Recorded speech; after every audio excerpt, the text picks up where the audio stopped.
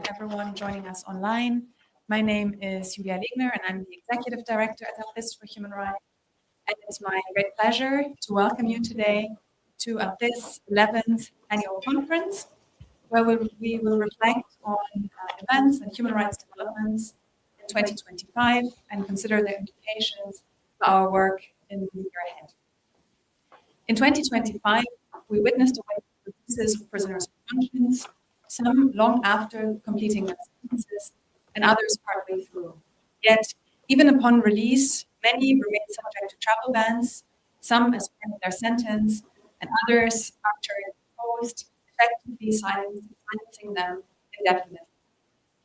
At the same time, the authorities handed down lengthy prison terms to iconic human rights defenders and continue to carry out executions at record levels, including for non-violent offenses such as drug crimes and freedom of expression, and even against minors.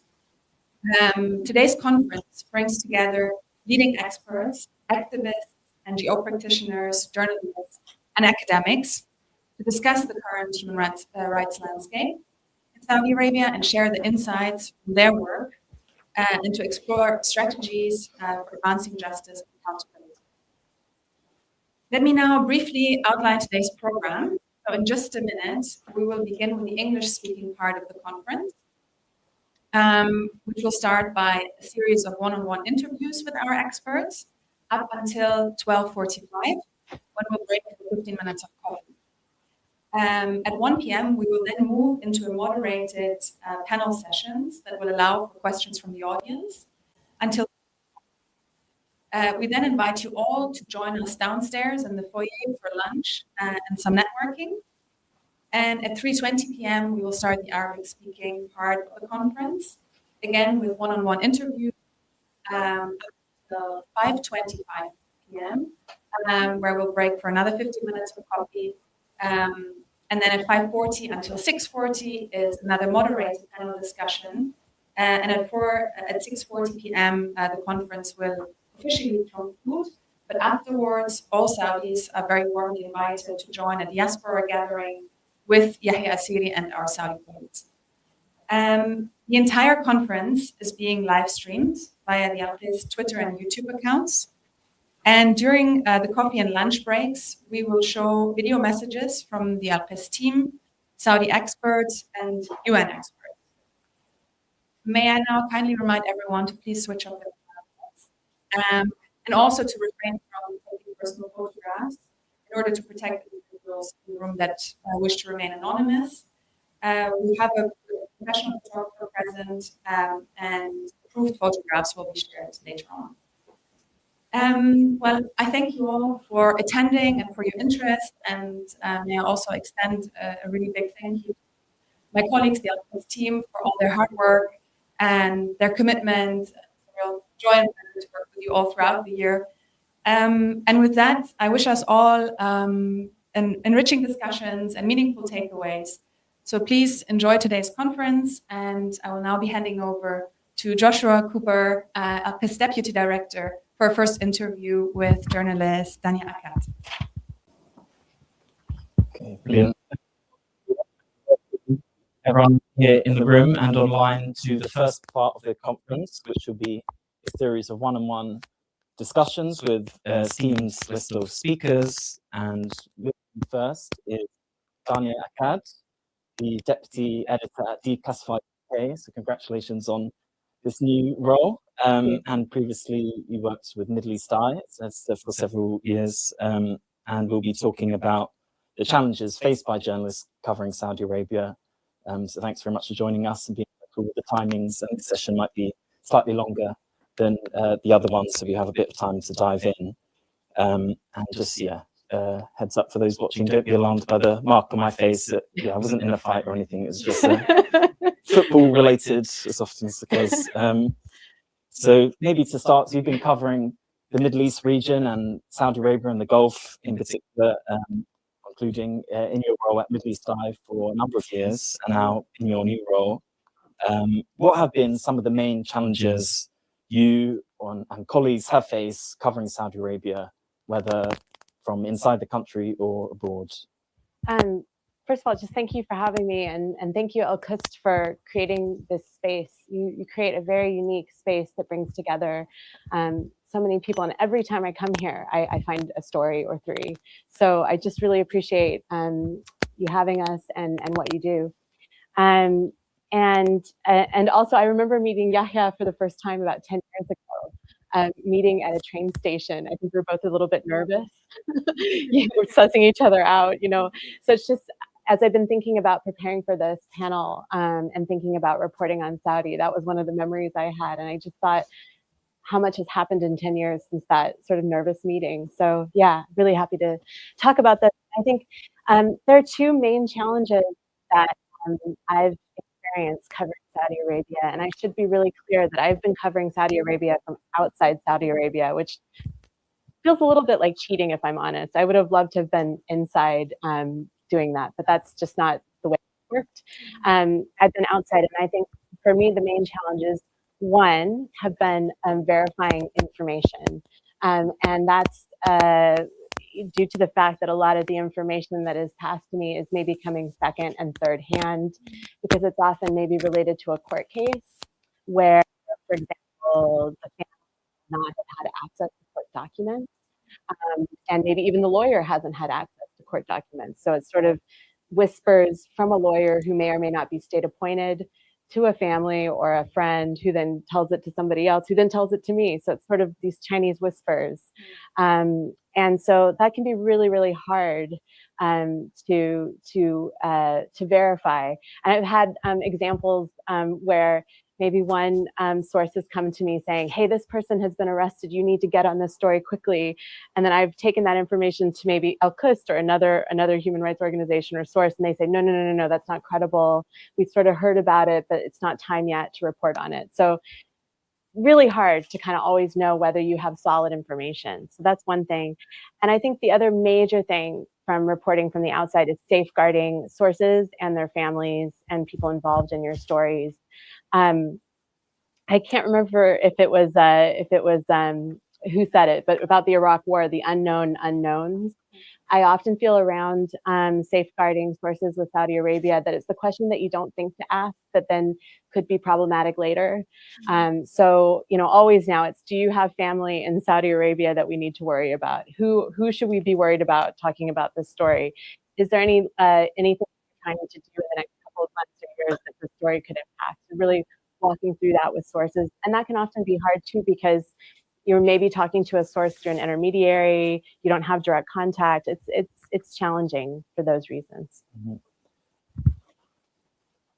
Thanks for that. And I'm sure, yeah, you're very attuned to those risks, but would you say for outlets and news desks who may be a bit less familiar with Saudi Arabia that, yeah, some could do a slightly better job at, yeah, being aware of those risks that sources could face?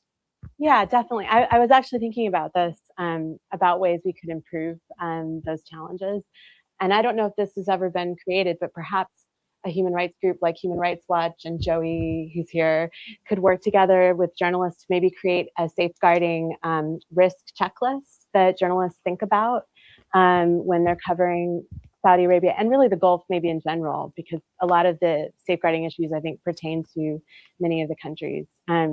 So yeah, I think we could do better, and I think there's ways we can help people do better.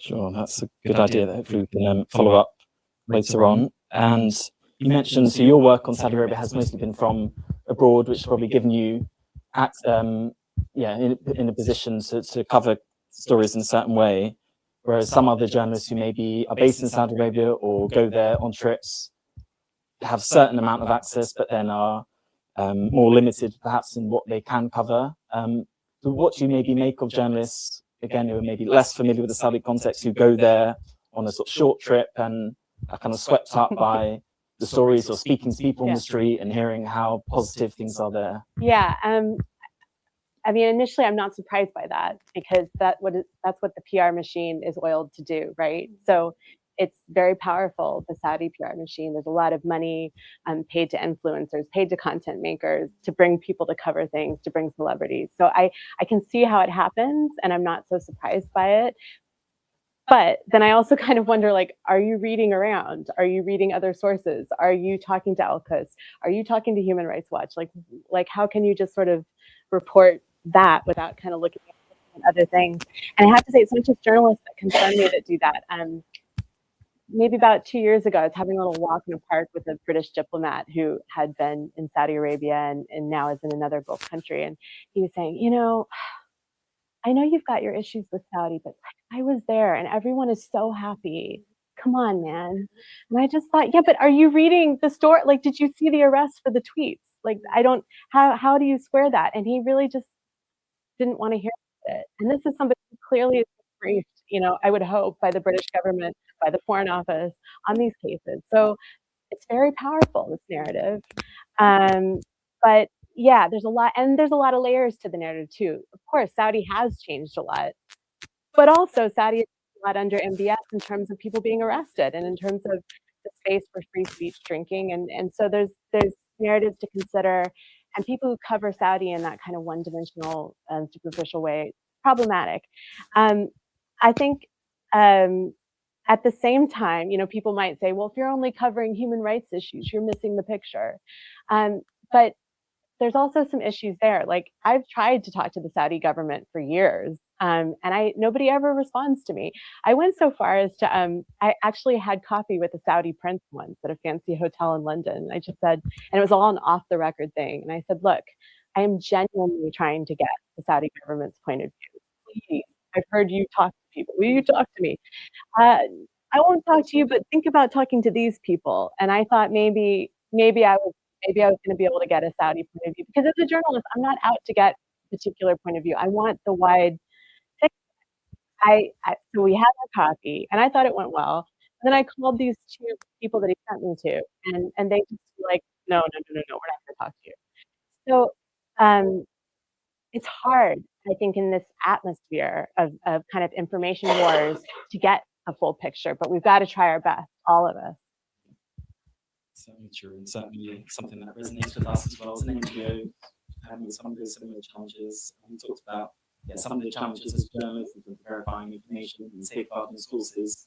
But looking back also on your work, what are some of the sort of more positive stories, some of the things that resonate and look back on fondly, where you think, oh yeah, that really had a positive impact, that coverage? I think the impact has often been kind of incremental and quiet because of the nature of what we're covering. It's often these stories are, people are a bit shy about going public. And so then when there's resolution, it's a bit quiet, the resolution thing. But one recent kind of win, I guess, was I was covering the case of Asad, who's a British citizen who was imprisoned, picked up on his way back from a holiday in Saudi Arabia, and for tweets that he'd made but then deleted. I mean, it's one of these kind of crazy stories. But after we covered his case, and it wasn't just me, there were other journalists covering his case, he was able to get a consular visit from the British government, which sounds like something that should be automatic, but it's not, and it wasn't. But after our reporting, he did get a consular visit. He is still locked up. That case is still ongoing, so it's incremental. But I also think about the cases of Salma El-Shihab and Asad Al-Ghamdi. Again, I was not the only one covering their cases at all, but I really think there was a momentum around those cases and a lot of coverage that then, I don't know if it led to the release, but I definitely think it put pressure on the Saudi.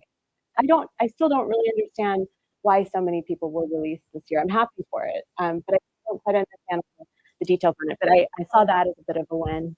And I also think businesses dropping out of the NEOM project, I really credit actually ALQST with that. I understand that some businesses approached ALQST, and then ALQST had a chat with them about what's going on at NEOM, and then they dropped out. My colleague from Middle East, Rayhan Uddin, and I reported a lot on NEOM. And so again, I wouldn't say we were the direct cause, but I think we helped, along with kind of a body of work, sort of make that push. So those are some of the positive outcomes. I wish there were more, if I'm really honest.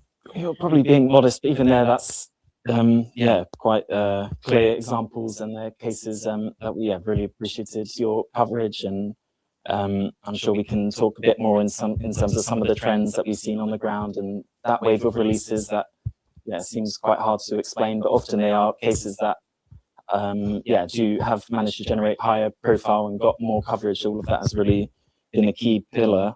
So you're now working at Declassified UK, which is an organisation focusing on the role of UK foreign policy. So what do you anticipate this? How do you anticipate this differing, or what kind of new similar challenges do you envisage? When I saw that question, the first thing I thought of was like a door with saying no, because I just covering Saudi with the British government. I don't think there's ever been a more difficult topic to get to the bottom of sometimes.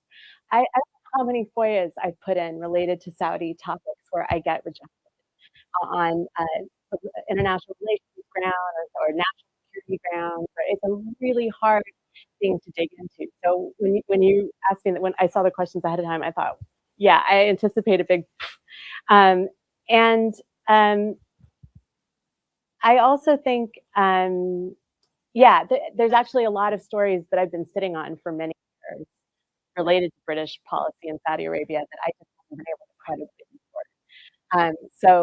I'm also hoping maybe to get some of those out as well. So as much as I'm like expecting to be rejected and obfuscation and all kinds of things like that, I'm hoping to get those out.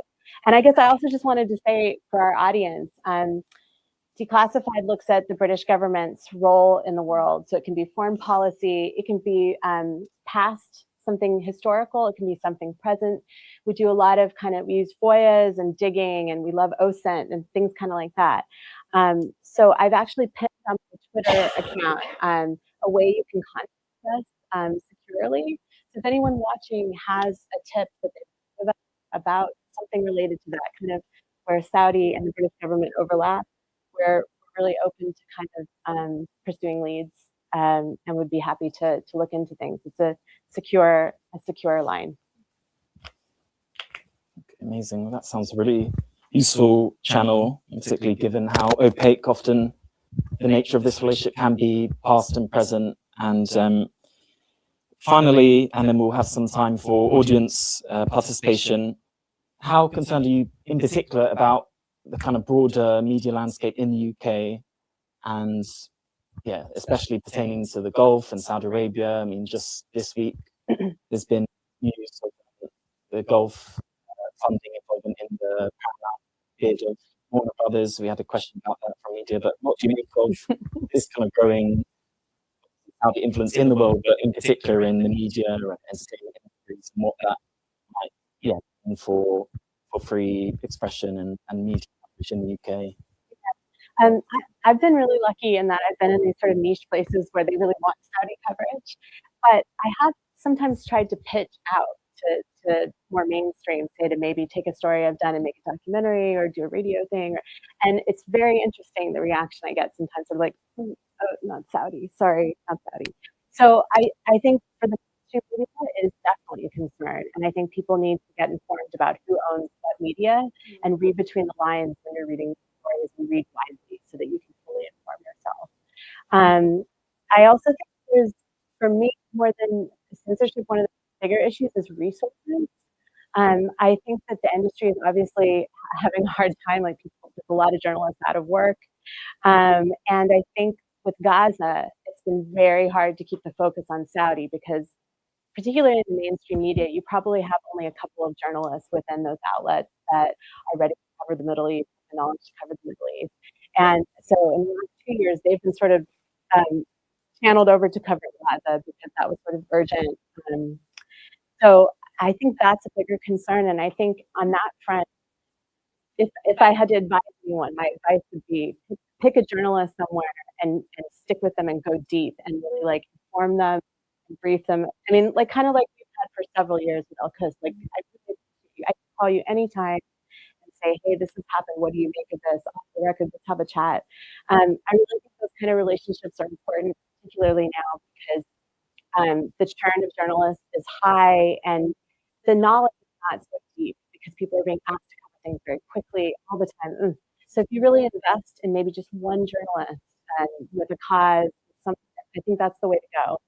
That's how I would do it. That makes a lot of sense. And we will now look to take some more questions from the audience while we have Tanya here, who won't be able to come for the panel discussion later on. So now, if anyone has any questions for her, now would be a good time. And I'll just pass the mic to Sarah. Thanks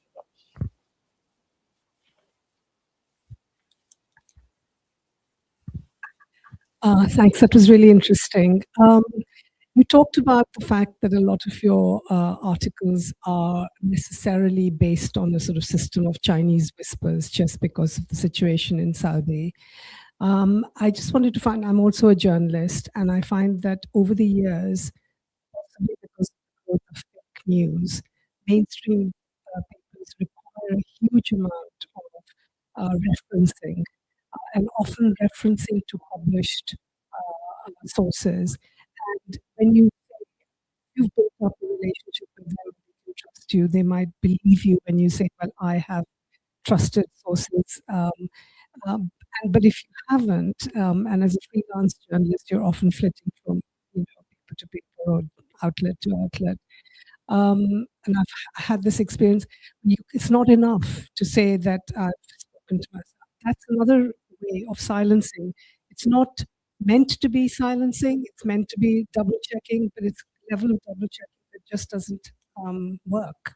So how do you deal with that? Yeah, I'm glad you raised this, because I also wanted to mention that I think this is an intentional, I mean, obviously this is intentional on the Saudi government's part. It's harder to report on Saudi if you have nothing tangible to show an editor, right? In that situation, I guess, when I've been in positions like that where people just won't run a story because it's just based on one or two sources and they are, I just always go back and say, anything you can give me, any evidence you can give me, any piece of paper, a screenshot, anything that I can show to my editor that proves it.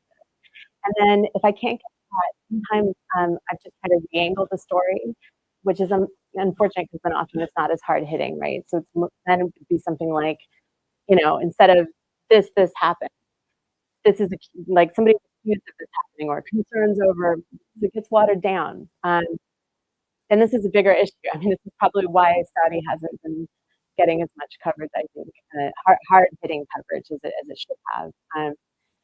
But yeah, I don't know. That's not a huge amount of advice, and you probably already knew those things. But that's what I've done. I'm trying to think if there's anything else I can think of. Let me keep thinking about it, and I'd love to catch up with you and just hear about your work. Thank you very much. And it's somewhat a follow-up question to the question asked. I mean, we at ALQST really were struggling to get the news of the violations against the Huaytat tribe in Neom out in mainstream press. And that's exactly, that context where, journalists have a code of conduct and they understand that they need to double check sources and all that. But at the same time, people that share information, they're at such high risk. And there's, there's reprisals happening every day, and it makes our work a lot more difficult. And once there is someone that trusts us with information and we can kind of verify it with the network of sources that we have on the ground, but no one would be willing to speak to a Western foreign journalist, let alone meet with them in Saudi, So a story as big as, a whole tribe being displaced, someone being shot, people being sentenced to long prison terms, death sentence, it's kind of not even really reported at the scope or level it should be reported. What advice would you have to fellow journalists when it comes to Saudi Arabia and how to bridge, that gap between, of course, they have to act ethically and, respect those, terms and conditions, the code of conduct, but at the same time, how can we make sure that these stories are still being covered? Yeah, I thought of another thing, and it also applies to this. Another way that I've dealt with this problem is just trying to get as many sources as possible, sort of, even if it's secondhand sources saying, yes, this happened, even if they're anonymous. So just saying, hey, 4 people have said this is probably happening, kind of thing. Just being really clear in the writing. I know this, I don't know this for sure. I can prove this with this. This is still, you know, and I think sometimes that's the best way to do it. It's better to get it out than to sit on it just because it's not perfect yet. I know that doesn't always help your situation because an editor is going to demand better of you, but maybe you put it on Substack. I don't know, something like that. Maybe you take control. For the Huatat, yeah, I remember this coming up when we were covering it, and I would still like to cover it. But just my most recent experience, and one way that Rehan, who's here in the audience from Middle East, and I handled it was by talking to members of the Huatat tribe in the diaspora who were able to speak, and that kind of helped for a while. So we would get information from human rights organizations such as yourself, where it was sort of secondhand or third hand, and then we'd also have this kind of a couple of diaspora voices to sort of help bolster what we were saying. Those voices have kind of, as I remember, really have sort of died out now, and it's making it even harder to cover. And I understand also what you're saying about the Huatat from there and don't want to talk to journalists. So it's like a double-edged sword. And I don't know. We should put our heads together about how to do this because I know that it's happening and it's very important to cover. But yeah, I think documents. I think anything that's tangible helps. Video, maybe of somebody recording themselves talking. I remember something about telling people things and then they'd get them out somehow. I mean, those are all the things I can think of, but it's very hard. And it's probably not, these are all probably things you thought about, but happy to think through more. This will be the final question, I think. Yeah, it's not a question, but it's more like an add-on, like a whole idea of like information, especially journalists. And with me and my field work on my studies, I think I found that I approach these situations and I'm dealing with human rights in Saudi. When I sit down to have coffee, I don't say that I'm a journalist straight away. And it's more about me telling them that I'm a journalist after 4 weeks or something, because I feel like that word journalist is quite frightening to the Saudi nation. That's what I realized. And number 2, with getting information, I realized that with the digital age now, there's some information from different platforms that are not quite traditional and that. So, for example, on TikTok, you have a whole new channel of Saudi where, for example, people publish stories about human rights, also on Twitter, and you can track these follow-ups, you actually get information.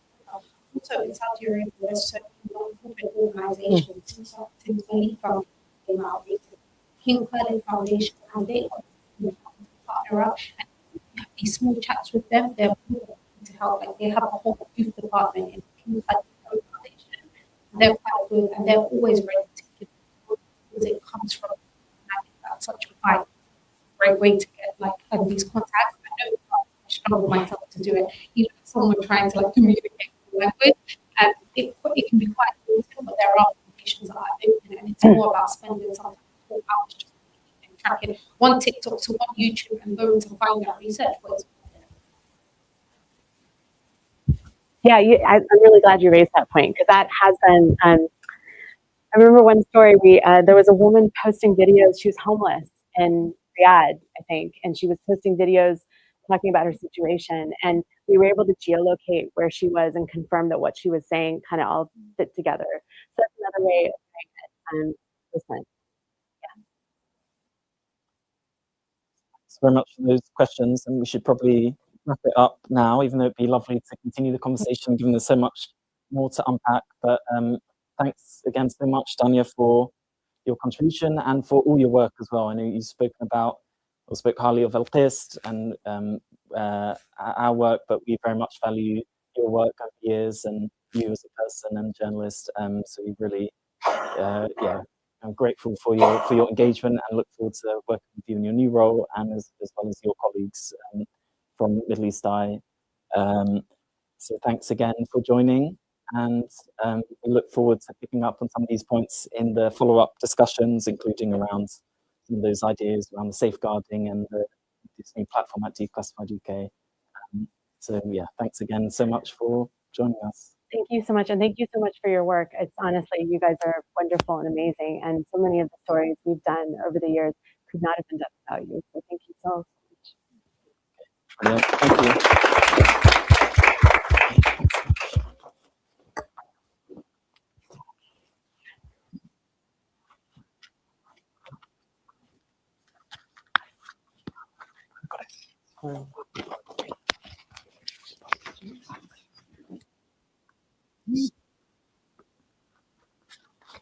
Fantastic. Thank you. Hi.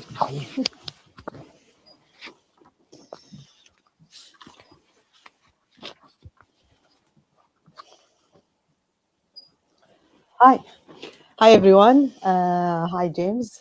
Thank you so much for joining us here. Just a quick introduction. James is the co-founder and co-director of Fair Square, London-based organization that's known for their excellent investigation and authorization abuse transition operation.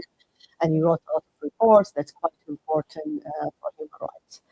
Just to start up, a quick question. What are the main pattern of transitional repression you have observed affecting dissidents in the UK and other countries recently?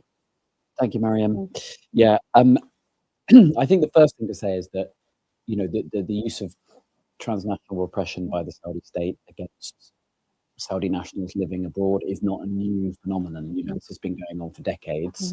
But I think we have seen a kind of an observable increase over the last decade or so, I think, for a few different reasons. I mean, obviously, after 2011, we saw the kind of, I guess, the closing of the public sphere in a way in Saudi Arabia and many other countries in the region. That kind of moved, in a sense, the political debate outside the country. So then you've seen then a corresponding, so many people moved outside, and you've seen a kind of corresponding shift by the state to target those people, those critics or human rights defenders outside the country. And I think that you've also seen, as referenced by Dana in the last session, Dania, sorry, the increased, I think the increased vulnerability of the states that provide exile to the Saudi state because of the increased geopolitical power of Saudi Arabia, the relevance of Saudi money and Saudi investment. So I think the willingness of host states like the UK to take decisive action, to use diplomatic power, has reduced. And I think the other thing is, obviously, since Mohammed bin Salman came to power, particularly in his early years, there seemed to be a desire to kind of signal and demonstrate that there were no limits, right? There were no limits to what the state would do to shut people down. And so we saw a particularly dramatic example. Obviously, Jamal Khashoggi's case, the most, probably the most notable case of transnational repression, in the last couple of decades anywhere in the world. So in terms of the patterns, I think I sort of tend to kind of, in the way the framework I think about it is I broadly kind of split into two. So I think there are acts of transnational repression which are carried out on, I mean, let's use the UK as our, as the place we're talking about now. So you have acts of repression which are effectively carried out on UK soil or UK jurisdiction. And then you have actions which happen in the home country, in Saudi Arabia, but affect people in the UK or in the other sort of the foreign state they're living in. So in the first category, things that happen here in the UK, I'd say firstly, there's the physical intimidation and harassment. That's kind of the most extreme end, right? And so when we look at Saudi cases in recent years, we've had a case of a dissident who was attacked in the street. Now, and the interesting thing about that case is it had some media coverage, but you could see, and we discussed this a little bit in the last session, you could see some media held back because they said, well, do we know this was the Saudi state? Do we know perhaps this was a random attack? But you actually look at the civil court case that has followed, a high court judge has written a very compelling assessment of why it is, in his view, extremely likely that this was the Saudi state. We've had cases involving this organization of people being targeted, their family being harassed, and kind of regular pattern of this. So these are people in the streets in the UK being harassed by people apparently linked to the Saudi state. You then have online hacking, which touches UK jurisdiction. It, hits devices that are here, British phones. I think a significant development there, and obviously Yahya is here with us, is that British courts are giving dissidents based in the UK the right to sue the Saudi state or the state responsible for damages over hacking. I think that's quite significant, but at the moment this is primarily left to civil cases. This is, again, we haven't seen any cases where the British state itself is taking some kind of proactive action. And indeed, what we've seen is the Saudi Crown Prince actually trying to persuade the British government to shut those cases down, those civil cases, using the threat of investment. I think there are other things we can point to in physically happening in the UK. But I think one thing I would say is the issue of kind of low level control and influence. And one of the things that I think is worth watching is the issue of universities. There's a well-known kind of issue among Chinese students at British universities who are subject to significant sort of form of surveillance. There are and there's kind of people who appear to be acting on behalf of the Chinese state, kind of intervening in the middle of lectures to criticize lecturers and so on. We haven't seen anything quite as obvious clear with Saudi Arabia, but I think there is some evidence of pressure on students to kind of conform, to stay within certain groups, to not be participating in kind of broad public political debates and so on. So this kind of chill effect. And I think, when you look at the example of Salma al-Shahab, who effectively went to prison in Saudi Arabia because of using her free expression here in the UK as a student, you can see that there is a very, very strong chilling effect there. I just wanted to briefly touch on the issue of I'm sorry, I realize I'm taking time here. Of the sort of other side of things, right, which is often, I think, less discussed, which is people in exile, in the diaspora, who are targeted via their family or via other actions in Saudi Arabia. So cases like Fawzia al-Asabi, who's faced prison sentences, travel bans, and apparently in relation, or seemingly in relation in part to her work overseas. The brother of Sayyid al-Ghamdi, two brothers, facing prison sentence, a death sentence. So we and also patterns of online hate. So the use of kind of harassment through social media, which again, these things have an enormous effect on people's lives. And I think the broad thing I would like to say here is that you see this very wide pattern of activity, and the effect on the individuals is very severe. Even when some of it can be low level, it's quite debilitating. People are never allowed to switch off, and I feel like I'm, I don't really have to tell you this. This is a context. I think not only is it debilitating and causes stress, and you can never switch off, but also I think there is a problem in that for people facing this, they're also the people trying to highlight the problems inside the country. So it feels very uncomfortable to be the person saying, hey, I'm facing real problems, when there are people in your home country in prison or facing travel bans or other forms of oppression. So, which I think creates a kind of particular complexity. So that's a kind of... Yeah. I'm glad you mentioned the murder of Jamal Khashoggi. And I was wondering, because you have been doing this for a while, see any change in tactics of the regime and targeting dissidents and people who was involved in human rights campaigning outside in the last 5 years? Well, I think that case obviously was actually carried some I don't know whether consequences is the right word, but there was certainly a kind of a blowback for the state and for Mohammed bin Salman personally. And it's taken some time for him, and a huge investment of billions of dollars in kind of soft power instruments to kind of and hard power as well, to kind of get back onto the international stage in the way that he wants to be. And he's definitely achieved that. But it took a lot of time and a lot of investment. So it was damaging. It was damaging. It may have achieved something, but it was very damaging. And I think you've seen, and that came at the time when the foreign policy of Saudi Arabia and its policies towards dissidents, critics, rights defenders was extremely harsh, including overseas, dramatic. I think that is the stuff that stresses out foreign investors, that stresses out foreign partners. You know, and you have the US government. Even Trump was not very happy with the Khashoggi case, you know, in terms of what he said at the time. And then you saw that, you know, the Biden administration sort of publishing their intelligence assessment and so on.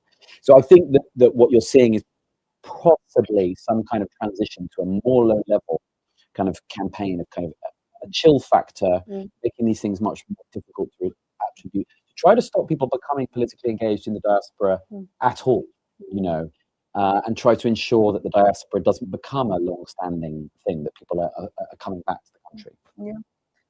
How do you evaluate the response and the operation of UK law to enforce an intelligence agency when it comes to international repression? So the UK is one I've looked at most carefully. And what's been interesting is there has been quite a lot of activity in the last year. We've had the Joint Committee on Human Rights in the British Parliament has inquiry on this topic, which ALQST with Fair Square, my organisation, submitted evidence to that inquiry. It produced a very good report, you know, that set out the scale of the problem. You know, of course, there are many countries alongside Saudi Arabia, Iran, and China, the UAE, who are involved in acts of repression in the UK. And they also set out some of the issues with the UK's response, which I think across almost all the affected communities, there is an agreement that the approach to transnational repression here is not in the right place. That it has been, I would say it's not unfair to say it's been somewhat complacent. And you see, it's only in May did any form of guidance go up around transnational repression on the government website.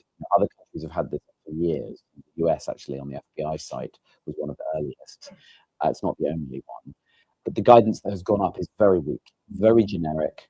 And when you look at the British response, the British government's response to this committee's report, the parliamentary committee's report, what they said was, we see the reason for this weak response. They say, we don't want to alarm people, we have to be proportionate, you know, there has to be evidence-based. If we start saying that this is a significant risk, people will be freaked out, will stigmatize communities.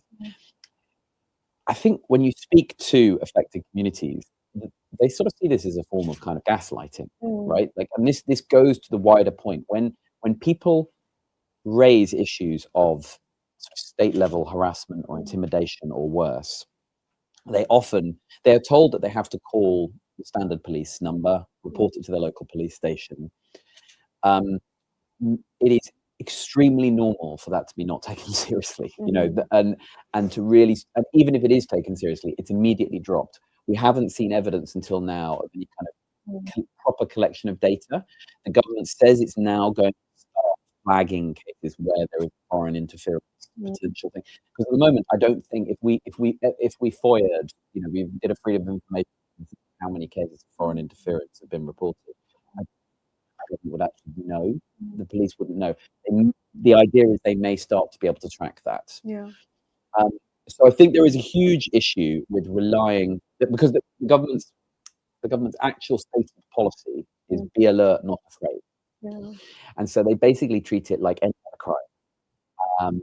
And I think this is a huge issue. And again, it puts them out of sync with other countries. I mean, if you look at other European countries, have some form of data on their websites about how much is happening. I think that would provide, I honestly think that even providing data about reports of cases would start to have some kind of deterrent effect, because no state, it is very well understood, quite a serious breach of kind of international diplomatic norms to be interfering in security matters in the state. So no state really wants that. It's quite a, and I think that we are a long way away from getting that, though. From your experience on working with on UK government response, do you think they understand really the amount and the scale of Saudi intimidating people and their soil? No. I think the problem is, and I think this goes back to the fact that it's treated primarily as a law enforcement issue. This is the trouble. It's not treated. It's a sort of somewhere between a security and a law enforcement issue. Is generally not treated as a human rights concern. And if the problem is, if you treat this as a law enforcement concern, we have the National Security Act, right, which is not a bad thing. That since a couple of years ago, we've had a law that essentially criminalizes transnational repression. But the threshold for prosecution is extremely high. And you have to be able to demonstrate that something is state linked. So this is very difficult and very it would be very like to think of a case where you could actually bring a prosecution would be quite difficult to think of one in recent years. However, we have these multitude of cases that are somewhere in the realms and have this debilitating effect, which are highly likely to be state linked, but which may not reach the kind of level of something that would go over into an investigation and prosecution. So the problem is, if you're only counting things that get to the investigation or prosecution level, you're going to think, as the government does, this affects only a small number of targeted individuals. You're not seeing that wider pressure. And I think the other limitation to the UK government support is that it really, I talked about these two types of transnational repression. There's the one that's here, where something's happened on British soil where the law enforcement would have some kind of purview or mandate. And then there's the stuff that happens in Saudi Arabia, like a travel ban being placed on someone, like Salma al-Shahab. The British government strategy makes no reference to that or account for those kind of cases. Well, they just say, well, we can't police those cases. So obviously, yes, the Metropolitan Police can't take action in those cases, but the diplomatic service could, the Foreign Office could. It could form part of bilateral relations if for activities that are carried out legitimately on British soil, people are being punished in Saudi Arabia. That ought to be a matter that ought to form part of the bilateral relationship, but I see no evidence that it is. Do you think the current international mechanism, like including UN and European human rights system, sufficient to turn international repression? That's what you want?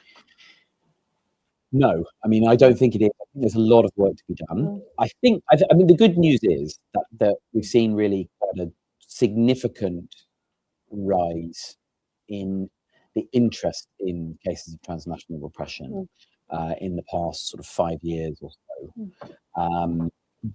And I think that's because we're seeing it sort of across a range of different countries increasingly using these strategy tactics. So I think there is some hope. We're seeing, for example, the G7 have an interest in this. I think on the negative side of the ledger, I think you're now starting to see countries within the G7 kind of carrying out acts of transnational repression. For example, the use of sanctions by the United States against judges on the ICC, who are pursuing cases in relation to Palestine, or UN special rapporteurs against Palestinian civil society organizations. So there are kind of, I think there's real questions about if the states that are perhaps the most qualified and most important to kind of defend against transnational repression are also using some of those tools. Can we get a kind of unified international response? I think that's a big challenge. Question: what protection or changes would you recommend to better savigate exile activists and journalists in the UK and Europe? Yeah, I think one thing we do urgently need is some kind of centralized reporting system that doesn't force people to call 999 or 101, that allows you to speak to people who at least understand. The Foreign Office and not Foreign Office, the Home Office says it's training. They're doing training programs for police officers in this. But I think what would be more effective actually would be a system that allows people to go directly to an office who understand how state-backed repression works. This isn't, there's a kind of concept. The term we use this phrase, kind of Walter Mitty, right? Like a Walter Mitty character is somebody who's kind of making up stuff to make their life sound more exciting, right? Like I think a lot of people who report cases of transnational aggression are treated like that, as if you think a state's after you, right? Like you think you're glamorous, you think you're in a movie. And we need to get to officers straight to people who understand that there are these real cases, and we also have to have reporting mechanisms that allow people to report low-level issues. I mean, I know somebody in this room who has spoken about the fact that they have stopped reporting low-level incidents because it's just not worth their time.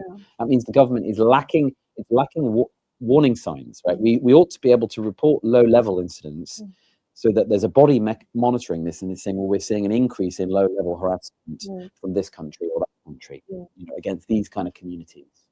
I don't see any evidence that exists at the moment. Thank you so much. Thank you, James, for being with us, and we'll take the question later in the last panel. Thank you. No. Thank you. Yeah.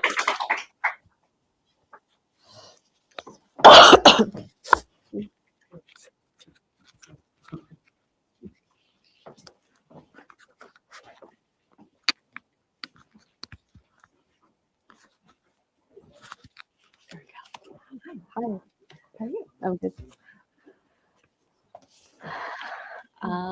Excellent. Are we good to start? Well, nice to see everyone. I think just to start, I want to say that it's always so lovely to have this conference at the end of the year. December is always such a busy time for everyone. And yeah, just given what we've all already been discussing, what we're going to discuss, this work is so challenging. And so it's always such a privilege to work with such amazing colleagues at other organizations and also sort of consider them friends within these spaces. So yeah, lovely to see everyone. We have Miriam El-Dosari, obviously, here with us today, who is not only an academic and a senior lecturer at the University of London, but is also an activist, of course, working on Saudi Arabia. So we're going to speak a little bit about the challenges facing Saudi activists abroad and some of the sort of mitigating strategies that are used in approach to this very difficult work. So maybe just to start, as a Saudi activist working from abroad, what are some of the main advantages and constraints that you face from compared to activists who are working inside of Saudi Arabia? Thank you, Joy. Well, I would like to start by saying that activists who are abroad, it's not a choice. It's not to make the life easier.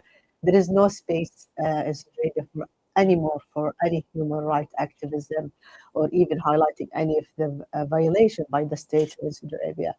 And it's not easy. It's come with a lot of challenges, but especially now in Saudi Arabia, inside Saudi Arabia, there is no civic space, no right to gather or assembly in Saudi Arabia. And with the introduction of two laws, which are quite problematic, the counter-terrorism law and the cyberism law, the counter-cyberism law.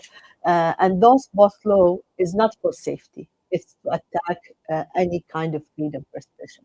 So if we look at, for example, the counter-terrorism law, which should be for safety and the protection of people, is very vaguely defined. ALQST produced a report analyzing how it's used. So it has things like breaking the coherence of the society, criticizing the state, damaging the reputation of the state, which means that anything like a tweet or even talking with among people around you can lead to prison. We've seen a lot of cases where people are in prison for 20 years, 40 years, just for a tweet or retweeting a tweet.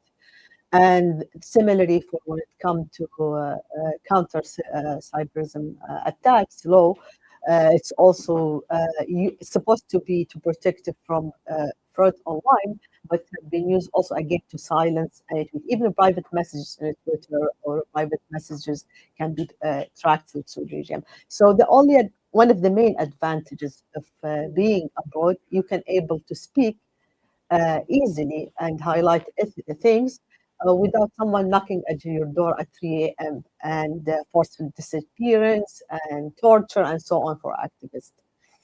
Obviously, that's come with a lot of challenges. We know that Saudi Arabia operates one of the most sophisticated surveillance system tracking people who is abroad. So not only inside the country, we know that people who's in London, Washington is being tracked and monitored by the regime. You see a lot of attacks, and even the founder, Yahya of القسط, had been attacked by those spyware that they use to track people. And the other challenges that also related to being activist, the emotional effect of it. Obviously, you are outside your family, or you can't contact your family because of a threat that can be associated. And the Saudi regime is quite known for attacking family, threatening them to silence the dissidents who's abroad. So there is a lot of emotional effect, psychological effect related to that. And especially when it comes also to women, it's not only what the general effects, sexualized attacks, especially in platforms online, that mean to dishonor them from the society, misogynist slur, things that aim to psychologically damage those exiles. So people have to be really strong to just ignore those noises. But within that, it's the only way to communicate the message, to monitor, to advocate for people who's extremely silenced back home. So that's what keeps us, all of us, going on. And working with القسط especially give us a chance to report and monitor what's happening in the ground and give a voice for people who can't speak. So that's what keeps us all going. Mm-hmm. Absolutely. And you touched on this quite a bit, but also just could you speak a bit about some of the why as well? Why do we see Saudi activists carrying out human rights work from exile, given all of these challenges, the mental health challenges, the challenges to their families, and again, why is this work carried out in exile rather than from inside of the country? Saudi Arabia have been always silencing dissidents within the country, but in the last few years, we see any expression, any within the society is completely disappearing, and that's because of the Crown Prince attacks and any activities and issues in home country. And we've seen it with the imprisonment of a lot of people, women campaigning, men campaigning for some rights, the amount of people who have been imprisoned for things that's quite small. So the only way now to highlight those things is being abroad. And one of the main things that we all operate from abroad, because then you can use international mechanism like you, other like Human Rights Watch and others to collaborate and highlight some of the things. Obviously, that's quite difficult because, as Dina and other people highlighted, to get in contact with people in the home is quite difficult. But ALQST and other organizations build this mechanism where we can monitor and document all what's happening in the ground. When, in a way, also we try to protect them. We are very careful of not putting names, not highlighting the specific information that lead to those people. And with the disappearing of any kind of right to assembly, right to demonstrate, right to talk, right even to express any, and the red lines in Saudi is extremely unseen. So some people, like for example, I like to highlight Manahal in the case. She bought the idea that there is reform, and she didn't know that by taking a picture with something quite normal, going to the gym or walking in the street, while they said that that's okay and allowed, led to what happened to her now. Prison, and we know that she is not in contact with her family. So the only way that we can highlight what's happening in the ground is by operating from abroad. Absolutely, and I think we're going to be speaking a little bit about the UN mechanisms later today. But I remember when Lujane went to the CEDAW review, and then she was targeted, of course, once she was back in Saudi Arabia. And so again, you spoke a little bit about women's rights and Manahil's targeting. So yeah, the Saudi government often frames women's empowerment as part of Vision 2030. And so how does this narrative align or clash with some of the realities that you're seeing on the ground? Yeah, so Saudi Arabia has been using women empowerment as women have been always controlled by the state. They and demand of the state. And what we see recently, there's a lot of, we hear, I'm sure you hear it as well, other people, things change for women. And we see a lot of media focusing in the first woman time mounting, the first ambassador, first female ambassador in the US who's happened to be a princess. And those women, well, I'm happy for a lot of people. Achievement doesn't represent the average woman and every woman, and used to just to distract the attention of the violation that's happening for women in Australia. And now women is one of the darkest time in terms of women rights in Australia. And one of the examples that make it very clear, so women who campaign for right to drive, in the same time they allowed women to drive, they imprisoned everyone who was part of this campaign. So the message was clear. You don't ask for change, we give it to you. We don't want to allow people or women to ask for more. And maybe quickly, the two examples that I usually mention when it comes to women's rights that show the contradictory with what they're claiming is the personal status law, which Human Rights Watch wrote about it and Alqasط also wrote about it. They claim that the guardian maleship is modified and changed. So a woman who is over 21 can travel without permission, can do paperwork like register for divorce or marriage, register birth of their children. But on the other hand, the personal status law, which introduced in 2022, is codified the male guardianship. So women still can't leave shelter without the male permission.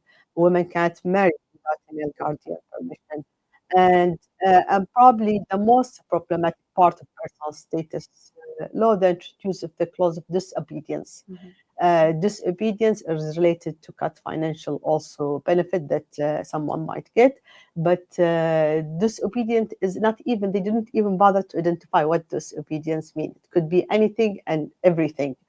And under that law, if a woman is perceived disobedience by her male guardian or partner, can lose all her rights. So the personal status law is codify all the guardianship system and make it part of the law. And that's extremely problematic for women, right? The second thing is dar al-raya or caring home, where women who perceived misbehaved, disobedience, is usually, or even face violence, as usually end up in those. And with the absence of independent NGOs offer shelter for women, they are supposed to be shelter for women, act as a detention center. And one of the reports that documented the situation there, women extremely living in extremely filthy situation, torture, physically and mentally. Flogging was used to be carried every week before. Women is punished by standing for hours. And some case, a lot of women tried to commit suicide, and some women did die in those shelters. And you cannot leave those shelters, which are supposed to protect you from abuse, until your male guardian approve it, who could be your abuser. So there is a huge problem with the existing of all of this. And within that also you can see that the amount of women have been in prison, feminist movement, a lot of them have been in prison for asking basic rights that the Saudi claimed actually provided for them. Yeah, and I know how difficult the research that ALQST had done on the Dar al-Raya, like it took such a long time, was so challenging for you to get access to those case studies, but obviously it's such an important story to be telling. So yeah, you spoke about the personal status law as well. Would you say that those are some of the most urgent priorities for advancing human rights in Saudi Arabia, or what would you say are the most urgent priorities, particularly when it comes to women's rights? Yeah, so end of the personal status law is one of the priority, and the second one, allowing independent NGOs to offer shelter for women who is facing violence, a safe place for women who is trying to escape either arranged marriage or forced marriage, or abuse within their family, or abuse even by the state, and the state punishing them for even reporting it. And we know that the police is quite complicit in that. They usually tend to return the victims to their family and brand it as a family issues instead of and I know that if a lot of women actually have this option, probably they will not end up in exile and leave the countries if they manage. And most importantly, a law that to protect women that meet international law standards and human rights standards and CEDAW report recommendation. And stating leaving it now is extremely vague. It's open to the Judaism system, which is all male.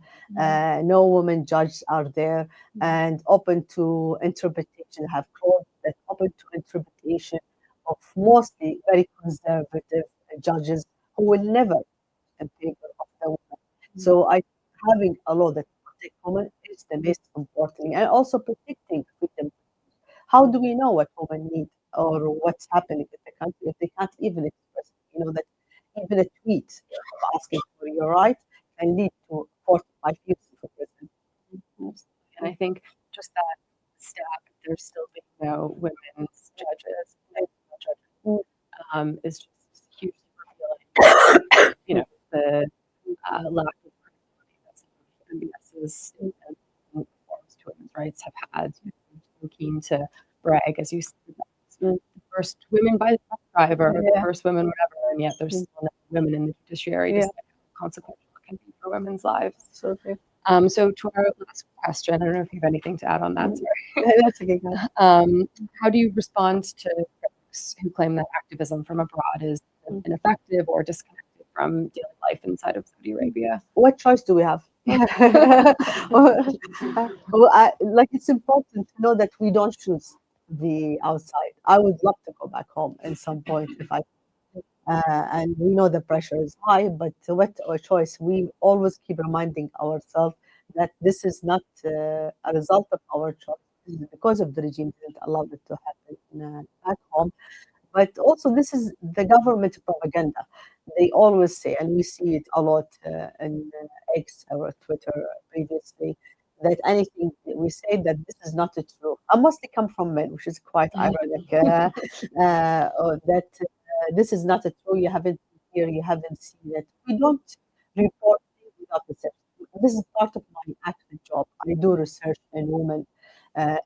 So when you look at the example of women entering the labor market, was one of the main emphasized of Vision 23 that will provide jobs for women, and it looked good. 500,000 women entered the labor market, and when I did the research, I found women that had been clusters in jobs that doesn't give them dignity, long hours of work, and very low paid jobs, and in retail sectors, and the most, and is fine, we can work in anything, but those sectors is very male dominant sectors, and they didn't even issue a law to protect women from harassment. So when I interview those women who work in this ground, they say harassment is part of the job. If they reported it, the manager will dismiss it. There is no legal system to protect them. If they report it to their family might tell them don't work. And in situation like this, the first thing, instead of pushing women in job that doesn't to protect them, introduce a law that to protect women in those sectors. And we try to be, we don't report information that we are not sure it's accurate. Try to be connected as much as possible with the people in the ground, either through research or through ALQST and other organizations who have access to people. So the thing that the propaganda, anything we could, so if you look at Nayoom project, when people highlighted, when the report came and highlighted that the line doesn't exist, there is no line, the most propaganda are saying that using artificial intelligence picture that it does exist. So it's quite a very well-known government propaganda to dismiss any narrative that criticizes the violation in Saudi Arabia. So interesting. Well, thank you so much. Thank you so much for having me. Thank you. Thank you.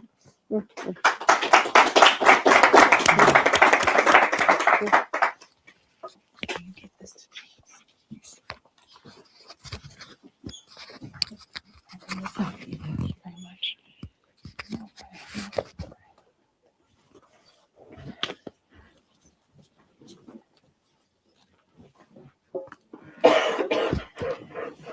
Hi, Joey. With us, Joey Shaif from Human Rights Watch, researcher on Saudi Arabia and United Arab Emirates. Thanks for being with us today. And we wanted to talk to you today about the role of international NGOs in combating human rights violations. How do you think that international NGOs decide when and how to engage with local organizations like ALQST, and what makes for strong partnerships in your opinion? Yeah, absolutely. I think this is, it's such a core part of the work that I do. And I think to answer this question, we sort of have to take a step back and look at what value adds and what are sort of the dynamics within large organizations like Human Rights Watch. So, from the outside, we are quite a large organization. I think we're around 400 people across the globe at this current moment. But then our Saudi team and our Gulf team is actually quite small. It's basically myself and a research assistant. And as Julie mentioned, I cover Saudi Arabia and the UAE as well. And, the UAE also doesn't have a stellar human rights record at the moment. So, I'm often sort of pulled in both directions of trying to give states adequate coverage. And so when we discuss partnerships with ALQST and smaller local organizations, it often fills a capacity need that, despite us being such a large international organization with hundreds of employees, sometimes, myself just doesn't have the capacity to cover all of the cases that we covering and should be giving that sort of international attention to and reach that we can provide.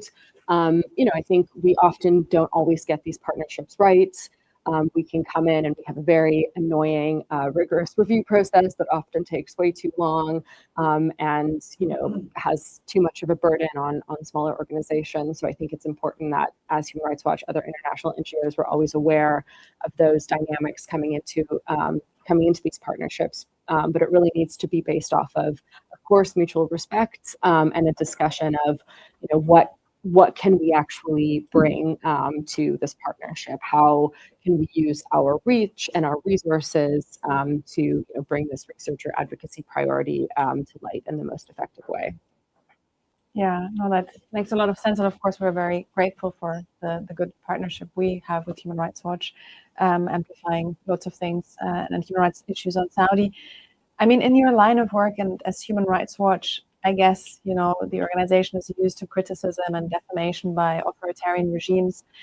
Does that change slightly when you collaborate with local actors like ALQST? Like, is the backlash then even bigger, or what do you face from those sides? No, absolutely not. I mean, I think it's a badge of honor when we're defamed by authoritarian governments. I think it means that that we're doing our job well and effectively. I think that if they're not criticizing our work and if they're not pushing us, it sort of makes us a little bit nervous. Are we not, reaching the audiences we need to reach? Are we not, highlighting the cases? Are we not being critical enough? And I actually think having these core partnerships with organizations like ALQST has the opposite effect. It legitimizes our work even further.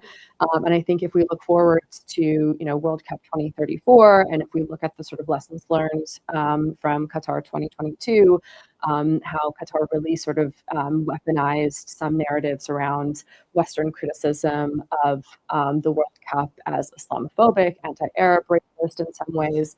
And, I think, let's call a spade, some of that coverage was indeed Islamophobic, racist, and whatnot.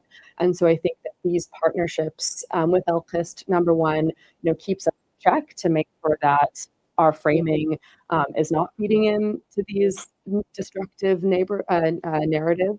And two, also helps us to navigate those weaponized arguments against our work. And again, it's not just with ALQST. I think we see this with our partnerships with migrant worker organizations from countries of origin, trade unions, and whatnot as well. So it runs the gamut. Yeah, that makes a lot of sense. And it's sort of feeding in a little bit into my next question. Maybe you've already answered it. But sometimes international NGOs get a bit of for being disconnected from, people on the ground. And how do you ensure that you, can still be responsive and that your work is grounded, on communities on the ground? Yeah, look, I think criticism is important, and it's warranted at least some of the time. And it's important to keep even groups like Human Rights Watch and Amnesty in check, because we're big, massive institutions that are really difficult, even, with the best intentions when you're inside of them, to sort of harangue and make work in a way that's effective for smaller groups. So yeah, I think it's important to just continuing to check in with partners, and to just sort of have a core group of relationships with smaller organizations where you're always having meetings, always checking in on advocacy strategies. And I think if we look back to last year, a partnership that I thought was quite effective and, was a very good example of how we can use our reach, but with the sort of input of organizations like ALQST, which was the Internet Governance Forum in Riyadh.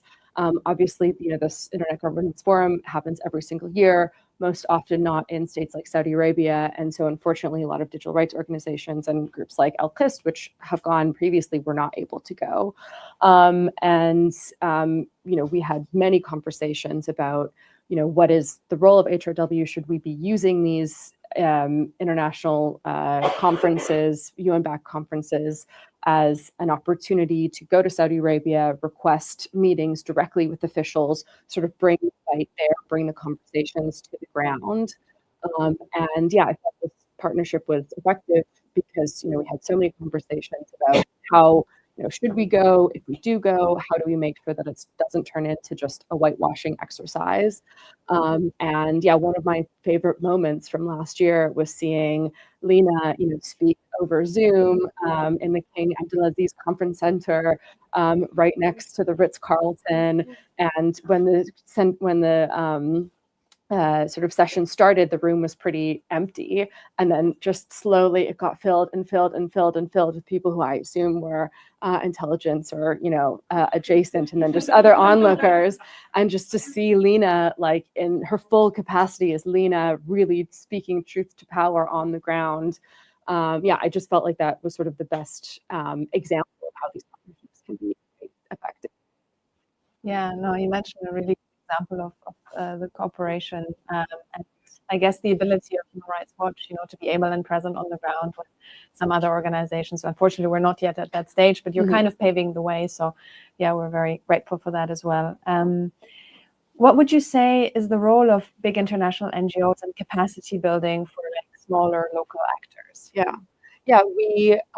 definitely have a role, but I think unfortunately we often fall short of that. And I think we can do much better in taking time to, work more directly on, what just educating on our pipeline, not necessarily, imposing that pipeline on smaller organizations, but just kind of walking through everyone on what our pipeline is, why it takes so long, why it can be, challenging for us to meet, certain sign-on deadlines, and we don't do enough capacity building as Human Rights Watch with other organizations, and we should be doing that more. And I think going forward to the World Cup, we hope to play more of a role, just given our experience with Qatar 2022, and folks like Minky, who leads Gordon at HRW, who leads our sort of sports and human rights work and has been kind of fighting FIFA for as long as FIFA has existed. And so I feel like that kind of niche expertise, that thematic expertise that Human Rights Watch does have, we should be doing a better job at organizing, workshops as appropriate to help share that knowledge with groups like ALQST. Yeah, I mean, do let us know if there's anything, planned, and we're also happy always to share it with other partner organizations. Maybe on a more general note, how would you measure success in human rights advocacy? I mean, we've already talked about Saudi obviously being a very repressive context, and then often it's also not so easy to pin impact, on specific developments. But is it for you to, assess as success? Yeah, I think success, when we're working on states like Saudi Arabia and the UAE, that are some of the most authoritarian, odious states out there, I think we need to look at impact differently than even other countries that Human Rights Watch works on, just given the intractability of these issues. I think from actual sort of changes to legislation to broader campaigns of bringing awareness to the existence of many cases, that it's sort of how we measure impact is a big spectrum. And I think if we look just to this year, for example, we felt in some ways we had some success around the Riyadh Comedy Festival. And I remember, because there's been so many of these high-profile entertainment and sporting events in Saudi Arabia over the last few years, and we did try, we would always note them in our calendar, make to write a press release on them, and found that it was diminishing returns over time, that they had become so normalized that it's just wasn't really worth our time to write to all the people that we needed to write to, and just each time writing a press release. But for whatever reason, me and my supervisor Michael, kind of at the last minute, were like, there seems to be some buzz around this, let's just write to all these comedians and go for it. And in some ways I'm so happy that we did, because it did kind of create this groundswell of media support and discussion around the human rights situation in Saudi. I think comedians are obviously de facto quite funny, and it sort of had this many different viral moments on social media. The guy from The Office, Zach Woods, I think was sort of responsible early on when he made a TikTok about it, and that sort of helped propel it. So that in terms of impact on just attention was quite successful. But then if we look at just the actual impact on the ground, I mean, our main ask in all of these press releases were to the comedians. We never said don't go. We said, if you are going to go, call for the release of Benahel, call for the release of Walid Abu Khair. And we kept saying those two names over and over again. And we said, you don't need to say it on stage, in Saudi Arabia. You don't even need to say it before you go. You can say it after, from the comfort of your own, very expensive home that you're not now able to buy because you have taken hundreds of thousands of dollars from Mohammed bin Salman. And still not one of them did. Not one of the comedians said Manahel Al-Otaibi's name. And that is a failure. And I think we also have been having these sort of conversations, lessons learned from that process of, in one respect, it was successful because there was so much media, but our actual ask and our actual impact on just these, famous individuals saying these names of Saudi human rights defenders who are detained was a complete and total failure. And so I think, going forward into the new year, we're having these sort of existential conversations of how we can better corral and use that attention to actually get the ask that we wanted said in our press releases. And it's obviously an ongoing conversation. And we've also been having some conversations with Josh and folks about how we can bring this into the new year. But impact in these contexts is it's not a straight line. I think the goalposts have to shift as the context shift. Yeah, and as you're saying, you've been kind of assessing the impact on a lot of those actions, including the actions taken around the comedy festival. Can you already draw some conclusions? I mean, I know it's kind of year end, and we're all, in the process of strategy building, and what will we focus, on in the next year, and so on.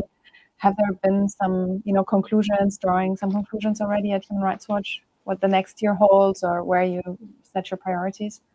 Yeah, I think there's a more specific lessons learned on strategy from that, and then our broader approach for next year, which I can speak about both. So the first on strategy is, I think HRW and groups like Amnesty were really good at connecting with traditional media, right? That week, we were quoted in the New York Times and NBC, all the major news outlets, but the details of these conversations were actually happening on TikTok and on Reels and on these comedian bro podcasts that are a new form of media. And I do think part of the reason that we didn't get those specific talking points on Manahel's case and Walid's case into the mouths of these comedians is because we had no connection to those spaces where the comedians were actually sitting down with Joe Rogan. Tim Dillon was on Joe Rogan and actually sort of hashing it out one-to-one. And I think we need to be better at getting having the same reach that we have on traditional media now into those niche spaces, because we weren't there, and we're starting to get on TikTok, and it's all a bit overwhelming as millennials, but I think it's important. And number two, just broadly on strategy, and I think this sort of speaks a little bit to our positioning as an international rights organization, and our need to be very responsive to communities on the ground, is we haven't updated our research on migrant domestic workers in a number of years. Amnesty came out, I see May somewhere, with a really brilliant report last year on Kenyan domestic workers, and we really need to update our research on that. And I think when we look at sort of the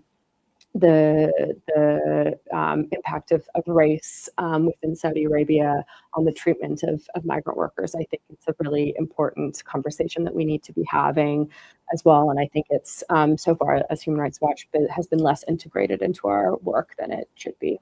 So that's some of our early thinking on strategy for next year. Yeah. Great. No, and I mean, that's also a little reminder for people to follow Human Rights Watch and ALQST on TikTok now, as we are conquering those new forms of social media that really start to play a more important role. I mean, I would say thank you very much, Joey. I mean, we'll probably hear more from you again in the panel discussion, where the audience will also be able to ask some more questions on the work Human Rights Watch is doing. Thank you very much. Thank you.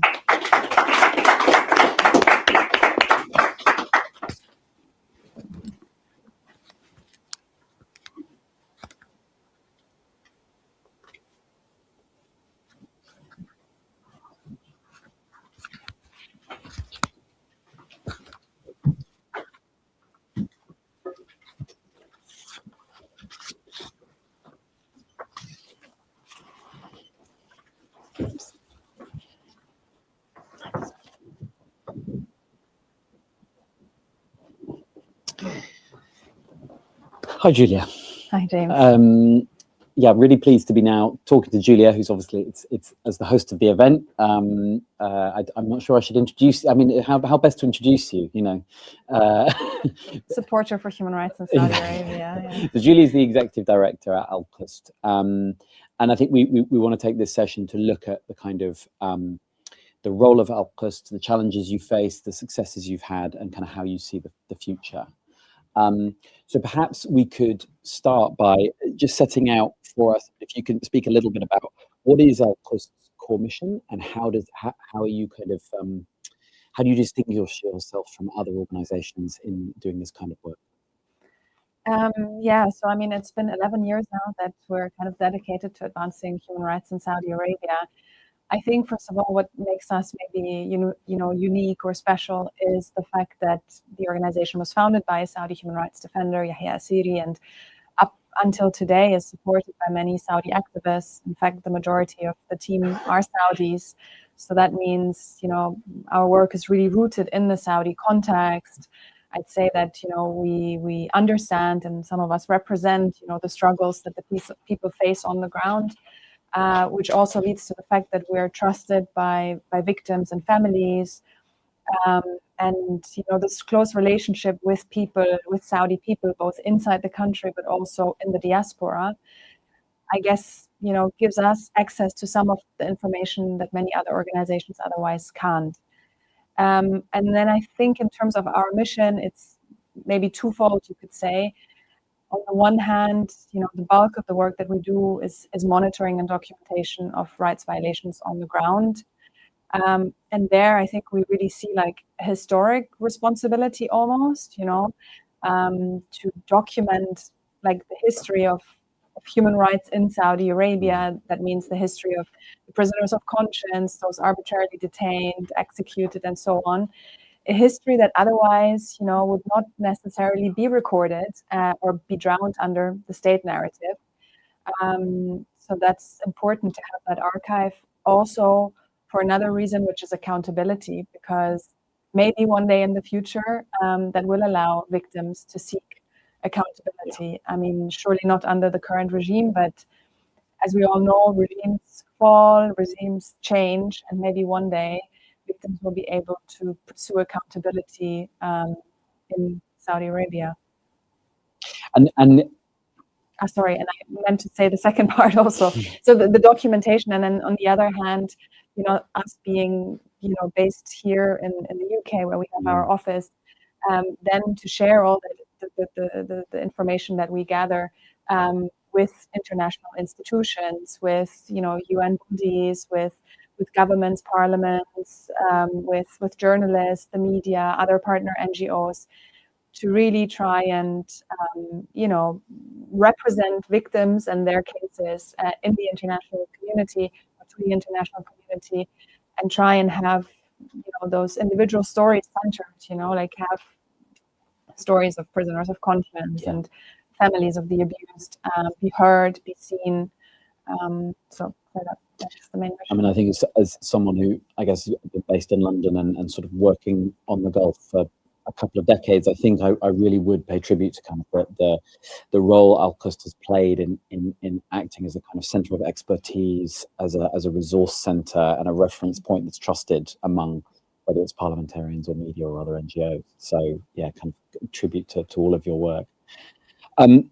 I mean, obviously there are lots of choices that you have to make as a small organisation about how you go ahead, right? Organisational choices, who you work with, what kind of issues you focus on. What have been the kind of most decisive choices that you've made? Yeah, I mean, maybe sort of to bring it back again to the fact that, yes, from on the beginning, being sort of a Saudi organisation, but based abroad, gives the credibility on the one hand to be connected, to the people inside the country, but on the other hand, also it allows independence and the ability to have impact on the international sphere, where at the moment maybe a little bit more impact is to be had than inside the country. Then trusted partnerships, like we're very, very grateful for all the amazing partnerships we have with organizations here, organizations internationally, UN mechanisms, journalists, business stakeholders, because that really helps. And Saudi networks, the ones in the diaspora, the ones on the ground, help us verify the information and make it count and heard where it matters most. So we do rely and we do appreciate, those trusted networks and partnerships. And then also we just this year underwent like a organizational coaching process. I think some of you have fed into a first stage of evaluation. So after a decade of human rights work on Saudi, we really wanted to evaluate our work, see where we've had impact, sharpen our mission, and also develop a strategy for the years ahead. And maybe just to share a little bit of that, we, besides the core work of ALQST, which really centers around prisoners of conscience, the right to life, and other civil and political rights, we have now identified like 3 major areas where we want to invest ourselves in the next 3 years. One is that we want to focus even more on business and human rights, because with the country opening up, to investment, sports, tourism, and many other industries, business stakeholders do have leverage, and if they use their leverage, then that can lead to a lot of positive change. The second is women's rights, and that is because the authorities are using female empowerment to legitimize themselves and rebrand and all that. Whereas our documentation on a day-to-day really shows that the situation of women hasn't improved in any way or form that you could call significant. And in fact, they're really facing a lot of repression and discrimination still. So we find that important to highlight. And then thirdly, and again, I think we're very well placed to do this, is work with the Saudi diaspora. Because despite all these reform narratives, there is actually an increasing number of Saudis that seek asylum abroad, and we see ourselves as wanting to support them when they first arrive. Sometimes we help them through asylum procedures. We try and offer a community, which also really is important. And then want to also offer security training, advocacy, media training, in order to help cultivate the next generation of human rights defenders. Those seem like incredibly well thought through sort of strategic choices, and I mean, within those areas of work, I mean, there's a further choice to be made, right?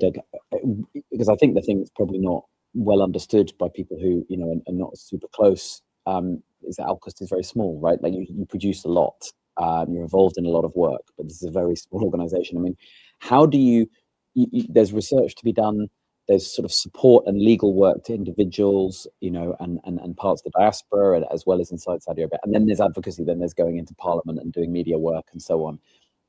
How do you balance that? And what kind of choices are you making there? That's a good question. It's a very difficult balance to strike. I mean, ultimately, there is so much that needs doing, and we would want to do it all. But then there's obviously limitations in terms of capacity. I would say that the bulk work, again, is like the monitoring and documentation, and we really try to respond to every bit of information of every case, you know, that someone brings to our attention, as much as we can, and also to tailor like a very specific advocacy or media strategy to each individual case to ensure that we can have impact. And sometimes we do refer certain individuals to partner organizations, you know, whose mandate is maybe also suited or better suited to assist them. But I mean, I would say it's really divided into reactive and proactive work.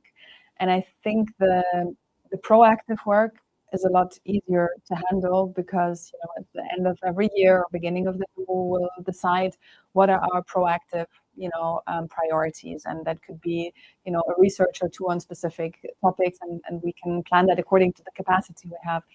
What is far more unpredictable and difficult to control is the reactive work. And that is people that contact us. We never know how many people will reach out to us. Yeah.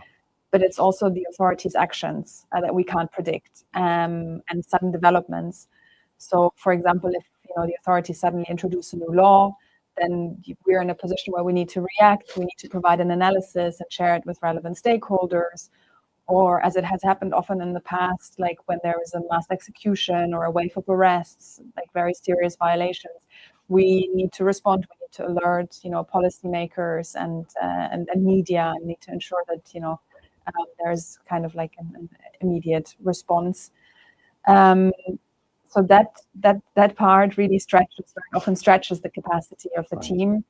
And yeah, I think that is hopefully something that can be tackled in the future. You know, it's a question of funding often. You know, of course, we'd love to grow. Of course, we'd love to cover more, and also, you know, look into specific research in certain areas or topics that would really warrant further investigation. But that is really dependent on funding and the capacities that we have. With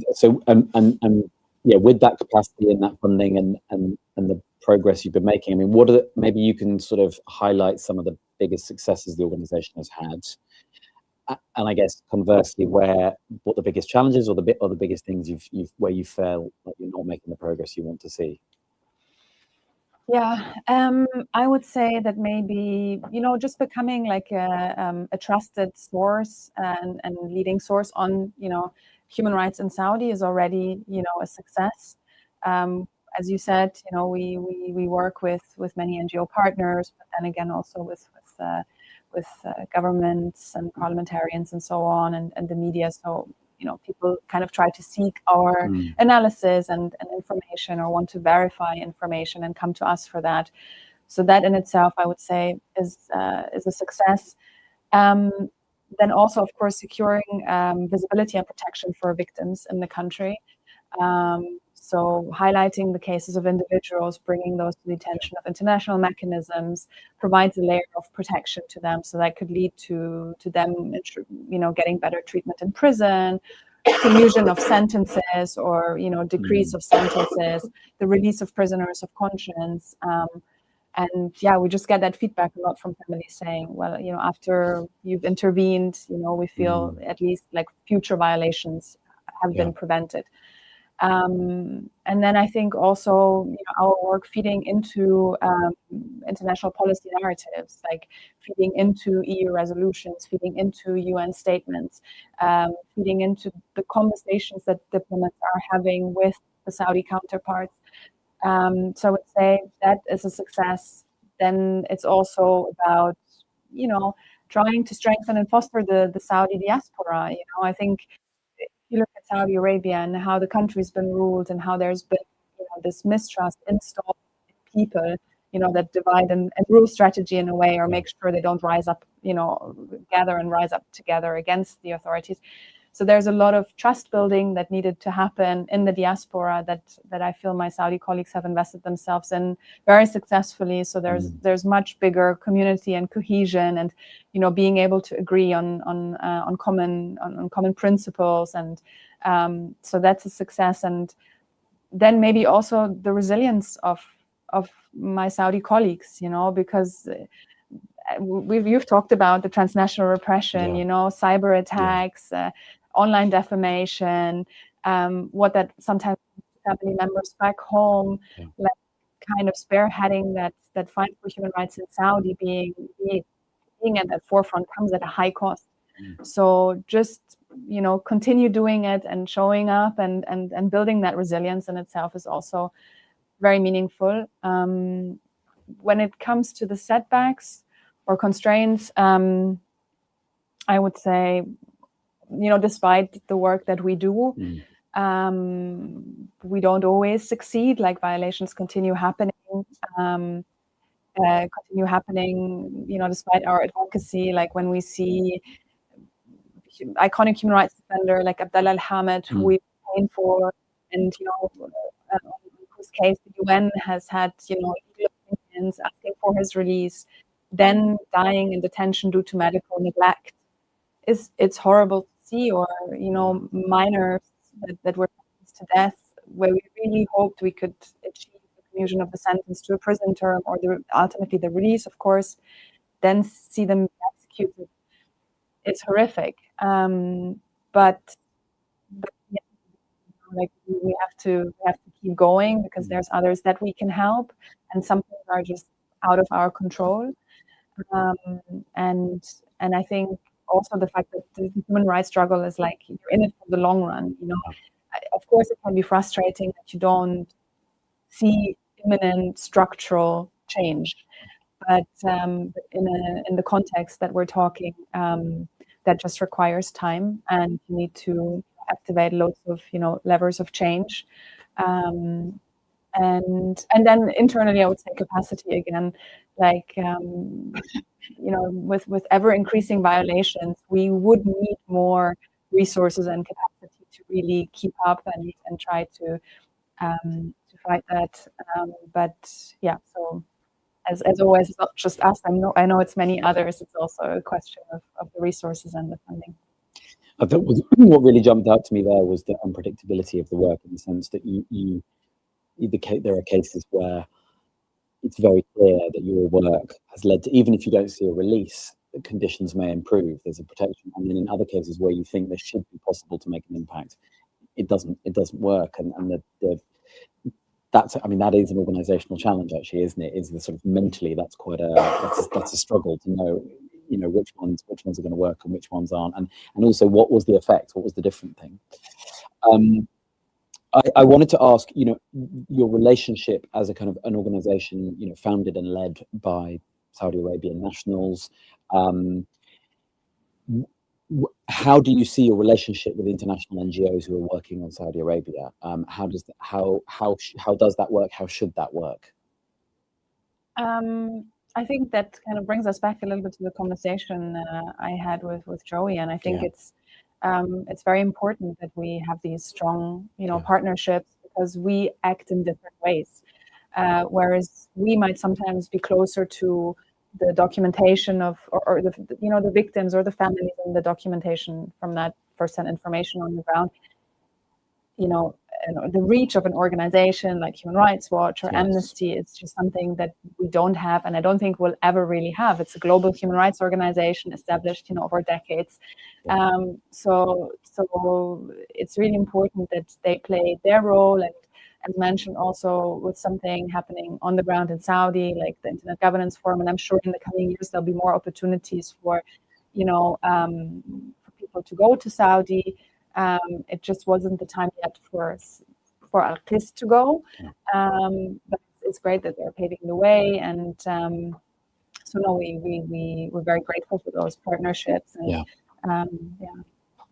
And, And moving more to sort of international bodies, you know, how do you work with and influence international bodies like, you know, the UN mechanisms, foreign governments, and you mentioned businesses? You know, what are you outsiders, you know, putting pressure on, or you do kind of like to get inside and have kind of private dialogue, or is it a mix?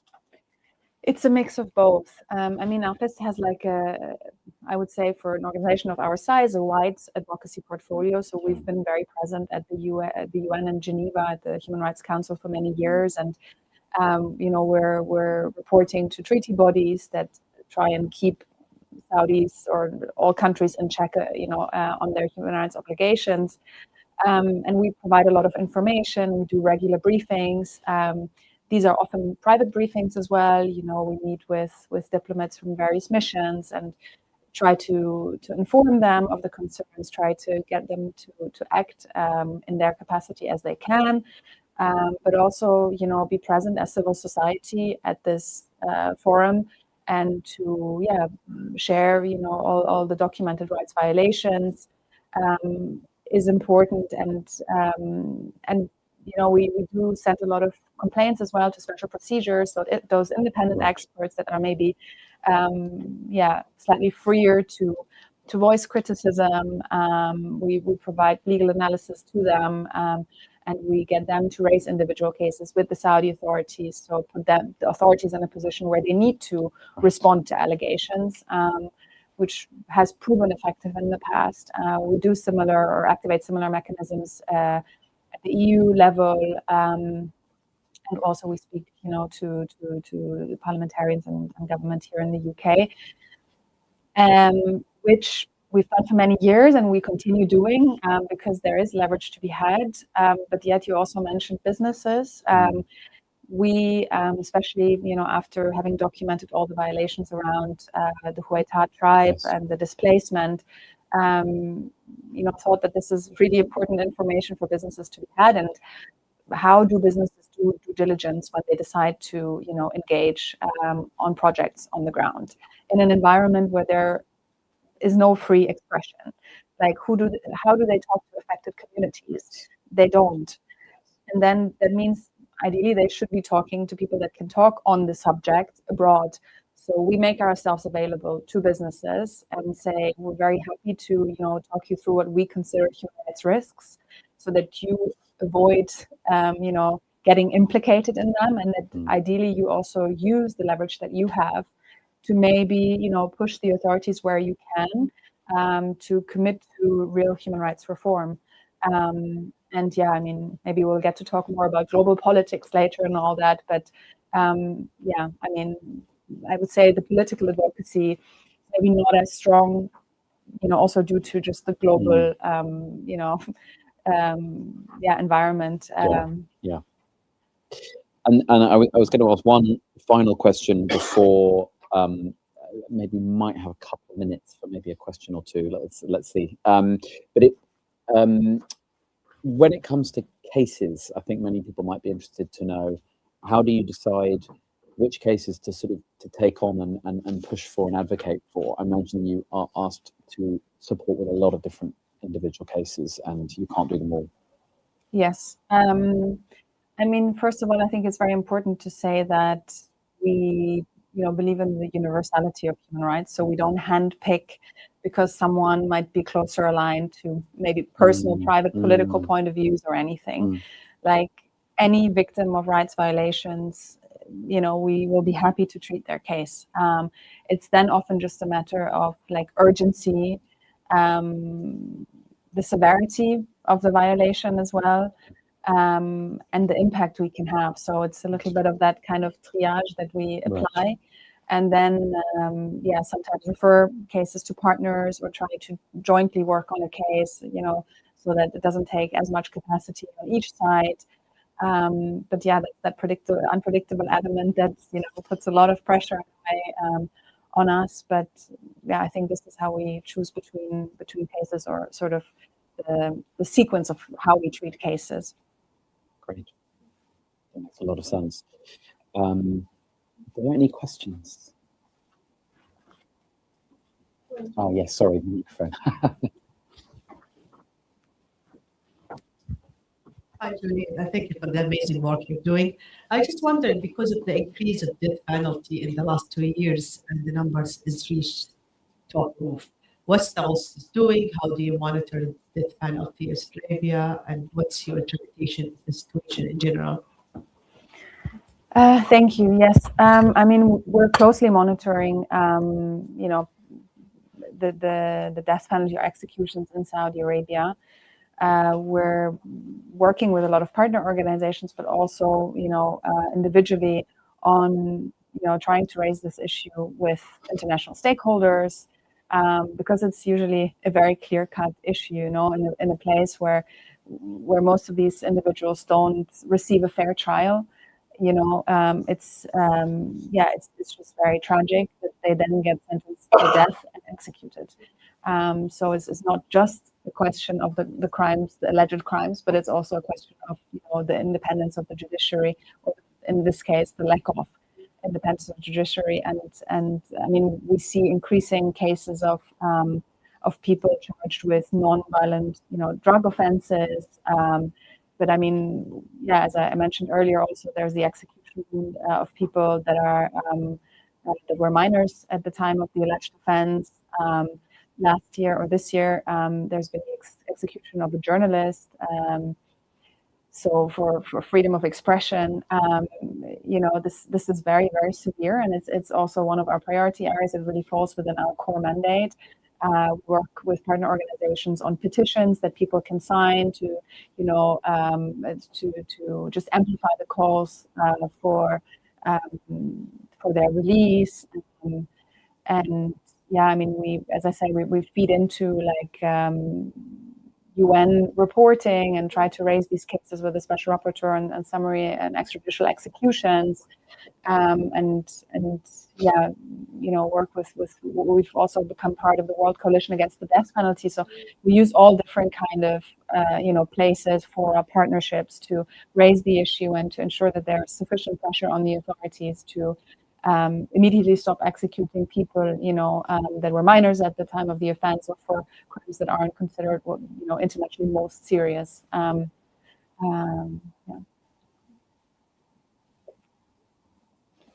Any more questions? With a couple of minutes left, then I mean, I had an additional question, which was, when you look at the kind of, I mean, I think the operating environment for us has become far more difficult, you know, over the sort of period I've you know, known you guys well and the work you're doing.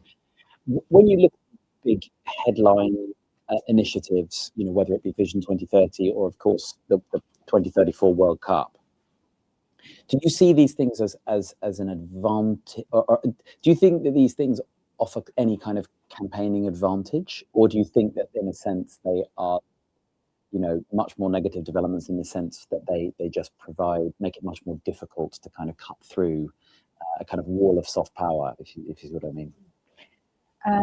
Yeah, I mean, the whole soft power conversation is still to be had. Maybe we can touch a bit more on this in the moderated conversation after the one-on-one interview. But I mean, again, in a way, we can't predict, you know, what the Saudi authorities are up to next, and you know, coming up with Vision 2030 and all these mega projects. That's something that they decided to do, and invest themselves more into sports and the World Cup 2034. We can just try to kind of react to it, and I think something mentioned earlier as well, and that's very important to say, is not that we don't want any, you know, great sporting events happening in the country. On the contrary, you know, like we want all of these things happening in the country for the people in the country, but not to be used as a whitewashing tool. And there, it's kind of important for us to try and insert ourselves in conversations with organizers. You know, like, what is their responsibility? I think it actually gives an opening, you know, for trying to improve the situation, because more and more people getting involved in the country that previously had no ties or connections could become our allies as well, or act, for positive rights change on the ground. And then, I mean, yeah, maybe, I don't know if we'll talk about this later, but I mean, something to be said for those mega projects. However, I see that a bit different to bigger sporting events, for example, or entertainment. I mean, we try also to see what is the struggle of the everyday person in Saudi Arabia, and then when we look at these fantastical projects like, the line, or need to have a ski resort, in Trojena for the Asian Winter Games, which probably now is not going to happen, and the line is not going to be built. So we can also assess a little bit like, where are we with these projects? Then I would also say, well, is the Saudi wealth really spent where it should be spent? Does it really benefit the people on the ground? And I think the answer is quite clear. No, these are prestige projects. They're meant to attract foreign investors. They're meant to attract foreign tourists. While, there are still issues with like infrastructure, access to clean water. When people hear Saudi Arabia, they think wealth. But there's many people in Saudi Arabia that live under the poverty line. And we don't hear enough about them. And I think this money should be invested to ensure, that it's also actually to the benefit of the people on the ground. It meets their needs. So it should be invested differently. Yeah, thank you. I agree with all of that. I think this has been a fantastic discussion. And I just wanted to finish with a sort of personal reflection. I think, I find your work deeply inspiring. And I think that particularly, what you were talking about earlier about the specific impacts that the organization makes for people, particularly those people in prison, which are often unseen, and I think that as I guess my comment is to the team to kind of, keep those at the front of your mind, because you won't always be able to see those impacts, and they're very real, and keep going even in these difficult times. Thank you very much. Thanks, Julia. Thank you.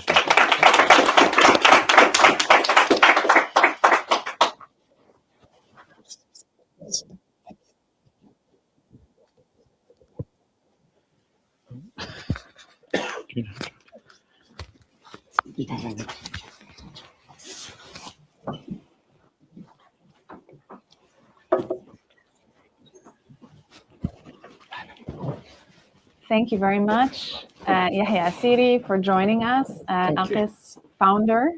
I think he doesn't need a big introduction, but is already well known and appreciated amongst us. Maybe going back, because the conversations we had were very much about what happened in 2025 and what implications that has for future work. Maybe we can look into the past a little bit. And to understand more about, why you decided to found ALQST, why you started the organization back in 2014. Thank you very much, Julia. Thank you very much for the audience and for the colleagues, everyone here. Should I go to the past, very fast? Okay. The floor is yours. You decide. Okay, the atmosphere in Saudi Arabia, it's completely different than the situation here, and also it's completely different than also our neighborhood, the Arab countries. In Saudi Arabia before 2000, we used to have very close environment, and the discussion, the civic or the political discussion, it was completely difficult in the country. Before 2000, we don't have any way to discuss our opinion freely. I mean, before 2000, before the internet, I mean. And the situation was very difficult, because when you discuss it with people on the ground, that means you are taking very high risk. Someone could tell about you, and you could go to prison. Everyone in the living room, for example, or in the hall, or anywhere, or in the class, or everyone listening to this discussion could be intelligence or working for the mabahith.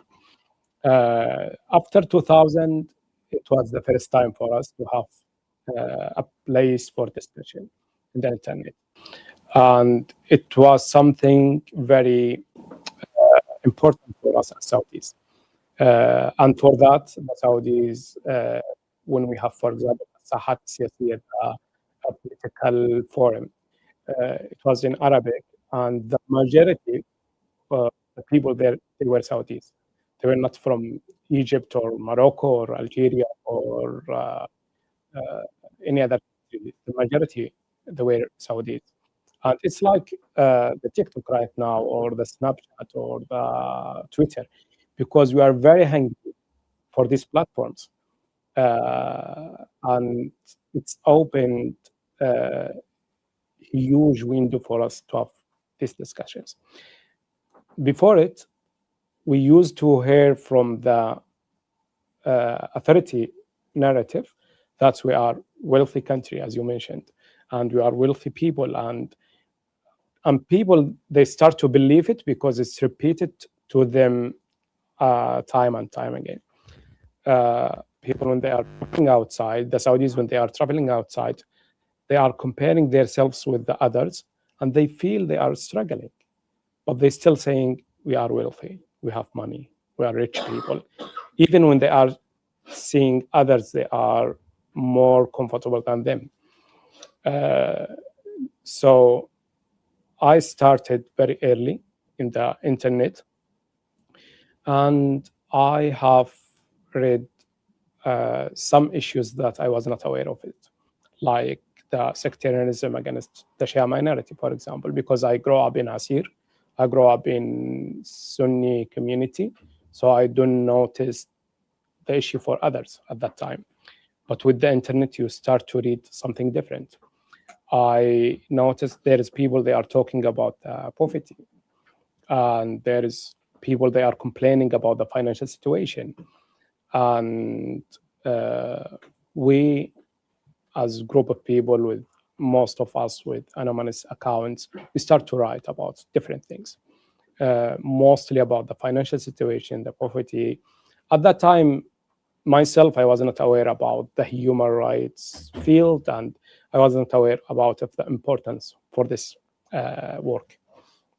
Later in 2003, 2004, one story, it was very important story in the country, it's appeared to the surf. It was the arrest for Abdullah Al-Hamid and Ali Dimeni and Matruk Al-Falih, and we called them the three reformers. They were calling for constitutional monarchy, and they were raising the issue of not having constitution in the country. And this opened very huge discussion in the country at that time, especially 2004. After that, lots of, let's say, like, lots of try from different people to have some initiative and some things for the reform. Abdullah Hamid, he started something, he called it Du'at al-Dustur, which is the constitution advocate, for example. And this was, I think, around 2005. To then within these years, Walid Abul Khair, he established the Saudi Monitor for the Human Rights, Al-Adala, established in the Eastern Province in Saudi Arabia by Nassim al-Sada and Walid Sulais and others. Abdullah Al-Hamid and Akbra member, they started Akbra. All of that within these years before the Arab Spring.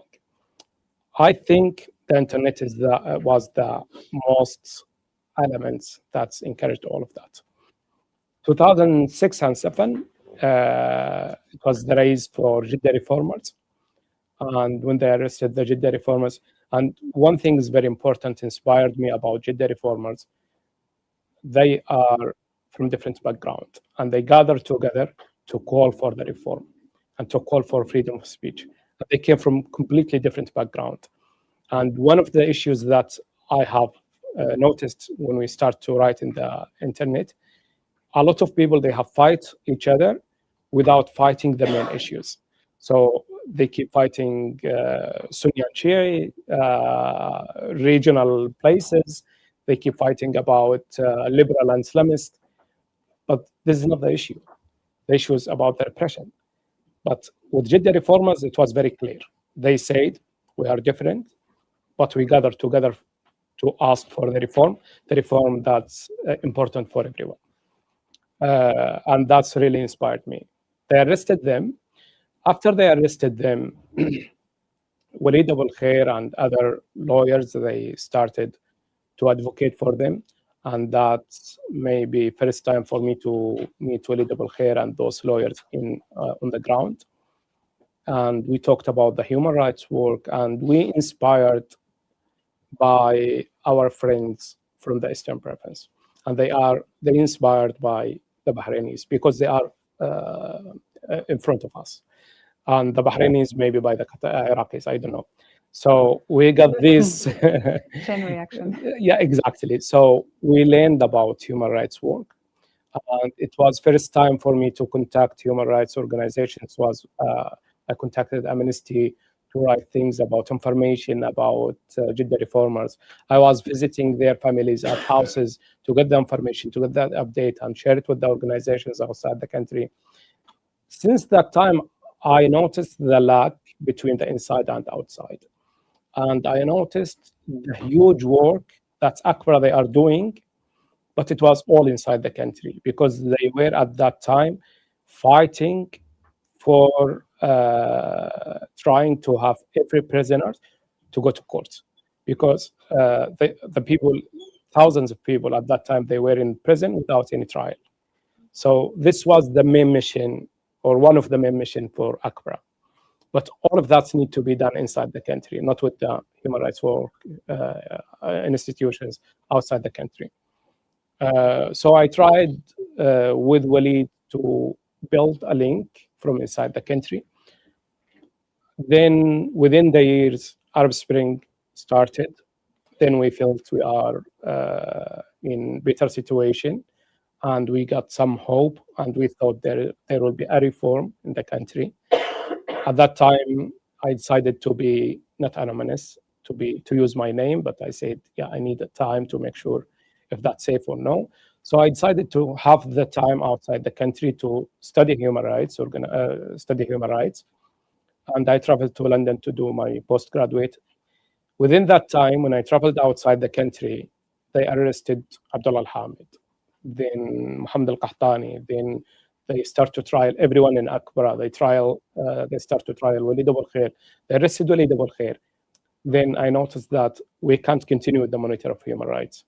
And we need to build something completely outside, because we don't want to put any weight on the people inside the country and to put them in more risk. And this was the long story about ALQST and why I established ALQST outside the country, and trying to use all the great work by the friends, whether they passed away like Abdullah al-Hamid, or they are in prison like Walid Abul Khair, or in travel ban like Mohammed al-Qahtani, like Aziz al-Yusuf or Lajain al-Hudroun, all of those great friends. We are trying to continue their great works from outside and to be a bridge with our colleagues and friends in international human rights organizations to make sure we link them properly with people on the ground. Thank you. Yeah, no, it's interesting to hear that story that, made you decide to start ALQST outside of the country. What stood out to me when you were describing that story is the role of the internet, and how, and we know that in the whole context of the Arab world, and the internet had played a very positive role, I guess, at the beginning, where people were finally connected, able to exchange opinions, come together, mobilize. I mean, we've seen that in the context of the Arab Spring. Now, if we look at the internet now, maybe, I don't know, you want to talk a little bit about transnational repression. Maybe you want to talk a little bit about cyber attacks and your case? Yeah.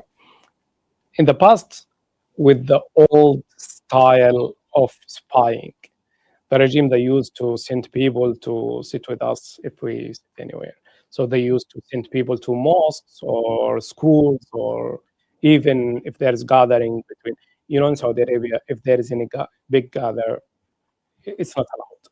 So unless if you have something like wedding or something. But if it's without a reason, they will investigate it, they will ask, they will summon people and ask them why you are gathering, and they will send spy between them. And so this was the physical spying in the past.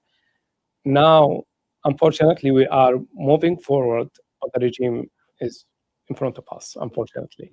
So they are not sending people to spy on us. I think they are with us everywhere, especially with our phones. And so the risk increased and the opportunity is increased as well.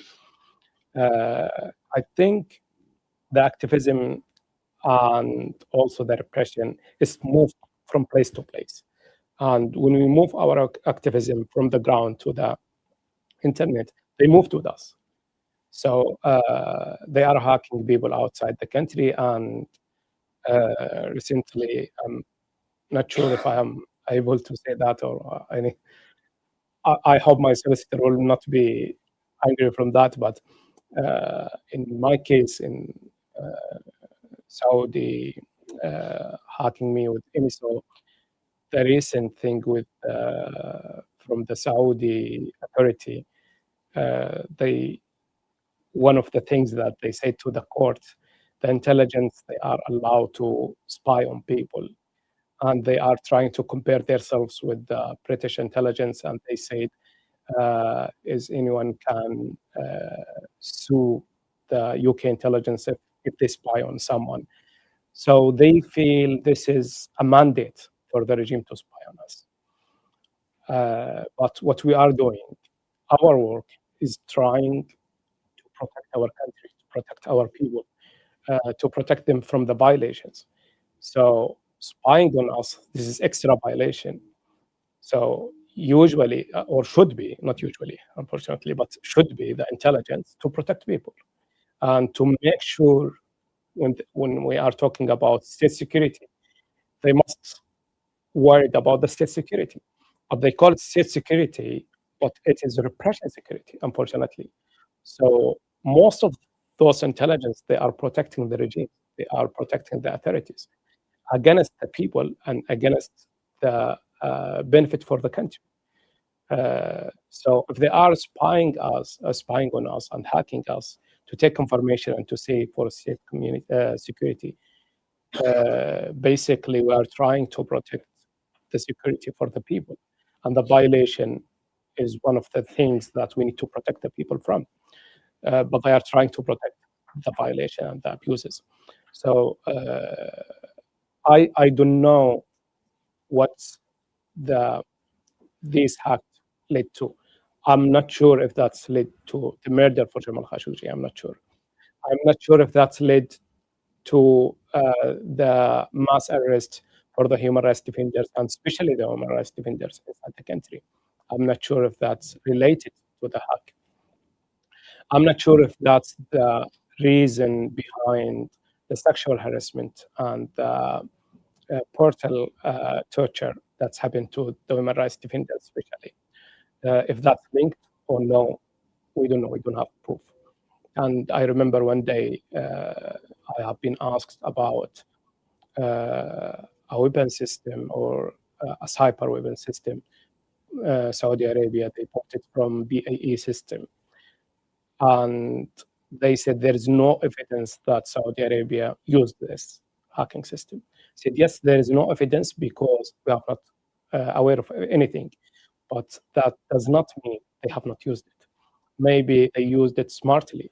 Maybe the British hacking system is more advanced than the Israeli one. So we noticed that they have used the Israeli one, the biggest one, the NSO one. But we don't know about the other hacking system, but that doesn't mean they have not used it. And they keep trying to come after anyone speak up about the situation in the country. Basically, because the regime, what they are trying to do, they are trying to silence everyone and to control the narrative, because they used to do that before the internet. And when the internet came, people start to speak up and they start to try to get those people. There is mass arrest in 2006, because at that time, USA, they helped the US government, they helped Saudis to find people by the IP address at that time. Right now, the IP address, it's clearly it's not safe, but at that time, within the help from the US government, they have been arrested several people at that time. And the main goal for them to make sure that there is nobody talking. Even the journalist here, the Dania, other friends here, they talked about the difficulties they are facing while they want to cover stories in Saudi Arabia. Basically, because they are not writing things in favor of the regime. They are trying to write things in favor of the reality. If someone trying to say something truthfully and to try to show the people what's the reality, he will be under pressure, whether they are journalists, whether they are human rights defenders, whether they are international human rights organizations, or ALQST, or Saudi activists, or even you. Yeah. Well, yeah, clearly you've outlined like a very big challenge that we're facing here, because a lot of, the way we work is connected to the internet. And just to say, we do have a security protocol in place. We try to be as careful as we can. But obviously, we're not always aware of the capabilities that the authorities might have in terms of cyber surveillance. And latest tools. Maybe rather than speaking more about the difficulties, I think maybe I touched upon it a little bit as well previously. Maybe we can now look more into the future. Like, where do you see, what's your vision for Al-Qist in the years to come? And maybe, because we're running out of time slightly, if you could pair it also with where do you take your strength from to continue that human rights struggle? Because you've been at the forefront of it for a decade plus, 2 decades.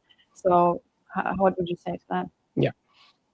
First thing, our strength, it's coming from our colleagues and friends, like the people they are with us here. And I would like to say, and this is about the success, I would like to say to all of our friends and for everyone who contribute to enhance the human rights situation in Saudi Arabia, whether they are from the human rights field or journalist or any activist. Yes, the situation right now, it's not good. The situation is still very difficult. But without the work from Al-Qist, from Human Rights Watch, from Amnesty, from Fair Square, from journalists, without all of that work, the situation will be worse. So it's a fight. It's a fight always between the right and the wrong. And the most important thing is to be in the right side. And when we choose to be in the right side, we need to take the fight until the end. And if we see the success, that will be brilliant. If we can't see the success, that's when it will happen one day. Maybe we can't see it, but it will happen one day. And maybe it's happening, but we can't see it. Maybe we are not happy about what's happened with after the murder of Jamal Khashoggi. We want to bring the accountability. We have not fully success for that, but we don't know if we already succeed and we stop the regime from doing several things in the same level. Maybe the plan was more worse than what we have seen or what's happened, but we stopped it. Maybe we don't know about that. So we don't want to undermine the important work that's all of our colleagues and you as a team, great team here, doing. So the strength is coming from our friends, coming from the people inside the country. They are keep supporting Al-Qist, keep contacting Al-Qist, keep believing in Al-Qist and trust Al-Qist.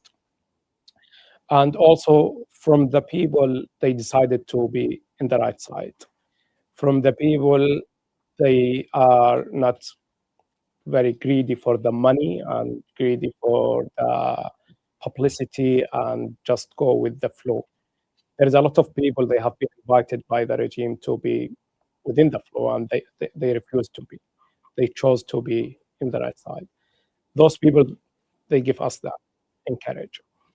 And most of the success that we have seen, our main goal and what I wish to see ALQST on, I wish to see my country and every country in the world, institutional countries respect the human rights and putting the human first and giving them all the basic, all the human rights. And within institutional system, protect everyone. This is where I wish to see my country one day. Hopefully in that situation, we'll see ALQST monitoring that situation, make sure the situation is stable. This is in the long future, or maybe in the near future, I don't know, hopefully. This is the main goal. This is what we are looking for. To reach that and to be realistic, every single change, every small single change, we celebrate it. When they released Abdulaziz Shbeli, we celebrated that. When they released the women rights defenders, we celebrated that. Yes, they are still in travel ban. Yes, they have faced torture and nobody, there's no accountability about what's happened to them. Yet what's happened to them, it's unfair. But we still celebrate small things. That's success for the human rights organizations, for the human rights defenders. This is huge success. If we zoom down and see it like this, Lujain, as example, she was in prison under sexual harassment. She was in forced disappearance for a while, and now she is with family. Yes, there is a lot of difficulties she's facing, but I think there is a success that she's with a family. So the situation improved. Not improved because there is a reform, and this is a very important warning. There is no reform. There is a pressure, and we need to continue the pressure until there is a real reform. And we always saying, if we want to see there is a reform or no, the first step for the reform to free all the prisoners of conscience. Any country around the world, they have one prisoner of conscience. That means this country is corrupt, because nobody all around the world should be in prison or silenced because of his peaceful opinion. So this is the most things that we are looking for. Thank you. Yeah, and I think you made a really important point here as well about the impact. That impact is not always just ex-prisoners released, but impact is also to stop the backslide. And nobody even wants to imagine what the right situation would look like in the country if ALQST and all other human rights organizations and journalists and so on had not done the work over the years that they have. And another important reminder also to celebrate the wins. I think we all need to remind ourselves that it's very important to celebrate them adequately. Thank you so much, Yahya, and we'll hear more of you in the Arabic-speaking part of the conference. But now I think we'll hand over again to the next speakers, Joshua Cooper and Katrina.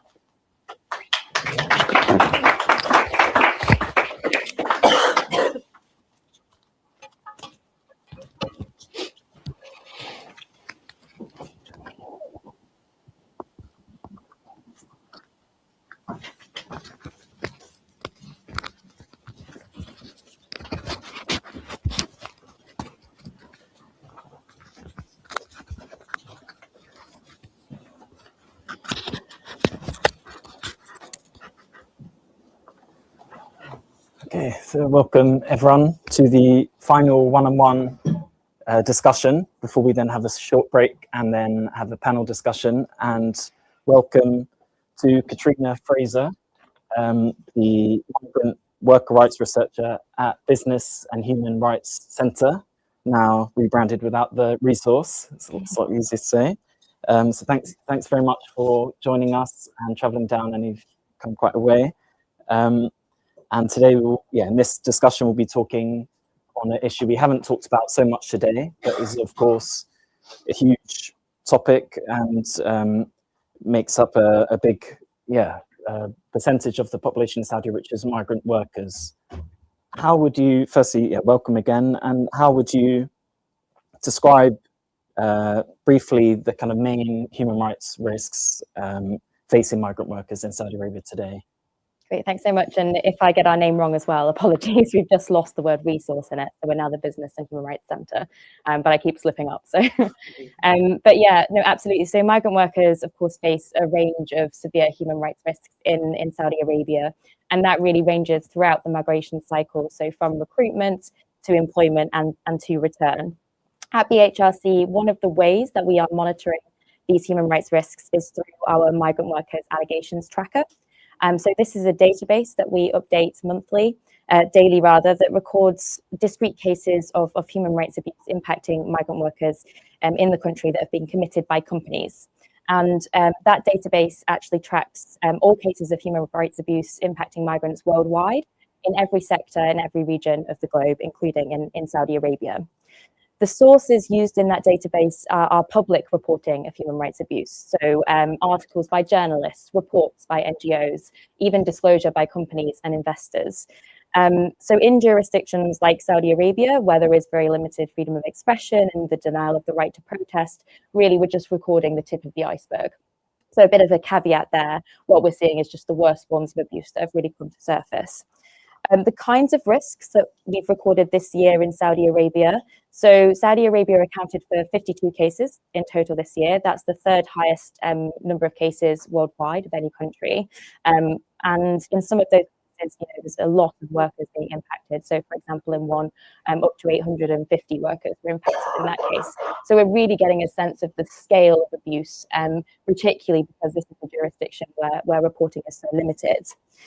In terms of the kinds of risks that we're recording, so the most common type of violation that we've recorded this year was barriers accessing remedy.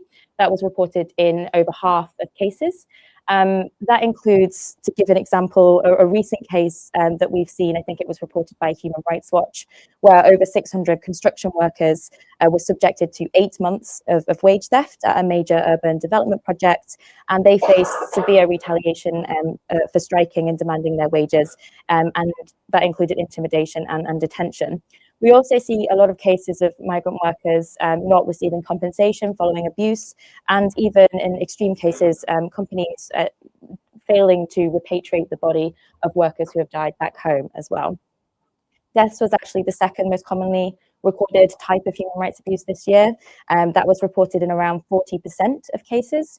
To put that in context, globally, around 10% of cases are linked to death. So we're seeing a really high percentage of cases linked to the denial of the right to life. That's partly due to really vital reporting from partners this year, including Fair Square and Human Rights Watch, that has really been cataloguing deaths in the country.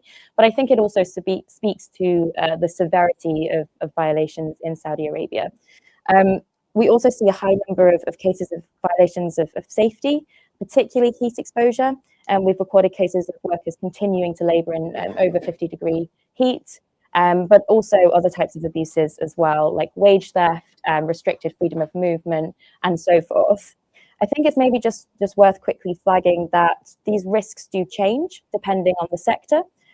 So the sector where we recorded the highest number of cases this year was construction, perhaps unsurprising, but we also recorded significant number of cases in cleaning and maintenance, in logistics, in the energy sector, and in hotels, restaurants, and leisure as well. In the hotel sector, for example, the most commonly reported type of abuse was unreasonable working hours. So we're seeing these risks shift depending where that worker is employed. We also see risks change depending on the nationality of the worker alongside their gender and migration status. So really these vulnerabilities change depending on these intersecting factors. So for example, the abuses of sexual abuse and sexual harassment were more commonly linked to cases impacting women.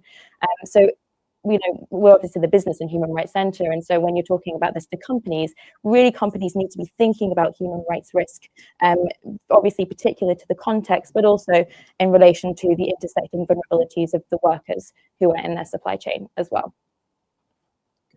Thanks very much for that overview. And one sector you mentioned briefly is the energy sector, and I know earlier this year, I think in October, the Business Human Rights Centre published a report about Saudi Arabia's energy transition and workers in this sector. I think it's titled "We Were Treated as If We Were Machines," and this is obviously an area. Saudi Arabia remains one of the world's biggest exporters of fossil fuels and a big consumer of carbon gas, but still, there's this kind of need to transition to renewable energies and a lot of attention and kind of claims by the government. But what did you find in this report? What were the kind of key takeaways?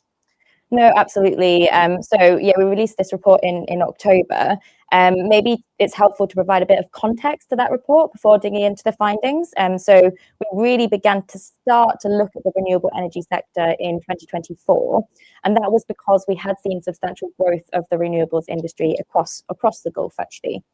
So we wanted to understand what the role of migrant workers is in this sort of transition away from fossil fuels. And so we began to track renewable energy projects in the country. We created an interactive portal, which is live on our website, where we've tracked just under 100 renewables projects linked to over 200 companies worldwide.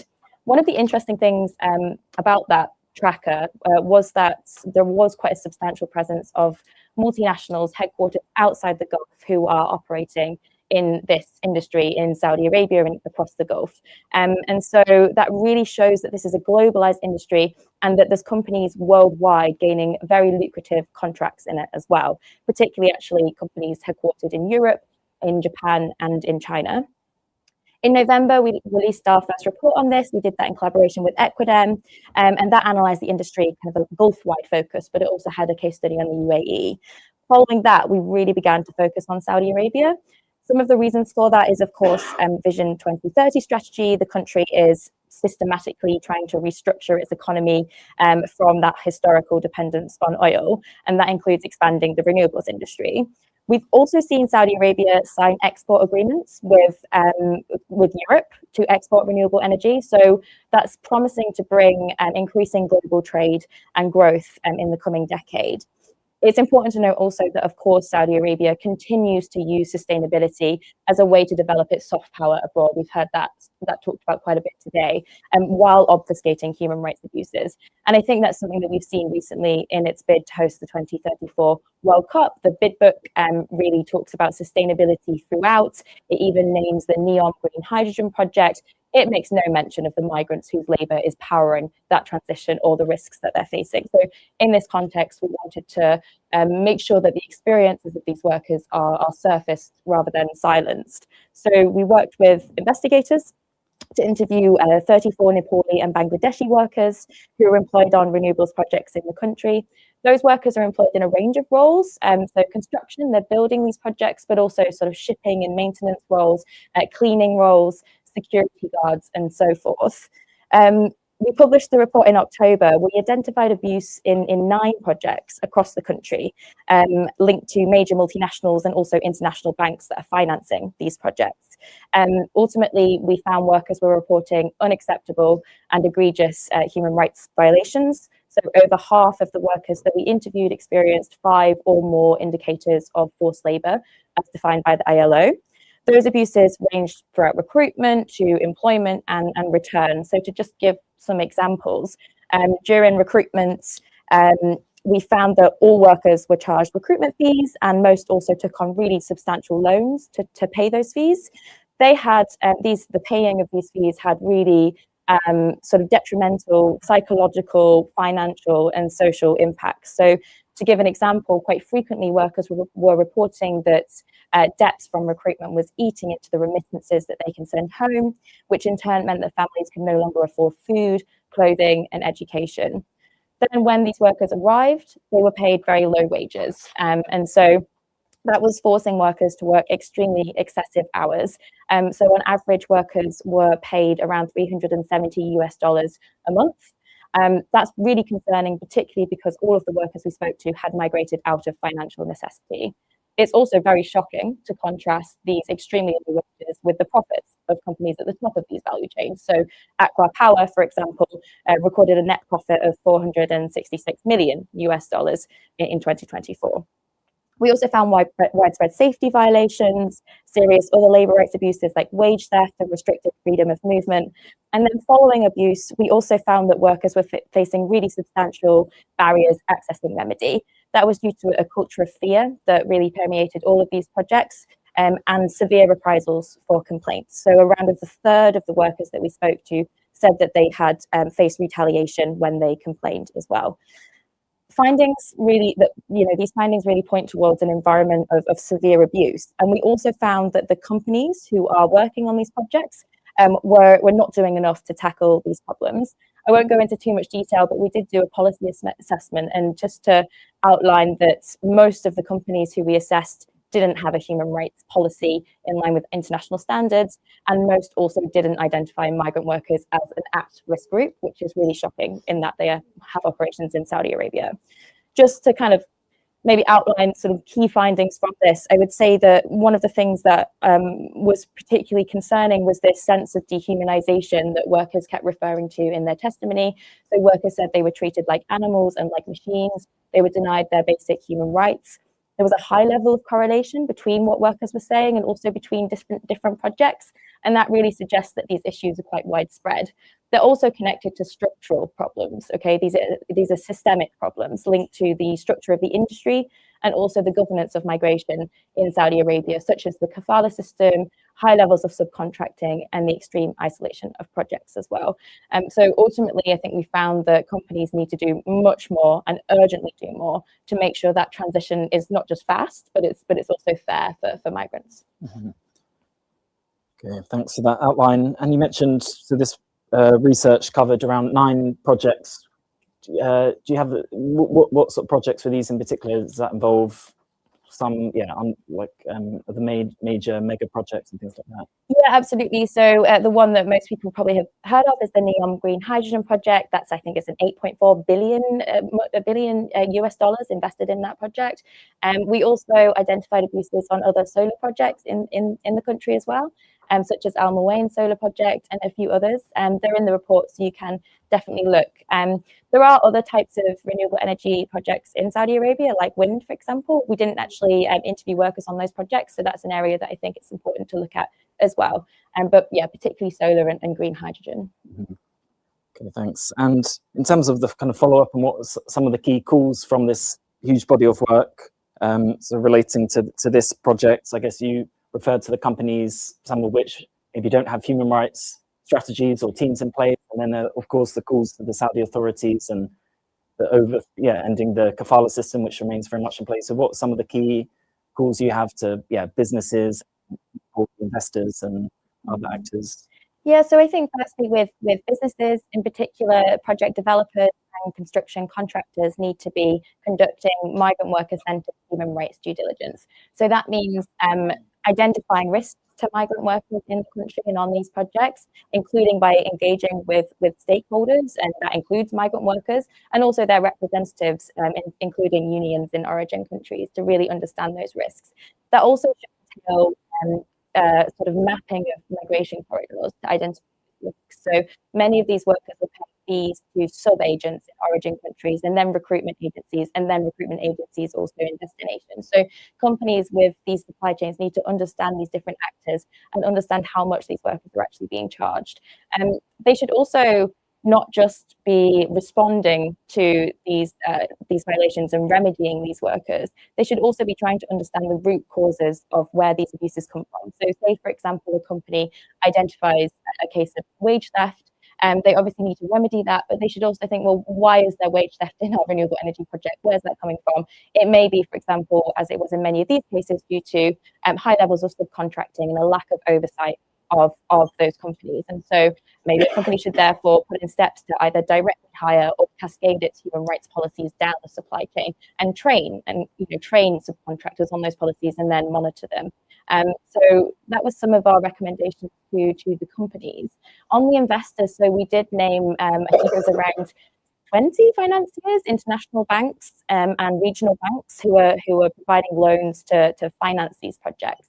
One of the things that was interesting about these financiers is that there is a responsibility in terms of international standards for financiers to sort of read and ensure that these environmental and social impact assessments, which are conducted by project developers before a project has begun, are actually up to scratch. When we looked at the environmental and social impact assessments of the projects, most of them failed to recognise migrants as an at-risk group as well. None of them identified, for example, recruitment fee charging as an issue. And so financiers need to be doing more to ensure that the due diligence done by their clients is up to scratch, and therefore essentially ensuring that their financing is not flowing to projects where migrants are at risk of abuse. Right, so there's clearly a much bigger role companies and investors can play in really ensuring this due diligence is sustained throughout and really embedded within the organization. Finally, before we maybe go quickly to the audience, what would be your kind of wider call to, say, governments, like at the moment, say in the UK, which is on the verge of finalizing a free trade agreement with Gulf countries and Saudi Arabia? How much, from what you see, obviously the agreement itself is very opaque and we don't really know the terms at the moment, but yeah, to what extent can these the human rights due diligence, things like that, to what extent should they be embedded in these government level agreements as well? Yeah, I mean, absolutely. We don't normally speak so much to governments, but certainly in the case of, for example, these trade agreements where we are seeing increasing trade between, for example, Europe and Saudi Arabia, these trade agreements absolutely should have an element, human rights element to them that makes increasing, dependent on human rights commitments and improvements. Definitely, in terms of governance and wider regulations, something that we're also really pushing for is mandatory human rights due diligence. So you may be aware of the CSDDD, which is a mandatory due diligence regime in Europe, which is seeking to give companies legal obligations to conduct due diligence in their operations, but also the operations of their business partners worldwide. So a European company, for example, with operations in Saudi Arabia that decides to work on these projects would then be legally obligated to take these steps to protect migrant workers. Unfortunately, we're also seeing at the same time intense lobbying by businesses to try and weaken these due diligence regulations. And so we've seen that with CSDDD as well, reducing increasingly the scope of companies that are actually going to fall into this. So what I'd like to see is governments also pushing for mandatory due diligence laws and pushing for accountability at that level as well. Certainly. So we've got around 5 minutes before we then have a short break. Are there any questions from the audience by any chance? Thanks.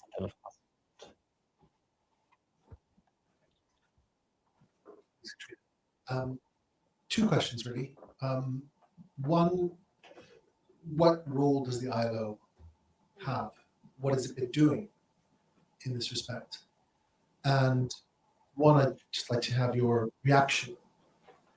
I work with a mainly Bahraini-focused NGO called Senate for Human Rights. We met with the FCDO last week and raised again the question of the GCC free trade agreement, the putative one, let's put it this year. And on the basis of a previous freedom of information request that it made to try to identify, so who's leading on human rights? The response that we had from the Department of Business and Trade was, oh no, that's FCDO. FCDO takes that.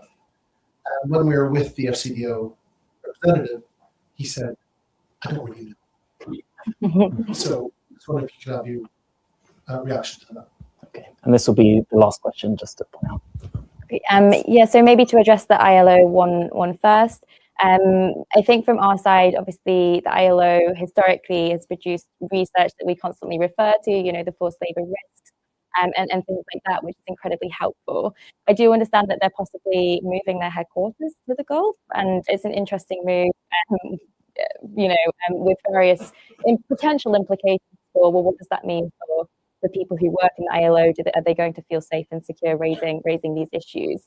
Certainly, I think that the ILO has a very important role to play in, for example, getting into spaces that we as human rights activists cannot get into. But I also think that it has to be very careful to ensure that it's not working to obfuscate human rights abuses as well. In terms of this shifting of responsibility, right, with the SCDO, I mean, I can't speak specifically to the government, but this is something we see in businesses all the time. Whenever we engage, so in the context of Saudi Arabia, we often are engaging actually not so much with Saudi headquartered companies because they are so unresponsive to us. So in fact, the global average response rate of all companies to us is 60%. In the Gulf, it's 26%. So we find it quite hard to engage with these companies. So we're often instead engaging with companies headquartered outside the Gulf that have business operations there. What we often see time and time again is, oh, well, it's just our subcontractor, so it's nothing to do with us. And then the subcontractor says, well, it's just a labor supplier. And so this shifting of responsibility, bouncing like a ping pong ball back and forth, just means that it's difficult to pin anyone down. It means that there's no progress. When in fact, all of these actors have a role to play. They're all responsible, and they really need to use the leverage that they have to create change. Brilliant. On that powerful note, we'll end there. And thanks again, Katrina, for your insights and the vital work of the Business Human Rights Centre. And we look forward to picking it up in the follow-up discussion. Thanks again. Thank you.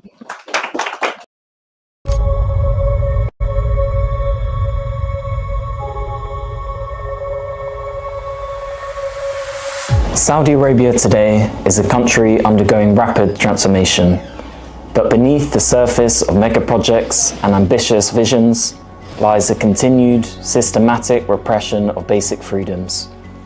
For years, independent civil society has been silenced inside the kingdom. Journalists, peaceful activists, women's rights advocates, and ordinary citizens continue to face surveillance, arbitrary detention, torture, and travel bans. Yet in the face of this hostile environment, one organisation has remained steadfast, determined, and deeply connected to the people whose rights are violated. This is the story of ALQST for human rights, its mission, its impact, and why its work matters now more than ever. ALQST was founded in 2014 by Saudi human rights defender Yahya Assiri with a simple but powerful goal: to defend and advance human rights in Saudi Arabia at a time amid repression. ALQST has offered hope. This is the story of ALQST for human rights, its mission. From its earliest days, ALQST understood something fundamental. Even if the domestic human rights movement was crushed, the struggle for dignity and justice could continue through documentation, international advocacy, and solidarity networks. Operating from abroad, but deeply rooted inside the country, ALQST built a network of trusted sources, including networks of friends, families of detainees, former prisoners, lawyers, and activists. This unique position allowed ALQST to capture, verify, and expose violations that otherwise would have remained hidden. Over the years, the organization has become one of the very few remaining independent voices able to safely obtain first-hand information from inside Saudi Arabia, despite escalating surveillance and risks faced by those sharing information. In 2020, ALQST's tireless efforts were recognized internationally when it received the Human Rights First William D. Zabel Human Rights Award, a milestone celebrating both the organization and the broader Saudi human rights movement. ALQST has also nominated numerous activists for major international awards, including the Nobel Peace Prize and others, in order to strengthen the Saudi human rights movement and support the courageous individuals at its forefront. Over the years, ALQST and its representatives have accepted several awards on behalf of Saudi human rights defenders, including Walid Abul Khair, Dr. Abdullah Al-Hamid, Dr. Mohammed Al-Qahtani, Lujain Al-Hathloul, and Jamal Khashoggi. Al-Qist's approach is grounded in 3 pillars: documentation, advocacy, and campaigning. By systematically documenting abuses, from arbitrary arrests to unfair trials, torture, enforced disappearances, and long prison sentences, Al-Qist ensures that evidence exists and that no violation goes unnoticed. Al-Qist actively engages at the United Nations, the European Union, the UK, and with parliaments and governments around the world. Our goal? To make sure that Saudi Arabia's human rights record remains on the agenda and that international actors press the authorities for transparency and reform. This advocacy has led to UN special rapporteurs raising individual cases with the Saudi authorities, questions in national parliaments, urgency resolutions at the European Parliament, statements at the UN Human Rights Council, and diplomatic pressure on Saudi officials.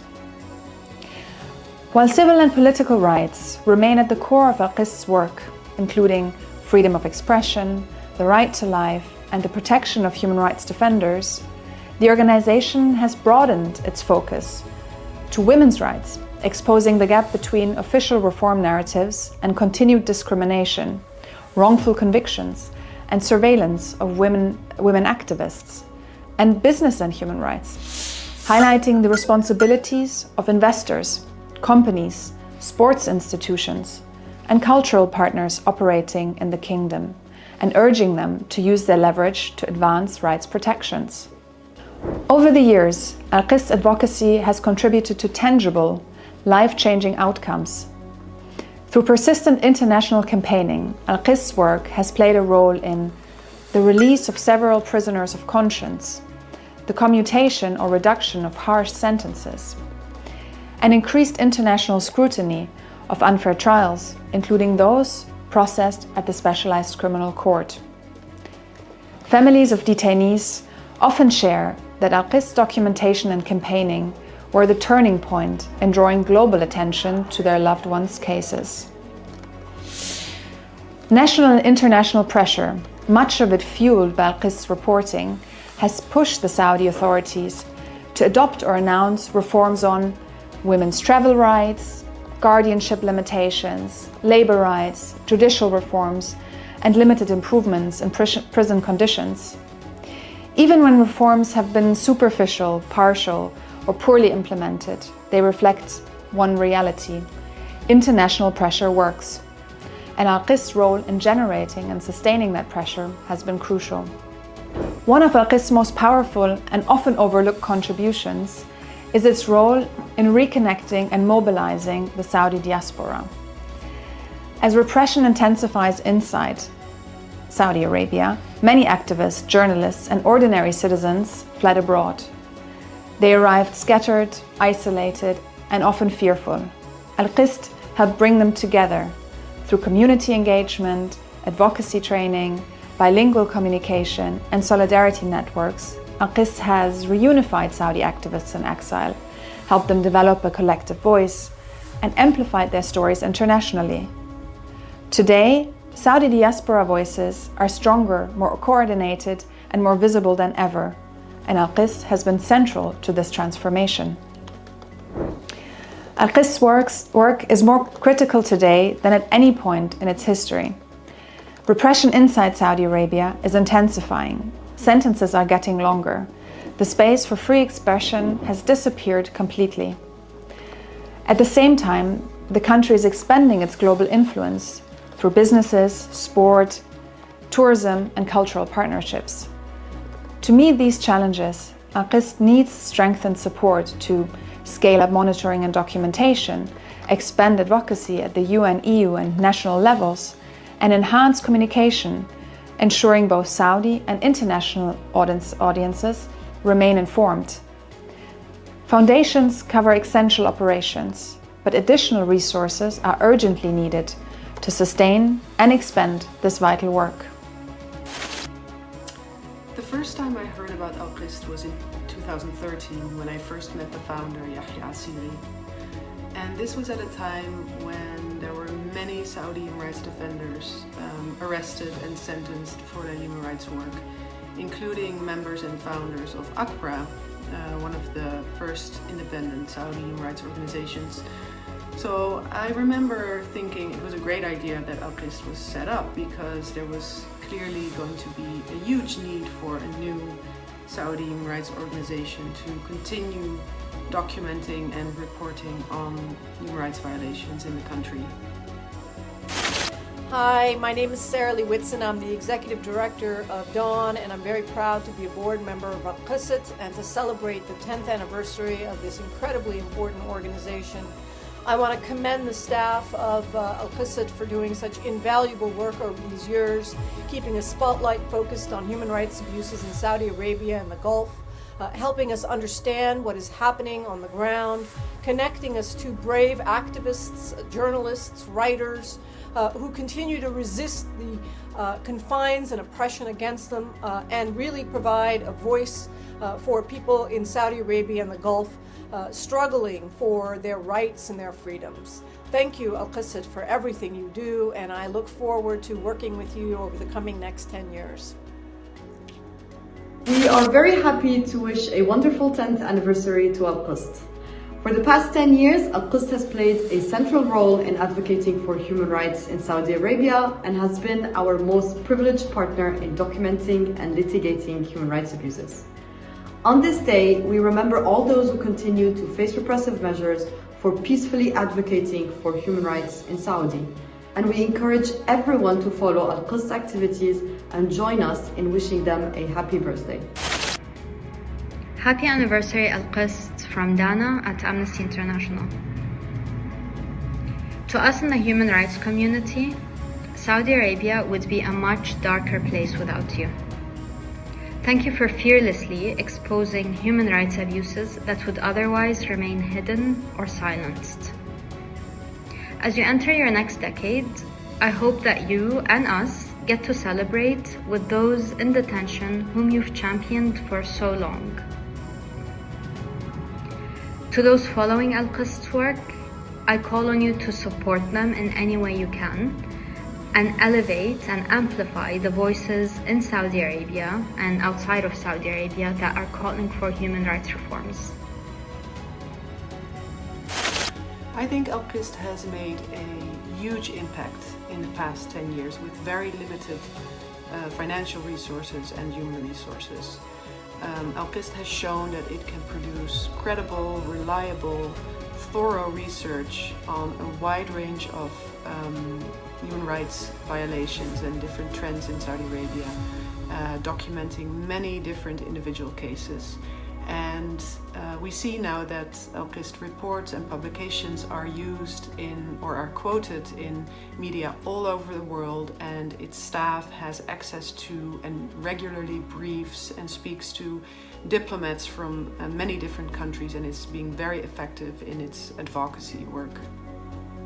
Happy 10th anniversary, ALQST, for all your remarkable and significant work you do defending the human rights and bringing up all the issues related to the rights of the victims. I am so proud to be your partner and member of your advisory committee. All together, hand by hand, we're gonna continue this path to defend the rights of all victims and defending the human rights. Happy 10th anniversary ALQST from ISHR. We wish that you continue your human rights work, shedding light on violations, providing support to victims, and demanding accountability. We deeply value our collaboration with you. ALQST's advocacy at the UN Human Rights Council and with other UN human rights mechanisms contributed to the conditional release of Saudi women human rights defenders from prison. We wish that ALQST's critical work continues to be recognized and valued, as without it, there would be no Saudi organization defending the rights of activists and citizens who dare to peacefully express their opinion despite the Saudi government's policy of closing down civic space. Happy anniversary. Since its inception, ALQST has demonstrated the vital importance of documenting human rights violations and advocating for prisoners of conscience. We invite you to join us this noble endeavor to build a brighter, more just future. Congratulations on reaching this significant 10-year milestone. Happy 10th anniversary. I think the impact of ALQST is also seen in the level of trust that they have built in Saudi society, which is incredibly important in order to keep getting information about what is happening in the country. And I think without ALQST, we wouldn't know half of what was happening in the country right now. For over a decade, ALQST has stood as a bridge between those silenced inside Saudi Arabia and the world beyond. It has helped free people from prison, pressured authorities to acknowledge wrongdoing, exposed abuse through thorough research, and brought together Saudis determined to build a better future. Amid repression, ALQST has offered hope. Amid silence, it has spoken out. And amid fear, it has inspired courage. Supporting ALQST means supporting human dignity, justice, and the voices of those who refuse to be silenced.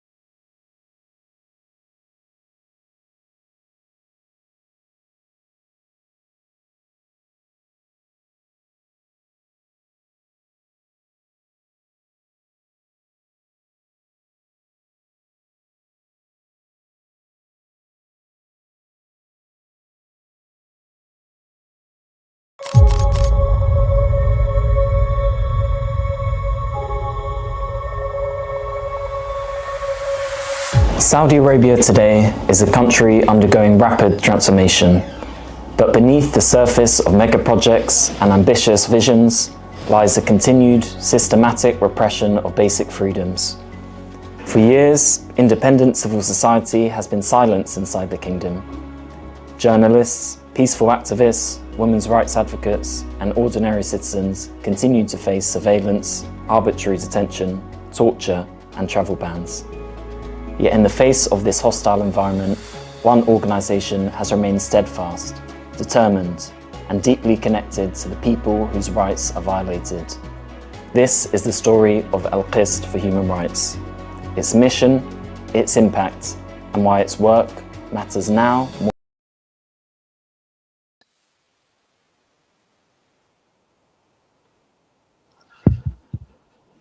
Okay. That's live now. Thanks everyone for joining in the second part of today's discussion after the one-to-one interviews earlier.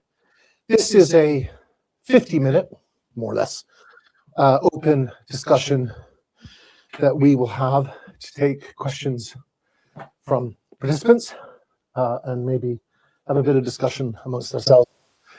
On the basis of any of what you've heard so far, does anyone have any questions that anyone would like to direct to, in particular, one of the speakers earlier? And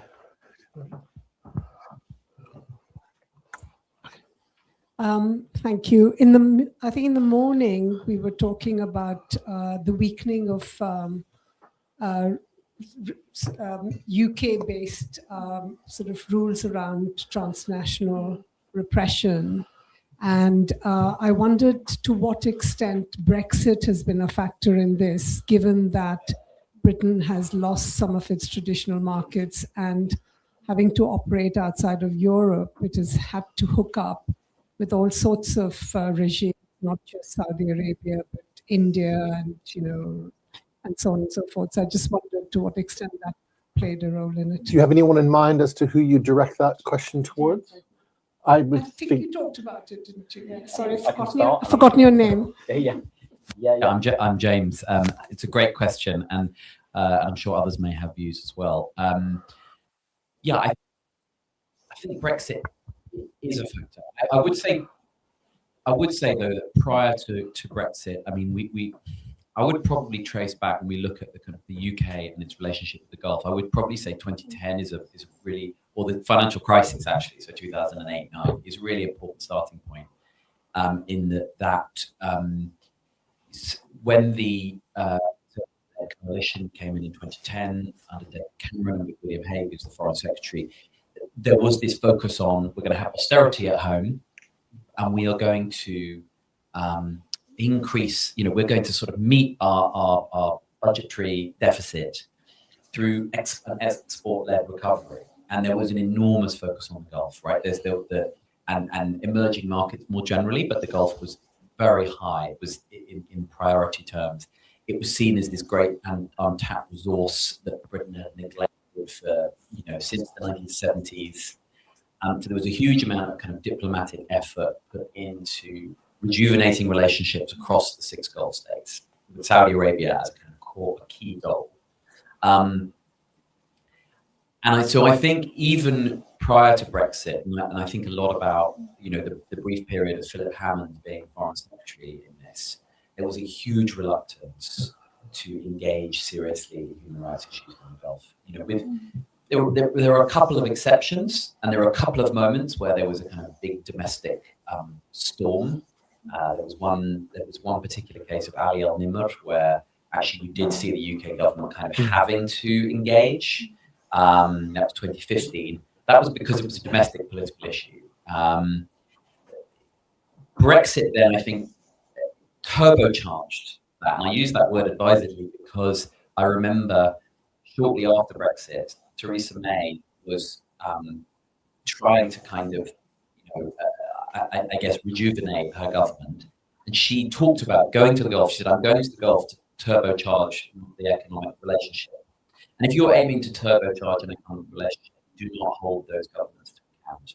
Why did she need to do that? It's exactly because it was so clear that we were going to lose our relationship. We already significantly damage our economic relations with our closest neighbours. So we need these emerging powers even more. And I think that has continued to strengthen ever since. I think a lot about, the relationship between Mohammed bin Salman and Boris Johnson when you look at, for example, the takeover of Newcastle.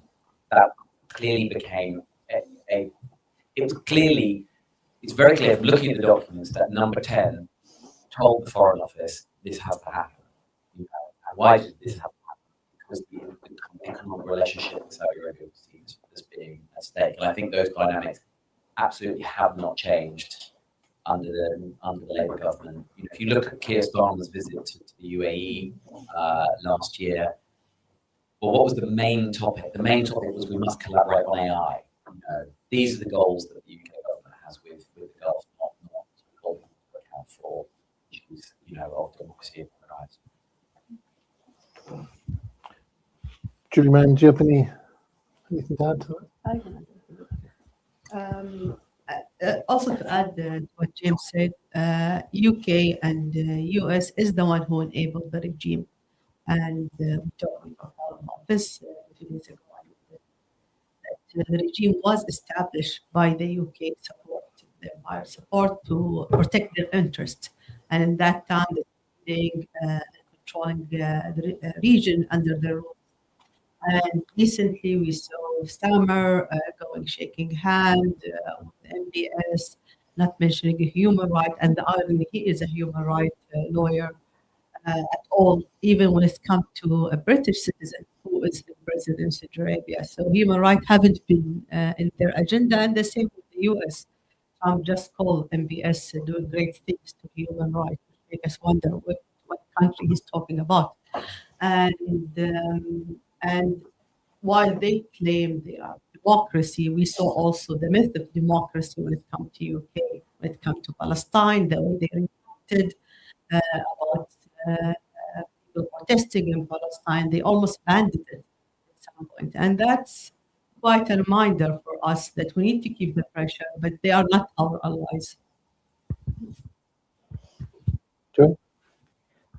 Yeah, I would just say we've done a bit of work on the UK GCC free trade agreement negotiations, and one figure that the trade justice movement we've been working with very closely that's quite striking is that the UK government's estimate, this trade agreement is estimated to give from 0.06 to 0.11% GDP growth to the British economy through to 35. So it's such a minuscule boost to the British economy, and yet at the same time, we're seeing how this agreement and the extremely helpful explanation that was given before the sort of development of the prominence of these economic relations of the economy and trade and these relationships just totally dwarf any human rights concerns. And I also find it interesting in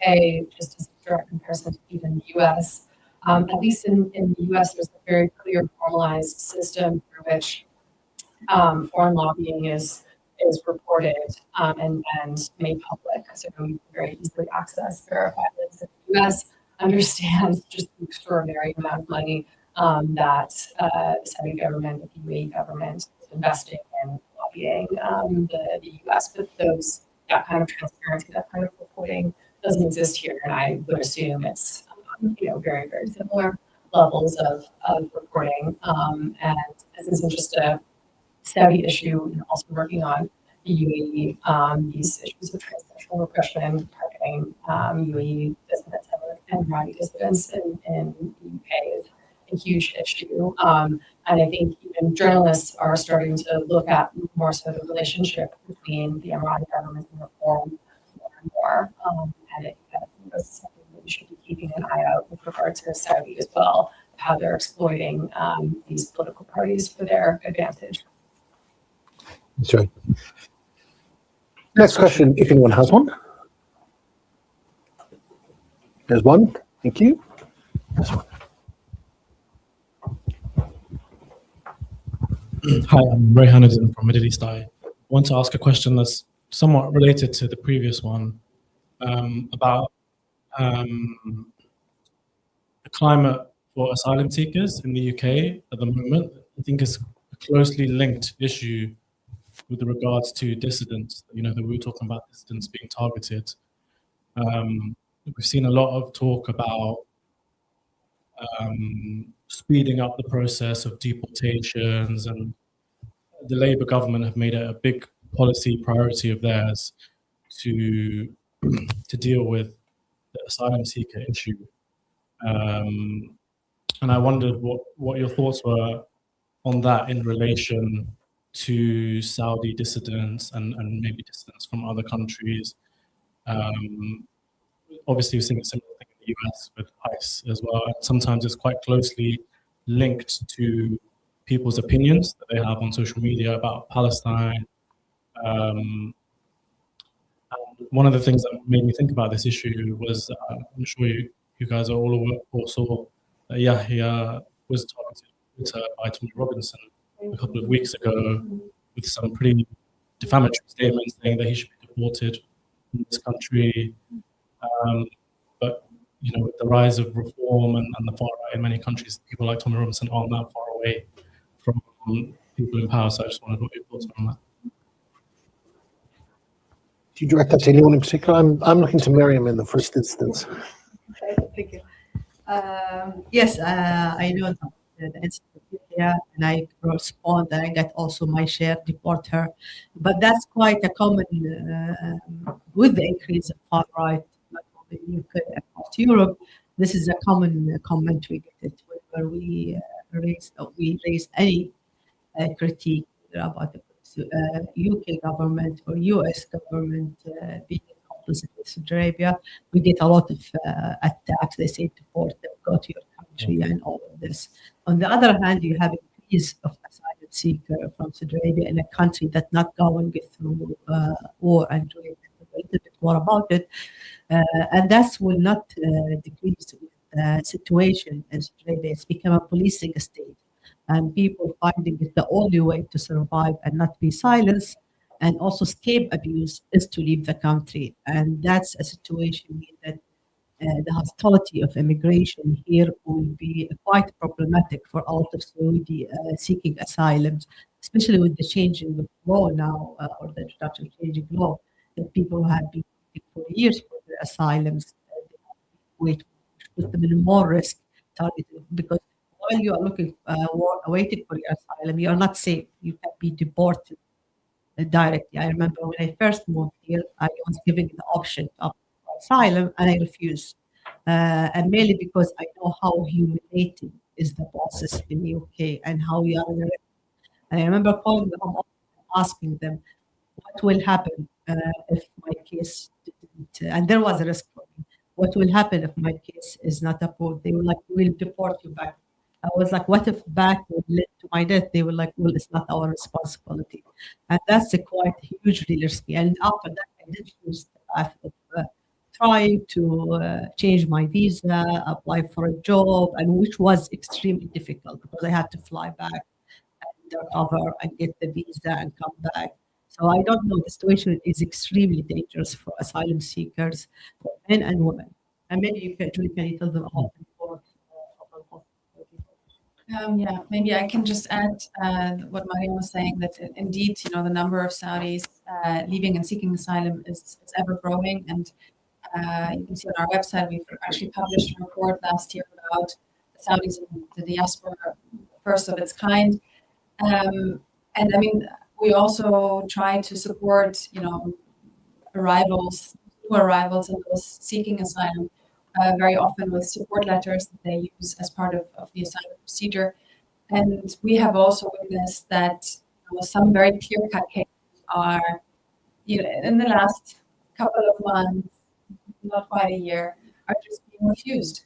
Where beforehand, you could be sure that, okay, they would understand the severity and that this person is a very serious risk, if ever, to be sent back to Saudi Arabia.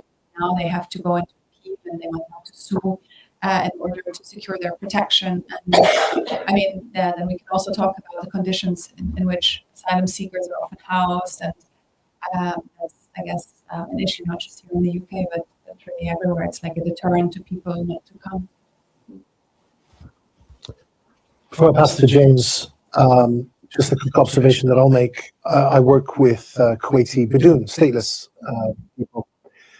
And I was at a mosque during just after Ashura and in North London. What I found amongst that community was a kind of hunkering down, a coming together in order to combat. A lot of them live outside of London, right, north of London, where there will be these flags of St. George and so on. So the climate of fear is palpable. And certainly in the community centres, at least the one that I visited, but Kuwaiti Badoon, Kuwaiti stateless Kuwaitis, was remarkable. Just as the resilience is remarkable. But over to you, James. Yeah, I guess I was just going to make an observation that, as we've been discussing, I mean, we are in a sort of new operating environment on this, right? Like, we've had successive governments that have been very hostile to undocumented immigration. But we're now in an environment where things that we, even under those hostile governments, were taken for granted, can't now be taken for granted. And I think there's reform, but then there's also the Labour government, right? Like, so, we're thinking, leave to remain suddenly is under threat. We don't know quite where we're heading, right? You've got a Labour government that is talking about taking jewellery from asylum seekers in order to fund their expenses, as it were. These would have been unthinkable steps for a Labour government, months ago, let alone years ago. I think, you could see discussion around the idea of kind of temporary asylum, whereas at the moment we have a pathway towards permanent settlement. There are other European governments that have in place kind of temporary systems. Or if the situation gets better at some point, we decide that you go back. So I think in practical terms, I just wanted to highlight, what Julia mentioned about decisions. My mind was blown last year when an Egyptian sort of asylum applicant had their application rejected on the basis that they had a family link to Saudi Arabia, that they could go there. These kinds of decisions, it is so deeply alarming. Now that was reversed, thankfully, after, because that person had a good lawyer who wrote a strong kind of appeal. That's not the case for everybody. I also think that, we've seen some cases in the Gulf where asylum decisions or citizenship applications are very unusually delayed.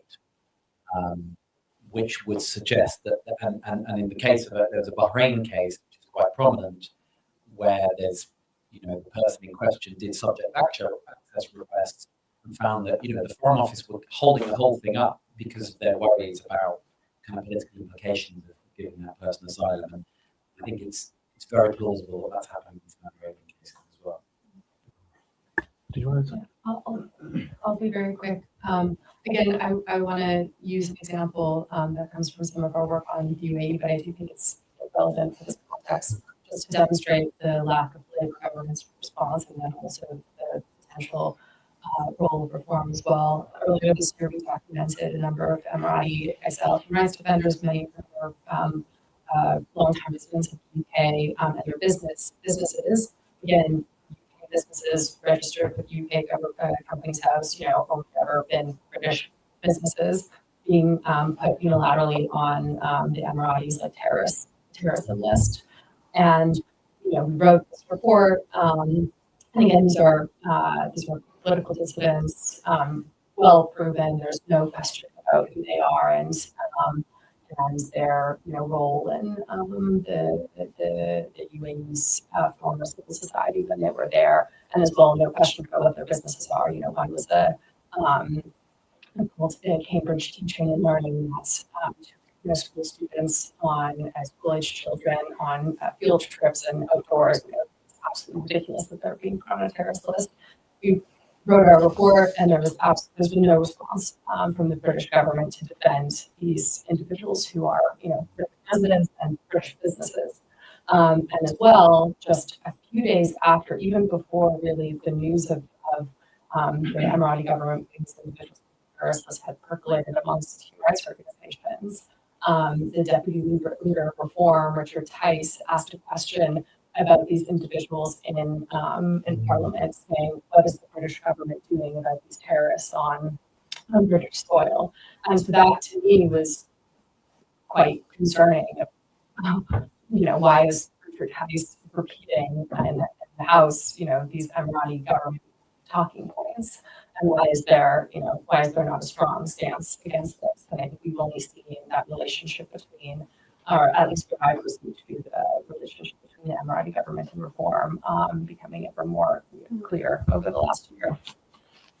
I'm not sure that totally answered your question, Rehan, but or Janet did, but thank you very much. Anyone else for a follow-on question? If not, I certainly have one. We all work with human rights organizations, and we raise complaints with the UN human rights mechanisms, treaty bodies, special rapporteurs, special procedures. And rarely or occasionally do we see those recommendations made by those organizations actually translated into something on the ground. It's very frustrating. There was a confidential procedure when the Human Rights Commission existed, which we used at Amnesty International in early 2000s, the 1503, which you could submit information confidentially to the then commission. But they got rid of it when they created the Human Rights Council. What mechanisms do we have at our disposal either echoing 1503 previously, that can affect external advocacy. I know you kind of touched on it a little bit. If Fala was here, she might discuss on a little bit more. Any thoughts? To Julia first. I mean, I guess what I'm getting at is I wonder if there's joint action that we can do echoing the 1503, because the Human Rights Council cites the 1503, the formally confidential procedure that even non-ECOSOC NGOs can use, where we can say, actually, look at these examples of chronic problems: death penalty, torture, transnational repression, all this stuff that strikes me as that it would resonate. Any thoughts whatsoever? I mean, happy to make a start and to try. It's a big topic. I think in terms of the UN mechanisms, they usually require some kind of state will. And when it comes to powerful actors like Saudi Arabia, this is where we often have a problem or run into one.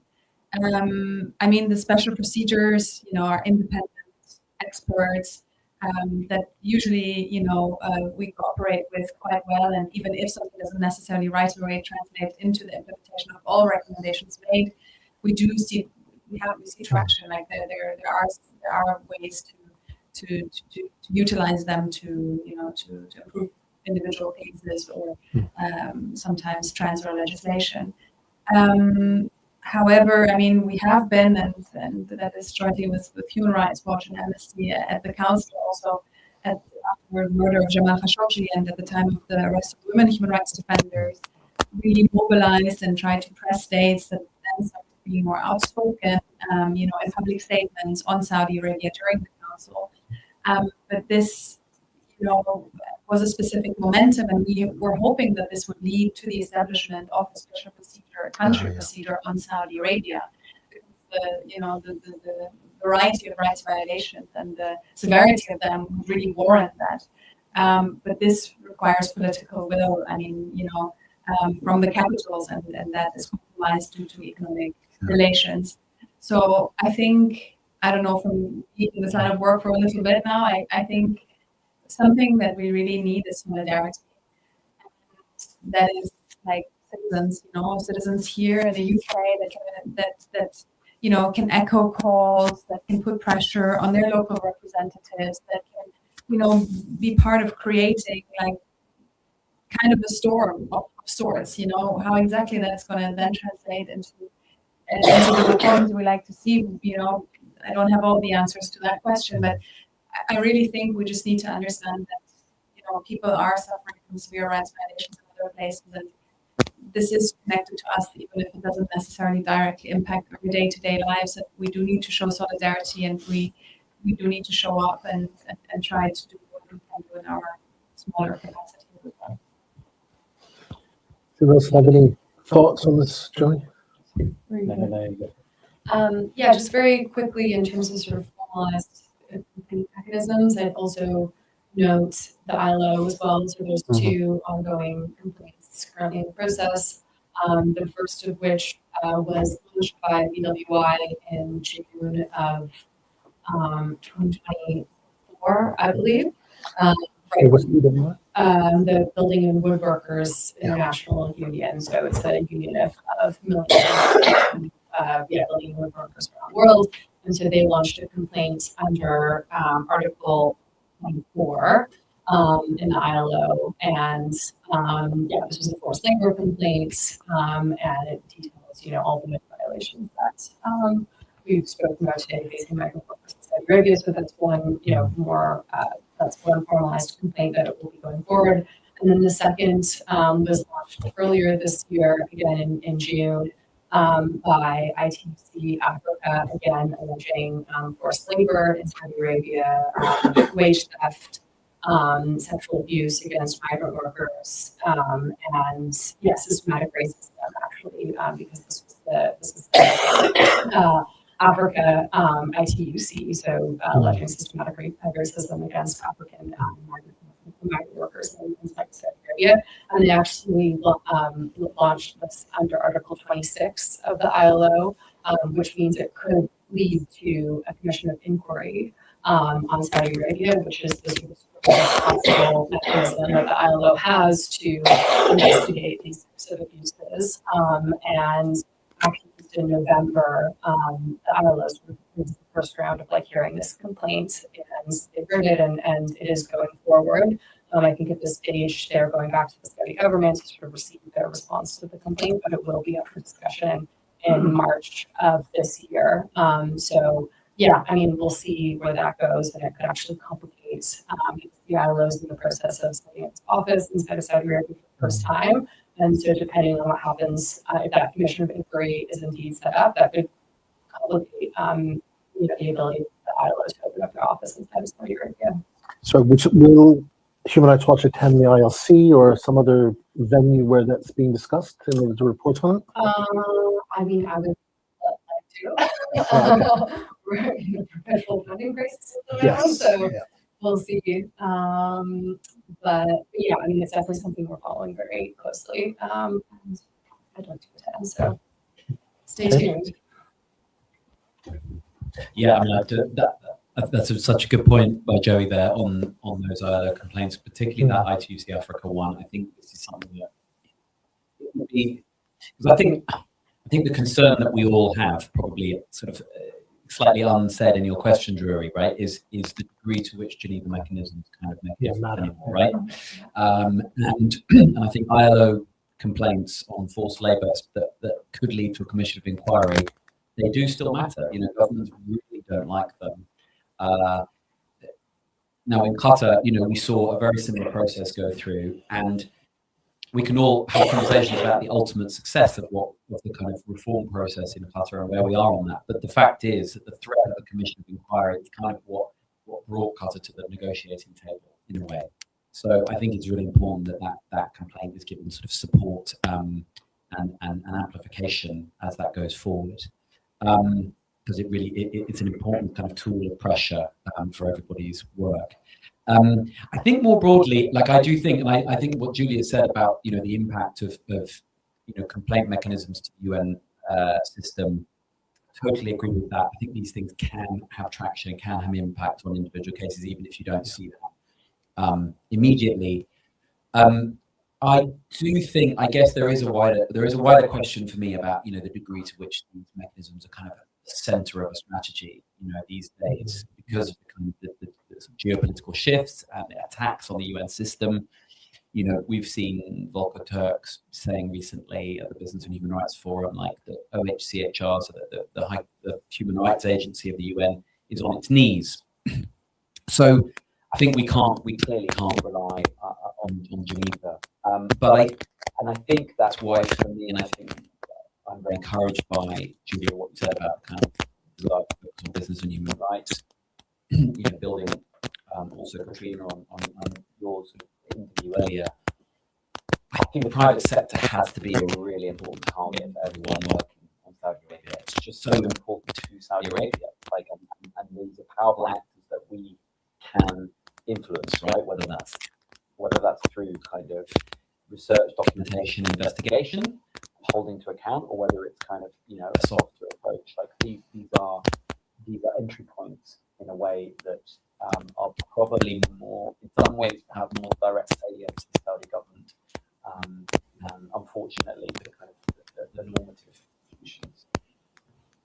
Maybe just to add to that, I think there's a temporal element here, right? In terms of submitting these complaints from the business side. Often we see OECD complaints in this context. They're very slow. They're extremely complex. Often we work with activists on the ground who say, I just simply do not understand how to go about submitting this complaint. And it takes so long as well to reach conclusions. So they are one mechanism, but they are one of many. And I think from that business angle, we at the Resource Centre really sit as a conduit often between businesses and between activists, and try to bring those allegations directly to companies. And sometimes that is a quicker way of getting a response when it's immediately needed. But that has to be paired also with these higher level complaints, which ultimately, for example, the ILO complaints that have been submitted are so helpful for us. We can take that to a company. This is evidence upon evidence to show that abuse. Just, if you wouldn't mind, are there mechanisms of the OECD that our organizations follow-up. Say, for example, Yahya was targeted by a particular a particular term was used in the targeting of him. We based here, as far as you know, are there OECD-based? My familiarity with the OECD system is with companies headquartered in the OECD countries, but experiencing issues not in the OECD. So, for example, a recent complaint submitted relating to Malaysia. And so I'm not sure it depends who's involved on that side. Right, okay. Thanks. Yeah, for a follow-up. This gentleman here. Mina Sabit from Penn International. We've been interested in engaging with the literary and arts scene in Saudi, and we've been having concerns in relation to whitewashing, so engaging with culture scene and literacy in general. And we've been seeing in recent years that throughout the Gulf states that there has been this tendency to use arts, literacy, and entertainment in general as a sort of giving this impression that things are going in the right direction, or there are more spaces for rights or freedoms in these areas. And so my question is, to what extent do you think this use of spaces have been effective in covering up the grim human rights violations in Saudi? And if you think there is an opportunity to engage with this space, or do you think it's better not to? So which option or which approach you lean toward more? Is it more engagement and try to take it toward your space, or just completely disengage and show that it is an effective tool, or it is a tool to just watch what's happening? Thanks, Nina. I'm going to turn to Mariam first. Thank you. Thank you. Yeah, I mean, absolutely right. There is there is whitewashing of all the crime by highlighting entertainment and all of that. But it's quite also important to keep in mind those people who go to concert and people who go to football match is not everyone. It's quite expensive. Poverty is in Saudi Arabia, so not a lot of people can attend those events. In terms of your question about engage or not, maybe that's my opinion. I'm not in favor of boycotting. I want my people to have a good time. I want them to attend events. But I will say when business engage, they have to put the human rights card back in the table instead of not negotiating at all. So if they have a business whose migrants work or who's work, like what Joey said, they push all the comedian and try to pressure them to bring back the human rights discussion at the table. The same when it comes to football and so on. But also for people who attend, it's quite important for them to know that someone probably next to them is a travel ban. So not coming and advocate that Saudi Arabia is changing. And I saw it recently in academia. A lot of academics go to university and say, this is the place to be. Well, it's easy to say it, you are returning back. But people there, they don't have no choice. So just highlighting what the regime wants them to see, and instead of highlighting the violation, the massive violation of human rights there.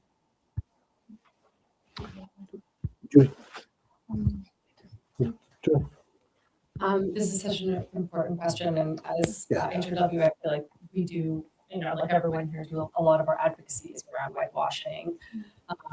Throughout Comedy Festival I mentioned earlier, and so much of money, Saudi government money, has been invested into these high-profile entertainment sporting events, and it's a way to deflect attention from the reality of abuses.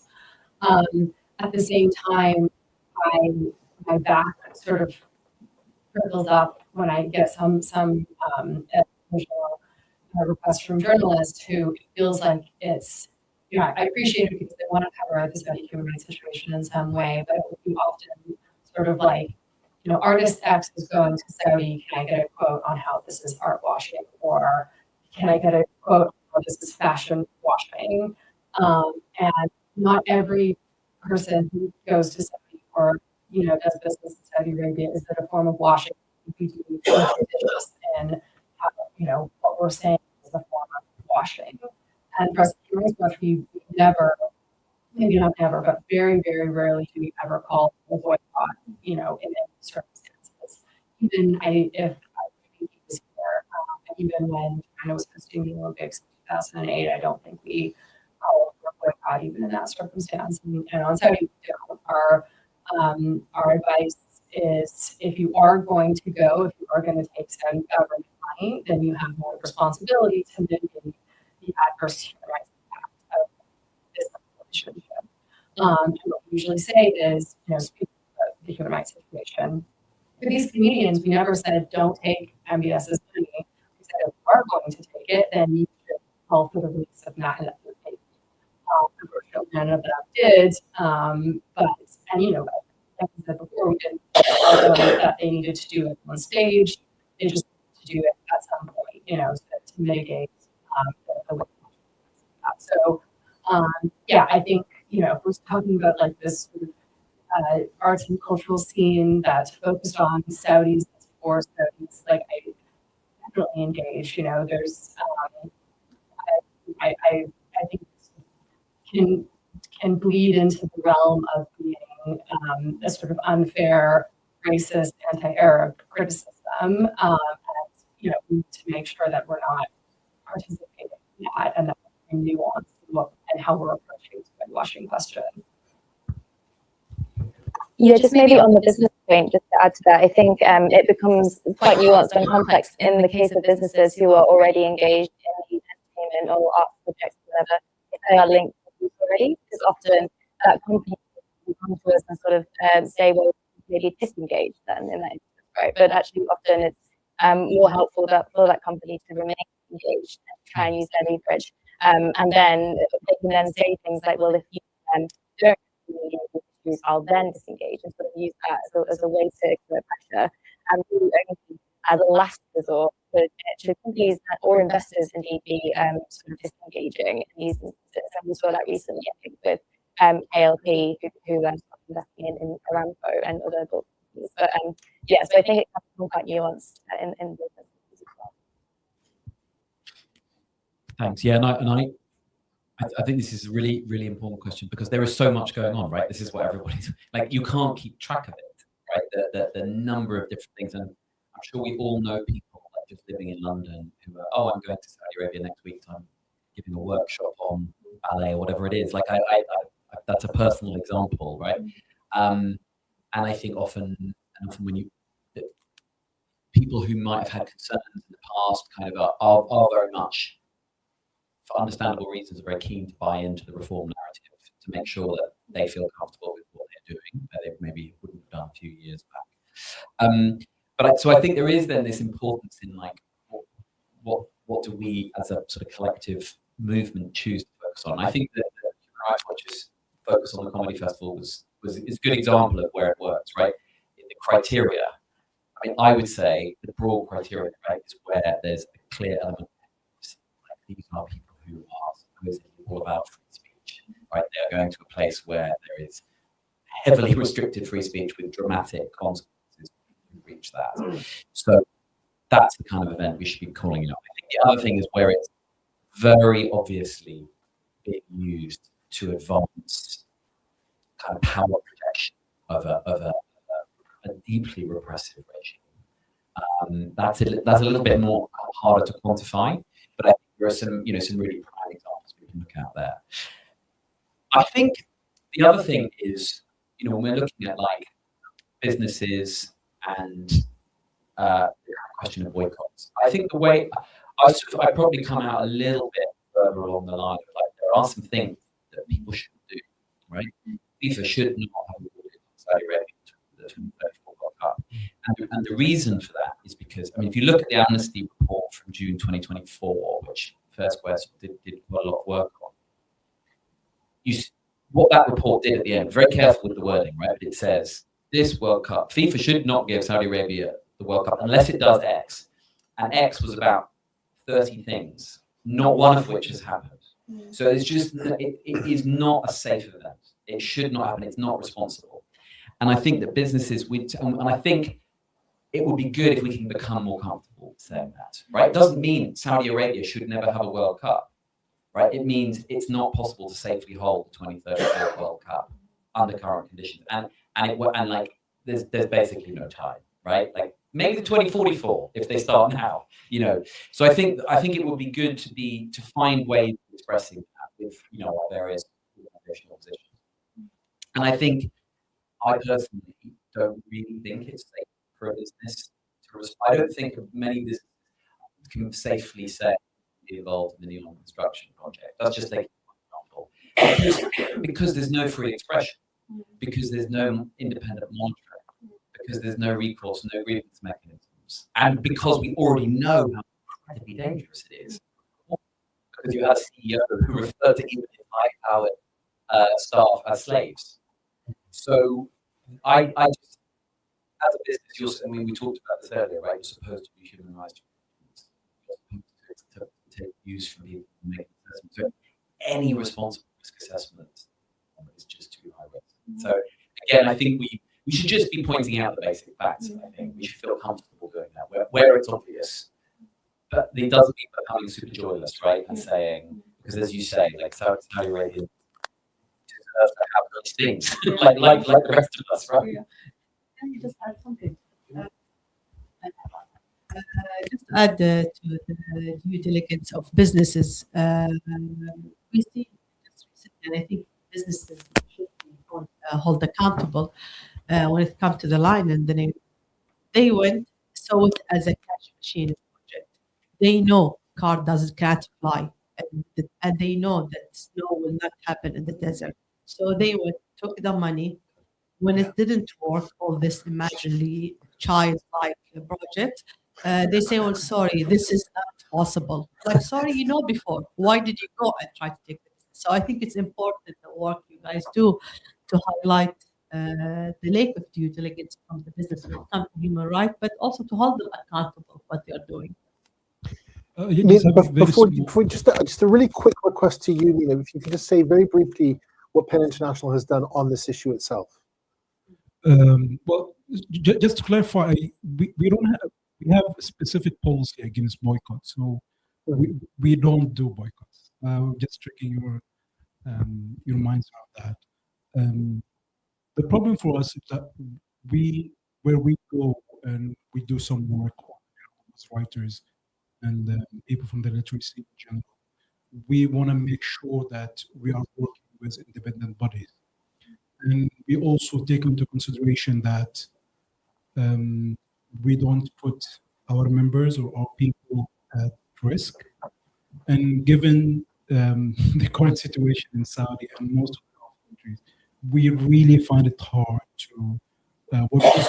Our main work is that we work as a movement, and it's based on membership. So it's membership-based movement. And for us to have members, we need to make sure we have responsibility toward them and to make sure that they are safe, they can work effectively. And I don't think this is the best climate to work in, the best conditions to work on.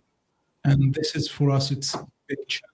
It's a really big challenge to work with amazing writers and amazing creatives from all these areas. So for us, it's a bit tricky, but we would love to engage. And I have one follow-up question, and to what extent this efforts in relation to whitewashing had affected your efforts in relation to advocacy? When you go to speak to governments, do you think it had like strong impact, and to what extent this impact has either made your job harder or made it easier to call them out that you're engaging, this is how it's going? And if you see any opportunities in this specific area, literature and arts community in the future that we can engage. Do you want to add before we go with that, do you want to just ask your question? We've got about 10 minutes left. Okay. 10 minutes. Well, I think this discussion naturally raises the further question of what we think about BDS in relation to Israel and Palestine, and the fact that, South Africa, the apartheid system there, to a large extent, there were many issues, of course. One of the big things was boycott, which broke down the regime. It also allows individuals, because very often when we're talking about how do we mobilize in a country like, say, the UK, in sympathy with the cause abroad, you feel that it's all outside your reach because this is working at the UN level, it's working at a geopolitical issue. What is, the oil that we need from Saudi Arabia? How do you intervene in that whole thing? And often it's about individuals being able to exercise their ability to withdraw their purchasing power. I don't know at this point in time what we would buy from Saudi or not, but I'm just saying that it's an important tool. And it does, I take your point about entertainment for the Saudi people, but in a sense, not having that also, it's whitewashing within Saudi, because they're saying, well, look at the wonderful things MBS has done. We've got football here, we've got this. Why should we rise up? Why? It kind of dampens down political dissatisfaction. So I'm quite interested to know why there seems to be such an anti-boycott position on the panel. If you wish. I'll just quickly answer the question. I understand your point, and I absolutely agree. But I'm also realistic in terms of government boycotting Saudi Arabia. It will not happen, especially in terms of businesses, in terms of the atmosphere, the economy, the economy of the country. In terms of individual, I agree, and a lot of people is boycotting, for example, of the football match and so on. But a lot of people also choose to see the whitewashing. The media play a major role in it as well, and politicians here, as this is a kind of reform and things are changing. Who are we to challenge what's changing? And we hear it also, and maybe that's related to your question. We hear it when we do advocacy, especially at the Parliament or the Congress. We hear it, but things is changing. It's changing very in the right direction. And I always answer, why do you think it's too much for us to have what you have? Freedom of speech and all the things that come with democracy. So my answer, I don't know. Maybe just to answer your question, Amina, and on the whitewashing and how it has impacted our work. I think something that James mentioned earlier when he made the reference to this ballet teacher in Saudi. I think many people, including diplomats and including journalists, as we heard in conversation with Daniel this morning, use the same government narrative to justify their engagement. And to almost try and make us human rights organizations believe that, we're in the wrong, these are violations, they're not as bad. Everything's getting so much better. So, yeah, lots of people are using them, and it does make our work more complicated. On the arts, engagement with the arts scene and so on, it's very tricky because I guess what you see happening inside the country, art fairs, artists being promoted inside the country. There might be great talent inside the country, but especially in the arts, like if you're not really able to express, what this is all about and what this means to you, then how artistic and how genuine is it really? How valuable is it really? On the other hand, you say you're concerned about the security of the individuals. You also can't encourage them to be critical because even mild criticism, will lead to very severe consequences. So I don't know if you consider this, but what about engaging with activists, not activists, but artists like in the diaspora? I know, for example, this is very, very human rights based, but we will have next year the publication of some of the groundworks of Abdel Hamid, iconic Saudi human rights defender. There's books by Walid Abu Khair. There is a book by Abdallah Jarewi, our colleague. There are many, books and expressions of art that are happening in the diaspora. Maybe there's a chance for you to pick up on those. And on the boycotting question, I think I see it very similar to also what James said. Is that it's not like we're not critical about what effect that will have on legitimizing the authorities, and of course we don't want that. But at the same time, we also need to see as he said, the people there should have all the things that everyone else has elsewhere. I mean, we shouldn't exclude them, but make kind of a conditionality, or just highlight what needs to change so this can happen under better, safer conditions. But yeah, we also definitely want to position ourselves as boycotting this. We've got 6 minutes left. All three of these people want to speak. I want to just have one little quick thing. It's not really a pen thing. It's more of it could be a film thing, and it follows up on a comment that Yahya made earlier about grabbing wins, the wins where you can get them. And there was a film about so this is about Bahrain. So the Bahraini ruling house, the Khalifa, is like equestrianism, fancy horses. There is a in the northeast part of the country, there is a donkey racing festival, and a film made about it was won some awards actually in the Gulf. And so it's what you choose to big up from the outside. And I think this is something that we can do from the outside, is to find those artists, those voices, Ahmed Mansour's poetry, for example, who do show another side that we can propel, we can promote. And so now, I'm sorry, took your time. You've got a minute and a bit each. So before lunch. The first question on, does this hurt or help our advocacy? I would say, getting governments to speak out about the human rights record is impossible anyway. So this kind of engagement with, this popular engagement is, I feel, one of the few avenues that still has traction these days. And if we look at the releases earlier this year, it's hard to say what exactly led to what, but I do think the campaigns that all the organizations had worked on for so long, and the fact that 10 Maj Shihab was so well known, was a necessary precondition for those releases. That sort of popular engagement was this necessary condition.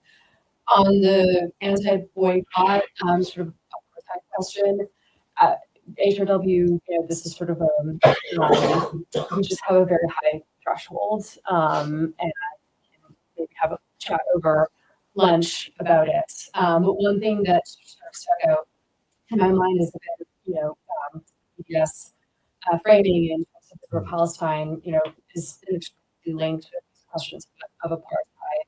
And, I'm not saying that this is the correct or appropriate framing, but I do think that we are starting to have conversations about how, it's one way of looking at this, one way of looking at and understand the violations of the country.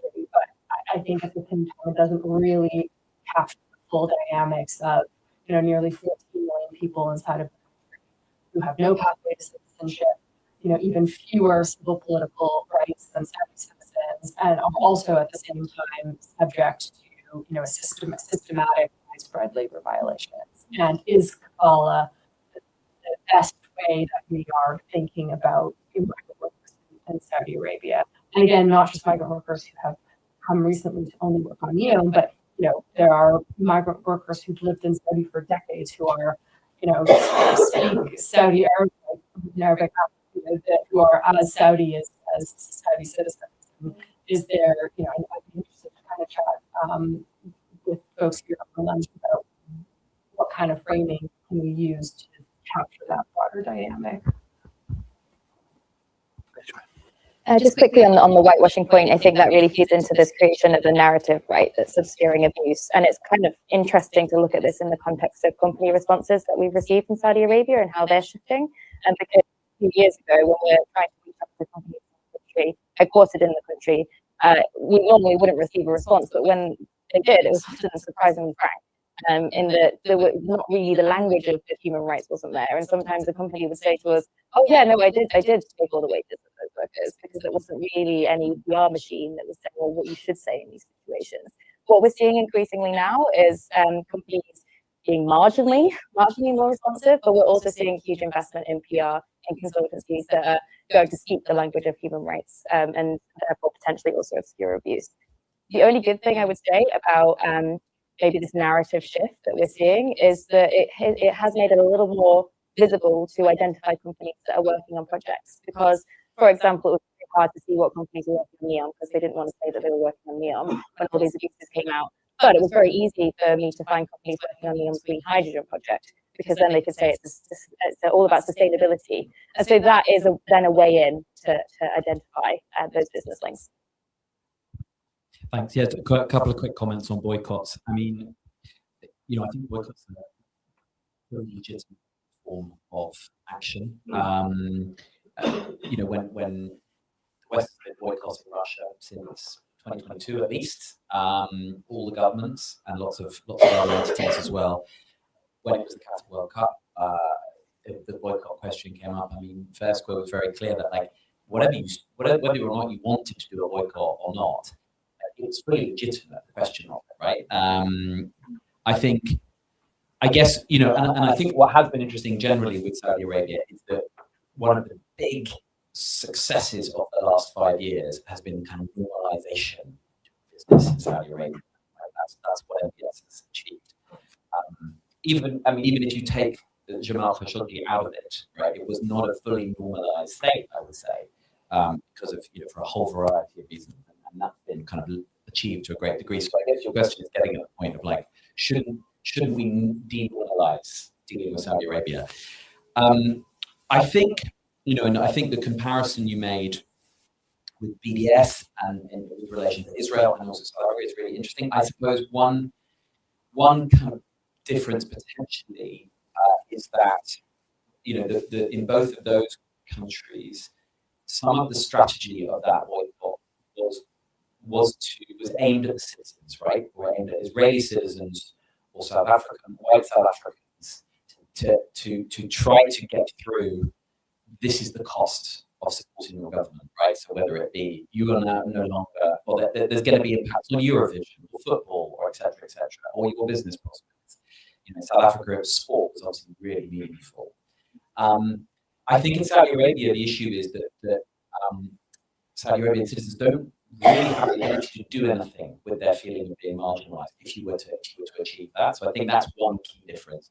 And I suppose it's part of the reason why people are very critical of economic sanctions, for example, North Korea or even Iran, where it's like, actually, this is hurting people who don't have the agency to be able to kind of do anything with that. So that's one potential difference, but I kind of feel like it probably needs a PhD to kind of look at these things. I think the other aspect is, I think where these things work is where they're part of a really wider international effort, right? Where there's lots and lots of different entities around the world participating, and being, so obviously many people have been boycotting Israeli products for many years. It's only in the last probably 6 to 12 months that we're seeing Israel becoming quite annoyed about this, right? Because it's actually starting to cut through slightly.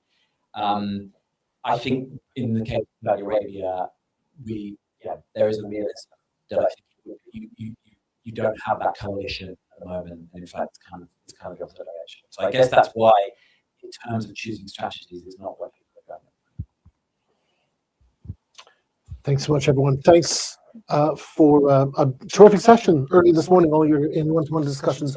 I think we have some lunch downstairs for those taking part and those coming back to speak Arabic afterwards for the Arabic session.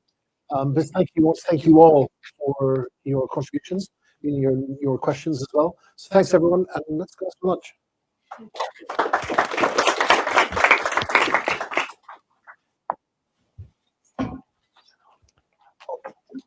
I just pressed it once.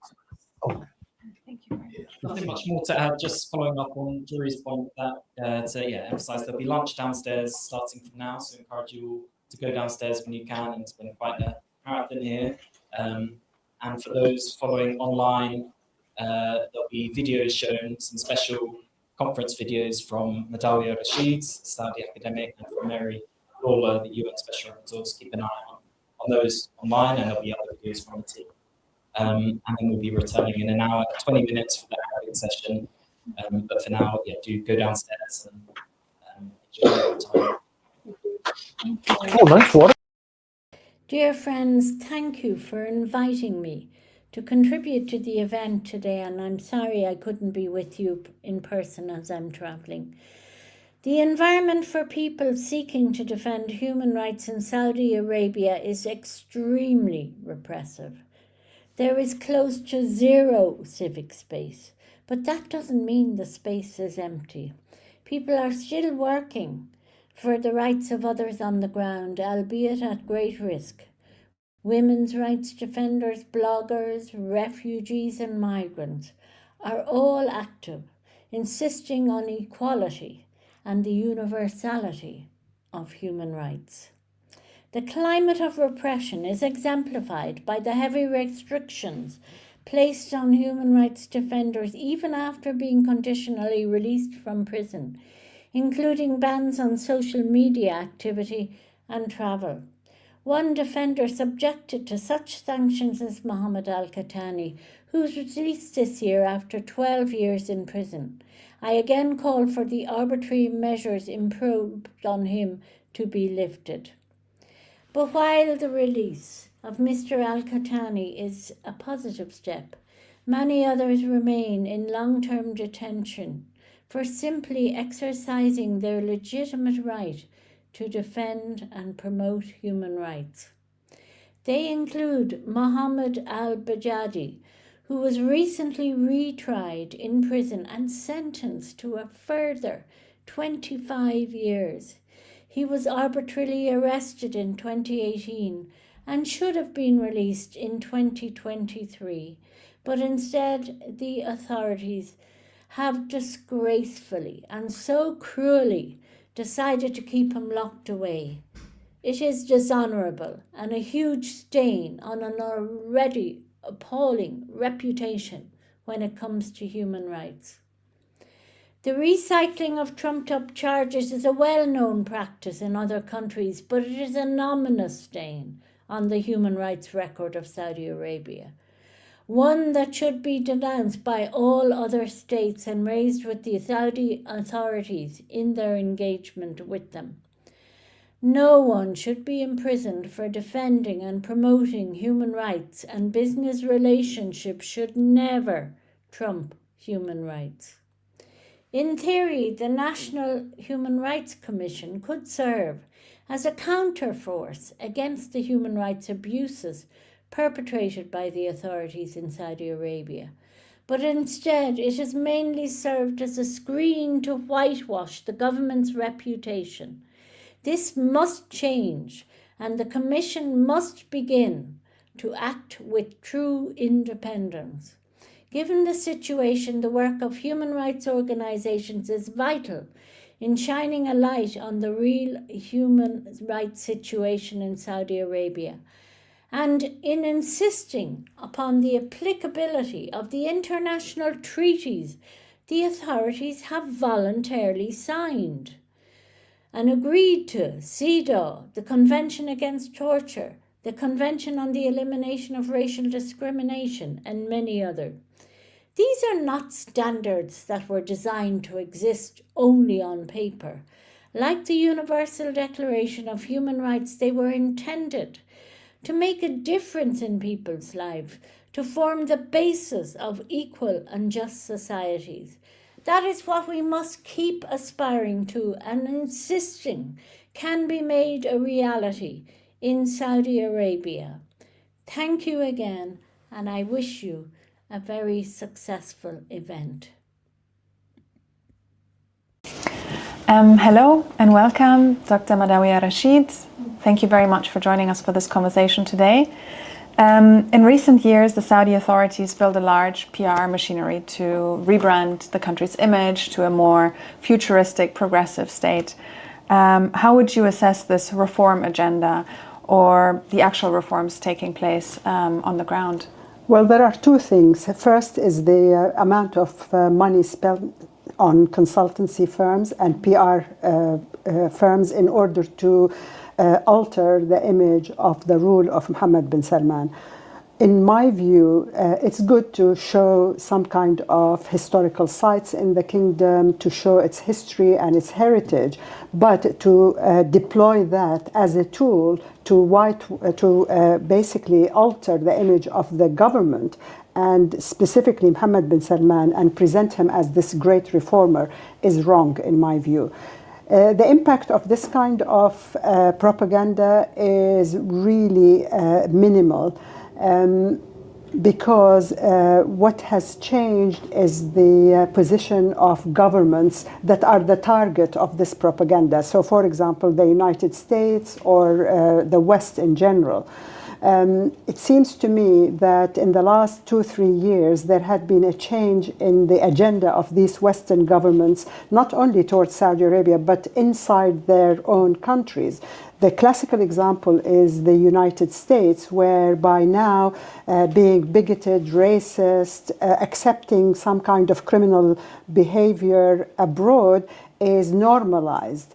Not to say that previously the United States was this innocent utopia promoting democracy and human rights, but at least the language that was used before the election of Trump gave the impression that they really care about human rights and care about democracy, not for the sake of the people in the Middle East in general and Saudi Arabia in particular, but to appease their own constituency. So, for example, the NGOs, the civil society in the United States that demanded from its leadership to respect human rights abroad, the feminist movement in the US or the anti-racist movements, all of these constituencies, the leadership needed their votes. But once Trump was elected, his constituency is completely different. It's driven by the plunder of the world in search of economic opportunities.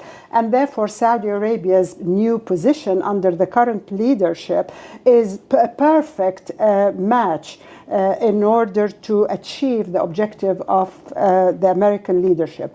And as a result, Mohammed bin Salman could spend thousands and trillions on his propaganda machine. It's not going to change the situation.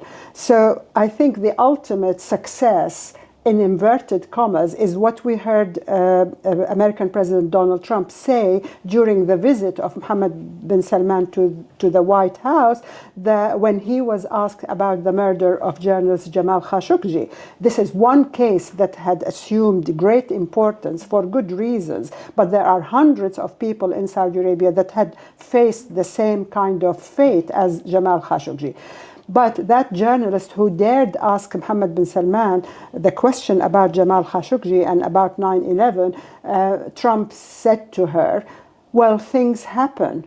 So, of course, an American administration that is supposed to give an example to the rest of the world, washing the crime of Jamal Khashoggi as things happen, and going against all the evidence that is produced by the United States is actually telling about the situation we live in. So organizations that promote human rights, defend human rights, such as ALQST, face a big task, and unfortunately they do not have the resources that Mohammed bin Salman has, but they have the moral high ground. They have that on their side, and that's why they should continue the struggle in defending all the people who are in prison or who are assassinated outside the rule of law in Saudi Arabia.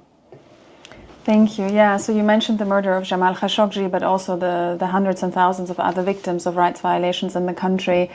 How would you assess the human rights situation in Saudi Arabia today? And what about those touted reforms? Like, what is actually happening on the ground? Well, in the field of human rights, in the field of the rule of law, nothing has changed. Of course, Western media or people even will be like amazed by the change that happened to Saudi Arabia. And it's a very limited change. To say that Saudi Arabia or Saudi women can drive now, or Saudis could actually open their door to go to receive tourists.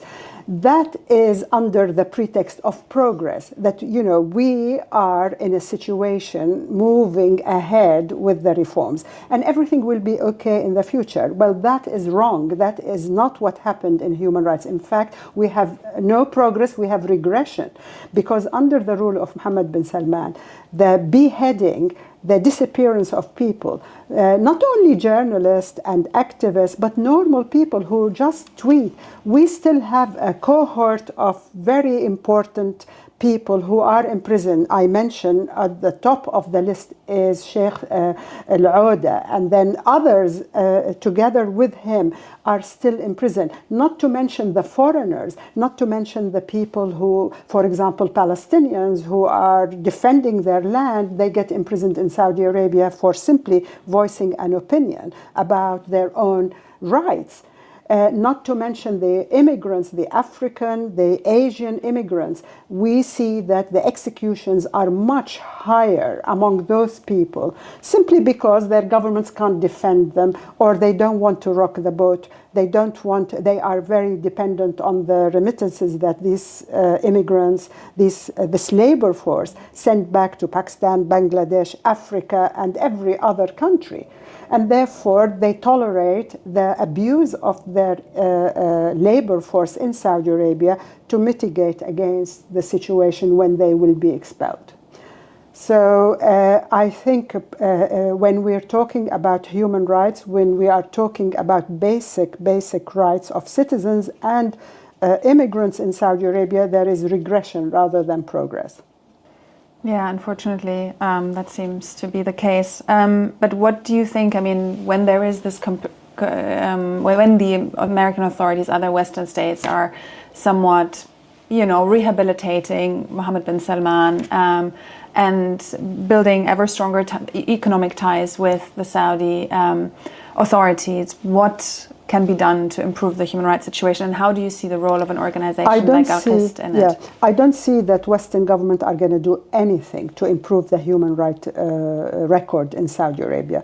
To give you an example, in previous years, especially in 2018, during the crisis over the Khashoggi murder, I remember talking to a British diplomat in London in a conference, and he said, well, you know, we better engage with Saudi Arabia because that's how we try to change things from within.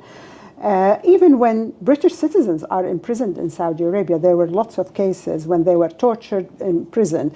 But this engagement hasn't led to any improvement. And therefore, I do not put any hope on any Western government. Even the basic respect for human rights, to make the exchange of, for example, trade relations or transfer of technology from the West to Saudi Arabia, it should be conditional on Saudi Arabia abiding by human rights. But when we see a country like the United States grabbing so-called illegal immigrants, putting them in detention camps, I have no hope that these governments are going to push for human rights in a country like Saudi Arabia. The relationship between the West and Saudi Arabia is transactional. We go there in order to extract resources from oil, or we go there in order to be paid for services we provide for them. This is the logic of Western governments in Saudi Arabia. But the crisis comes when, for example, a Western citizen gets imprisoned in Saudi Arabia, and here the Western government machinery of negotiating with Saudi Arabia, the exit of those people, or, you know, that is possible. But they have to be white, they have to be in senior positions. But if you are a Nigerian immigrant or a Kenyan immigrant or Egyptian even, you know, Asian, Bangladeshi, then that doesn't happen. There is no pressure on Saudi Arabia. At the moment, the Saudi government does not care about its reputation when it comes to human rights. They get what they want by dangling the dollar, the petrodollar. All they extract from oil, it is dangled in the West, in Washington, in London, everywhere, and therefore there is this silence over Saudi Arabia's abysmal human rights record. Yeah, unfortunately, that's really the reality today. But if the change is not going to be achieved through pressure from Western governments? Yes, like, where do you see the avenues of change? I see the pressure from global international civil society. ALQST has a big role to play in order to change the attitude. And we have seen how that works. If you look at what's happened in Palestine and Gaza, the international NGOs, civil society put pressure, and there is a change in attitude, in perception of the crisis. And the same thing in Saudi Arabia. And how it's going to change, this pressure on companies that do business in Saudi Arabia, they are worried about their reputation and their shares, because if you are a company, you don't want to be associated with a country. If you're a construction company, you go and build a bridge or an airport, and you have half of your laborers dying because the conditions are not good, that is going to affect the shares of the company. And therefore, ALQST and others should push to change the attitude of the population in these countries, where big enterprise, big companies are investing in Saudi Arabia. And if these companies are named and shamed that you are actually enabling a dictatorship, a bloodthirsty regime, then your shares are going to be affected. And this is the message that we should have for all civil society around the globe, to put pressure on these companies and enterprises in order to boycott the Saudi regime's plans to so-called expand and create a development that is illusory anyway. So that is the role of the global civil society, I think. And Western government, eventually they'll have to change their attitude when they know that they are backing the wrong horse. Yeah, so more pressure on sort of business community, civil society, yes, ramping up that pressure. How do you see the Saudi population? Like, what is their role in bringing about the change? I mean, we're talking about a very, repressive environment where it's not really possible to do human rights work from within the country. But where do you see their role in all of this? I don't see the Saudi society as completely passive.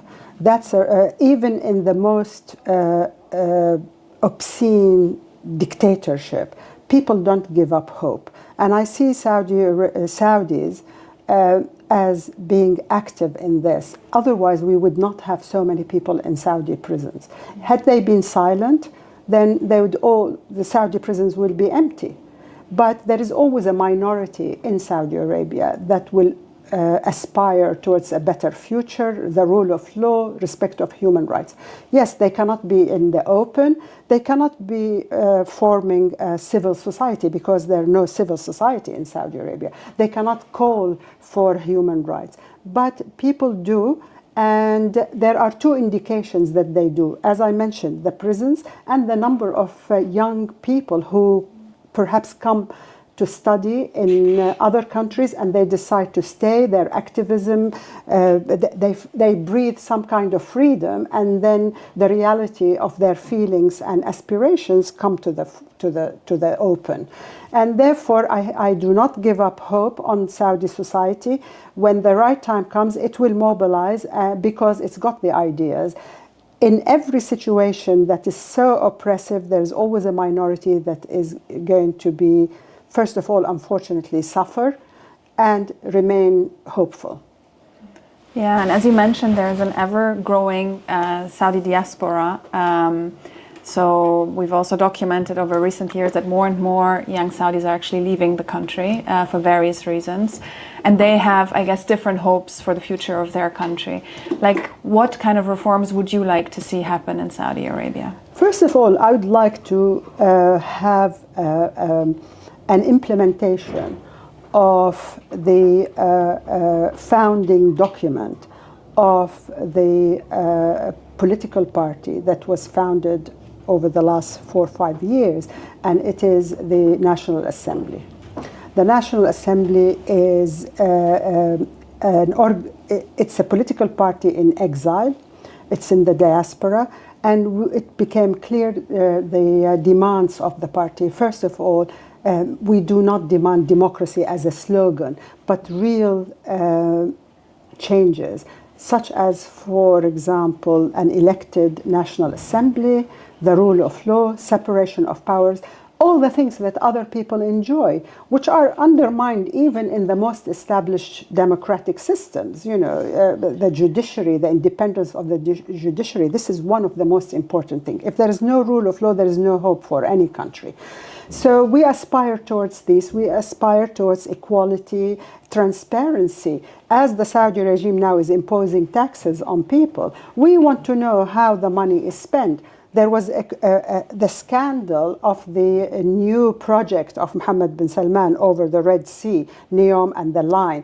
And recently, reports suggest that these are extremely expensive projects, and they're not going to happen for all sorts of reasons. But, you know, we need a government that is accountable to put brakes on the illusions of a leadership, and then give the people, through a referendum, the choice of choosing what kind of political system. Do they want to continue with an absolute monarchy, a constitutional monarchy, or get away and throw the monarchy altogether? So these kind of aspirations are the things that I think quite a lot of people would aspire to. But the rule of one man is no longer sustainable. No longer sustainable not only for the repression that takes, but also for the plundering of the wealth of the country. Remember, oil is not a resource that is going to be flowing forever. And therefore, the country, with its increasing population, has to prepare for a future without oil. And then, if the wealth is plundered now and continues to be plundered, then there won't be anything left. Yeah. No, it's great. You mentioned there is the National Assembly Party, and there's a lot of work already being done in the diaspora to create an alternative vision for the country and to be ready for the day when the change comes. And you also mentioned the frustration probably of the younger generation in terms of how the government wealth is spent at the moment for kind of prestige projects that don't even seem to really get anywhere, whereas there are still bigger needs for infrastructure, education, and many other things. What would be your message to the Saudi youth, the people inside the country that are maybe frustrated, unable to express themselves? Do you have a message for them? My message is very simple. Never give up hope. And in order to not give up hope is you need to be active. You need to voice your wishes. But also I worry about them, because we don't want that nucleus of activists, nucleus of people who have some conscience to end up in prison. But also they have to realize that there is really no change, and I mean real change, not the reforms that Mohammed bin Salman started, without paying a price. So they have to decide whether they want to pay the price. And us, our role in the diaspora is to amplify their voices. As a person, I cannot morally justify me asking the Saudi youth to go on a demonstration, because I will be pushing them towards really an unknown future. They might end up in prison forever and nobody could get them out. What I can do is, if they have the impulse and they have the will to change and be active, then my role here in London and everywhere is to amplify their voices, to make their voice reach a wider thing and defend them from abroad, in order to create that sort of ambience where their work is not wasted, but it is documented and it is actually supported. That's all we can do. But we cannot put them in a situation of danger. They have to decide that. Okay, yeah, I couldn't say it better. I think this is our mission as well, to support them as much as we can and trying to amplify their voices where possible. Yes, well, I would like to also congratulate ALQST for its persistence and determination to provide objective reporting on the abuse of human rights. I think we needed that organization for a long time, and I'm glad they're doing a good job. Thank you very much. Thank you.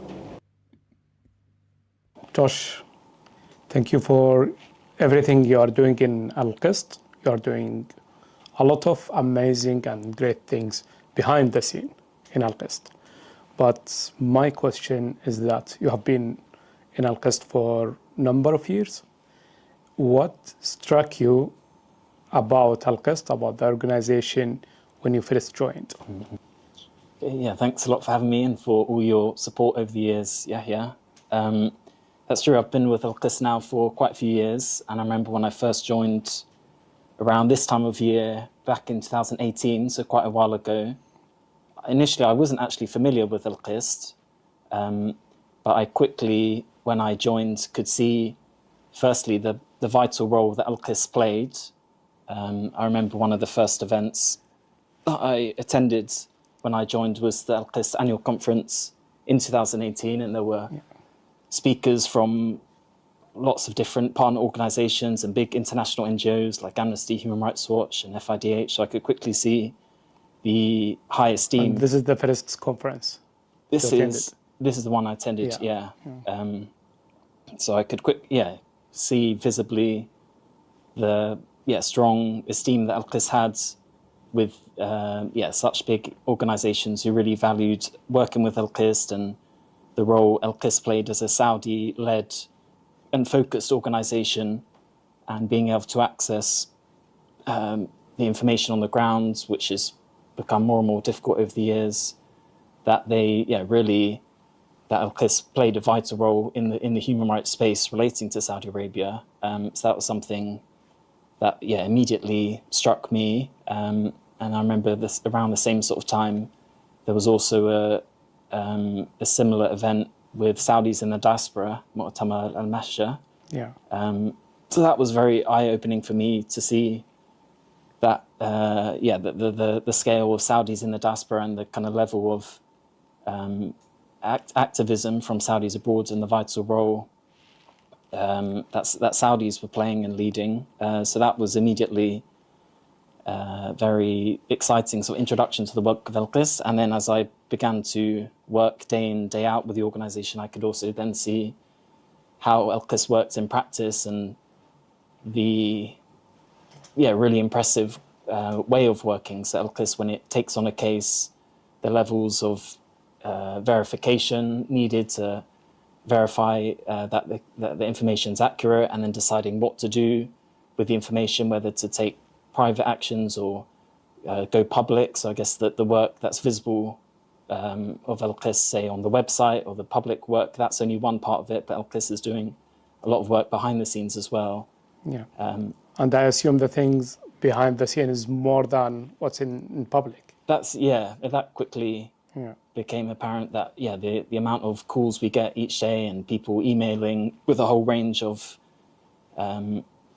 issues, and some of which we can play a kind of backdoor role and behind the scenes help individuals, but then when the time comes to go public with the case, and around that time, obviously, back in 2018 was shortly after the murder of Jamal Khashoggi, or disappearance and dismemberment in the Saudi consulate, and the torture of women's rights activists, and waves and waves of arrests, and Al-Qasd was really inundated with receiving information on a whole range of violations. So it quickly became apparent that the work of Al-Qasd was vital. Do you feel you overwhelmed in the organization? I wouldn't say so. I think for me, when I joined, and I guess I was a bit younger at the time, you could see the impact of Al-Qasd work. So you kind of really wanted to play some role, however small, in helping the work of Al-Qasd, which in turn, then you could see the tangible impact of the work of Al-Qasd doing, leading to positive results for the cases we cover. Obviously, not as much sometimes as we'd like, or it might take time, but seeing when we take on a case, and but at the end there is a great result. At the end, there's a great result. So that really gave a lot of motivation to work as hard as possible, and the overwhelming nature of it, I think, was not so much compared to like the reward from the work. The reward coming from the success and the the result that you gain from this very vital and important work. Exactly. Yeah. But also, Josh, I assume when you talk to people, for example, in the neighborhood, in the family, or anywhere, when you talk to them about your work and saying if you say, I'm working in a human rights organization, working in Saudi Arabia, I think that will lead to several questions. Is that something you notice, or is it? Yeah, definitely. People, take an interest, because it's not a kind of day-to-day job. Is in a way, it's quite a kind of niche organization, and when I speak to people who maybe are not familiar, obviously people in the human rights fields, for the most part, at least those covering the Middle East and the Gulf, they're mostly familiar with ALQST. But then if you speak to average person or the barbers and say, I work with a Saudi human rights organization, there immediately quite a lot of questions and a whole different sort of assumptions about, maybe people misunderstand. I think you're working with the Saudi government, so you have to make clear, I know the organization is very critical of the Saudi, or the situation at the moment in Saudi Arabia, and because of the repression inside the country, we have to work from the diaspora. So then people often ask, do you get a chance to visit Saudi? And I say, I would love to go, but it wouldn't be so safe, at least for Saudi colleagues. And then, explain the story of ALQST through, the story of people like you and other Saudis who have had to, leave their homeland, and give the greatest sacrifice to set up an organization like ALQST in the diaspora. So people, hopefully one day we will go together. inshallah. Inshallah, one day we'll go together. يعطيك العافية جوش. Okay. يعطيك الله العافية. يعافيك وشكرا جزيلا. Thank you. شكرا جزيلا. عفوا. مرحبا دكتورة مضاوي، نتشرف بوجودك اليوم معنا. دكتورة مضاوي غنية عن التعريف، باحثة وناشطة سعودية تركز على أمور الاجتماعية في المملكة والسياسية كمان. نبدأ دكتورة نسألك إيش رأيك في الحالة الحقوقية في السعودية بشكل عام؟ ما هي أهم الإشكالات التي نعاني منها كشعب سعودي برأيك؟ أولا شكرا على المقابلة. أعتقد أنه المشكلة في السعودية عندنا بصراحة مشكلة مزدوجة. المشكلة الأولى هي البهرجة الإعلامية التي يقوم بها النظام السعودي، التي تحاول أن تغير الصورة السيئة للسعودية. هذه الصورة تكلف الخزينة السعودية ملايين الدولارات، وبنفس الوقت نجد أنها لا تعوض عن ما يحصل في الداخل على أرض الواقع، لأننا نرى أن خلال منذ 2017 ازداد القمع، لدرجة أن عندنا في أول مرة في تاريخ المملكة شباب من السعودية يخرج إلى الخارج كطالبين لجوء. صحيح أن في تاريخنا كان هناك موجات هجرة تحدث دائما تحت ضغط اقتصادي أو سياسي، لكن جاءت هجرة الشباب منذ عام 2017 لتتزامن مع أقصى موجة وحشية ضد الحرية الرأي، ضد المجتمع بشكل عام على جميع فئاته، من النسويات إلى الإسلاميين إلى الشخص العادي الذي عنده تحفظات ربما على سياسة من سياسات الدولة الاقتصادية، حتى ليست هي سياسة بل حتى رأي ممكن أن يؤدي بالشخص هذا إلى السجن.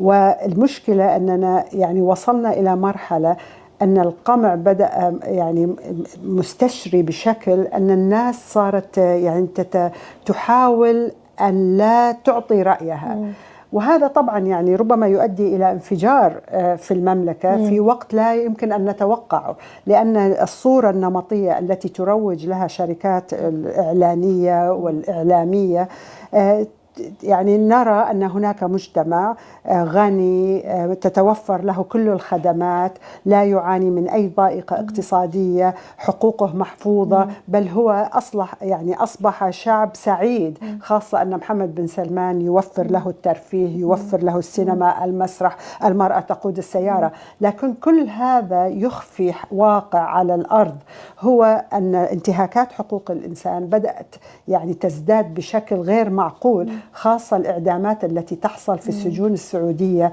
يعني والتي تطال جميع شرائح المجتمع، بالإضافة إلى اليد العاملة الأجنبية الذين هم يعانون وعندهم أكبر نسبة من الإعدامات. وصلنا إلى مرحلة أن الطفل عندما مثلا يتم القبض عليه بعد أن يصل إلى عمر 18 سنة يعني ينفذون حكم الإعدام في حق الأطفال. فهذا الشيء وضع جديد ربما يعني السعودية دائما كان فيها قمع، لكن بهذا المستوى الذي وصلنا له أعتقد أن محمد بن سلمان وحكومته شطحت شطحات يعني كبيرة في فرض رأيها وفرض قوتها وسلطتها على المجتمع. صحيح. وذكرتي نسبة الهجرة أو اللجوء السياسي، وخاصة في دولة ما فيها حرب نسبة كبيرة. وأنا قرأت أحد أوراقك لما كنت تتكلمي عن نسبة طالبين اللجوء السياسي في السعودية. بالإضافة إلى القمع، إيش اعتقادك للأسباب اللي تخلي الشباب والشابات يخرجوا؟ وإيش ممكن يصير في الدولة إنه ممكن تحمي الناس تبقى في الدولة؟ صحيح، يعني النقطة التي أنت ذكرتيها أنه إحنا دائما الهجرة القسرية أو طلبات اللجوء تكون دائما مرتبطة بحروب، إما حروب أهلية أو احتلال أو ضائقة اقتصادية أو مثلا مجاعات تحدث في العالم. لكن نحن كدولة نحن نستقبل المهاجرين، يعني ثلث سكان المملكة أكثر من 10 مليون شخص هم من الأجانب. لذلك هناك لا يوجد هناك مبرر لضائقة اقتصادية حتى يخرج شبابنا. لكن مع الثروة النفطية نجد أن هناك بطالة مرتفعة، وليس عندنا سوى الإحصاءات الرسمية التي تقول لنا أنه لا يوجد بطالة في المملكة، وانخفضت النسبة إلى أقصى يعني درجات الانخفاض. لذلك الضائقة الاقتصادية غير موجودة، حرب أهلية ليس عندنا، غزو خارجي لا يوجد، ولكن في نفس الوقت عندنا موجة هجرة حصلت منذ 2017. هذه الموجة الهجرة أسبابها برأيي أن هناك كثير من الشباب الذين لا يتفقون مع مخططات محمد بن سلمان، والذين لا يريدون أن يقع عليهم الظلم الذي يحصل على الآخرين، ربما أن أخوهم أو صديقهم أو أحد أقاربهم يعني عنده موقف سياسي فهم يخافون، خاصة أن عندنا في السعودية العقاب الجماعي، يعني شخص واحد ربما أن يتكلم في الخارج نجد أن خواله وعمه وأبوه وأخوه كلهم يسجنون. فهذا العقاب الجماعي له تأثير على الأشخاص، تأثير سلبي بشكل كبير. يعني ممكن أن الإنسان الذي له عمل سياسي أو الذي يعتبر ناشط سياسي هو يتحمل مسؤولية عمله في كل المجتمعات، لكن لا تقوم الدولة بالعقاب الجماعي إلا في دولة مثل السعودية أو مثلا في إسرائيل. يعني ممكن شخص واحد يكون عنده موقف سياسي معين في السعودية نجد أن كل أقاربه يسجنون. لذلك الشعور الناشط الذي يخرج هو شعور بالظلم، وكذلك يعني القسوة، لأنه يعتبر نفسه مسؤول عما يحصل لأقاربه بسبب عمله السياسي. فهذا يعني يسبب فجوة بين الشخص الذي يخرج بسبب نشاطه النبيل في طلب حرية وحقوق وأهله. فهذه يعني هذا نوع من الضغط الآخر الذي يتعرض له الناشط عندما يخرج وأهله لا يزالون في الداخل. مع نظام التخويف، مع زيادة البطالة ومع زيادة القمع، تدعي الدولة السعودية أو النظام السعودي أن في خطوات إصلاحية كثيرة، وشفنا الميديا كمان أن قاعدة تركز عليها، وأن تغيرت كثير أشياء في السعودية ما كانت موجودة من قبل مثل الحفلات وغيرها.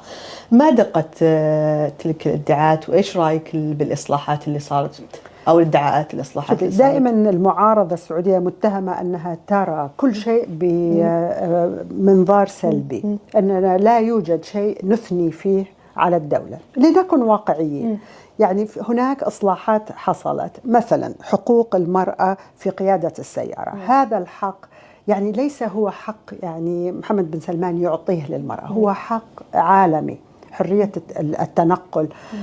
هذا الحق جاء متأخر كثير، فيعني يجب علينا كمعارضة أن نثني على محمد بن سلمان أنه أعطى المرأة حق القيادة وهي آخر مرأة في العالم تقود السيارة.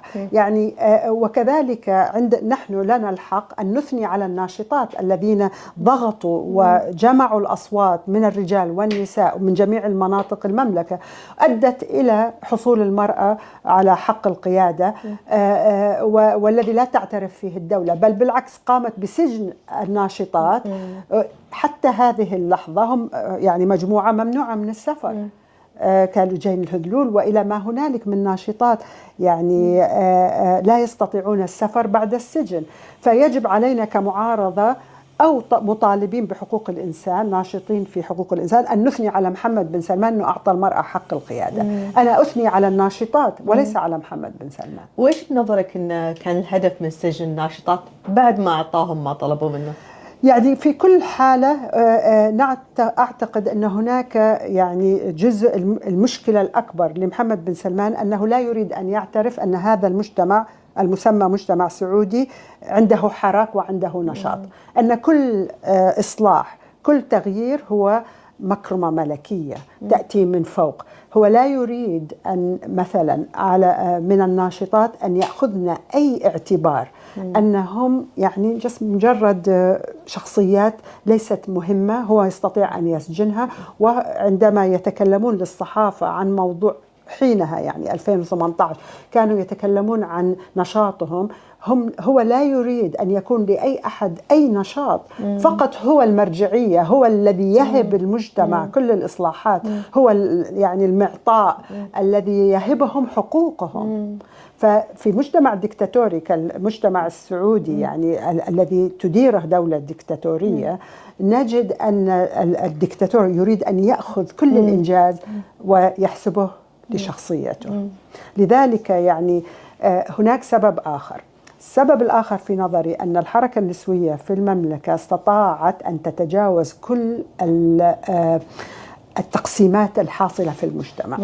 يعني النظام السعودي بنى مجده أنه هو الذي يفصل في كل النزاعات بالمجتمع، هو الذي يتحكم بما يسمى الليبرالي السعودي والإسلامي السعودي والقبلي السعودي والمجموعات في المناطق والمذاهب، أنه هو الحكم، هو يحكم بين السنة والشيعة، ولو راح النظام السنة بياكلون الشيعة، وكذلك القبائل ستتعارك وتصبح حرب أهلية، وكذلك الإسلامي هو يحفظ للليبرالي حقوقه من الإسلامي، وهو يحمي الإسلامي من شطحات الليبرالي. فهو كان يبني هذه الصورة النمطية عن دوره هو كالحكم يعني، وبزواله نصبح نحن غابة. الحركة النسوية استطاعت أن تتجاوز التقسيمات الإسلامية الليبرالية المناطقية في المملكة، يعني الشيعة والسنة كلهم عندهم حقوق النساء. لذلك هذا النوع من النشاط الذي تجاوز المرأة وأصبح يشمل المجتمع كله يخيف النظام. ما في شيء يخيف النظام إلا التجمع الذي يجمع أشخاص متفاوتين في انتماءاتهم القبلية، المذهبية، المناطقية.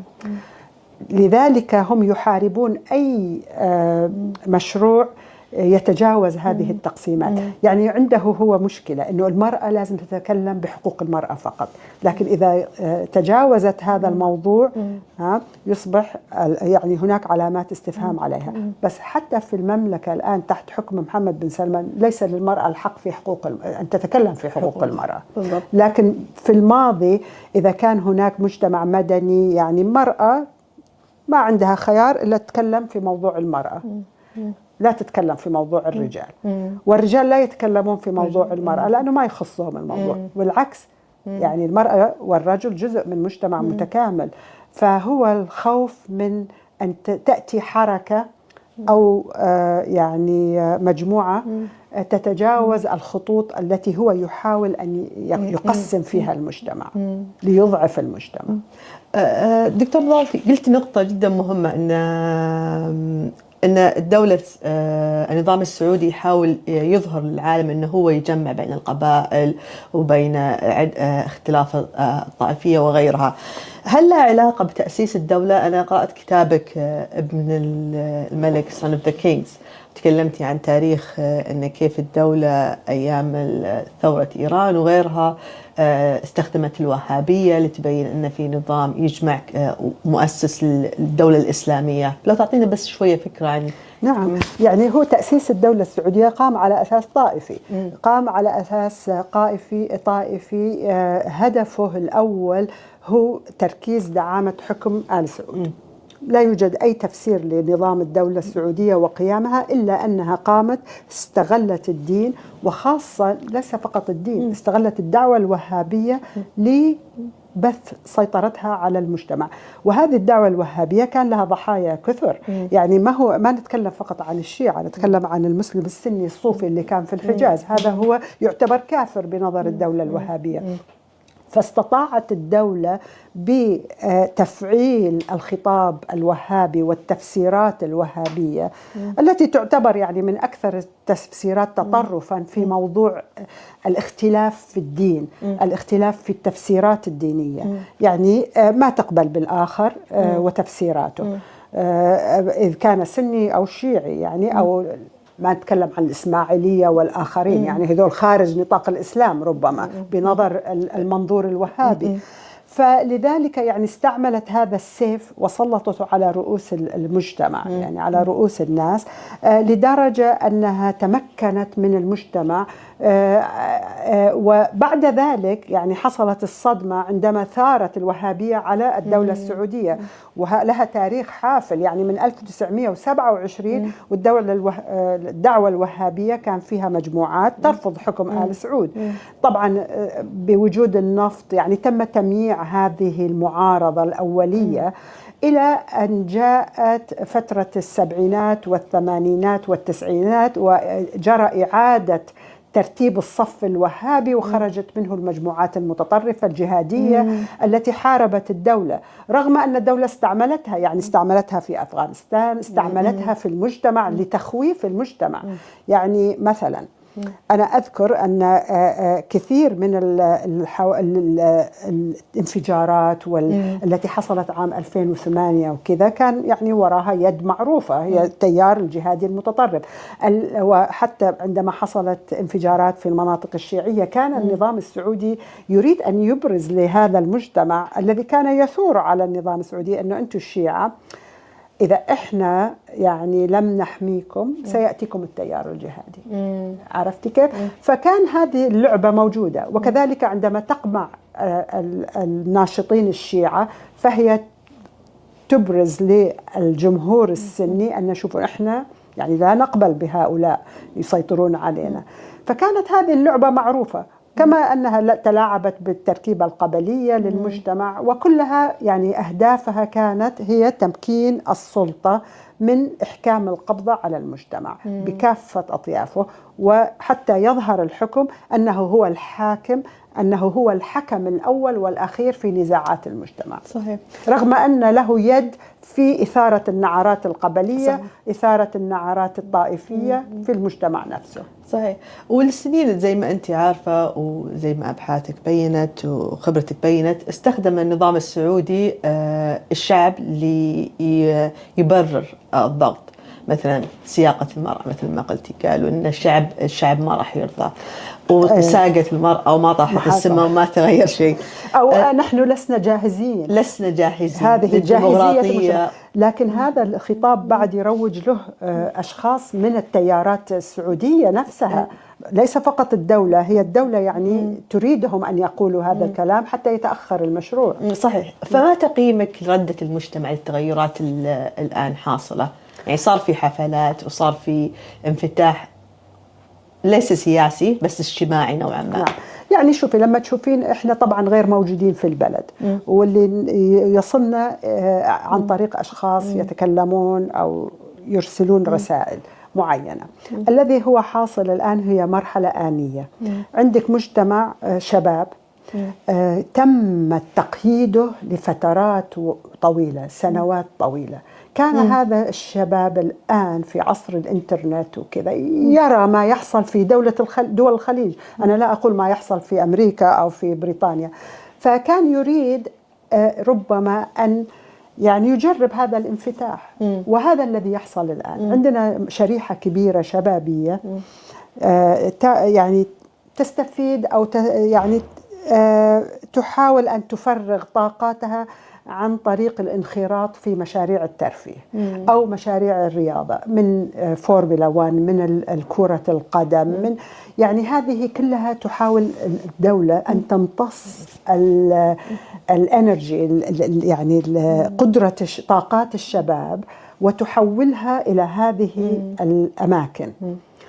لكن في الأمد البعيد أنا أعتقد حتى الآن يعني كثير من الأشخاص الذين لا يريدون مثل هذا الانحدار برأيهم، أنه الدولة هذه دولة تمثل إسلام، تمثل يعني نمط معين من المجتمع العربي المسلم، أن هذه الحفلات يعني التي زادت عن حدها بصراحة لا تمثلنا. فهؤلاء أعتقد أن جزء كبير منهم آثر الصمت، إلا بعض القلائل الذين يعني اعترضوا وموجودين في السجون. يعني المشكلة أن بعد هذه الفترة سيكبر هذا الشباب. هذا الشاب ربما يرفه عن نفسه مرة مرتين لمدة 10 سنوات، بالنهاية هو سيستقر، حيصير عمره 30 40، يريد أن يتزوج، أن يكون عنده أطفال. عندئذ ستبدأ الكارثة. أن أين الوظيفة؟ هل الدولة مستعدة أن تستعمل جزء كبير من النفط خلق وظائف؟ هل يستطيع أن يشتري بيت؟ هل يستطيع أن يستقر؟ هنا نجد أن الترفيه قد يعني قام بواجبه لفترة معينة، بعد ذلك سيصحى هذا المجتمع الصغير بالعمر ويرى أن البهرجة الإعلامية المرتبطة بحفلات الترفيه لم يستفد منها سوى الشركات العالمية التي تأتي، المصارعين، لاعبي الكرة القدم الذين يوفر لهم النظام السعودي ملايين ليستقروا في السعودية. يعني بلد أنا أعتقد أنه يعني لا يوجد تهور في إدارة سياسة الدولة الاقتصادية والاجتماعية، لأننا لا نستطيع أن نخرج من مجتمع كما كان إلى المجتمع الحالي ونصرف الأموال الباهظة على مشاريع لا تؤمن مستقبل لهذا الشباب. صحيح. يعني شفنا إحنا مشاريع مثل The Line وغيرها فشلت، وهذه المبالغ اللي صرفت عليها ما كانت استثمار للدولة. بس برضو شفنا ان احنا في تلميع من الانترناشنال ميديا للإنجازات السعودية وغيرها طبعا. بس من آخر كم شهر ومن كم سنة صار ضغط أكثر أن يبينوا الأشياء اللي قاعدة تصير في السعودية من خلال إعدامات وغيرها. فما تقييمك للإعلام الأجنبي في تسليط أو عدم تسليط اللي قاعد يصير في السعودية؟ يعني الإعلام الأجنبي شوفي يعتمد على أي إعلام. في إعلام يعني مرتبط بما يسمى الاقتصاد الرأسمالي النيوليبرالي الذي يحاول أن يرش يبين لنا صورة وردية عن أي مشروع في نوع من الكونسومشن، يعني أنك تصرف الفلوس. هذا الإعلام موجود حتى في أوروبا، في أمريكا. يعني هو يقيس الحضارة والتنمية بقدرة الإنسان الشرائية أن يستهلك. هو اقتصاد استهلاكي.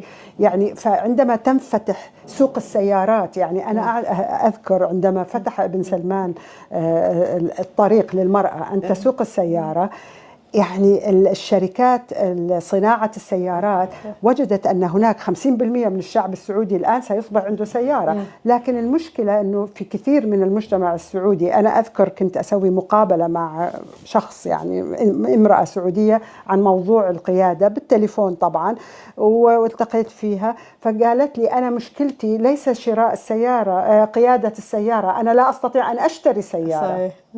فالمجتمع الاستهلاكي الذي يقيس التنمية بقدرة الإنسان الشرائية على استهلاك أي شيء في السوق، هذه الصحافة التابعة لهذا النمط سترحب بانفتاح السوق السعودية. It's a marketplace، يعني عندنا سوق بازار مثل ما يسمونه بالهذا. فإذا تقدر تشتري فأنت وصلت إلى القمة. المشكلة أن المجتمع أيضا يصبح يعني يقيس سعادته واستقراره بقدرته الشرائية. يعني أنت تروح للشوبينج سنتر، للمركز التجاري، تتفرج تشوف إذا تقدر تشتري هذا وذاك وهذا، إنه أنت وصلت. هو اسمه citizenship by consumption، يعني أنت المواطنة مرتبطة بالاستهلاك. وهذا نمط دبي. صحيح. ها؟ فإذا أنت لا تستطيع أن تستهلك تصبح عندك ضائقة نفسية وحقد على هذا الاستهلاك. فالصحافة الغربية المرتبطة بهذا النمط تبرر انفتاح السوق السعودي والقدرة الشرائية. لذلك الآن بدأوا يصحون، يعني كثير من الشركات خاصة الشركات الاستشارية التي كانت مرتبطة بمشروع نيوم وأونلاين كانت تقدم، يعني أقول لك ماكنزي وبين وبي سي جي، كل هذه شركات اقتصادية استشارية، يعني لو تتكلم معاهم $1,000,000. ها، فكيف إذا قدموا لك يعني بلان أو خطة للتنمية ملايين الدولارات تصرف عليهم. ومحمد بن سلمان فرض عليهم إذا هو يعني كدولة يريد أن يأتي بخدماتهم لازم يكون عندهم مكتب بالرياض. أول كان كل المكاتب موجودة في دبي، فكانوا نقلوا للرياض، وطبعا يحطون شخص واحد بس يفتح المكتب وهم كلهم في دبي. فالمشكلة أن محمد بن سلمان بعض المرات يعني لا يستطيع أن يدفع لهم أجرتهم أو يماطل هذه بيف الاستشارية، المؤسسة المعنية بشراء الخدمات والانفستمنت في دول العالم، فتماطل بالدفع أو تتأخر أو كذا، فهم يعني يتضايقون من المعاملة هذه. وعندئذ تخرج لنا المقالات التي تقول أن السعودية ومشروعهم فاشل، ويخرجون من غير مشاريع من غير محاسبة. طبعا هو كل شركة استشارية تقدم الخدمة، تدفعين لها فلوس وخلاص. يعني ما لهم ما عندهم أي نوع من المحاسبة، لأنهم شركة يعني ما هم. فالمشكلة أنه محمد بن سلمان بعد استعمل هذه الشركات مثلا أنا أذكر أعطيك مثل، يعني كثير من الشركات هذه الكونسلتنسي الاستشارية تتصل بالأكاديميين والعالم اللي عندها خبرة، لأنهم ما عندهم خبرة بالمجتمع السعودي، ما يعرفون وضع المرأة بالسعودية، يعرفون ماسكين دي القيادة السيارة ودايرين فيها وبس. هذا هو المشكلة. محمد بن سلمان أعطاهم مشاريع لخلق هوية وطنية جديدة. تصوري يعني شركة مثل ماكنزي اختصاصها البنوك والشركات والاستثمار والمؤسسات التأمين وكذا، تصبح هي متحكمة بهوية الوطن. يعني شيء غريب عجيب صار. فهم ما عندهم هذه الخبرة، مضطرين أنهم يكلمون أشخاص خارج نطاق المؤسسة الاقتصادية الاستثمارية، فيأتون ويقولون أنه مش نسوي، يعني يبغون يسوون وزارة للشؤون الاجتماعية، وش لازم تكون صلاحياتها، وش مسؤولياتها، لأنهم ما هم يعني مسؤولين اجتماعيين. فكثير يعني مثل هذه الفضايح تطلع عندما يتكلمون مع ناس في الخارج عشان يأمنون دخلهم، لكن متى ما اندفع لهم يعني أجورهم خلاص هم ما عندهم أي مسؤولية. نظرك ذكرتي أن ماكنزي كتبت رؤية 2020 ووعدت أشياء كثيرة، فهل برأيك أنها حققت هذه الوعود أو الأهداف المفروض أن هذه الرؤية تحققها، وحين إحنا عام 2025؟ الرؤية كانت أكبر يعني كذبة على المجتمع. اللي ما تحقق منها مثلا، والذي كان نقطة رئيسية، هو انتهاء الاعتماد على النفط عام 2020. نحن اليوم 25 سنة 2025 والنفط طبعا هو الوحيد. الصناعة، الانفستمنت بعد مهم جدا، هو أنه كان جلب أموال الخارجية للاستثمار في المملكة. نرى أن بعد قتل الصحفي جمال خاشقجي لم يتحقق هذا الحلم بما كان يطمح له محمد بن سلمان، فالاستثمار الخارجي بدأ يخف في المملكة. أنا اللي أشوفه أنه المملكة مديونة وهي التي تدفع، خاصة أنها الآن تريد أن يعني لا يوجد أي علاقة مع أي دولة غربية إلا بفلوس. إذا محمد بن سلمان يريد إعادة تأهيل نفسه في الخارج، هو يجب أن يدفع. ووعد ترامب بأنه تريليون، حيوصل الدفع إلى تريليون بعد ما كان 600 بليون. المهم أن الرؤية يعني الاعتماد على سعودة الوظائف، تخفيف مثلا اليد العاملة الأجنبية، ما شفنا أنه نقصت، بالعكس هي تزيد. الصناعة في المملكة، أولا كان هناك صناعة السيارات وصناعة الأسلحة. أين هي صناعة الأسلحة؟ لماذا إحنا نشتري طيارات ونشتري أسلحة خفيفة، حتى أسلحة خفيفة؟ لا نقول نصنع طيارة، خلينا نصنع أسلحة. لكن الكذب بطريقة فجة يعني يؤدي إلى نوع من أنه يخلي دعاية تمشي، لكن ما تنطلي على كثير من الناس. أنا برأيي فالرؤية إذا قلنا أنه بتتحقق أو تحقق منها أشياء بسيطة جدا، أهم شيء هي التنوع الاقتصادي، لم يحصل. زيادة عدد السواح إلى المملكة، طبعا يعني عندنا مشاريع سياحية كبيرة، لكن هل وصلت إلى الفول كاباسيتي أو إلى يعني قدرتها على جذب السواح؟ لا أحد يعرف. يعني المصادر الحكومية الواحد لا يثق فيها بصراحة. وبرأيك كيف يمكن تخفيف الانتهاكات في السعودية؟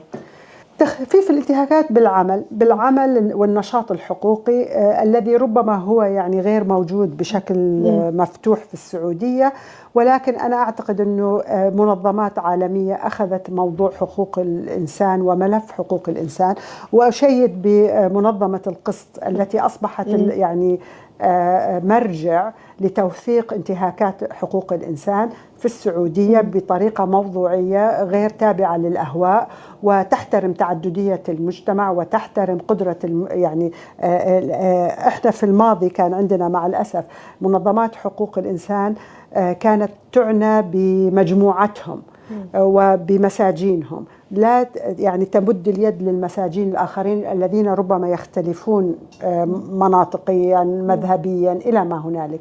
لكن يعني وجود منظمة كالقسط توثق وتعطي الصورة الواقعية عن طريق يعني اتصالاتها في الداخل والحالات التي تأخذها وتنشرها للعالم. هذا نشاط مهم جدا. وكذلك يعني النشاط السياسي الذي هو ليس من يعني اختصاص القسط، ولكن من اختصاص مثلا مجموعات تؤسس لمستقبل سياسي أفضل، كمثلا حزب التجمع الوطني الذي ظهرت بياناته وكان يعني يعلق على الأحداث ويبني خطة للمستقبل تختلف تماما عن الحكم الملكي المطلق. لذلك مثل هذه النشاطات هي يعني الأمل الوحيد في مجتمع يتعرض لحملة عشوائية لتكميم الأفواه ومنع الحراك بجميع أشكاله، ولو حتى كان سلمي، يعني كتابة في الإنترنت أو في الصحافة. طبعا أمر مفروغ منه لأنه كل الصحافة مملوكة وتابعة للنظام. وهل تعتقدين أن ما زال وجود بعض أعمال حقوقية في الداخل ولا انعدمت مع الظلم والقمع؟ أنا ليس عندي علم أنه هناك يعني منظمات حقوقية في الداخل. أعتقد أن الدولة زمن الملك عبد الله أسست منظمة حقوق إنسان في الداخل، وكانت هي التي تعين رئيسها. يعني هذه ليست منظمة حقوق إنسان مستقلة طبعا. صحيح. ما هي الخطوات الإصلاحية التي لو رأيتيها تشعرين بأن النظام بالفعل قدم عمل إصلاحي وبالفعل يريد الإصلاح؟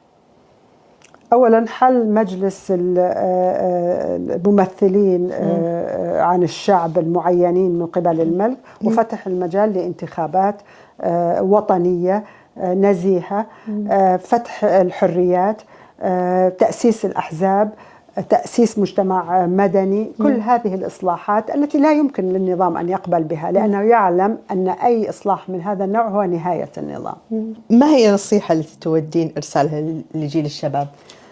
جيل الشباب يجب عليه أن لا يتوقف عن الحلم بمستقبل أفضل. أنا أعتقد المستقبل الأفضل له عدة أبعاد. أولا بعد اقتصادي مهم، لأن هذا الشاب يريد أن يؤسس نفسه، يؤسس أسرة، أن يستقر. فالإصلاح أول رسالة يعني ممكن أن الشاب يستفيد منها هي التمكين الاقتصادي. التمكين الاقتصادي الوظيفة المهمة التي تجعله يستطيع أن يحقق أحلامه الشخصية. كذلك هو لا يستطيع أن يحقق هذا الحلم الاقتصادي بوجود القمع. يعني القمع ربما أن الدولة تعطيك وظيفة اليوم تأخذها منك غدا أو تسجنك يعني. فبدون عدالة اجتماعية، بدون تغيير سياسي، لا يمكن لهذا الشباب، لهذه الكتلة الشبابية الكبيرة في المملكة أن تنهض بنفسها. أخيرا ما هي رسالتك للشاب السعودي وخاصة ضحايا القمع؟ يعني ضحايا القمع الذين هم في السجون يعني ندعو لهم بالصبر، ويعني أنا لا أريد أن أستجدي النظام وأقول أنتظر عفو ملكي. أصلا العفو الملكي انتهت فترته، خلال محمد بن سلمان لا يوجد عفو ملكي، فنحن لا نستجدي النظام. أنا أقول أن الحل الوحيد لمثل هذه المعضلة، معضلة المساجين، هو أن نستمر في النضال والعمل، النشاط الحقوقي والسياسي معا. النشاط الحقوقي مهم، هو يعني يفتح هذا الملف وبشكل جدي كما تفعل منظمة القسط، ولكن أيضا التغيير السياسي هو مهم، لأن ممكن أن تطلع شخص من السجن اليوم وتسجن 10 غدا، فلا نستطيع أن نعيش بدون نزاهة القضاء، بدون تغيير سياسي جذري. صحيح. في أي حاجة تحبي تضيفيها؟ لا، يعني أريد أن أشكر القسط على هذا اللقاء، وأتمنى لهم يعني مستقبل حافل بالإصلاح والتغيير. ألف شكر. ألف شكر. حياك الله عبد الله. يا اهلا وسهلا، حياك الله. الله يسلمك عبد الله. الآن احنا حنتكلم، أنت مش مدير الديوان حاليا. نعم. أنت مدير الديوان، لكن أنت الآن رئيس الرصد أو رئيس قسم الرصد في القسط، صحيح؟ صحيح. طيب، أهم الأشياء، أنا من وجهة نظري أنه الرصد من أهم الأشياء دائما في المنظمات، وفي القسط تحديدا الرصد ربما يميز القسط. نعم. يعطيها خصوصيتها. إيش الدور اللي تقومون فيه في الرصد، وإيش الدور اللي أنت تقوم فيه شخصيا؟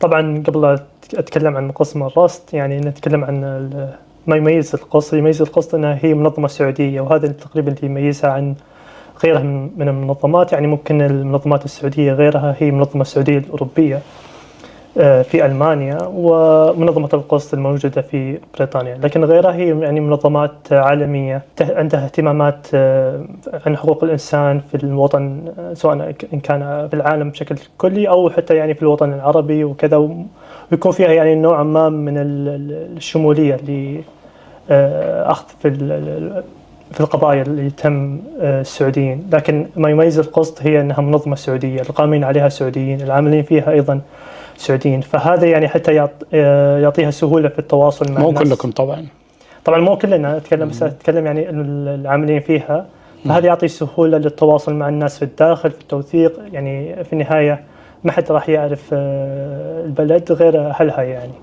فكونهم إنهم في الخارج، فهذا أعطاهم أيضا وسيلة إنهم يكون بينهم بين الناس في الداخل تواصل وتوثيق، وهذا أو فهم. الحين لما أقول واحد خريبة وشرمة قيال، الأجنبي ما راح يفهم وش هالمناطق وينها فيه، لكن لما أقول سعودي وكذا، وحتى لو ما أعرفها بقول له مثلا غرب تبوك، فهو بيعرف خلاص إنه وين موقعها. غير المواقع، أنت لما يكلمك واحد من السعودية يقول لك والله الأمير طردني من حلالي. إيه، يعني أنت تفهم إنه هذا شيء ممكن يصير، موضوع الشبوك، موضوع غيرها والاعتقالات، وش الأساليب اللي تستخدمها السلطات السعودية عند الاعتقال وما بعد الاعتقال، والحرب النفسية اللي تقوم فيها على الأهالي، إن ترى الموضوع فقط يوم يومين وراح يطلع. فهذه كيف كلها راح يعني تعرفها هذا أنت يعني ابن البلد. طب بجي هذه بجي لأنها نقطة مهمة، بس أنتوا في الرصد تتواصلوا مع ناس داخل البلد؟ مستحيل يكون العمل بدون ما يكون في تواصل مع الناس في الداخل يعني، ولا كيف احنا قدرنا نوثق يعني عشرات حالات الاعتقالات والتوثيق يعني. طبعا هي أكثر من هذا الرقم، لكن حتى القسط أحيانا أيضا هذا ما يميزها، أنه مو فقط أحيانا الاعتقال، المحاكمات وما يحدث في داخل المحاكمات يعني منذ لحظة الاعتقال حتى الإفراج عن الشخص. غير أن هذا في مسألة فقط الرصد يعني، أنا ما تكلمت يعني عن العمل أو من ناحية الضغط والإعلام وغيرها اللي تستخدمها أيضا بقية الفريق يعني. إحنا نتكلم عن فقط الرصد، هو التواصل مع الناس، توثيقها، وهذا اللي فيه ملف من الملفات الناجحة لدى القسط واشتغلت على القسط بشكل ممتاز جدا، اللي هو ملف الحويطات. ملف الحويطات أبحاث قدم للإعلام بشكل ممتاز عن طريق القسط، قدم للأمم المتحدة، قدم للعالم بشكل رصين للغاية، وفي معلومات موثقة بشكل ممتاز جدا. قسم الرصد هو اللي جاب أكثر هذه المعلومات. خليني أقول إنه عبد الله الجريوي تحديدا هو كان مفتاح القصة كلها. القصة هذه اللي العمل اللي اشتغلنا فيه مع منظمات أخرى، مع إعلام، مع برلمانيين، كان عبد الله هو المفتاح. كيف كان طريقة التواصل مع الناس، كيف الصعوبة، كيف المخاوف، كيف تقدروا تفرزوا المعلومة الصحيحة من المعلومة المضللة؟ حدثنا عن هذه. طبعا يعني عشان أيضا ما يكون الموضوع كله عن القسط وعبد الله، أيضا في أهمية الدور الناس اللي في الداخل. الناس في الداخل لهم دور مهم في عمل التوثيق، ولولاهم احنا ما قدرنا نوثق كل الأعمال هذه اللي قمنا فيها ونشرناها. التواصل مع الحويطات يعني ممكن احنا ما نقدر نكشف عن كل الأشياء، لكن هي كانت بشكل عفوي جد، وقدرت يعني خصوصا أول مرة عملت في ملف الحويطات هو بعد مقتل عبد الرحيم حويطي نفس اليوم. هو نشر المقطع يوم اللي قبله، اليوم اللي بعده الصبح يعني وقت حتى قبل لا تنسحب القوات الأمنية من القرية، تواصل ناس معي في الداخل وقالوا لي تفاصيل إن الرجل هذا اللي طلع فيديو في البارح ونشر المقطع ترى قتل. فأنا كنت نوعا ما يعني مصدوم يعني. هو أنا كنت قايم ذاك اليوم توني شفت المقطع يعني، حتى اليوم اللي قبله ما أمداني أشوفه. شفت المقطع اللي شوي توصلني رسائل، فكنت شوي مصدوم إنه معقولة يعني قتل، وليش يعني قتل يعني، خصوصا إنه هو كان يتكلم إنه ممكن إنه يقتل أيضا. فاكتشفنا أن اليوم الثاني وصلت يعني ما يقارب 50 سيارة من مدرعات وغيرها من القوات الأمنية، حاصروا القرية، هددوه، ويعني إلى ما حدث يعني من اشتباك وقتل إثر ذلك. فوقتها يعني الناس كانوا يتواصلون معي من القرية أو حتى خارج القرية، كان الناس يتواصلون معي من خارج القرية عندهم المعلومات هذه كشهود. لأنه بعض الناس الآن يتوقع أنه أنا أعطيتكم معلومة عن موضوع معين، يعطي معلومة عن موضوع معين والقسط ما تنشر أو ما تتحرك في الموضوع بشكل علني يعني.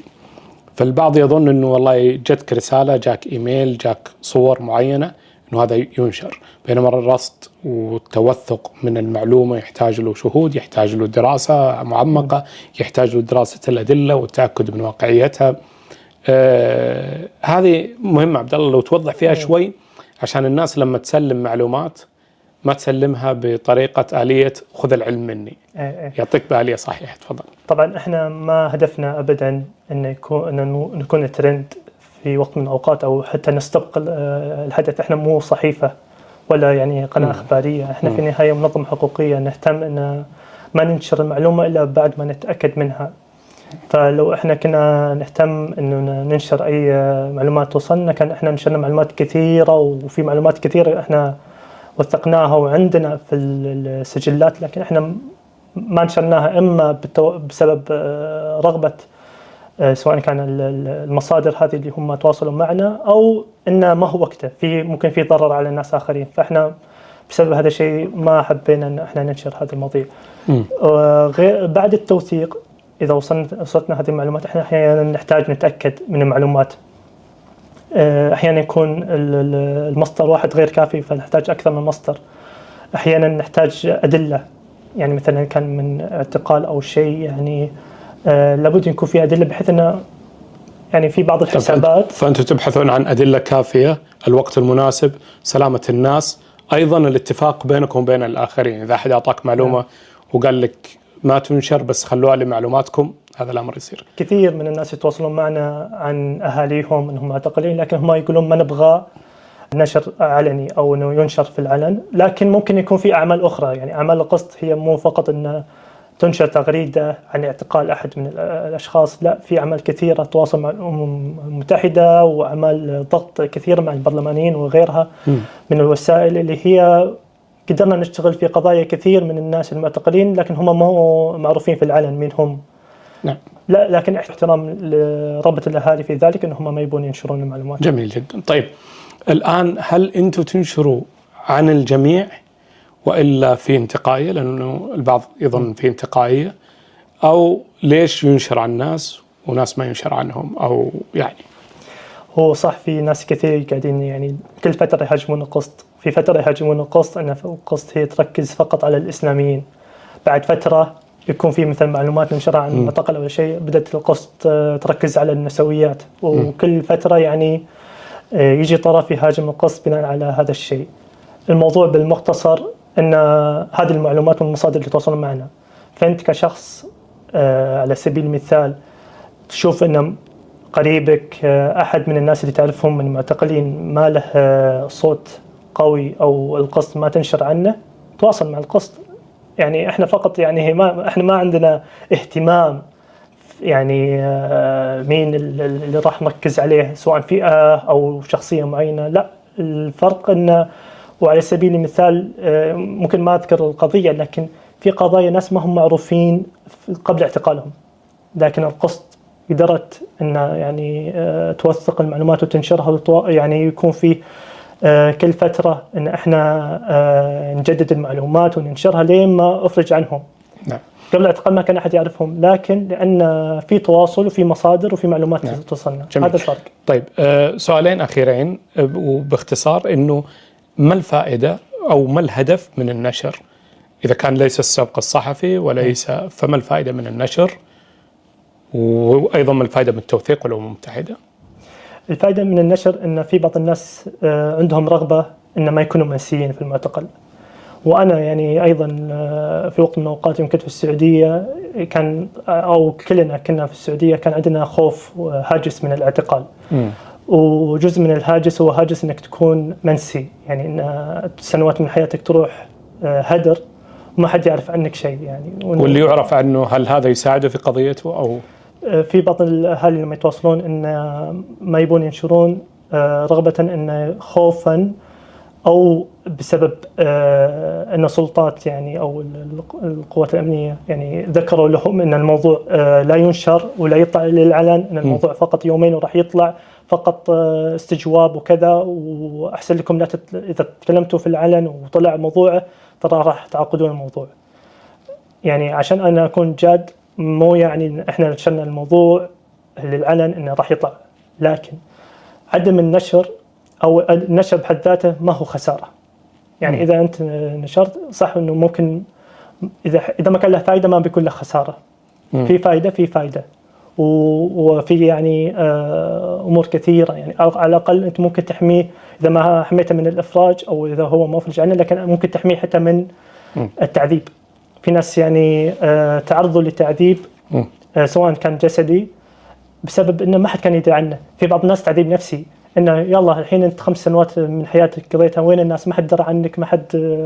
بالعكس لما يكون في ناس قاعدة يوثقون زي كذا يكون في نوع ما من يعني الضغط عليهم إن هذا الملف ترى ملف يعني سبل إنه ضغط، فلو سوينا ممكن أي شيء له راح ينشر. أحسن إنه نحاول إنه يعني جميل.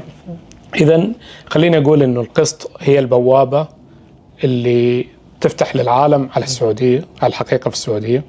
في القسط البوابة اللي تفتح لبقية الأقسام في القسط سواء الأبحاث أو التقارير أو أي قسم هو قسم الرصد اللي أول شيء يجيب المعلومات. البوابة للرصد قلت لي هم الأهالي وهم الناس اللي داخل البلد. الناس اللي داخل البلد إذا تواصلوا بالرصد في القسط، الرصد في القسط يرفع القضية، القسط تعمل عليها المنظمات الأخرى والإعلام يشوفها. فإيش توجه رسالة للأهالي وكلمة أخيرة للأهالي في السعودية؟ تفضل. يعني كلمة أخيرة للأهالي أن في حال أحد من أعزائكم أو أقربائكم يعني حصلوا أنه اعتقل، أهم شيء ممكن تسوونه الآن هو التواصل مع منظمات تقوم فيها مثل منظمة القسط. حتى لو ما تبغون تنشرون، مهم أن احنا نوثق. التوثيق هذا أهم أحيانا من أمور كثيرة من النشر، لكن التوثيق بحد ذاته مهم لأن نعرف من الاعتقل، الأسباب، أن نشوف أساليب السلطة في تعاملها في ملف المعتقلين. وإحنا ممكن نعطيكم نصائح لأن بطبيعة الحال هذا أسلوب معتمد عند القوات الأمنية في وقت الاعتقال، إن لا تتكلمون عن الموضوع. إذا تكلمتوا عن الموضوع ترى راح تعقدونه، كلها كم يوم تحقيق وراح يطلع. ويكون عند الأهالي أمل أن هذا الشخص راح يطلع لهم قريب، لكن يكتشفون أن تمر السنوات لا هو اللي طلع، ممكن حتى تمر سنوات ما يعني حوكم. فمهم أن يكون فيه عمل على القضية ويكون فيه ضغط على السلطات علشان ما يكون وللمعتقل هذا. أنا أتوقع أي شخص ما يتمنى أنه يكون ماسي في السجن لسنوات، فعلى الأقل إذا سجن على الأقل أنه يوثق وأن الناس تعرف اللي صار له لهذا الشخص. هذه يعني رسالة لهم. شكرا عبد الله، فخورين فيك وفي كل الفريق في الرصد، في الزملاء كلهم في القسط وكل العاملين في هذا الحقل. شكرا لك. شكرا لك.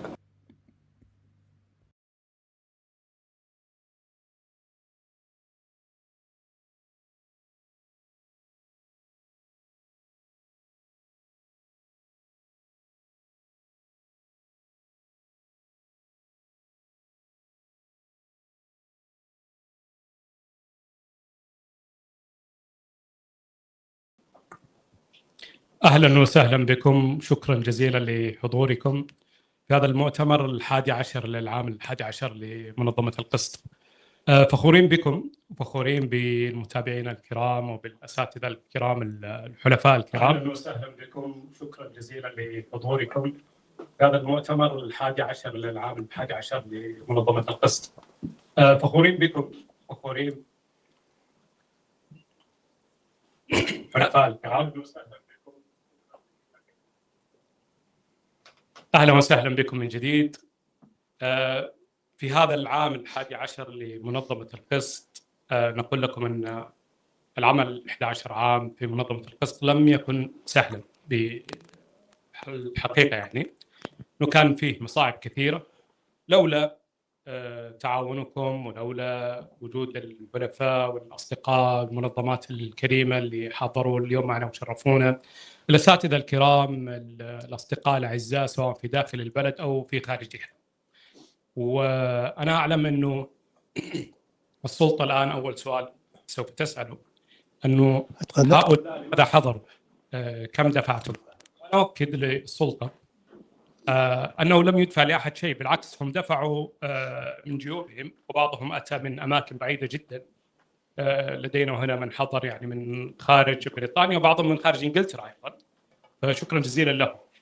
وأؤكد أيضا للحضور الكرام أن هذا السؤال ليس سؤال أبناء شعبنا، بل هو سؤال السلطة، لأن أبناء شعبنا فعلا يقدرون العمل الذي تقوم به وفعلا يقدرون هذا التضامن الذي تقومون به. هذا المؤتمر هو محاولة لتلخيص ما تم في العام الماضي، تلخيص الحالة، وأيضا للحديث قليلا عن المستقبل وتذكير الجمهور الكريم بالقسط وبدورها. ونتمنى أن يكون دور القسط كما نحن نعلن أن يكون دفاعا عن حقوق الإنسان، دفاعا عن أبناء شعبنا، دفاع عن المظلومين، عن الضحايا، وكل من حضروا اليوم وكل من ساهموا هذا الهدف الرئيسي لهم. هم يريدون أن تكون حالة حقوق الإنسان للمجتمع السعودي ولغيره حالة أفضل. هم يريدون حياة أفضل لإخواننا في السعودية، في البحرين، في الأمارات، في المنطقة بشكل كامل، في العالم بشكل كامل. هم لا يريدون، ليس لهم أجندات خارجية ولا أهداف أخرى. أنا واثق تماما أن الشعوب تفهم هذه الرسالة جيدا، ولكن هناك محاولة للتضليل من قبل الحكومات، وأتمنى أيضا الحكومات تكون واثقة تماما أن ما تقوم به هذه المنظمات وهؤلاء النشطاء هو للمصلحة الوطنية. وعندما نتحدث عن التخريب، الذي يقوم بالتخريب في الوطن هو الذي يقوم بالانتهاكات، هو الذي يقوم بالفساد، وليس من يقوم بكشفها أو محاولة الدفاع عنها. أشكركم جزيلا مجددا، ونبدأ الجلسات. بتكون الجلسات اليوم سوف تكون جلسات حوارية شخص لشخص، لن يتخللها أسئلة من الجمهور. تنتهي هذه النقاشات حتى تكون نقاشات صافية بين الضيف والمقدم. بعد أن تنتهي هذه النقاشات سوف يكون لدينا الحلقة النقاشية الرئيسية. الجميع سوف يكون موجود لاستقبال أسئلة الجمهور وأسئلة الحضور، وربما الحضور أيضا أونلاين. تحياتي لكم وشكري لكم مجددا، ونبدأ الآن مع الأستاذين الكريمين العزيزين، الأستاذ جواد فيروز والأستاذ خالد إبراهيم. تحياتي. شكرا جزيلا أستاذ يحيى. تحياتي لكم جميعا، وبمناسبة اليوم العالمي لحقوق الإنسان ومؤتمر القسط سوف نبدأ هذه الجلسة باستضافة الأستاذ المخضرم الحقوقي المخضرم أستاذ خالد إبراهيم، الرئيس التنفيذي لمركز الخليج لحقوق الإنسان. أهلا وسهلا أستاذ خالد، وشرفت معنا اليوم. تحياتي الأستاذ جواد، وتحياتي إلى القسط، إلى هذه الأسرة التي أتشرف بأني أنتمي لها. أحييكم. ولا شك أن القسط منذ تأسيسها في سنة 2014 أثبتت أنها منظمة رصينة، وأنها تعمل من أجل الدفاع عن حقوق المواطنين الإنسانية والمدنية بدون أن تسعى لخلق فوضى خلاقة أو غير خلاقة. تريد فقط أن يكون هناك احترام لحقوق الإنسان. نعم، نبدأ في هذا المحور اللي هي تسليط الضوء عن تردي الواقع الحقوقي في منطقة الخليج، وبيكون بحكم أنكم تركزون كثيرا في مشاريعكم ومتابعاتكم على هذا الملف. ما هي الأسباب التي أدت إلى هذا التدهور في البلدان الخليج بمختلف دولها؟ التدهور الذي حصل في بلدان الخليج والبلدان المجاورة هو تدهور خطير، استخدمت به كل الوسائل وكل موارد الدولة من أجل القضاء على حركة حقوق الإنسان. ودعوني أقول لكم أن حركة حقوق الإنسان في بلدان الخليج والبلدان المجاورة ليست ضعيفة، كانت حركة قوية، وكان لدينا مدافعون شجعان دافعوا بكل ثبات عن مبادئ حقوق الإنسان، ولكن قابلتهم السلطات بقمع ليس له مثيل في العصر الحديث. يذهب أحد الناشطين لكي يحصل على إجازة للزواج ويختفي. يكتب أحدهم، وهو صحفي خاشقجي رحمه الله، يكتب أحدهم عدة تغريدات عن وضع حقوق الإنسان في البلد فيعدم. هذا حصل في هذه السنة 14 من يونيو حزيران، وهو شيء مؤسف جدا. صحفي شاب تركي الجاسر. وهناك زملاء لنا نعرفهم حق المعرفة، نعرفهم بصدقهم وشجاعتهم. وليد أبو خير أسس المرصد لحقوق الإنسان، أين هو؟ في السجن. الدكتور محمد القحطاني وزملائه أسسوا جمعية الحقوق المدنية والسياسية، حسن وانتهى بهم المآل في السجون لمجرد عملهم السلمي والشرعي. وكذلك الحال مع محمد العتيبي وعبد الله العطواني، كلهم انتهوا في السجون. القمع كان غير منقطع النظير، كان شديدا. إضافة إلى شيء آخر يجب أن نذكره، أن هذا الدعم اللامحدود الذي قدمته الولايات المتحدة الأمريكية وبريطانيا لهذه الحكومات القمعية قد يكون أحد الأسباب الرئيسية لتدهور حقوق الإنسان في منطقتنا. نعم. أمام هذا التدهور الكبير في مجال حقوق الإنسان مثل ما تفضلتون بمس شخصيات حقوقية، مؤسسات المجتمع المدني، تقييد على الحريات. ما هو الدور الهيئات والمنظمات الحقوقية للتصدي لهكذا انتهاكات؟ نحن ماذا نملك؟ المجتمع الحقوقي نملك الحقيقة، نملك جهودنا التي لا يمكن أن تقارنها بما تملكه الحكومات. سخرت كل شيء الحكومات. عندما تضع إحدى الحكومات $1,000,000 على رأس مدافع لكي تسرق معلوماته وتضعه في السجن، وهذا هو زميلي أحمد منصور في الإمارات، ويحصل نفس الشيء في السعودية. طبعا لدينا أمثلة كثيرة ولكن الوقت جدا ضيق. الحكومات فعلت كل شيء، ولكن نحن صمدنا واستخدمنا الحيز المتوفر لنا من أجل الدفاع عن حقوق مواطنينا، وحققنا نجاحات. أنا يجب أن أذكر قضايا تتعلق بإطلاق سراح كثير من المدافعين والمدافعات السعودية، ولعل قضية الناشطة إسراء الغمغام إحداها كانت محكومة بالإعدام. القسط وغيرهم عملنا معا حملات اشترك بها الجميع، وأجبرنا المدعي العام السعودي أن يظهر إلى العلن ويقول أن إسراء الغمغام سوف لن تواجه الإعدام. أدري أنها لا زالت في السجن، ولكن الهجمة قوية من قبل الحكومات، وعملنا تنقصه الموارد، ولكنه عمل لا تنقصه الإرادة والثبات والاستقلالية. شكرا. إذا شخصنا هذا النوع من انتهاكات الجسيمة، وإذا أردنا أن نبني مقاومة سلمية سواء في إطار المحلي أو الإقليمي أو الدولي، ما هي توجهاتكم في إطار بناء هكذا مقاومة سلمية لتحدي هكذا نوع من الانتهاكات، بالرغم أن هناك مفارقة كبيرة بين قدرات الدول وسياساتها وعلاقات الدولية وبين شح الموارد لهكذا منظمات محلية وإقليمية ودولية؟ في الحقيقة أنا عائد للتو، معي كانت الدكتورة مريم الدوسري من المؤتمر الكبير مع الأمم المتحدة، وتحدثنا عن أهمية التشبيك، أن نتضامن مع بعض منظمات وأفراد. هذا أولا. وثانيا يجب أن نحدد الخلل. هنا خلل في الآليات الدولية. الآليات الدولية ليست قادرة على حماية المدافعين.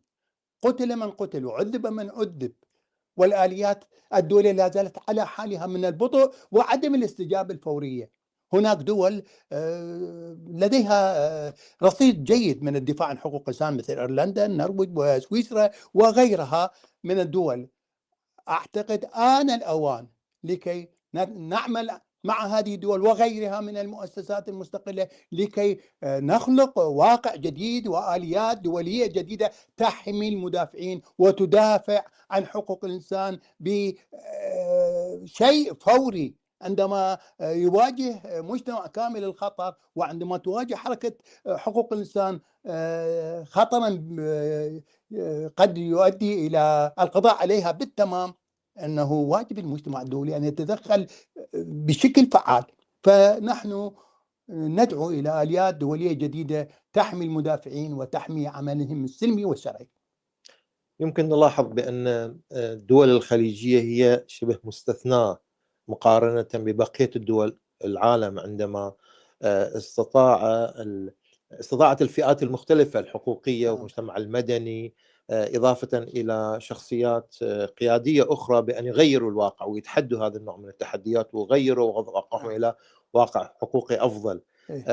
كيف تنصح بأن كيف نقتدي بهذه الدول لكي نستفيد من تجاربها ومن ثم نغير الواقع الحقوقي في الخليج مقارنة بما يحدث في حالات ناجحة في كثير من دول العالم؟ طبعا هذا السؤال جدا مهم. تعرفون أن أداة التغيير هي من الداخل. وإذا كنا نعلم، وأنا أعرف ذلك وبعضكم يعرف أيضا، أنه حتى لا يوجد مدافع واحد يعمل بشكل علني من أجل حقوق الإنسان في بعض بلدان الخليج. حتى لا توجد منظمة واحدة رسمية، يعني معترف بها رسميا مستقلة، تعمل من أجل حقوق الإنسان. إذن ما هو واجبنا؟ واجبنا أن نخلق جيل جديد من المدافعين، الشباب الذين يدافعون عن حقوق الإنسان، لأن الجيل الأول قد قضي عليه إعداما وتعذيبا وتشريدا أو سجنا. حتى هؤلاء الذين خرجوا من السجن مدافعين ومدافعات يواجهون أقصى التنكيل. لا وظائف، لا اتصال بالإعلام، لا اتصال بوسائل التواصل الاجتماعي، وكذلك ممنوعون من السفر. هم ممنوعون من السفر، إذا انتقلوا من سجن صغير إلى سجن كبير. يجب أن نفكر الآن كيف نخلق جيل جديد من المدافعين الشباب في بلدان الخليج. ليس لدينا خيار آخر، وقد نستطيع أن نبدأ مع طلاب الجامعات بمبادرات جماعية، أنها ليست عمل منظمة واحدة القسط أو غيرها، أنها عمل الجميع، آليات دولية ومنظمات مستقلة لكي يستطيعوا أن يعملوا مع بعض من أجل نشر الوعي الحقوقي وخلق جيل جديد من المدافعين الشباب الذين يحملون لواء التغيير. في نفس الإطار أستاذ العزيز، هناك حالة يمكن من الإحباط لدى العديد من الحقوقيين في منطقة الخليج، وكذلك يمكن في العالم العربي بعد ما حصل من أحداث بعد 7 أكتوبر، بأن هناك شبه خذلان من المجتمع الدولي لنصرة الحق والنهوض بالقضايا الحقوقية، وتحديدا ما حصل من الانتهاكات والإبادة الجماعية في غزة. هذا ألقى ظلالة على الحالة المعنوية للحقوقيين، بأن البعض بدأ يتراجع عن عمل الحقوقي. ما هو نصيحتكم، وكذلك مقارنة بما يتعرضون إليه من انتهاكات كثيرة؟ طبعا هذا أيضا سؤال جدا مهم، لأن الحكومات القمعية تريد أن تدفع حركة حقوق الإنسان إلى ما يشبه أن تعزل نفسها عن الآليات الدولية. وهي الحكومات لم تفعل شيئا لأهل غزة. تقول لنا ولغيرنا لماذا تعمل مع الآليات الدولية؟ ماذا فعلت الآليات الدولية غزة؟ أنهم يقتلون والمجتمع الدولي يتفرج، وأنتم ماذا فعلتم؟ ولكن هي دعوة لنا لكي نعزل أنفسنا. أنا أقررت أن الآليات الدولية بشكل الحالي غير فعالة، ولكني لا أدعو أن ننعزل عنها. نعمل خلالها من أجل تطويرها ومن أجل تحقيق بعض النجاحات الجزئية. فهذا هو ردع أولئك الذين يقولون أن هناك نوع من الصمت، نوع من النفاق لدى أجزاء من المجتمع الدولي. أقول لهم أن علينا أن نستمر من أجل أن نغير هذه الحالة، من أجل أن ننقل صوتنا ونكون صوتا لمن لا صوت له. رسالتكم الأخيرة أستاذ العزيز إلى المجتمع الحقوقي سواء الخليجي أو العربي، ما هي نصيحتكم له، وكيف تستطيع أن تنقل لهم خبرتك وعملك المخضرم في مجال عمل الحقوق؟ أنها ليست نصيحة، أنا أقول القسط ومركز الخليج وكل أولئك الذين يعملون بالصدق وباستقلال سنستمر، سنعمل مع بعض. أننا لسنا تجارا، لا نبحث عن الربح. أي انتصار تحقق القسط أعتبره انتصار لي، والعكس أيضا صحيح. نعمل مع بعض، وهذه هي رسالتي، أننا سنستمر، لن نفقد الأمل. أنا واثق حركة التاريخ تقول لنا أن التغيير قادم، قد يأخذ وقتا ولكنه قادم حتما، وأن كل هذا الباطل الذي نراه والقمع سينتهي، وستبدأ مرحلة جديدة من حياة مواطنينا، مرحلة مليئة باحترام كامل لمبادئ حقوق الإنسان وللعدالة الاجتماعية ولكل شيء يؤدي إلى بناء مستقبل زاهر للجميع. شكرا لكم. شكرا جزيلا أستاذ خالد، وبالتوفيق، وإن شاء الله يكون على استمرار في هذا النضال الحقوقي المشترك معا، وكذلك مع الحقوقيين في منطقة الخليج والوطن العربي. شكرا جزيلا. شكرا، توفيقي لكم. خلي أنا أروح هناك، شنو المشكلة؟ أقعد.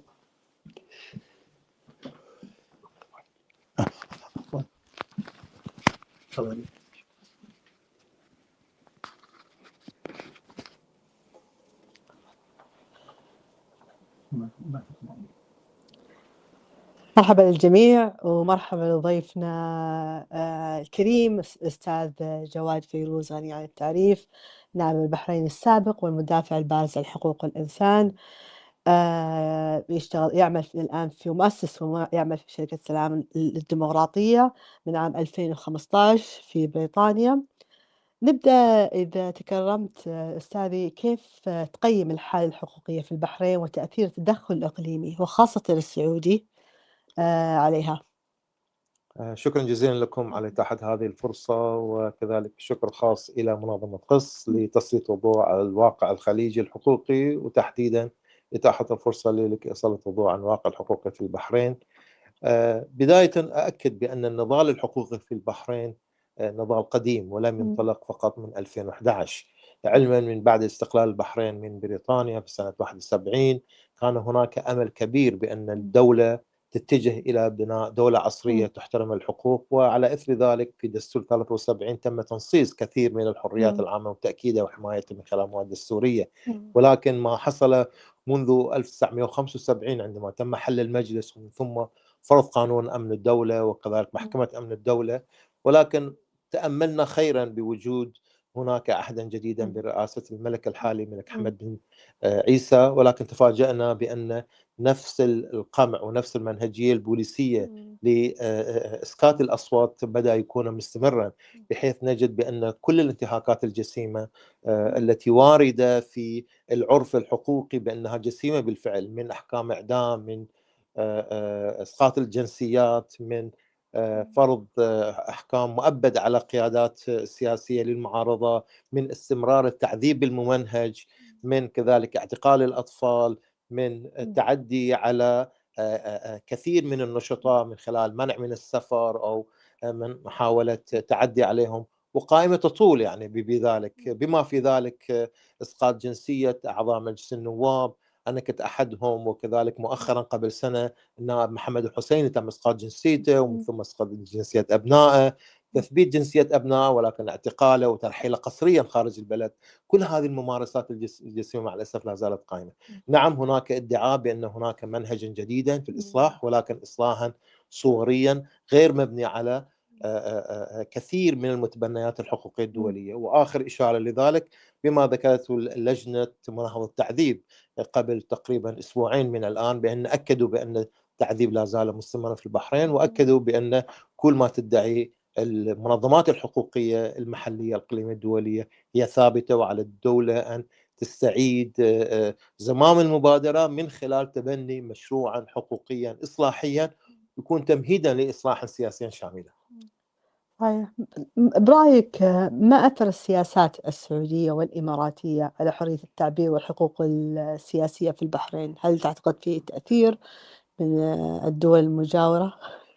بحكم أن البحرين من ناحية المساحة الجغرافية صغيرة وإيراداتها شبه محدودة، مع الأسف منذ الاستقلال تلمسنا تدخلا مباشرا في الشأن المحلي من قبل الدول الجوار، وتحديدا في السعودية في البداية، ولكن لاحقا ألحقتها الإمارات في تدخل في الشأن المحلي، ودوليا على مستوى الولايات المتحدة والمملكة المتحدة بوجود مصالح عسكرية وسياسية. أما تحديدا الدور السعودي ودور الإماراتي دور سلبي جدا في عدة أطر، في إطار العسكري وفي إطار السياسي وفي إطار الأمني وفي إطار المعلوماتي والاستخباراتي، وكذلك في إطار الدعم السياسي الدولي.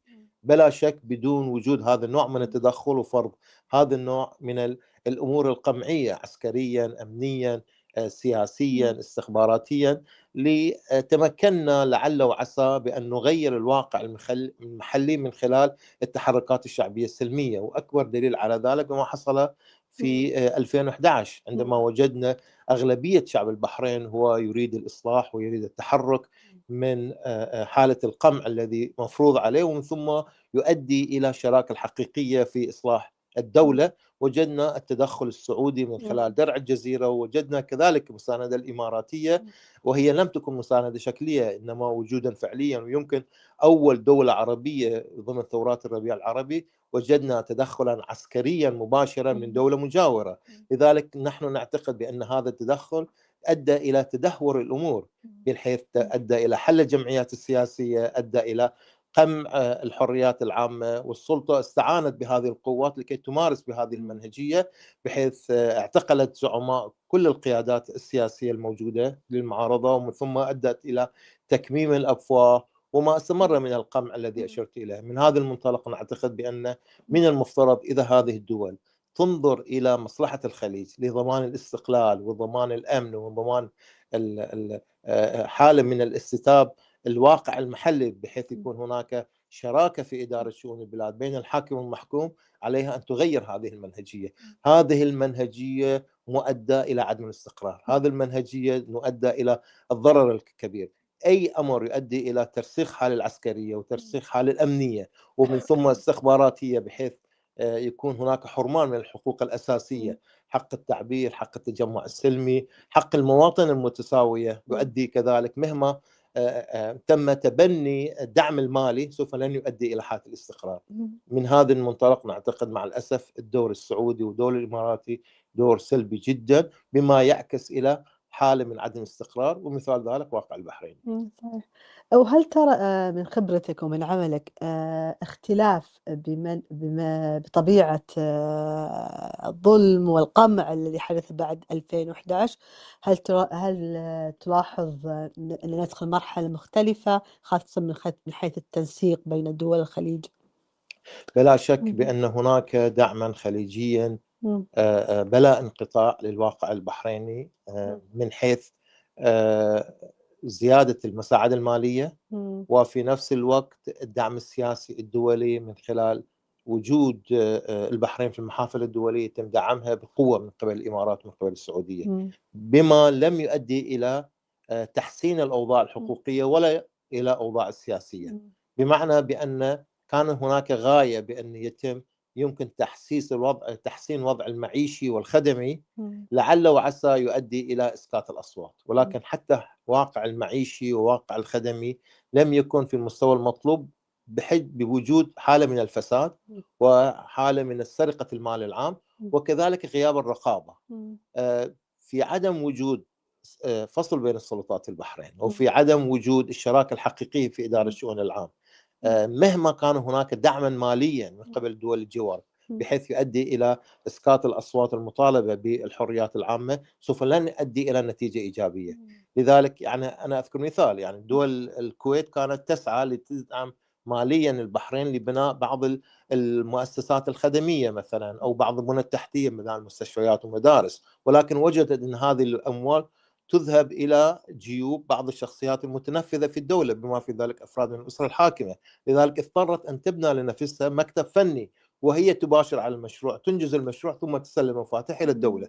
من هذا المنطلق هذا دلالة بأن في غياب الرقابة وفي غياب المحاسبة وفي غياب وجود سلطة رقابية مستقلة، مجلس نيابي له كل الصلاحيات التشريعية ورقابية، لا يمكن أن نضمن بأن حتى المساعدات المالية سوف تؤدي إلى تحسين وضع المعيشي والخدمي. من هذا المنطلق مجددا أنا أعتقد إذا أردنا أن نبني دولة مستقرة ودولة عصرية ودولة كذلك معتمدة على مواردها، وفي نفس الوقت تستطيع أن تعزز الشراكة بين المواطن وبين الحكومة وبين المسؤولين، يجب أن نضمن العوامل الثلاثة. العامل الأول إصلاح السياسي الشامل بحيث يكون ضامنين لوجود فصل بين السلطات. العامل الثاني هناك تبني مشروعا إصلاحيا في إطار التنمية المستدامة، نؤكد على وجود الخدمات المتساوية، تعليم مستمر، المساواة في المواطنة وشابه ذلك ضمن أهداف اللي ذكرتها التنمية المستدامة للأمم المتحدة. العامل الثالث المبادئ الحقوقية، وهذا جوهر الأمر. كل هذه الإجراءات سواء تشريعات أو الإجراءات الإدارية يجب أن تبنى على مبادئ حقوق الإنسان بحيث لا يكون هناك حالة من التعذيب وهناك تقييد للحريات العامة. وهذه مع الأسف الشديد هاي الثلاث العوامل الأساسية غايبة في البحرين، ولا يوجد هناك رؤية مع الأسف لا دول مجلس التعاون الخليجي ولا الدول التي تساعد البحرين مثل الإمارات والسعودية لتعزيز هذه الرؤى لضمان الأمن والاستقرار الدائم. زي ما ذكرت من أبرز النقاط المهمة اللي هي التركيز على حقوق الإنسان. ما هي أبرز القضايا التي برأيك يجب تركز عليها منظمات حقوق الإنسان لمواجهة التحالف الحكومي لقمع الحقوق؟ المبدأ الأول والأساسي قضية تعزيز مبدأ المحاكمات العادلة. يجب أن تكون هناك حالة من المحاسبة والرقابة على الدولة، ومن ثم ضمان وجود منظومة تؤدي إلى المحاكمة العادلة لكل من ينتهك الحقوق. قضية المحاسبة مسألة جوهرية. الأمر الثاني يجب إعادة النظر في التشريعات المحلية بما توائم المواثيق والمعاهدات الدولية، في غياب وجود بنية حقوقية محمية من قبل الدستور من قبل التشريعات الحكومية التشريعات المحلية. لا نستطيع أن نضمن بأن هذه الخطوات وإن كانت إصلاحية أحيانا بصورة شكلية يكون حالة مستدامة، يجب تضمينها من خلال إعادة النظر في التشريعات. الأمر الثالث أمر القضاء العادل والمستقل. غياب القضاء يؤدي إلى هكذا نوع من الحالات بحيث أن حتى المدنيين يتم محاكمتهم في محاكم عسكرية على سبيل المثال. الأمر الرابع يجب ضمان وجود الحريات العامة في كل المستويات، حرية التعبير، حرية التجمع السلمي، حرية تشكيل الأحزاب ومؤسسات المجتمع المدني، في ضمان وجوده. النقطة الأخيرة قضية السلطة الرابعة هي سلطة الإعلام، الصحافة المستقلة، الإعلام المستقل. هذه العوامل مع الأسف مفقودة. لذلك أن نصيحتي لكل من يريد أن يجتمع يساند المجتمعات في تحقيق غاياتها الحقوقية، عليها أن تركز على وجود هذه العوامل الأساسية. ما الدور الذي ترى أن تلعبه منظمات بحرية مثل في الخارج مثل السلام مقارنة بالمنظمات الدولية الأخرى؟ نحن عندنا رؤية واضحة بأننا يجب أن نتفاعل ونتعامل ونعمل شراكة تامة مع المنظمات المحلية بالدرجة الأولى، بحيث يكون عندنا وجود محلي مع المنظمات الإقليمية إضافة إلى مع المنظمات الدولية، وعلى هذا الأساس نعمل معهم لكي نفعل الآليات الأممية، سواء عن طريق مجلس حقوق الإنسان، المفوضية السامية، الآليات الأممية المختلفة، العلاقة مع المقررين الخاصين، الإجراءات الخاصة، إضافة إلى النشاط المكثف في أثناء دور الانعقاد مجلس حقوق الإنسان. استفادة من هذه الآليات، بالإضافة في الإطار الشراكة التامة مع هذه المنظمات المحلية والإقليمية والدولية، كل هذا كثير. وأنا أعتقد نسبيا نجحنا في كثير من هذه الأمور. أمثلة على ذلك، استطعنا أن نؤثر على الدولة من خلال علاقتنا مع الهيئات الأممية بأن نخفض نسبة الذين تم إسقاط جنسياتهم. العدد وصل تقريبا 985 في أبريل 2019، ولكن تم تثبيت نصف العدد، 551 تم تثبيت جنسياتهم من قبل الملك، وهذا من خلال الجهد المشترك مع الجميع، هيئات أممية، منظمات حقوقية وشابه ذلك. الأمر الثالث مسألة استمرار أحكام الإعدام. وجدنا الآن تقريبا على مدى سنتين تم توقيف، لم يصدر أحكام إعدام مجددا، وكذلك عندنا 12 حالة ضمن خلفية قضايا سياسية لم يتم تنفيذها، بالرغم أنهم يعني أنهوا جميع الإجراءات التقاضي في البحرين.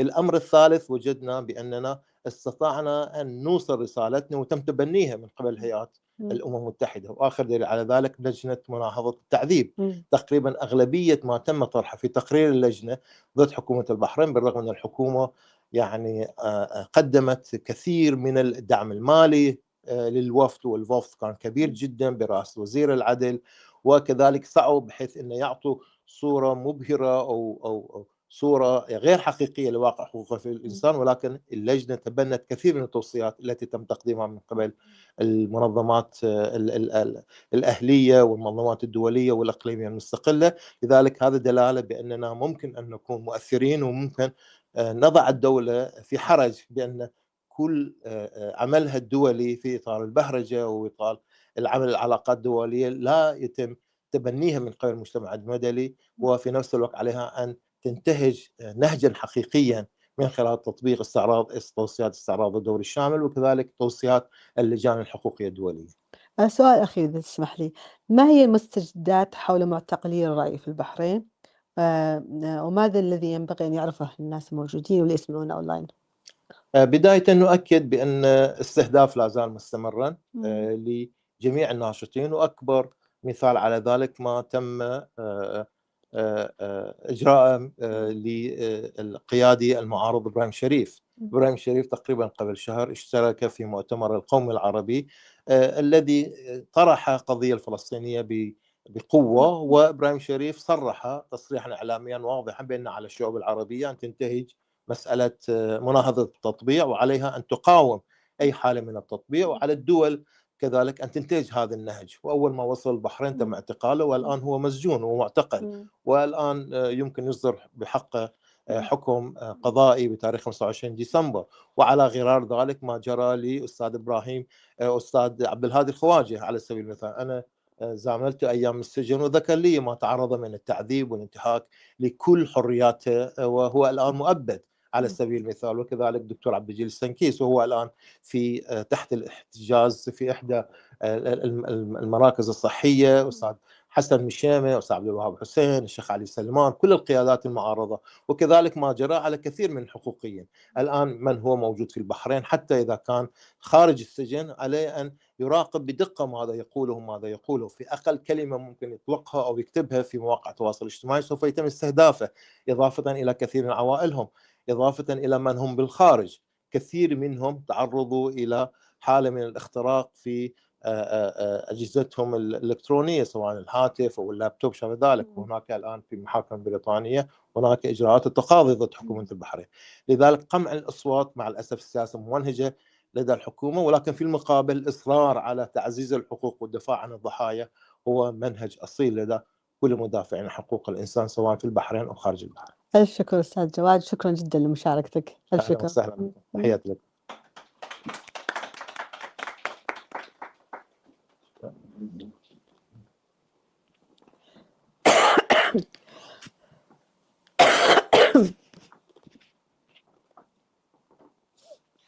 أهلا وسهلا دكتورة مريم. أهلا فيك. كيف أمورك؟ الحمد لله تمام.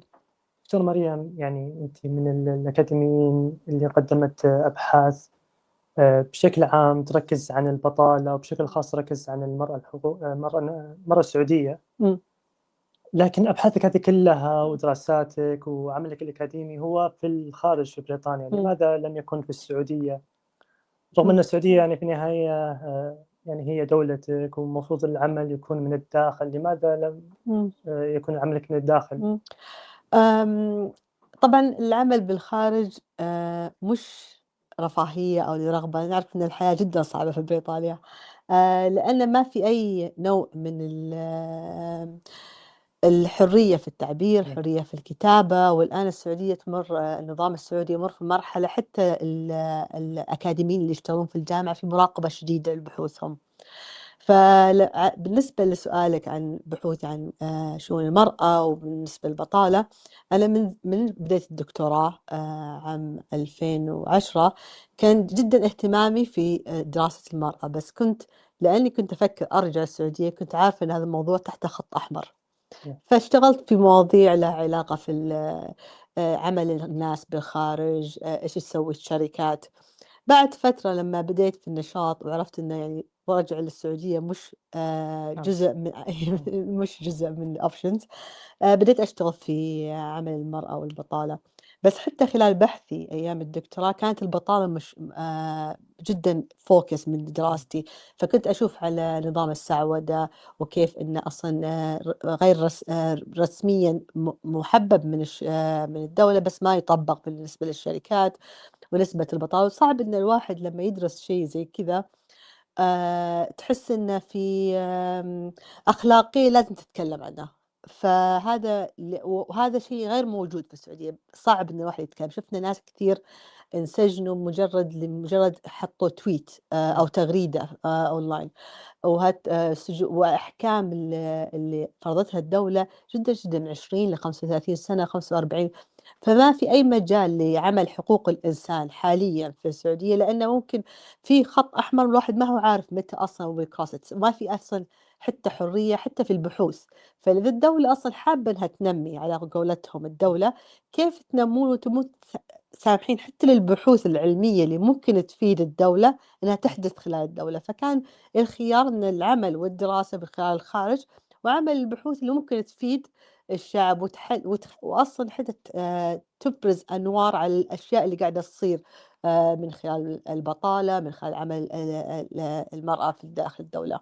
طيب دكتورة، يعني احنا نشوف كيف السلطة السعودية تحاول تركز بشكل خاص على الجامعات السعودية، تحاول انها تطورها، تحاول تجيب اكاديميين، وانها تحاول ان تكون هذه الجامعات من الاوائل الجامعات. كيف تشوفين هذا الوضع؟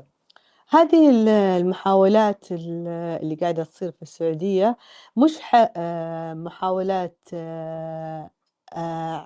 ما قاعدة تسويها تطبيقها مش على قولتهم أخلاقي أو بشكل أخلاقي. فمثلا يبغون يزيدون التقييم حق الجامعة، جابوا المخصصين الأجانب حطوا لهم affiliation، ومن خلال هذا لأن الباحثين الأجانب عندهم بابليكيشن كثيرة يرتفع تقييم الجامعة. إذا أنتم تبون أصلا تطولون في التدريس وفي الجامعات في السعودية، ليش إحنا قاعدين؟ أنا ماني ضد الإرسال، أنا استفدت من الإرسال في الخارج. ليش ما إحنا قاعدين نبني جامعات في السعودية؟ وأصلا كثير ناس اللي درسوا حتى برا أخذوا دكتوراه ما يلاقوا وظائف في الدولة. فالتطويرات كلها شكلية تركز على بس إحضار أسماء ممكن تبرز الجامعة، ممكن تغير تقييمها، بس ما في تركيز على التدريب المهني، التدريب التطبيقي. حاليا أخيرا كنت أقرأ أونلاين عن كثير من اللي كانوا يدرسون نوع جزء من الطيران لغير يطبق بعد 3 سنين، فكلها أشياء غير مرسومة. تجي الشركات الكونسلتنسي كامباني تكتب ريبورت والدولة تمثل بدون أي تطبيق ولا محاسبة إذا أصلا في outcome من هذه التدريبات. طيب دكتورة، يعني أنت رغم أنك يعني شغالة في العمل الأكاديمي إلا أن عندك نشاط حقوقي، ويعني يجي عليك هجوم أحيانا وكذا، كيف تقدرين توازنين ما بين الاثنين؟ ليش أنت مضطرة لهذا الشيء؟ لأن يعني أنا كأكاديمية أشوف أن كتابة أوراق وتدريس بدون تطبيق اللي إحنا قاعدين ألاقيه في بحوثي أو بالأشياء اللي أو تحت أو وضع السبوت لايت على الأشياء اللي أنا قاعدة أشوفها في الريسيرش غير أخلاقي. أنا ممكن أكتب أوراق ممكن تقول فيجن 23 ممتازة أو رؤية 2030، وهذا كثير من الأكاديميين للأسف يسوونه لأن لهم منفعة مع الدولة، ممكن يجي كونسلتنسي وما غيره. فأنا أشوف إنه يعني جزء إن من الواحد كأكاديمي كإنسان مهتم في دولته، مهتم في تطوير الشعب، مهتم لمصلحة الشعب، لازم لازم تطبق اللي أنت قاعد تكتبه في النشاط الحقوقي. والنشاط الحقوقي كان جدا اهتمامي من البداية، لأن أنا تربيت وعشت في السعودية وشفت الظلم اللي في السعودية، شفت إنه كيف يأثر على شعبنا. وما في أكثر شيء ممكن يزعجني لما أشوف إن كيف عملية تبضيض صورة السعودية وفي اللي قاعد يصير في الخارج، وهم عندهم القدرة المالية إن شراء العقول، شراء الذمم. يعني شفنا إحنا موجة كبيرة حاليا في الجامعات البريطانية، دكاترة وبروفيسورات كتبوا عن حقوق الإنسان على الورق ويروحوا السعودية ويعطوا كلمات ويقولوا الوضع ممتاز، ويرجعوا تكت يرجع بلدهم ما ضر الوضع، أخذ الفلوس ورجع. فيعني أنا أحس إن الواحد ما ممكن يكون أكاديمي بدون إنه ما يكون يحمل أخلاقية بحث للخارج. طيب أنت ذكرتي الرؤية 2030 وذكرت إنه في يعني أكاديميين يروحون للسعودية عشان يكتبون عن حقوق الإنسان، رغم أن الرؤية هي تركز بشكل خاص عن تمكين المرأة، أنت كأكاديمية سعودية كيف تشوفين وضع المرأة حاليا؟ شوف أنا لما طلعت رؤية 2030 قلت ما له داعي الواحد يصير بس يفكر يصير تفكيره السلبي، فقلت خلينا نشوف إيش قاعد يصير. فكل الأبحاث اللي سويتها بعد تقديم رؤية 2030 طلعت كلام على الورق. أول حاجة الرؤية انكتبت لأهداف معينة، رؤية كتبت لتحسين سمعة الدولة بعد مقتل خاشقجي وتحسين سمعة شخص واحد اللي هو محمد بن سلمان. ومن أهداف الرؤية إن تمكين المرأة، فهو انتقل من ريبراند himself من واحد معروف إنه وراء جريمة قتل إلى واحد مسؤول عن تمكين المرأة. ومن أهداف كانت الرؤية أن تدخيل المرأة في سوق العمل.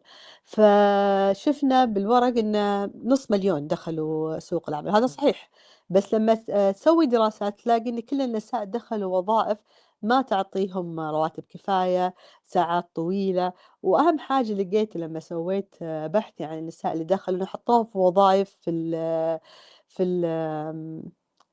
في وظائف مثلا اللي في محلات، في الأسواق الشعبية. وهذه هذه الأماكن معروفة أنها كانت كلها رجالية، كلها ناس يشتغلون خاصة المرأة يعني ما في أماكن خاصة للمرأة. فنسبة التحرش التحرش الجنسي اللي تواجهها المرأة في سوق العمل يعني شيء مخيف. بعضهم يشوفونه جزء من الوظيفة لما قابلت النساء اللي يشتغلون. ولما أسألهم إذا كان كيف ممكن التبليغ، ما في أي نظام، ما في أي قانون يحمي المرأة، فحطهم في وضع جدا صعب، زاد التحرش، زاد الظلم لهم، ولا يقدرون إن يبلغون، وإنه ممكن تأخذ تبليغاتهم لمحمل الجد. طيب دكتورة، يعني كناشطات سعوديات في المنفى وفي الخارج، كيف إيش التحديات اللي تواجهونها وكيف يعني؟ حاليا يعني أكثر التحديات اللي أنا أواجهها كباحثة وكناشطة كمان، إن آخذ يعني لما أبغى أسوي بحوث عن السعودية صعب صار إن نوصل للمعلومات الدولة سووا تعتيم كامل لأي معلومات ممكن الواحد يدخلها. يعني أعرف أن القسط جدا ممتاز اللي يبدأ اتصال مع الشعب بالداخل، بس إحنا كمان حريصين إن إحنا ما نحط أحد في مرحلة خطر لما نتكلم. فمن أكثر الصعوبات الواحد لما يشتغل بالخارج، صح عندنا حرية تعبير، صح نقدر نكتب عن اللي نبغاه، بس في كمان بعد عن الوطن، بعد، ويأثر هذا عن نفسية الإنسان لما تحس إنك أنت جدا مبتعد عن أهلك، وتخاف إن ممكن القمع أي شيء تقوله أو تسويه ممكن يأثر على أهلك في البلد. النقطة الثانية، ويمكن أستاذ يحيى بيتكلم عنها أكثر بعدين، اللي هي أن السعودية تدير أكبر نظام تجسس في العالم، على تستهدف الناس بالخارج. فيجيك مثلا إذا ما كان نظام تجسس على تليفوناتك أو على لابتوبك من خلال سباي واي، يجيك كمان تهديدات أونلاين. يعني نشوف إحنا الذباب الإلكتروني، أي حاجة نكتب يحاول إنه، وخاصة إذا كمرأة يبدأوا في بشكل أكبر نشوفهم يحاول تشويه السمعة بأكثر شيء ممكن.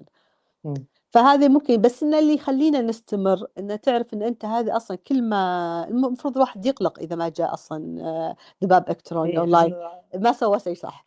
بس إنك أنت ممكن تشوف نقاط صغيرة وتحتفل فيها. مثلا لما طلعت سلمى شهاب، وأنا أعرف إن القسط من أول الناس اللي سووا ريبورت، ومعهم شركات كثيرة، معهم NGOs كثيرة تتكلم عن. ممكن أسألك أيضا يعني عن هل في فعالية، هل في تأثير من هذا العمل تشوفين؟ أنا أشوف في تأثير، مو التأثير اللي إحنا نبغاه والتأثير اللي نبغاه بالسرعة اللي إحنا نبغاه، بس في تأثيرات صغيرة.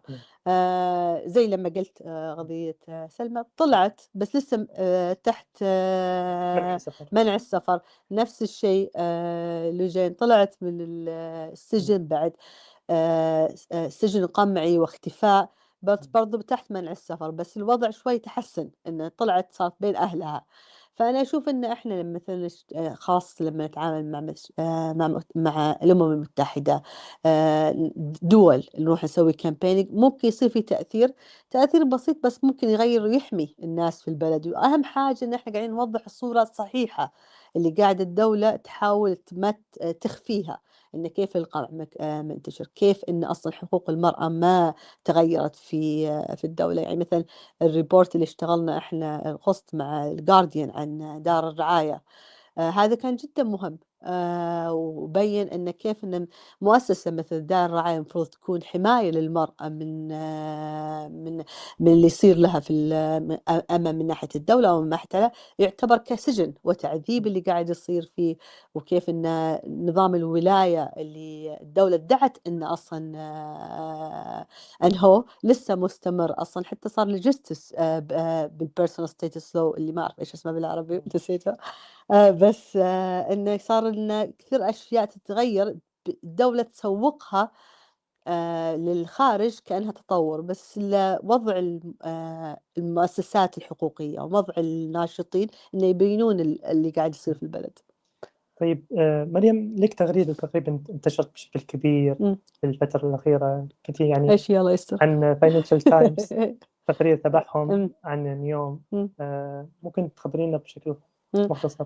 هذا الريبورت حق الفاينانشال تايم، يعني احنا من زمان كنا نقول دائما ان مشروع ذا لاين ونيوم مشروعات خيالية طفولية تافهة ما لها علاقة بتطور البلد، كان يقول لنا ان احنا اصلا نغيرون من كل التغيرات اللي قاعدة تصير في البلد.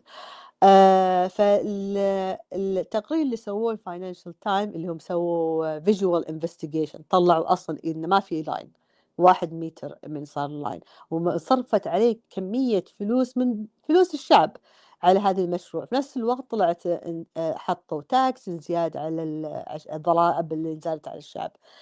فهذا التغريدة انتشرت لأن أتوقع أنها مست كثير ناس، لأن عدد البطالة كبير، الناس قاعدة تعاني بارتفاع الأسعار. والتقرير بين أنه يعني كثير من الشركات الأجنبية راحت تبني المشروع الخيالي، ومع العلم أنهم عارفين أنه ما راح ينجح، أخذوا الفلوس ومشيوا، ولا أحد تحمل المسؤولية، لا محمد بن سلمان اللي كان مصمم على هذا المشروع الطفولي، ولا الشركات اللي طلعت. مين دفع؟ الشعب.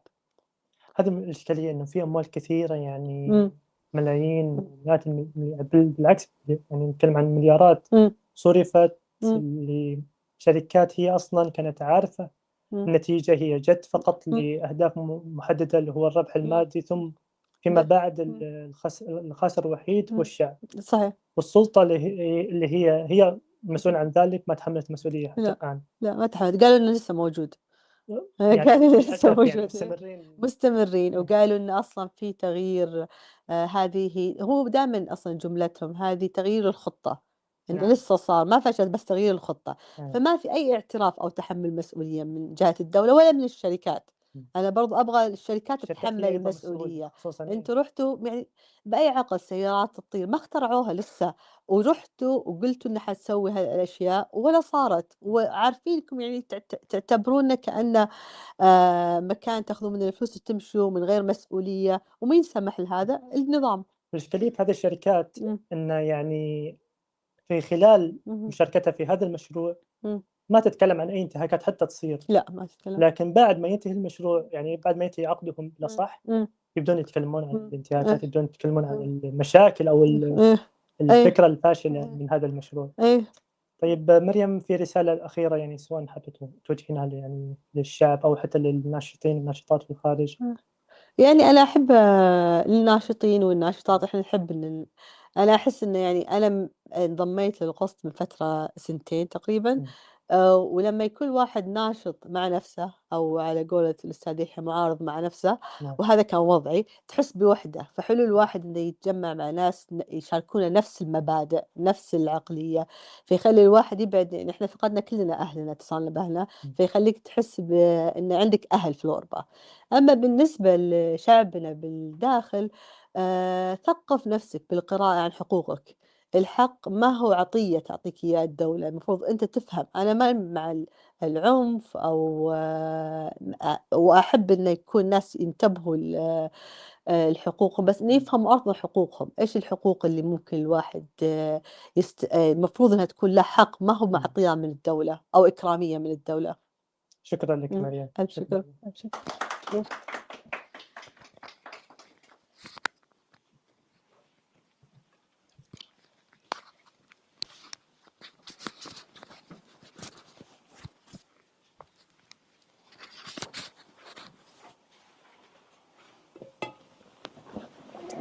أهلا وسهلا فيك أبو فارس. أهلا وسهلا عبد الله، شكرا جزيلا لك. أبو فارس، قبل 14 في عام 2014 أسس منظمة القسط. إيش الدافع اللي خلاك تأسس منظمة القسط؟ خصوصا أن كان في نوعا ما ممكن وقتها مؤسسات اللي هو مثلا حسم، عندك يعني جمعيات، المصد الحقوقي تبع وليد. إيش السبب اللي خلاك يعني تأسس القسط خصوصا أنها بعد في الخارج؟ طيب شكرا عبد الله، وهذا السؤال كان في الجلسة الإنجليزية، فأنا ما ودي إنه أعيده بالضبط، لكن بحاول إنه أختصر. إحنا في السعودية تعودنا إنه بيئة مغلقة تماما، ما كان فيه أي مجال لأنه أحد يعبر عن رأيه في أي مكان. كان طموح الناس إنه يحصل له 20 يقدر يتكلم قدامهم بحرية، هذا طموح كبير جدا. يعني أنا أذكر مثلا إنه إذا في كاتب قرر إنه يكسر الحواجز، هو يعرف إنه القراء ما راح يتجاوزون 1000-2000 في المقال اللي حيكتبه، هذا إذا نجا من مقص الرقيب. لو خطيب جمعة قرر أيضا إنه يخرق الحواجز، هو يعرف إنه ما قدامه 1000-2000 في المنبر وبعده حيعتقل. فكانت البيئة صعبة جدا إنه أحد يتجاوز الحدود، وكانت السلطة دائما تتحكم في السردية بشكل كامل. فخطبة الجمعة تحاول السلطة تتحكم فيها، النقاشات في المجالس تخترقها عبر المباحث، المدارس تتحكم في المعلمين وتحاول تراقبهم وش يقولون وش ما يقولون، فضلا عن إنه في المناهج كيف إنه المناهج صيغت بشكل يمجد السلطة ويمجد الاستبداد ويمجد القمع. فكان الجو بشكل كامل يسير في ركب السلطة. الناس تحاول تقاوم، تحاول الناس إنها في مجموعة من الناس تحاول تفهم، في مجموعة من الناس تحاول تفهم إنه في شيء خطأ قاعد يصير، سواء في السرد التاريخي أو في الرواية اللي تعطيها السلطة أو في الصراعات اللي تزرعها السلطة بين أفراد المجتمع. التغير حصل، في تغير كبير حصل في السعودية أيام دخول الإنترنت للسعودية. حصل تغير كبير، الناس قدروا يتكلموا مع بعض ويتكلمون بحرية. كان أغلب الناس، أو ما أغلبهم بس ربما أغلبهم، يكتبون بأسماء مستعارة. فالكتابة بأسماء مستعارة أعطت الناس فرصة إنه يتكلمون بأريحية شوية. إلى تقريبا 2006، في 2006 صار إنه الآي بي صار مكشوف، وإنه صار إنه السلطة تعتقل الناس بالآي بي، وصار قمع شوية خاصة في منتديات زي الساحات وكذا. اعتقل كثير من الكتاب، بعضهم موجود الآن في الساحة، يعني في الساحة في الفضاء العام أقصد، مش الساحات انتهت. كان أيضا في 2003 2004 اعتقال الإصلاحيين الثلاثة، عبد الله الحامد الله يرحمه، وعلي الدميني الله يرحمه، متروك الفالح الله يحميه. اعتقالهم وهم من توجهات مختلفة، وكان مطلبهم الملكية الدستورية. هذا أيضا دق جرس عند كثير من النشطاء أنه في عمل مختلف جالس يصير في الساحة. وقعت كثير من العرائض، من البيانات، مطالب إصلاحية من تيارات مختلفة. استمر هذا الحال يعني فوق وتحت. في 2000 بعد دخول الإنترنت صار له تأثير كبير، فنشطت أعمال مثلا بدل العرائض اللي كانت موجودة على الأرض وإنه وقعوا، صارت في نشاط على الإنترنت. فكانت ممكن البذرة لحسم، وربما بذرة حسم كانت من دعاة الدستور، المجموعة اللي أسسها الدكتور عبد الله الحامد ورفاقه. وغالبا المجموعة اللي كانت هناك غالبهم انتقل في حسم لاحقا.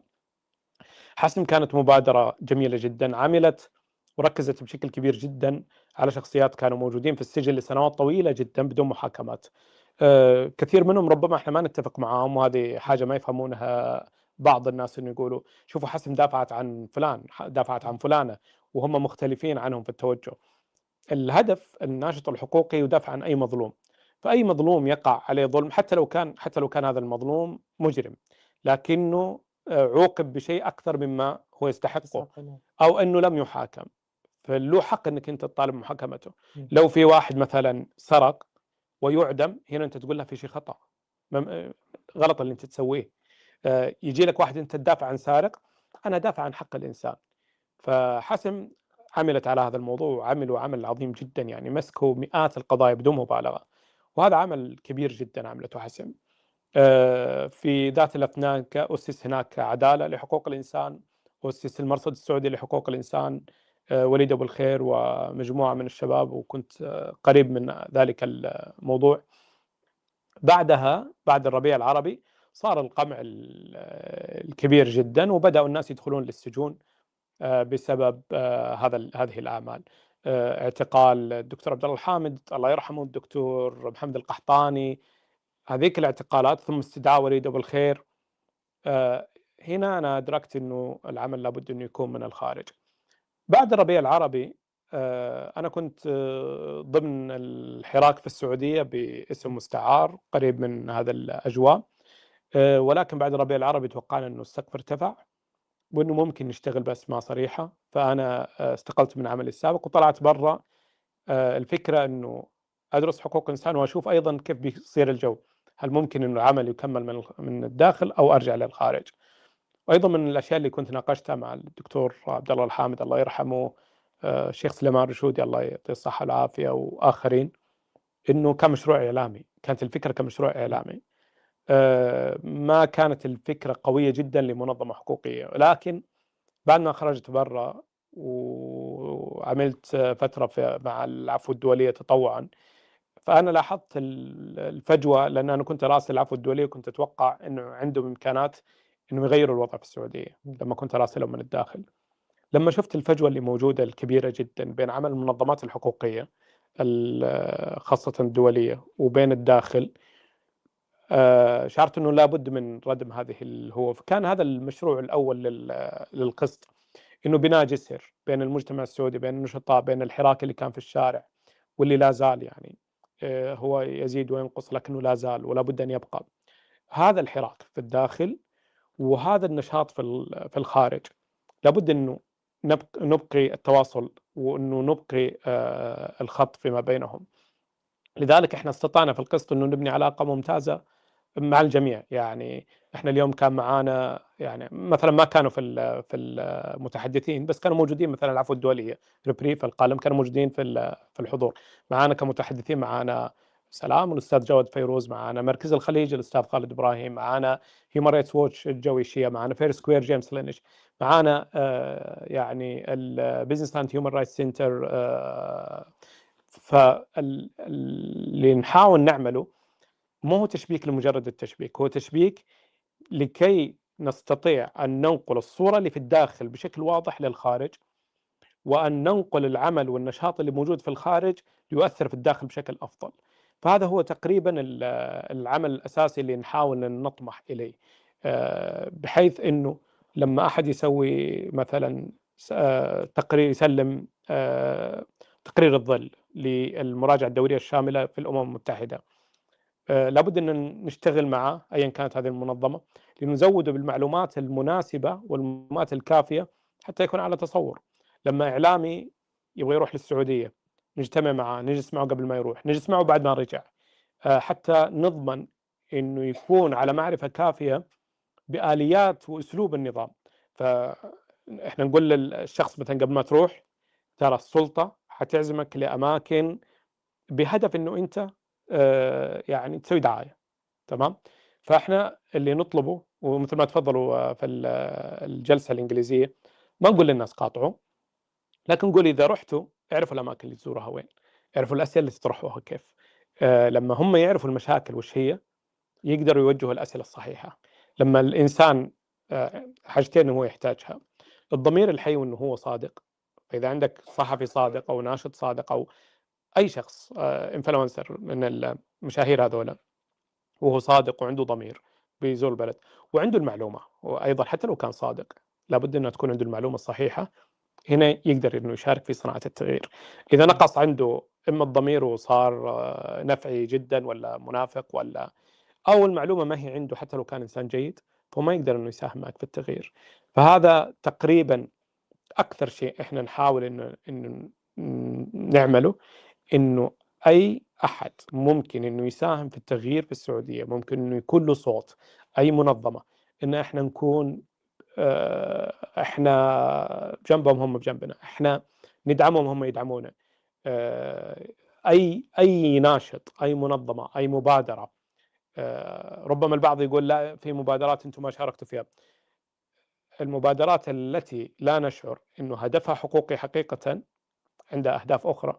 يعني مثلا لو في مبادرة تنشر خبر وإحنا نقول لهم الخبر غير صحيح ونأكد لهم إنه غير صحيح، يصرون على المضي قدما.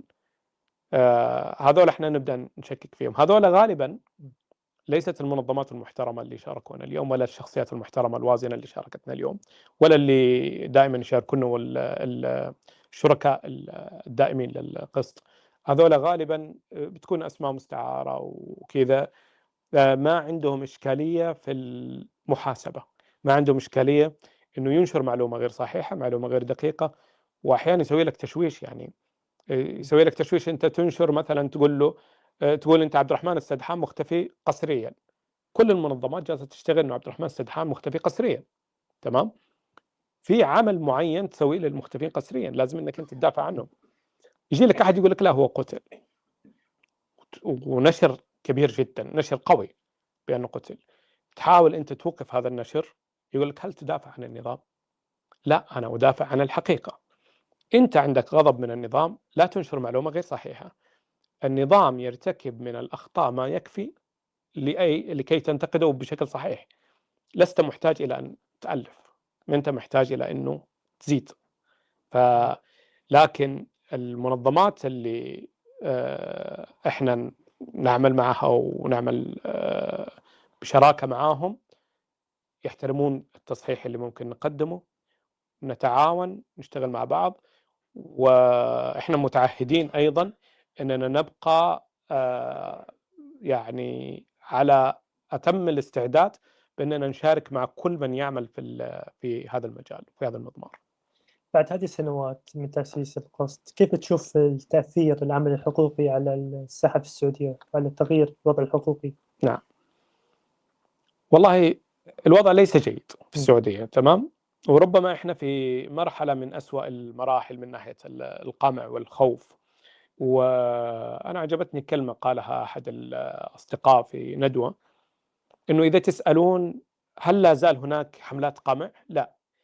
هل هذا يعني إصلاح؟ لا، لكنه لم يعد هناك أحد تطال حملات القمع. السؤال الصحيح ليس هل لا زال النظام يعتقل الناس، السؤال الصحيح هل لا زال أحد يستطيع أن يتحدث بحرية أم لا؟ هذا هو السؤال الصحيح. فإذا كان لا يوجد أحد يتحدث بحرية فمعناته أنه قمع الجميع.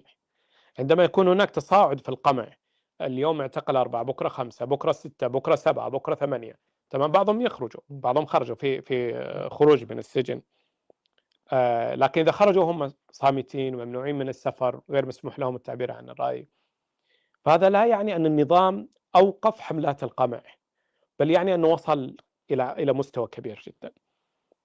فالمستوى سيء جدا. مستوى الإعدام في العام الماضي هو الأعلى في التاريخ يعني في الأعلى ركرد يعني. بالضبط، يعني هم ضربوا رقم قياسي في الإعدامات. كثير من الإعدامات هي كانت تعزير، كانت لشباب أدينوا بأشياء وهم صغار، كانت على أشياء متعلقة ببعضها مخدرات، يعني ليست كلها قتل، لأنه إذا قلنا الإعدام قالوا القاتل يقتل ويدخل لك في نقاش ولا يعرف أبعاده. فالحقيقة أنه الوضع سيء جدا. لكن السؤال هو، هل لو لم يكن هذا العمل موجود، وأنا ما أقول عمل القسط، أنا أقول كل الشركاء وكل الأصدقاء وكل النشطاء اللي موجودين في الساحة، لو لم يكن هذا العمل موجود هل كان الوضع أفضل أو أسوأ؟ طبعا لا نعلم مدى صعوبة الوضع كيف سيكون لو لم يكن هذا العمل موجود. أنا ضربت مثال في الإنجليزية أنه نحن لسنا سعيدين بالنتائج التي وصلنا إليها في قضية جمال خاشقجي رحمه الله، ليست كافية. نحن نتمنى أنه كان هناك محاسبة حقيقية للقتلة الحقيقيين، لم يحصل هذا. لكن هل نعلم ما الذي كان سيحصل لولا أن هذا النشاط موجود، لولا أن هذا العمل موجود، سواء من المقرر الخاص من الأمم المتحدة أو من المنظمات أو الضغط الدولي أو أي نشاط حصل؟ لو لم يكن موجودا ربما كان النظام استمر في فعلته، وهذا كان أمر واضح، لأنه في التقرير حق الاستخبارات السعودية بعد الجريمة البشعة كانوا يقولون أن هناك أمر مفتوح لاستعادة المعارضين في الخارج، فاعتبروا أنه ما حصل لجمال هو استعادة رحمه الله، أو محاولة استعادة رحمه الله، وكان هناك، وهم أشاروا إلى أمر مفتوح. تمام. محمد بن سلمان يوم من الأيام قال أنه روسيا تقتل معارضين، فهو مستغرب ليش الهجوم عليه. أي فهو كان يتصور أنه بالإمكان قتل المزيد والمزيد، فربما أنه لم ننجح تماما لكن ربما نجحنا جزئيا. فهذه المدافعة، دائما المدافعة بين الخير والشر يجب أن تكون موجودة، وهي موجودة. يكفي الإنسان أن يصطف في جانب الخير في كل مرة. هناك مغريات دائما تدفع لجانب الشر، وطبعا جانب الخير والشر ليست واضحة المعالم جدا أنه هذا الفريق خير وهذا الفريق شر، ليست بهذا الشكل. ربما الفريق الذي أنت تختار أن تكون معه يوم من الأيام يرتكب خطأ، يجب عليك أن تنتقده، يجب عليك أن تكون المعايير واضحة. عندما يختار الإنسان دائما أن يكون في جانب الخير، هذا هو النجاح، وهذا هو الأمر المهم والمهم جدا، أنه يبقى في هذا الجانب مدافعا عن الحق مهما كانت التكلفة، مهما كان الثمن. إذا لم يستطع فليعتزل، ليبتعد. لأن نرى ناس مثلا في الساحة، موجودين في الساحة، في يوم من الأيام بان الربيع العربي، كان مجتمعنا ما شاء الله تبارك الله، يعني ليس مجتمعنا السعودي، المجتمع العربي كانوا مجتمع حريات وحقوق ودفاع وما شاء الله، يعني أصوات جميلة جدا، والكل ينبذ الكراهية والطائفية والتفرقة والاستبداد والقمع، والكل ينبذ والاحتلال.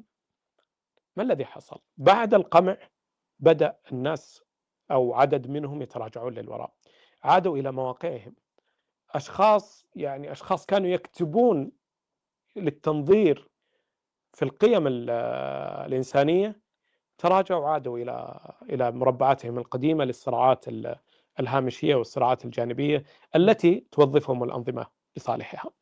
رأينا هذا ابتدأ، تفضل الأستاذ جواد في مشاركته، أنه التدخل العسكري كان بعد الربيع العربي، التدخل العسكري الأول كان في البحرين، وربما أنه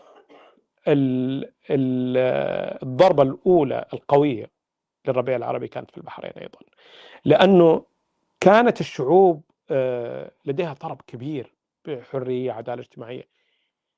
بدأ التفرقة عندما جاء الموضوع لدى البحرين، عاد البعض إلى مربعاتهم القديمة ووقفوا ضد الثورة في البحرين، ثورة محقة.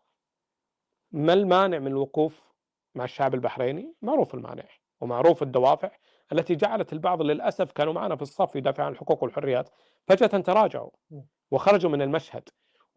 ولكن بدأت قصة نعم هم طالبهم حقيقية، ولكن عادتهم إلى المربعات الأولى التي تمكن الاستبداد في المنطقة، والتي مكنت درع الجزيرة من الدخول للبحرين وإطلاق الرصاص على الأبرياء في الشارع لأنهم يطالبوا بحقوقهم. وبدأت الاتهامات للثوار تكون مقبولة ومطبعة لدى شعوب كانت لا تقبل اتهامات الثوار في مصر ولا تونس، بدأت تقبلها في البحرين، وهنا بدأ التراجع. بعدها وبعد القمع الكبير الذي حصل، صار ما حصل في البحرين وفي سوريا في ليبيا، ثم حصل ما حصل في مصر بدعم إماراتي وسعودي. طبعا قتل الناس في الشارع في رابعة والنهضة، بل مشت الدبابات على جثث الأموات. بدأ الناس يتراجعون يعني بشكل مرعب جدا، وهذا يعني يريك أن هناك أشخاص يختارون أن يقفوا مع الحقيقة لأنهم يؤمنون فيها، وأشخاص يختارون أن يقفوا مع الحقيقة لأنها الموضة، لأنها هذه الموجة، يركب الموجة فقط. فهذه المصاعب التي نعيشها حاليا ربما هي تنخل الناس وتوضح كثير من الأشياء التي ربما لن نراها لو كانت الأمور تمت لنا بشكل كامل كما كنا نتمنى في الربيع العربي، وأن الشعوب تحررت وأنها وجدت من يحكمها بديمقراطية وحقوق إنسان وحريات، وبنيت مؤسسات هذه الدول بشكل مستقل، وأصبح الناس يختارون من يحكمهم. ربما لو أننا نجحنا من المرة الأولى في الربيع العربي، كثير من الشخصيات ممكن ما بنعرفها بشكل جيد. نتمنى أنه في الموجات الجاية أنه تستطيع الشعوب أنها تتحرر حقيقة، وأنها تستطيع الخلاص من الاستبداد، لا بتغيير أسماء الحكام ولا طوائفهم ولا أشكالهم ولا أسرهم، بل بتغيير آلية الحكم وآلية التفكير. فبدل الأنظمة الشمولية الاستبدادية القمعية تكون أنظمة تحترم الناس وتنتمي إلى الناس وتنتمي إلى الشارع وتتلقى مصدر قوتها من الشارع، بدل هذه الأنظمة التي تحاول أن تستقوي بأمريكا أو حاليا يستقون حتى بالمحتل الصهيوني الآن. إذا استطاعت هذه الأنظمة أن تبني علاقة جيدة مع شعوبها، فهي ليست بحاجة إلى بناء علاقات خارجية بهذا الشكل الذي يبنى على العمالة. هي مفترض تبني علاقات خارجية مبنية على المصالح المشتركة، وليس على مصلحة الحاكم مع مصلحة الدول الغربية. طيب أبو فارس، يعني من خلال يعني نقاش اليوم لاحظت أنه العمل الحقوقي يحتاج إلى صبر ويحتاج إلى جهد، فما هي الاستراتيجيات التي تقومون بها لعمل طويل الأمد؟ طبعا صبر وجهد هذه لا يستطيع عليها أحد إلا إذا كان مؤمن حقيقة بالدور الذي يقوم فيه. كيف يكون مؤمن بهذا الدور؟ أنه إذا كان ينتظر مثلا شهرة أو ينتظر تقدير أو ينتظر، فهذا ربما لن يحصل دائما. وإحنا رأينا كثير ممن تراجعوا من الخط الحقوقي كان عذرهم أن الناس لا يستحقون أن أضحي من أجلهم. ولذلك أنا أقول أي شخص يدخل في هذا المجال ويظن أنه يضحي من أجل الناس، لا تتعب نفسك. هذه التضحية ربما لا تقدم تضحية بوقتك وجهدك وبحياتك من أجل الآخرين. قدم هذه التضحية من أجل إيمانك بأن هذا أمر أنت مؤمن فيه أخلاقيا، وأنت تريد أن تقوم بهذا الدور أخلاقيا، ليس من أجل أنك تريد الآخرين أن يشكروك أو يقدروك. كن على أتم الاستعداد أنك عندما تقدم شيء لأحد أنه ربما يقف ضدك، أنه ربما يشتمك، وهذا يحصل طبعا. إذا كان لا يوجد إيمان حقيقي أنك أنت تدافع عن شخص وتدافع عن حقه، ثم ربما بعد ما يخرج من السجن أول واحد يشتمه أنت، وربما يقول هؤلاء الذين صعدوا على قضيتي واستغلوا اسمي من أجل أن ينتقدوا النظام أنا لن أسمح لهم ولم أسامحهم، وهم استغلوا سجني من أجل أن يشتموا النظام. هذا تكررت طبعا كثير. إذا استمعنا إلى هؤلاء فلن يكون هناك مجال لأن نكمل. لذلك الشخص الذي يدخل في هذا المضمار يجب أن يقول حتى وإن قالوا هذا، أنا لم أفعل هذا من أجل أن يشكرني، أنا أفعل هذا لأن هذا هو الصحيح. أنا أقوم بهذا الدور في مناكفة الظلم وحماية المظلوم لأن هذا هو الصحيح، حتى لو كان المظلوم غير مقدر لهذا. هذا أمر. الأمر الآخر المعرفة بأماكن التأثير. فأحيانا ربما، وهذا يتكرر أيضا، أنه نبذل جهد كبير جدا في مكان ليس مكان التأثير. فمثلا أنا أعطيك مثال شخصيا، لا أرى أنه الناس تنزل الشوارع حاليا، لأنه هذا تقدير شخصي. هذا لا يعني أنه خطأ، هذا حق من حقوقهم. أي شخص يريد أن ينزل يتظاهر للشارع هذا حق من حقوقه، ومن ينزل يتظاهر للشارع سوف ندافع عنه لأن هذا حق. لكن هل تنصح بالنزول؟ أنا أقول لا. لماذا؟ لأنه النزول للشارع الآن في غالب البلدان يعني العربية يعني ربما سوف يؤدي إلى أنه تواجههم أجهزة السلطة بالحديد والنار، ربما تقتل، ربما المخرجات أو النتائج التي ممكن أن تحصل ربما ضعيفة في هذا الوقت، وخاصة أن العالم كله في ردة حقوقية. العالم يرى أنه الشعب الفلسطيني يباد، غزة في مجازر يعني قمة البشاعة والإجرام، والعالم يعني بدأ يطبع هذا الإجرام. فكون أن الناس تضحي في هذا الوقت، يعني أنا أيضا أقول للأصدقاء اللي في السجن حاليا، كنا في 2015 و16 و17 قدنا مجموعة من حملات إضراب عن الطعام ونجحت وحققت نجاحات ممتازة جدا. الدكتور وجدي غزاوي، وليد أبو الخير، عيسى النخيفي، خالد العمير، كان مجموعة من الإضرابات حققت نتائج ممتازة جدا. الآن أنا أقول لحد يضرب الآن لأنه الصوت ما راح يسمع بشكل جيد. فالفكرة هي كالتالي، أنه ما الذي سوف تضحي به؟ كم ستدفع ثمن؟ وكم ستأخذ؟ إذا كان والله دكتور عبد الله الحامد الله يرحمه قدم حياته، كان الدكتور عبد الله الحامد يعرف أنه سيقضي مقتولا أو في السجن، كان يعرف هذا وحتى كتبها رحمه الله. لكن هل هناك ثمن يستحق؟ نعم، لأنه قدم مبادرات كثيرة، لأنه قدم كتب كثيرة، لأنه قدم رؤى كثيرة، لأنه كان أساس كبير جدا في الزرع الذي لا يستطيع اقتلاعه هذا النظام، وفي هذا النهر الذي يحفر مجراه بشكل دائم ومستمر، وإن شاء الله أنه لن يتوقف هذا النهر. فهذه تضحية محسوبة، وأنا أظنها تضحية مقدرة من الدكتور عبد الله حامد. لكن التضحيات التي ربما تكون التضحية أكبر من النتيجة ربما لا ننصح بها، وندعو الناس إلى أنه التركيز على أماكن التغيير. مثلا دعني أختم الإجابة بهذا الشيء.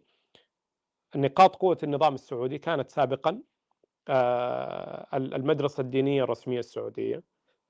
الوهابية، لكن البعض يتحسس من قول وهابية، وأنا عندما أقول وهابية لا أقصد تدين معين، أو أنا أقصد النظام الديني الذي صنعه النظام ملحقا بالنظام، يعني ممثلا في هيئة كبار العلماء وهيئة الأمر بالمعروف والنهي عن المنكر واللجنة الدائمة للإفتاء، المؤسسات الرسمية التي يعينها الملك. طبعا كان هذا مصدر من مصادر القوة.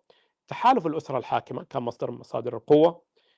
السيطرة على كل مفاصل الأمور في البلاد بما في ذلك وخاصة الأموال ورجال الأعمال ورؤوس الأعمال. أخيرا الدعم الخارجي.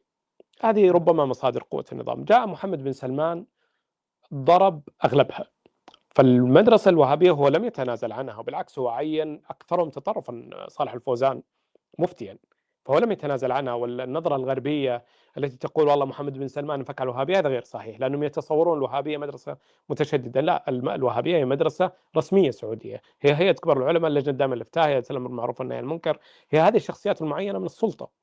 أما من يتأثر بها من مشايخ وعلماء هذا أمر آخر، متأثرون منسجمون هذا أمر آخر. لكن أنا أتحدث عن المعينين رسميا الذين هم تبع التحالف بين محمد بن سعود ومحمد عبد الوهاب وينفذون أجنداته. محمد بن سلمان ضربها بماذا؟ ضربها بأنه استنفذ خدماتهم في أشياء لا تصلح. فمثلا يجيب الشيخ عبد الله المنيع عالم فقيه يأخذه إلى العلا ليقوم بدعاية للسياحة، يجيب شخص آخر يفتتح البلوت، يجيب، فهو شكك المجتمع في مصداقية هذه المدرسة. فهذه المدرسة لن يستمع لها المجتمع حاليا إذا قالوا اسمع واطع، يجب عليك طاعة ولي الأمر، هذا الأمر حرام، حرام التظاهر. هذه الفتوى لم تعد تعني كثير لدى المجتمع. فهذه العصا بيد محمد بن سلمان أو بيد السلطة تقريبا انتهت، استخدمها بشكل خاطئ. هذا العامل الأول. العامل الثاني تحالف أو قوة الأسرة الحاكمة. هذا الأمر تفكك أيضا بدور محمد بن سلمان. كيف؟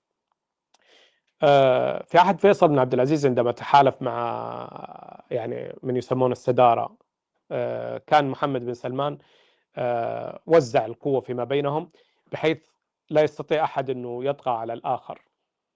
جاء محمد بن سلمان وفكك الأسرة الحاكمة وضربهم وأصبح هو القائد الأوحد، والأسرة حاليا مهلهلة. عامل رجال الأعمال واضح ضرب الريتس وما حصل فيهم، وهذا هذه كانت ضربة كبيرة لهم، ولا أظن أن أي منهم لديه ولاء لمحمد بن سلمان حاليا أو للسلطة حاليا.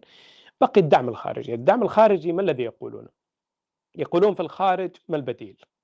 إذا راح محمد بن سلمان ايش نسوي؟ فهم كانوا يراهنون على ما يسمونه الاستقرار في المنطقة، وهم يرون أن محمد بن سلمان لا يقود استقرار في المنطقة، فهم يعلمون أنه بشكل خطر لهم حاليا، لأنه لا يوجد استقرار، يعني خاصة ما فعلوا في اليمن، ما فعلوا مع جمال الله يرحمه، ما فعلوا مع قطر، هذه الاضطرابات التي يقوم بها. لكنهم يدعمون محمد بن سلمان حاليا لأنهم يرونه الخيار الوحيد ربما أمامهم. فكيف يوجه العمل بشكل صحيح؟ هو بتوعية المجتمع في الداخل بحيث أنه لا ينضم أحد إلى جوقة المؤيدين للنظام الذين يقوون رواية النظام وسرديته. ليس بالضرورة أن يكونوا معارضين علنيين، لكن يكونوا معارضين صادقين بدون أن يحدثوا شيء، لكن لا يساهموا في التعذيب، لا يساهموا في إصدار أحكام ضد الناس، لا يساهموا في اعتقال الناس، لا يساهموا في تشويه السمعة. هذا أمر. وفي الخارج بالحملات الادفوكسي والكامبين اللي هي حملات المناصرة للضغط على الدول التي تدعم السلطات السعودية. ونحن عندما نذهب إلى الكونغرس أو إلى الاتحاد الأوروبي أو إلى الأمم المتحدة، نحن لا نقول لهم ساعدونا، نحن نقول لهم توقفوا عن مساعدة النظام، لأنه بدون هذا الدعم الخارجي النظام لا يستطيع أن يستمر طويلا، خاصة في قمعه يعني. فتوجيه العمل بشكل مركز ومحدد هذا أيضا نقطة مهمة جدا. يعني احنا نتكلم عن السعودية دولة قوية عندها يعني موارد مالية ضخمة، في تهديدات على النشطاء السعوديين. كيف تواجهون هذه التحديات سواء على المستوى يعني محلي أو حتى الإقليمي؟ طبعا التهديدات النظام يحاول أو هدفه غالبا أنه ما يكون في أحد قادر على الانتقاد. فيقوم مثلا ب مثلا احنا شفنا اللي عملوا مع جمال خاشقجي رحمه الله، أو محاولات تشويه السمعة أو استهداف الشخصيات اللي مؤثرة في المشهد. ومثل ما تفضلت الدكتورة مريم، يعني يحاول أيضا ممكن مع النساء يكون بشكل أكبر، وهذا أمر ملاحظ إنه استهدافه للنساء في تشويه السمعة أكبر. فهذه المضايقات أو هذا الأمر هو محاولة إصمات للناس، محاولة ضمان أنه لا أحد ينقل حقيقة. وهذا ربما أنه مؤتي يعني أو مؤدي ثمار أو مؤدي دور مع النظام السعودي. احنا نشوف مثلا كان معانا صحفيين في الجلسة الأولى بالإنجليزي وتكلموا عن صعوبة التغطية من الداخل أو صعوبة التغطية عن السعودية. فاحنا نشوف إنه كيف إنه هذا أدى دور، بحيث إنه صحفيين قريبين منا يعملون مقابلات معانا وجلسات معانا عشان يكتبوا تقرير على السعودية. يخرج التقرير 1000 كلمة، تجد 3 سطور بس عن اللي احنا قلناه.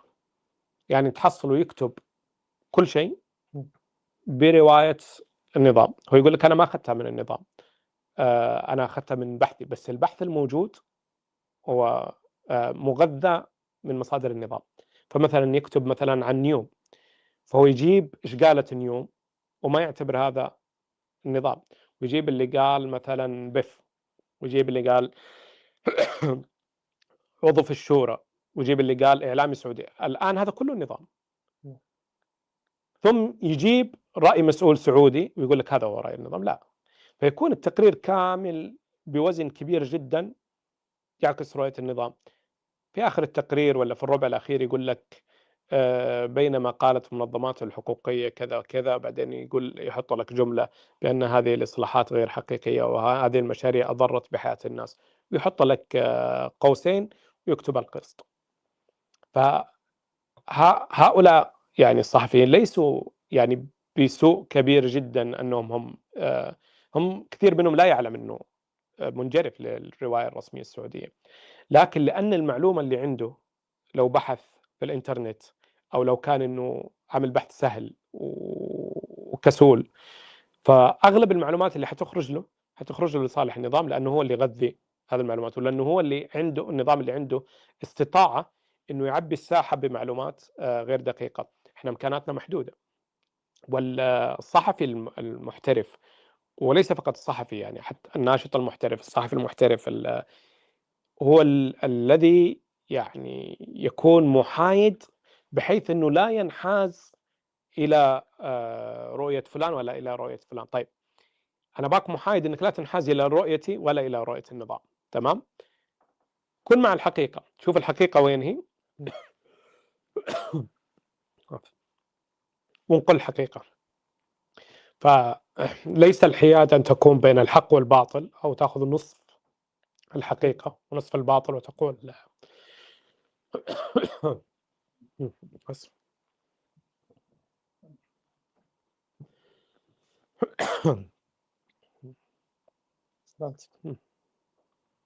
طيب أبو فارس، يعني ودي أسأل عن الشركاء الرئيسيين لكم سواء يعني في الداخل أو حتى في الخارج. الشركاء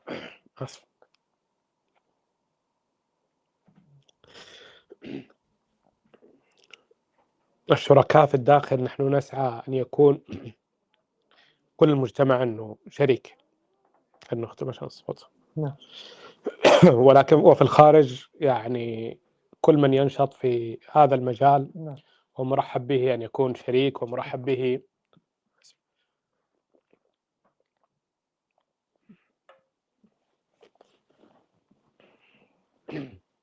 الشركاء في الداخل نحن ندعو كل أبناء شعبنا، كل من هو غيور على وطنه. لا يوجد لدينا أجندات معادية للوطن ولا أجندات خارجية. نحن نسعى إلى بناء دولة حقوق ومؤسسات، دولة تحترم الإنسان، دولة تبني مؤسسات للبلد، دولة لا يظلم فيها أحد. هذا ما نطمح إليه. لذلك نحن نقول أنه على أبناء شعبنا أن يكونوا شركاء في هذا المشروع. هذا المشروع ليس لصالح فلان أو فلان، هذا لصالح الوطن، يعني هذا مشروع وطني. ولذلك نحن نعتبر كل أبناء شعبنا هم شركاء في هذا المشروع. أما الشركاء في الخارج فهو كل إنسان لديه ضمير وقدرة على التغيير أو قدرة على المساهمة في الدفع بعجلة التغيير في داخل بلادنا.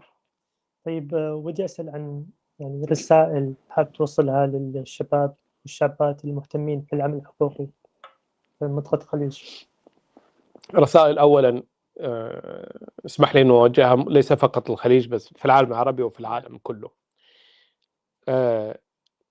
أي شخص مهتم بحقوق الإنسان في مكان معين مفترض أنه يتضامن مع كل قضية حقوقية في العالم ما استطاع إلى ذلك سبيلا. يعني أنا ممكن في قضايا حقوقية أنا ما أفهم فيها فما أستطيع أن أتضامن معها، لكن أن أفهم قضية معينة وأعرف أن هذه قضية محقة وأتجاهل هذه القضية لأن لي مصالح معينة، أو لأني حاب أروح أعمل عمرة مثلا، أو لي مصلحة مع السعودية أو الإمارات، هذا عمل غير أخلاقي. هذا عمل غير أخلاقي. أو أنا أنزل سياحة في مصر فما حنتقد السيسي وأنا عارف أنه ظالم، تمام؟ هذا عمل غير أخلاقي. لذلك في معنا أحد الزملاء هنا له كلمة جميلة جدا، الأستاذ عبد الرحمن فارس، يقول نجاة جماعية. هذه الأنظمة تتكاتف فيما بينها بشكل كبير جدا في قمع الشعوب، وربما نقطة الالتقاء بينهم الوحيدة والأهم هي قمع الشعوب. يعني هذه الأنظمة لا تستطيع أن تتفق على شيء فيه مصلحة بلداننا أو أوطاننا. الشيء الوحيد الذي يجتمعون فيه ويتفقون عليه كيف يقمعون هذه الشعوب. لذلك أنا أقول أن النشطاء يجب عليهم أن يتعاونوا بقدر المستطاع وأن يتكاتفوا بقدر المستطاع على دعم حقوق بعضهم دون خجل أو مواربة، أو أن يكونوا واضحين جدا في هذه النقطة. كلمة أخيرة حاب توجهها، يعني سواء للسلطة أو غير كذا؟ لكل أبناء شعوبنا أكرر أن هذا المشروع ليس لتقويض الأمن العام وليس لمناكفة السلطات، بل لتعزيز قيمة الإنسان في هذه الأرض. الإنسان في هذا الأرض هو غير معتبر أصلا لدى السلطات. هذه السلطات تعتبر الناس أو تتعامل مع البلدان وكأنها مزارع، كيف تستفيد منهم، كيف توظفهم، كيف تخرج من خلفهم أرباح، وتريد منهم أن يسمعوا ويطيعوا. فلذلك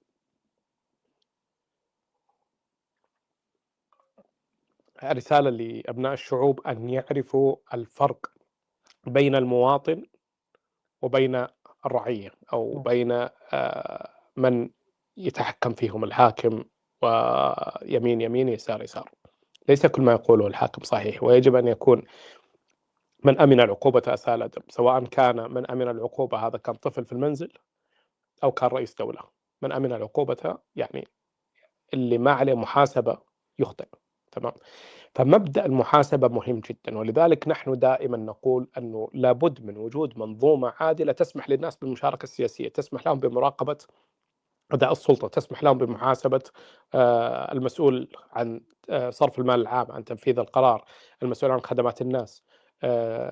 هذه المنظومة وبناء مؤسسات حقيقية، يكون هناك قضاء مستقل، يكون فصل بين السلطات، يكون الحاكم تحت المساءلة.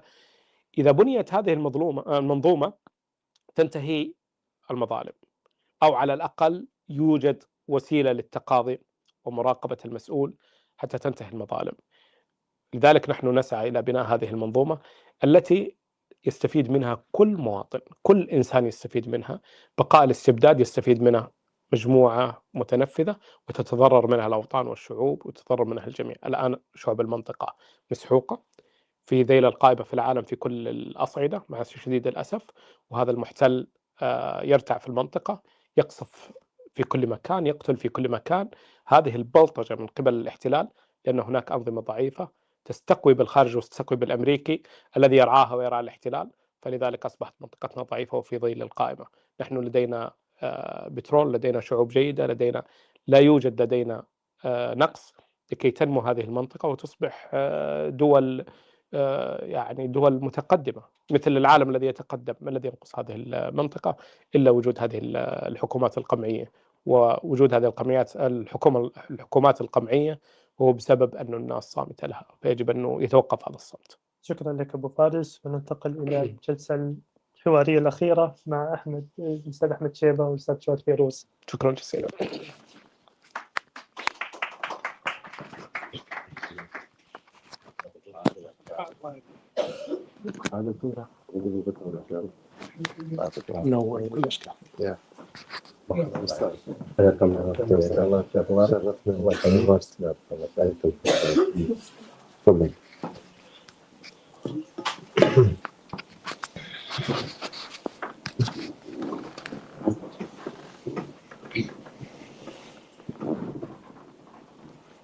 اهلا وسهلا بك دكتور. الله يحييك ويبارك فيك. شرفنا. يا اهلا يا اهلا وسهلا. الله يحييك مرحب ويبارك بك في هذا المؤتمر وفي هذا الحضور، وكذلك المشاهدين معنا عبر الأثير ومن خلال أونلاين.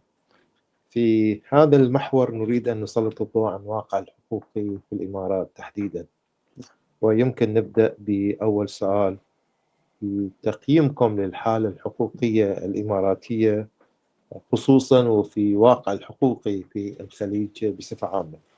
نعم، الله يعطيكم العافية. بداية شكرا على الاستضافة هذه، ومثل هذه الأنشطة لعلها تحدث وعي كبير ليس بالبسيط في مجتمعاتنا.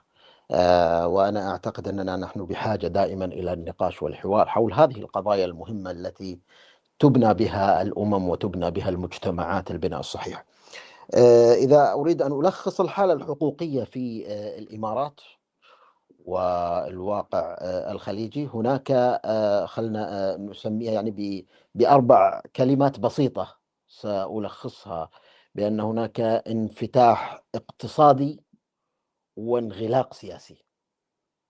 هذا هو الواقع بشكل عام، وهذا الواقع مغطى عليه بما يعني يقوم به الإعلام وما تقوم به الآلة اللي هي الدعائية اللي موجودة في هذه الدول، خاصة إذا أتكلم عن الإمارات بأنها يعني تعرض نفسها كدولة تسامح، ودولة هي محط أنظار من يريد أن يجد الجانب الاقتصادي والأمني حتى يعني في هذا العالم، فإنها تعرض نفسها على هذا الأساس وأنها بلد التسامح. وهذه لا تغطي الحقيقة التي تكشفها التقارير وتكشفها يعني الأحداث الحقيقية التي تقوم بها الحكومة الإماراتية على الأرض. فما يعني لا يخفى على أحد حقوقي ويعني متابع للأحداث وأي منظمة على مستوى العالم ما يحدث في الإمارات من انتهاكات لحقوق الإنسان. فيعني تبدأ القصة من الإمارات قضية الإمارات 94 وتنتهي بقصة الإمارات 84، والقصتين متصلتين ببعض، لكن القضية هي قضية أساسية، قمع الحريات وعدم السماح للإنسان بأن يقول كلمته أو يكون له رأي. فالواقع الحقوقي في الإمارات اليوم لما نتكلم عنه هو في تدهور الحقيقة، وفي تدهور كبير، واستطاعت الحكومة أن ترعب الشعب الإماراتي، ويعني حتى على المستوى الخليجي اليوم إذا قلنا يعني احنا إذا تكلمنا عن الإمارات والخليج، فكلا يعني كل الأماكن اليوم فيها نوع من أنواع القمع ونوع من أنواع انتهاكات حقوق الإنسان، لكن لا نستطيع أن نضعها في نفس المستوى كلها. كل مكان له مستوى وله طريقة، يعني وكنا نأمل أن بعض الدول لا تلتحق بهذا الركب، إلا أننا نرى مثلا على سبيل المثال اليوم الكويت دخلت بطريقة أخرى، بطريقة جديدة، طريقة غير متوقعة أصلا، خلال سحب الجنازة، من خلال سحب الجنازي اللي اليوم أصبحت هي أداة من أدوات السياسة بطبيعة الحال. فإحنا أمام الحقيقة تدهور في الحالة. هذا ولعلي يعني إذا أردت أن أتكلم عن الحالة الحقيقية أضربها بمثال حصل قبل تقريبا أسبوعين من الآن حتى نعرف يعني الحالة. وفي نفس الوقت ممكن يعني إشارة إلى المعتقلين الرأي عامة يعني في نعم. الإمارات كحالات مشابهة التي تم استهدافها. هو الحقيقة يعني خلنا يعني القضية لما بدأت في الإمارات بدأت باعتقال 5 معروفة الإمارات 5 تسمى كانت، ومن ثم أيضا في نفس الوقت تم سحب الجنسيات. فالإمارات يعني في أي عام في عام 2011 كان في عام 2011 بالضبط، كان في عريضة مارس، يعني كان في شهر مارس بدأت هذه القضية، بأن هناك طبعا يعني إذا أردنا بس رواية سريعة للقصة أنه تم التقدم ب يعني عريضة لحاكم الدولة من قبل أطياف متعددة في الإمارات، من أهل الإمارات المخلصين الذين يريدون للدولة أنها تتقدم في الجانب هذا كما تتقدم في الجانب الاقتصادي والجانب عريضة نخبوية. نعم، هي نعم عريضة نخبوية، وكانت تطالب بماذا؟ تطالب ب يعني انتخابات برلمانية حرة للمجتمع، وأن يكون له الصلاحيات أيضا هذا البرلمان التشريعية اللي هي طبيعية يعني، وهي أصلا منصوص عليها في الأصل في الدستور لكنها لا تطبق. فالخطوة هذه يعني لاقت هذا العنف الشديد، ردة الفعل الشديدة من الحكومة الإماراتية التي أوضحت عن حقيقة ما تريد، هو أنها تريد أن تقمع أي حرية موجودة أو أي تعبير حتى عن الرأي بسيط. وهذه الممارسة استمرت منذ ذلك الوقت وإلى اليوم، يعني تستمر بطريقة يعني كل مرة إبداع جديد. فالحالة الحقوقية في الإمارات هي حالة فريدة من نوعها الحقيقة. كنتم تشيرون إلى حالة مستجدة حصلت قبل أسبوعين. نعم، الحالة المستجدة قبل أسبوعين هي وفاة أحد المعتقلين في السجن، والتي أنت اليوم لا تستطيع حتى أن تعرف الحقائق في كيفية وفاته. لا يوجد أي تحقيق، لا يوجد أي حقوق لهؤلاء. هؤلاء يعاملون معاملة كما قال الدكتور محمد الركن في مرافعته في أمام القاضي بأننا نحن نعامل معاملة رهائن، وهو لا زال محكوم. نعم. ولا زال قيد السجن. نعم. نعم، هذا الدكتور محمد الركن ما زال محكوم وحكم عليه بالمؤبد. يعني الآن احنا نتكلم عن مرحلتين لحكم في نفس القضية. المرحلة الأولى حكم ب10 سنوات، ما بين 7 إلى 10 سنوات، والحكم الثاني ما بين 10 سنوات إلى مؤبد. طبعا توفي علي الخاجة رحمة الله عليه، ويعني هذا الرجل أصلا أنهى محكوميته في عام 2022، المفروض يفرج عنه. وإحنا نستطيع أن نتصور يعني حالة أهله في هذا الوضع. الحالة هذه اللي أنا أتكلم عنها وأريد نقلها هي حالة المجتمع الإماراتي اليوم الذي يعيش مثل هذه المعاناة، ينتظر المعتقل أن يخرج، ويظن المجتمع الإماراتي بأنه هناك معنى للقانون أو للحكم أو للقضاء حتى، لأن القضاء قضى ب10 سنوات، إلا أنه يكتشف الحقيقة بأنه لا يستمر هؤلاء بوضع أنهم معتقلون. ويعني اللي قضوا محكومياتهم كان متوقع أنهم يخرجون يستمرون ويحاكمون مرة أخرى وهكذا. طبعا اخترعوا فكرة اللي هو مركز المناصحة، ومركز المناصحة هذا مطلق الصلاحيات له، يعني هو الذي يحكم ويقضي للمحكوم عليه أنه هو يخرج ولا ما يخرج، حتى بعد انتهاء مدة حتى بعد انتهاء. نعم.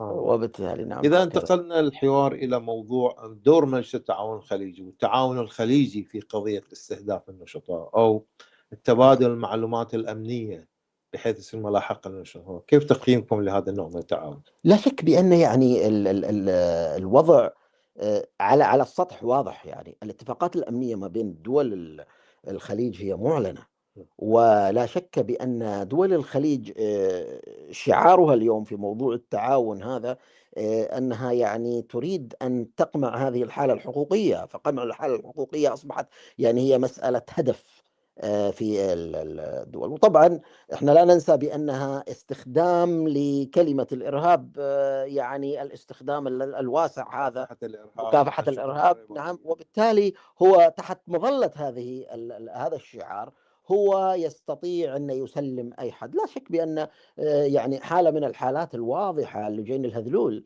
اللي هي كانت في الإمارات وسلمت تسليم إلى السلطات السعودية، وهي نموذج من النماذج التي تريد هذه الدولتين. يعني طبعا هم اليوم يتصدرون يعني عملية القمع الحقوقي، أنهم يجعلون ذلك نموذج للتعاون الأمني، والذي هو يحقق لها القدرة على السيطرة، لأن هناك هدف للسيطرة على الكلمة الحرة، هناك هدف للسيطرة على المطالبات.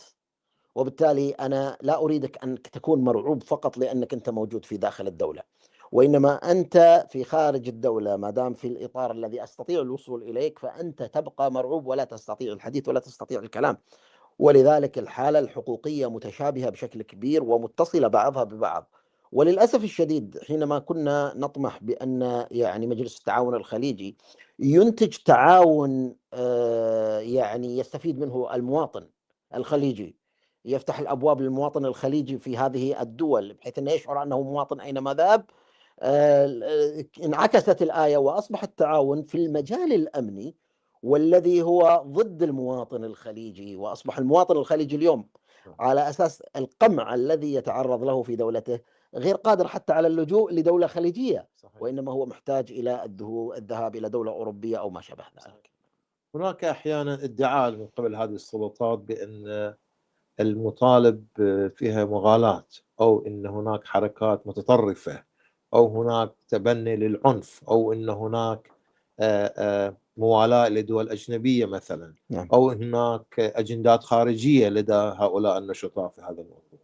في هذا الصدد ما هي مطالبكم؟ ما هي مطالب النشطاء الحقوقيين أو المطالبين بالإصلاح عموما في دولة الإمارات؟ اليوم ليس بخفي عن الناس ما هي بداية القصة، وكيف أن كانت المطالبة هي مطالبة في تطوير وضع الدولة من الناحية السياسية ومن الناحية الحقوقية. فالناس هذه كانت مطالبتها، والتي وجدت عقوبة على هذه المطالبة غير عادية.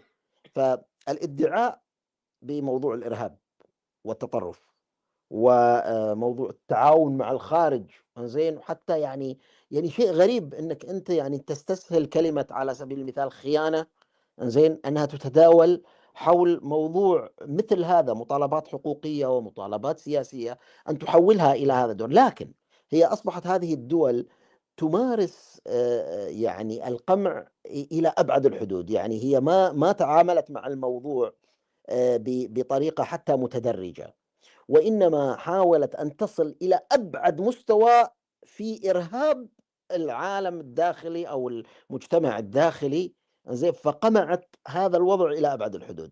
والدليل طبعا على ذلك أنك أنت الحالة الحقوقية المقموعة هي ليست واقفة على مجموعة. يعني حتى نعرف أن الدولة هي ليست أصلا محاربة لمجموعة وتظن بالفعل بأنها متعاونة مع الخارج. هي قمعت الحالة الحقوقية في الدولة بحيث أنك أنت أصلا لا تجد لا مجتمع مدني يستطيع أن يتحدث أو يتكلم أو يكون له نشاط. فأنت سواء كنت من هذه المجموعة أو لم تكن من هذه المجموعة ليس لك حق الممارسة، ليس لك حق التعبير عن الرأي. الأمر طبعا الآخر هذا ناهيك، يعني المجتمع المدني ناهيك على مستوى السياسة، يعني الحديث السياسي أو القدرة على التعبير السياسي، حينما يكون الواحد غير قادر حتى على الاعتراض على موضوع التطبيع.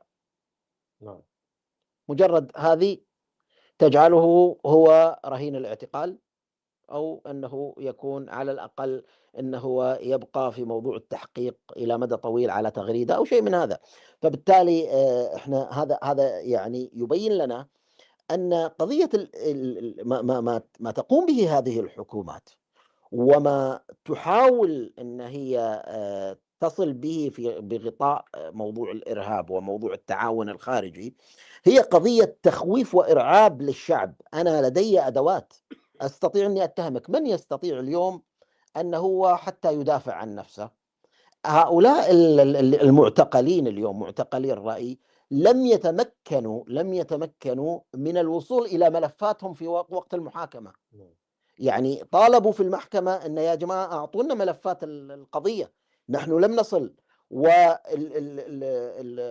والمحامي يأتي فيسأل عن ملف القضية، فبالتالي هو يقول لك، يرسل لك رسالة بشكل واضح: أنا القانون وأنا الدولة وأنا كل شيء، وبالتالي سأتحكم حتى بمفاصل هذه الأمور. إذا الآن نريد أن نستشرف المستقبل في إطار الحلول، هل هناك بوادر لأي مصالحة وطنية، أو أنتم كنشطاء حقوقيين أو منشغلين بقضايا الشأن العام لديكم رؤية للمصالحة الحقوقية أو خروج من هذه المأزق الأمني السياسي الحاد الموجود؟ يعني الأصل أن أصلا المطالبات التي كانت موجودة زين، والتي إلى اليوم نحن نطالب بأن يكون هناك حق لهؤلاء الناس الذين هم المعتقلين، ولدينا مطالبة ب يعني الإفراج عنهم المباشر والتحقيق في مثل هذا الأمر. لكن النقطة المهمة هو من أين تأتي الإرادة هذه؟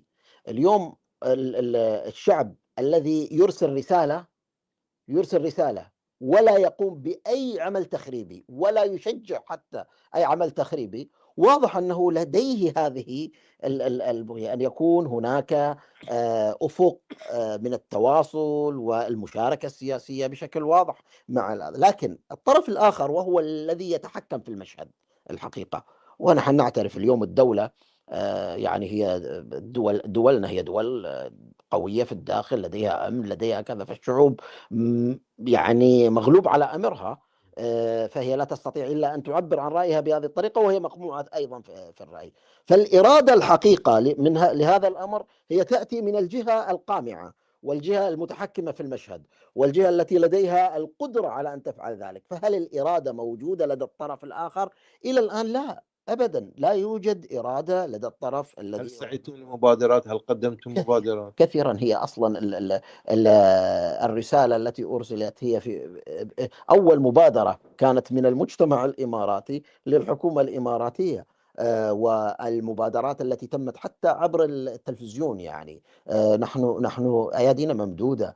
نحن يا أستاذ جواد، المجتمع الإماراتي يعرف بعضه، وكل مجتمعاتنا العربية والخليجية، ونعرف بعضنا. لا يوجد مجموعة في هذه المجتمعات تريد التخريب أو تريد أن تحدث حتى فوضى، لا يوجد. والدليل على ذلك أنه لم يقدم على دعوة الإصلاح أو غيرها من بأنها تريد يعني لديهم أدلة على أنها تريد التخريب. فالفكرة هنا هو أن الطرف الآخر لا يقبل أبدا بأنه يكون هناك نوع من الإصلاح أو التفكير في الإصلاح. فالمجتمع الإماراتي أو كل من يحمل هذه الفكرة، فكرة الإصلاح، فكرة التغيير إلى الأفضل، هو يريد أن يسهم في بناء دولته. فلما هو يتهم ويضع هذه الصور، هو يريد أن يغلق باب التواصل هذا. وبالتالي نحن أيادينا مفتوحة دائما، ودائما نقول بأننا نحن مجتمع واحد، ويفترض أن يكون هناك نظرة إيجابية. وهؤلاء أبناء الوطن، لماذا يخسرهم الوطن؟ نعم. أخيرا، ممكن يعني تفضلون برسالتكم إلى الشعب الإماراتي، إلى المنظمات، مؤسسات المجتمع المدني سواء محلية أو إقليمية أو دولية، في كيفية مساندتكم لتعزيز الأمن والاستقرار والإصلاح السياسي الشامل في الإمارات. جميل. يعني رسالتي للمجتمع الإماراتي باختصار: الصمت لا يحمي المستقبل. قد يكون الصمت يحميني اليوم شخصيا، لكن إذا كنت أفكر في وطني وأفكر في مجتمعي، فالصمت لا يحمي المستقبل. ولا بد من أن يكون هناك تعبير عن الرأي، فهذا حق الإنسان، هذا حق الإنسان في التعبير. فهذه أول رسالة بسيطة جدا. فالمجتمع الإماراتي بحاجة أن يعي بأن عليه واجب، ولا بد أن يؤديه. وأنا لا أتكلم واجبه تجاهنا أو تجاه الوطن، بأن يقول الحقيقة وأن يتكلم بصوت عالي. ورسالتي للمجتمع الإماراتي: لا يغتر بكلام من يقولون بأن كل من يأمر بالخير ويريد أن يوقف شرا هو إرهابي ومتطرف، ومن ينتقد على الحكومة. وهذه أشيعت كثقافة اليوم. أنت تنكر شيء، أنت تريد للدولة أن تتطور في جانب معين، خاصة الجانب السياسي والحقوقي، فأنت إرهابي متعاون مع الخارج. أتمنى أن الشعب الإماراتي لا يتلبس بهذه الفكرة، لا ينظر إلى هذه الفكرة على أنها حقيقة، وإنما هي دفاع عن السيرة السلبية الموجودة اليوم حول موضوع السياسة والحقوق. أما رسالتي، خلني الرسالة الثانية أقولها للحكومة الإماراتية: الحكومة الإماراتية اليوم هي في أوج يمكن قوتها في المنطقة كلها، يعني قادرة تتدخل في كل مكان، لكن على المدى البعيد والاستراتيجي القوة الداخلية هي الحقيقية، ليست القوة التي هي قائمة على القمع والإجرام. القوة الداخلية حين تستطيع أن تستمع لصوت الإصلاح والتغيير. القوة الداخلية حينما يكون حقيقة التسامح ليس شعار وإنما تطبيق، وأن نستمع لبعضنا البعض، وأن تكون هناك ساحة. أنت لماذا أصلا تبني القلق لذاتك وتبني المرض في ذاتك؟ القمع عملية فيها مرض مستقبلي، إذا ما رأيت اليوم فسيخرج في المستقبل. نعم. هؤلاء كلهم امتداد لمجتمع، وبالتالي أنت تمارس شيء سوف يكون في المستقبل له انعكاسات السلبية على قوة الدولة. قوة الدولة على قدرتها على أن تحتوي جميع الأطياف، صحيح. على قدرتها على استيعاب مجتمعها. هذه قوة الدولة الحقيقية. في رسالة أخرى، رسالة حقوقية. أنا أول أصدقاء الشعب الإماراتي عامة، أول شيء أقول كلمة يعني بالبنط العريض: شكرا. قد أدوا الكثير من الأدوار الحقيقة. هذه المنظمات الحقوقية تشكر على دورها وعلى موقفها وعلى تبنيها لمثل هذه القضايا المهمة التي هم يساهمون فيها في تطوير أوطاننا. وأقول لهم: ترى أنتم الصف الأول للدفاع عن مثل هذه القضايا، يعني انطلقوا واصبروا. هي عبارة عن معركة الحقيقة، لكنها معركة مبادئ. نعم. وهذه المعركة تطول وستأخذ وقتها وتحتاج إلى صبر وجلد للوصول إلى النتيجة الحقيقية. ولا تيأسوا أمام تيئيس هذه الحكومات لكم ومحاولتها ملاحقتكم، لأن الممارسات نحن نعرفها، حتى التجسس على هواتفكم وعلى أجهزتكم هو معروف. هذا يعني ما تمارسه تلك الحكومات، فلا تجعلكم تخضعون وتيأسون من القدرة. ولم نرى ذلك الحمد لله، لكننا نتوقع إن شاء الله تعالى بأن تكون الحالة الحقوقية أفضل بما تقدمونه للمستقبل القادم لهذه المنطقة إن شاء الله. شكرا جزيلا لكم، وكل أملنا ودعانا بأن يكون هناك الأمن والاستقرار لشعوبنا في منطقة الخليج، ويكون هناك تبني لمشاريع إصلاحية حقوقية وسياسية شاملة المؤدية إلى الاستقرار والأمن الدائم إن شاء الله. شكرا لكم، وسوف نرجع مجددا بعد استراحة قصيرة. شكرا جزيلا. أكثر من عقد من النضال والمناصرة والحملات من أجل حقوق الإنسان في السعودية. تشهد السعودية اليوم تحولات سريعة، لكن خلف مشاريعها ووعودها العملاقة يستمر القمع الممنهج لأبسط الحريات الأساسية. ولسنوات طويلة أسكت المجتمع المدني المستقل داخل المملكة، وما زال الصحفيون والناشطون والمدافعون عن حقوق الإنسان بل حتى المواطنون العاديون يتعرضون للمراقبة الشديدة والاعتقال التعسفي والتعذيب والمنع من السفر.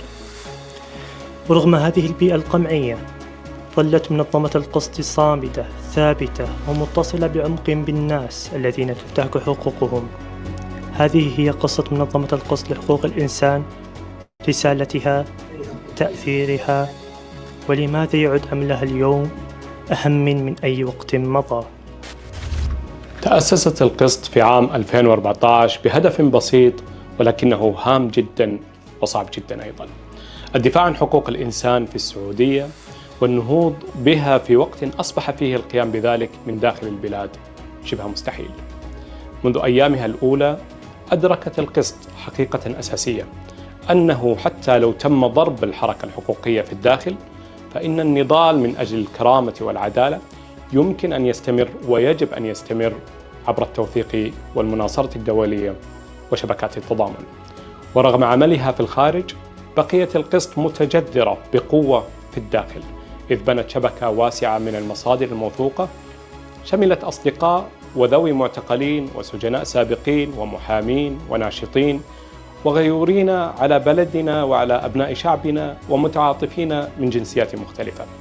هذا الموقع الفريد مكن القسط من جمع المعلومات والتحقق منها وكشف الانتهاكات التي كان من الممكن أن تظل مخفية. وعلى مدى سنوات أصبحت القسط واحدة من القلة القليلة من الأصوات المستقلة القادرة على الحصول بأمان على معلومات مباشرة من داخل البلاد، رغم تصاعد الرقابة والمخاطر التي يواجهها من يشاركون هذه المعلومات. وفي عام 2020 حظيت الجهود الدؤوبة للقسط باعتراف دولي بعد حصولها على جائزة ويليام دي زيبل لحقوق الإنسان من منظمة Human Rights First، وتعد هذه محطة بارزة احتفت فيها المنظمة واحتفي فيها بالمنظمة وبالحركة الحقوقية السعودية على شكل أوسع. كما قامت القسط بترشيح عدد من النشطاء لجوائز عالمية كنوبل للسلام مثلا وجوائز أخرى، وذلك لتعزيز الحركة الحقوقية السعودية وتعزيز نضال الأبطال. واستلمت القسط وممثليها جوائز عدة نيابة عن الأبطال في منظمة حسم ووليد أبو الخير والراحل الدكتور عبد الله الحامد رحمه الله والدكتور محمد القحطاني ولجين الهذلول والراحل جمال خاشقجي رحمه الله. ترتكز منهجية القسط على 3 أعمدة رئيسية: التوثيق والمناصرة والحملات. أولاً التوثيق، من خلال توثيق الانتهاكات بشكل منهجي من الاعتقالات التعسفية إلى المحاكمات غير العادلة والتعذيب والإخفاء القسري والأحكام الطويلة، تضمن القسط وجود الأدلة وأنه لا يمكن أن يمر الانتهاك دون تسجيل ودون محاسبة. 2 المناصرة، تشارك القسط بفاعلية في أماكن عدة مثل الأمم المتحدة، الاتحاد الأوروبي، البرلمان البريطاني والحكومات والبرلمانات حول العالم، وخاصة من تربطها علاقات قوية بالسلطة السعودية وتعين بشكل أو بآخر في حالة القمع في السعودية. والهدف هنا هو ضمان بقاء سجل السعودية الحقوقي على أجندة المجتمع الدولي، ودفع الحكومات للتوقف عن دعم القمع ولمساءلة السلطات السعودية والداعمين لها والضغط من أجل الإصلاح. وقد ساهمت هذه المناصرة في عمل مركز من المقررين الخاصين للأمم المتحدة تجاه قضايا تتعلق بالانتهاكات في السعودية، وساهمت أيضاً في طرح أسئلة برلمانية في دول متعددة، وكذلك في صدور قرارات ومواقف من البرلمان الأوروبي، وفي إصدار بيانات من مجلس حقوق الإنسان التابع للأمم المتحدة في جنيف، وكذلك في زيادة الضغوط الدبلوماسية على المسؤولين السعوديين، وهو ما أسفر عن تغيير عدد من المواقف. ثالثاً الحملات، ورغم أن الحقوق البدنية والسياسية مثل حرية التعبير عن الرأي والحق في الحياة وحماية المدافعين عن حقوق الإنسان تبقى جوهر عمل القسط، إلا أن القسط توسعت في الفترة الأخيرة في مجالات جديدة مثل التركيز على حقوق المرأة وكشف الفجوة الكبيرة بين الروايات الرسمية عن الإصلاح وبين واقع التمييز والأحكام الجائرة والمراقبة المستمرة. كذلك توسعت أعمال القسط إلى النشاط التجاري المتعلق بحقوق الإنسان والاستثمارات في المنطقة، فسعت إلى إبراز مسؤولية المستثمرين والشركات والمؤسسات الرياضية والثقافية العاملة في المملكة والضغط عليها من أجل ضمان عدم تورطها في انتهاكات حقوقية أو في مساهمتها في إخفاء الانتهاكات الحقوقية أو محاولاتها لتقديم صورة مغالطة للحقيقة وصورة دعائية للسلطات. على مدى سنوات أسهمت جهود منظمة القسط في تحقيق نتائج ملموسة غيرت حياة الكثيرين، مثل الإفراج عن عدد من المعتقلين وتخفيف الأحكام عن عدد آخر. فمن خلال الحملات الدولية المستمرة لعبت القسط دورا مهما في الإفراج عن عدد من سجناء الرأي، في تخفيف وتقليص أحكام قاسية على بعضهم، في زيادة التدقيق الدولي في المحاكمات الجائرة، بما في ذلك تلك التي تنظرها المحكمة الجزائية المتخصصة التي لا تملك سمعة جيدة. وغالبا ما يشارك ذوي المعتقلين بأن توثيق القسط وحملاتها كانت نقطة تحول ساهمت بشكل كبير في لفت الأنظار وخاصة العالمية إلى قضايا أحبائهم.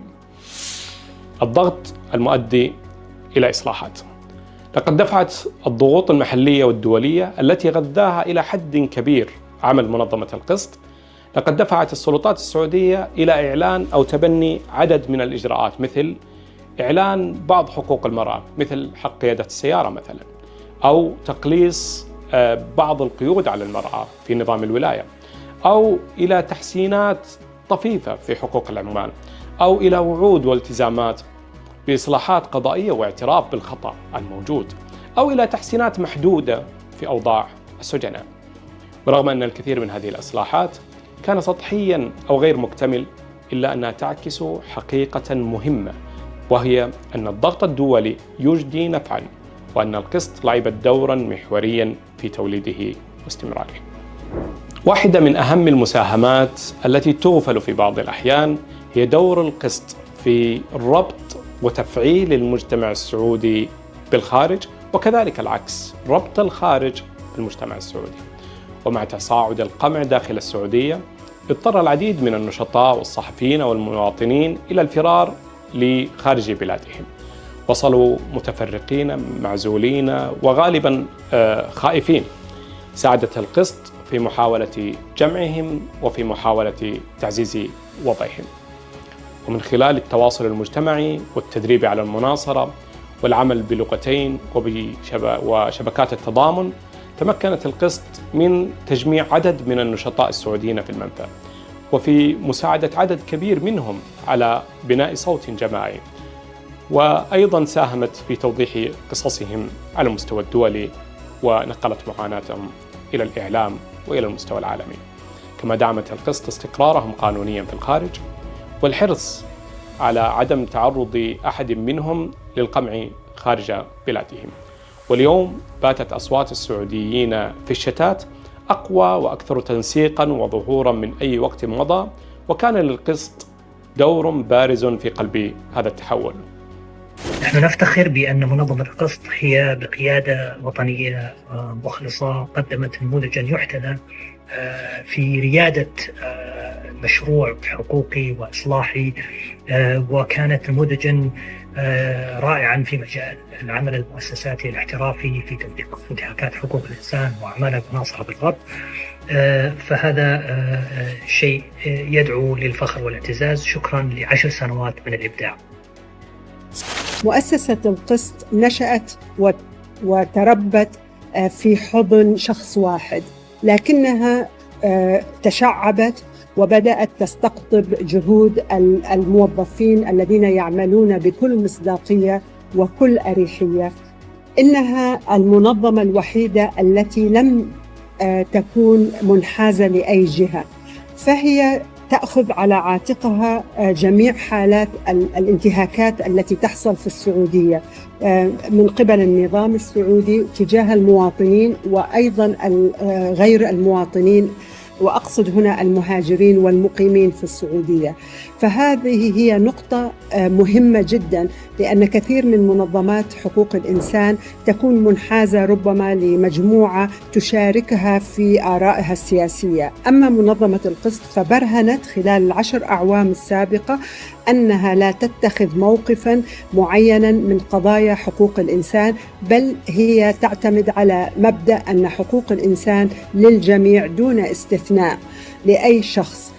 ورغم قلة عدد الموظفين فيها وقلة مدخولها وإمكانياتها المادية، إلا أنها استطاعت أن تثبت أنها موجودة على الساحة وموجودة بمصداقية كبيرة، حتى أن منظمات حقوق الإنسان العالمية أصبحت تعتمد عليها كمصدر من مصادر المعلومات الموثقة، خاصة وأنها يعني تمكنت من الاتصال المباشر مع الأشخاص أو العوائل التي تنتهك حقوقها في السعودية. لذلك هي منظمة صغيرة وجديدة على ساحة حقوق الإنسان، إلا أنها خلال هذه الفترة القصيرة استطاعت أن تجمع بين المصداقية وقوة التوثيق وكذلك الاهتمام بموضوع كبير جدا. ونشكر منظمة القسط على هذا العمل وهذا النشاط الدائم، ونتوقع أن يكون لها مستقبل مشرق إن شاء الله. إن عمل القسط اليوم أكثر أهمية من أي وقت مضى، فالقمع داخل السعودية يتصاعد والأحكام تزداد طولا، ومساحة حرية التعبير تتقلص بشكل رهيب. حتى يمكن القول أنها اختفت تماما. وفي الوقت نفسه توسع السعودية نفوذها العالمي عبر الأعمال التجارية والرياضية والسياحة والشراكات الثقافية، وموظفة كل ذلك لإخفاء الانتهاكات ولتزوير الحالة الحقوقية في داخل البلاد. ولمواجهة هذه التحديات تحتاج القسط إلى الدعم لتعزيز موقعها في توسيع عمليات الرصد والتوثيق، وفي تكثيف المناصرة على مستوى الأمم المتحدة والاتحاد الأوروبي والدول، وتعزيز التواصل لضمان بقاء الجمهور السعودي والدولي مطلعاً على الحقيقة. تغطي المنح الأساسية جزءاً كبيراً من العمليات لدى منظمة القسط، ولكن هناك حاجة ملحة لموارد إضافية لتوسيع هذا العمل، ولضمان أن يكون هذا العمل الهام للغاية على المستوى الوطني والمستوى العالمي أن يكون مستمراً وثابتاً وقوياً. يأتي لكم إنها لسعادة لا متناهية لي أن أتحدث في الذكرى 10 لتأسيس منظمة القسط لحقوق الإنسان. كانت سنوات شاقة، ليس سهلا أن تبدأ بتأسيس منظمة مستقلة حقوقية تعمل على الحقوق في بلد كالسعودية، يعتبر الانتهاكات الجسيمة بحقوق الإنسان من قتل وتعذيب وتغييب وما شابه ذلك، بلد فيه الحقوق كلها مصادرة تقريبا. ولكن شجاعة الأستاذ يحيى العسيري كانت عاملا حاسما في نجاح هذا المشروع. ولا بد لي أن أذكر أيضا المغفورة لها الأستاذة الفاضلة آلاء محمد عبد الرزاق الصديق، فقد كان دورها أيضا أساسيا كمديرة للقسط لحقوق الإنسان. عندما نتحدث عن حقوق الإنسان في السعودية، المصدر الأساس لنا هو منظمة القسط لحقوق الإنسان. على مدى أكثر من عقد كانت القسط جسراً يربط بين من أسكتت أصواتهم داخل السعودية وبين العالم الخارجي. ساعدت المنظمة في إطلاق سراح عدد من المعتقلين، والضغط على السلطات للاعتراف بعدد من الأخطاء، وكشف انتهاكات عبر أبحاثها ودراساتها وتوثيقها، وساهمت في جمع السعوديين العازمين على بناء مستقبل أفضل. وسط القمع قدمت القسط الأمل، وسط الصمت نطقت بالحقيقة، وسط الخوف ألهمت الشجاعة. إن دعم القسط هو دعم للكرامة الإنسانية والعدالة ولأصوات أولئك الذين يرفضون أن يسكتوا على الظلم.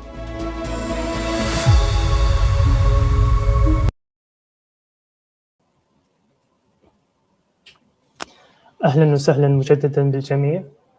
أرحب بالأعزاء الضيوف المشاركين معنا، وأرحب أيضا بالحضور وأيضا المشاهدين عبر البث المباشر. هذه الجلسة ستكون جلسة نقاشية ما بين الأعزاء المتحدثين. في حال كان عند أحد أي سؤال فليتفضل. وقبل أن نأخذ الأسئلة ممكن أبدأ معك أستاذ جواد. أستاذ جواد، أنت كنت يعني برلماني سابق وكذا، كيف ترى العمل الحقوقي، يعني العمل سواء كان في الداخل في البحرين أو في الخارج؟ لماذا يعني كبرلماني تركت البحرين وذهبت للتأسيس منظمة سلام في الخارج؟ تحية لكم وللزملاء معنا في هذه الجلسة. بلا شك أن الإنسان لديه هدف في هذه الحياة، ومن أهم الأهداف وأسمى الأهداف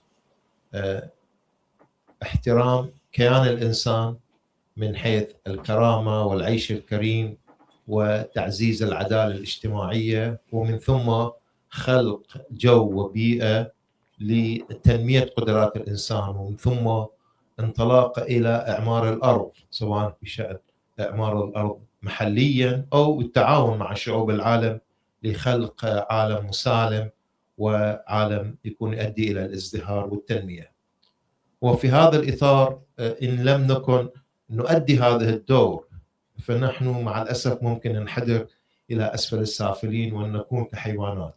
ولتحقيق هذه الرسالة أنا في اعتقادي إنما كان الإنسان سواء كان في وطنه أو كان مسؤولا في الدولة أو كان منشغلا بقضايا الشأن العام في مؤسسات المجتمع المدني أو كان في الغربة، عليه أن يحقق هذه الرسالة. إذا كانت هناك موانع في تحقيق هذه الرسالة فعليه أن يتخطى هذه الموانع تحديدا. ومن هذا المنطلق وإيماني بهذه الرؤية، نعم سعيت وأنا في الوطن بأن أساهم في تنمية المجتمع وخدمة المجتمع ومن ثم خدمة الوطن وخدمة المواطنين، سواء كنت بلديا في فترة ما أو كنت نيابيا في فترة ما أو كنت منطلقا مع الشارع في مطالبة الإصلاحية في فبراير 2011.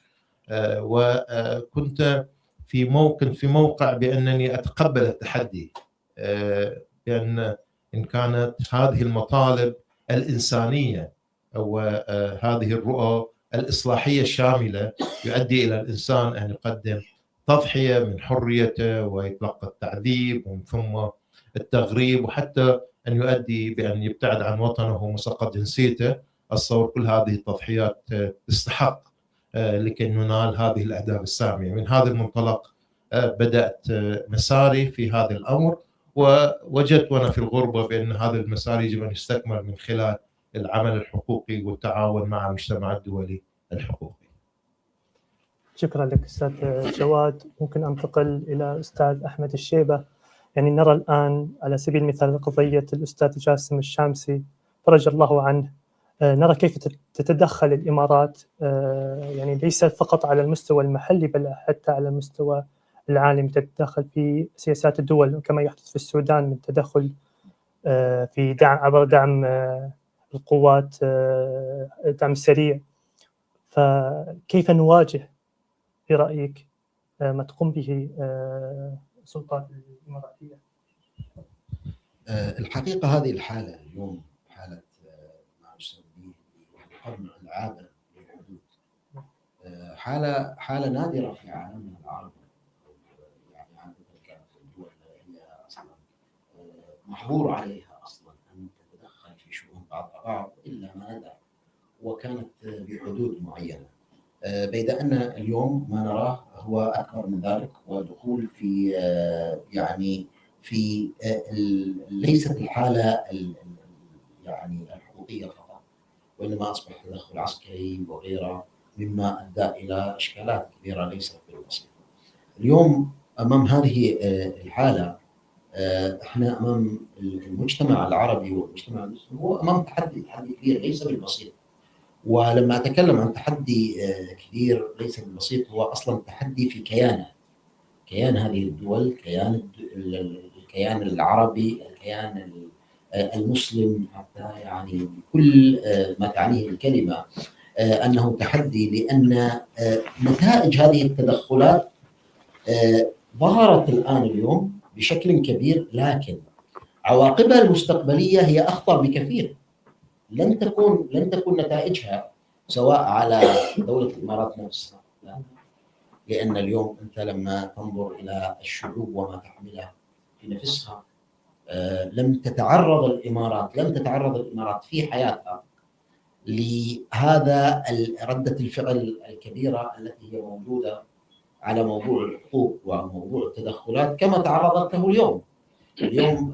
أنت حينما تجد اسم الإمارات ترند، سابقا كان ترند على إنجازات اقتصادية، إنجازات لها دور حتى على المستوى العربي. وإحنا لما نتكلم اليوم يعني الفرق ما بين الإمارات سابقا والإمارات اليوم، الإمارات أيام الشيخ زايد رحمة الله عليه كنت تسمع عن الترند بوجود المستشفيات في الدول العربية، بوجود المدارس، بوجود البيوت التي يعني مجمعات كاملة للناس. اليوم الترند اللي موجود هو أن الإمارات تقمع هذا الشعب، تدخل في يعني دعم الميليشيات المجرمة التي تقوم بسحق الشعوب.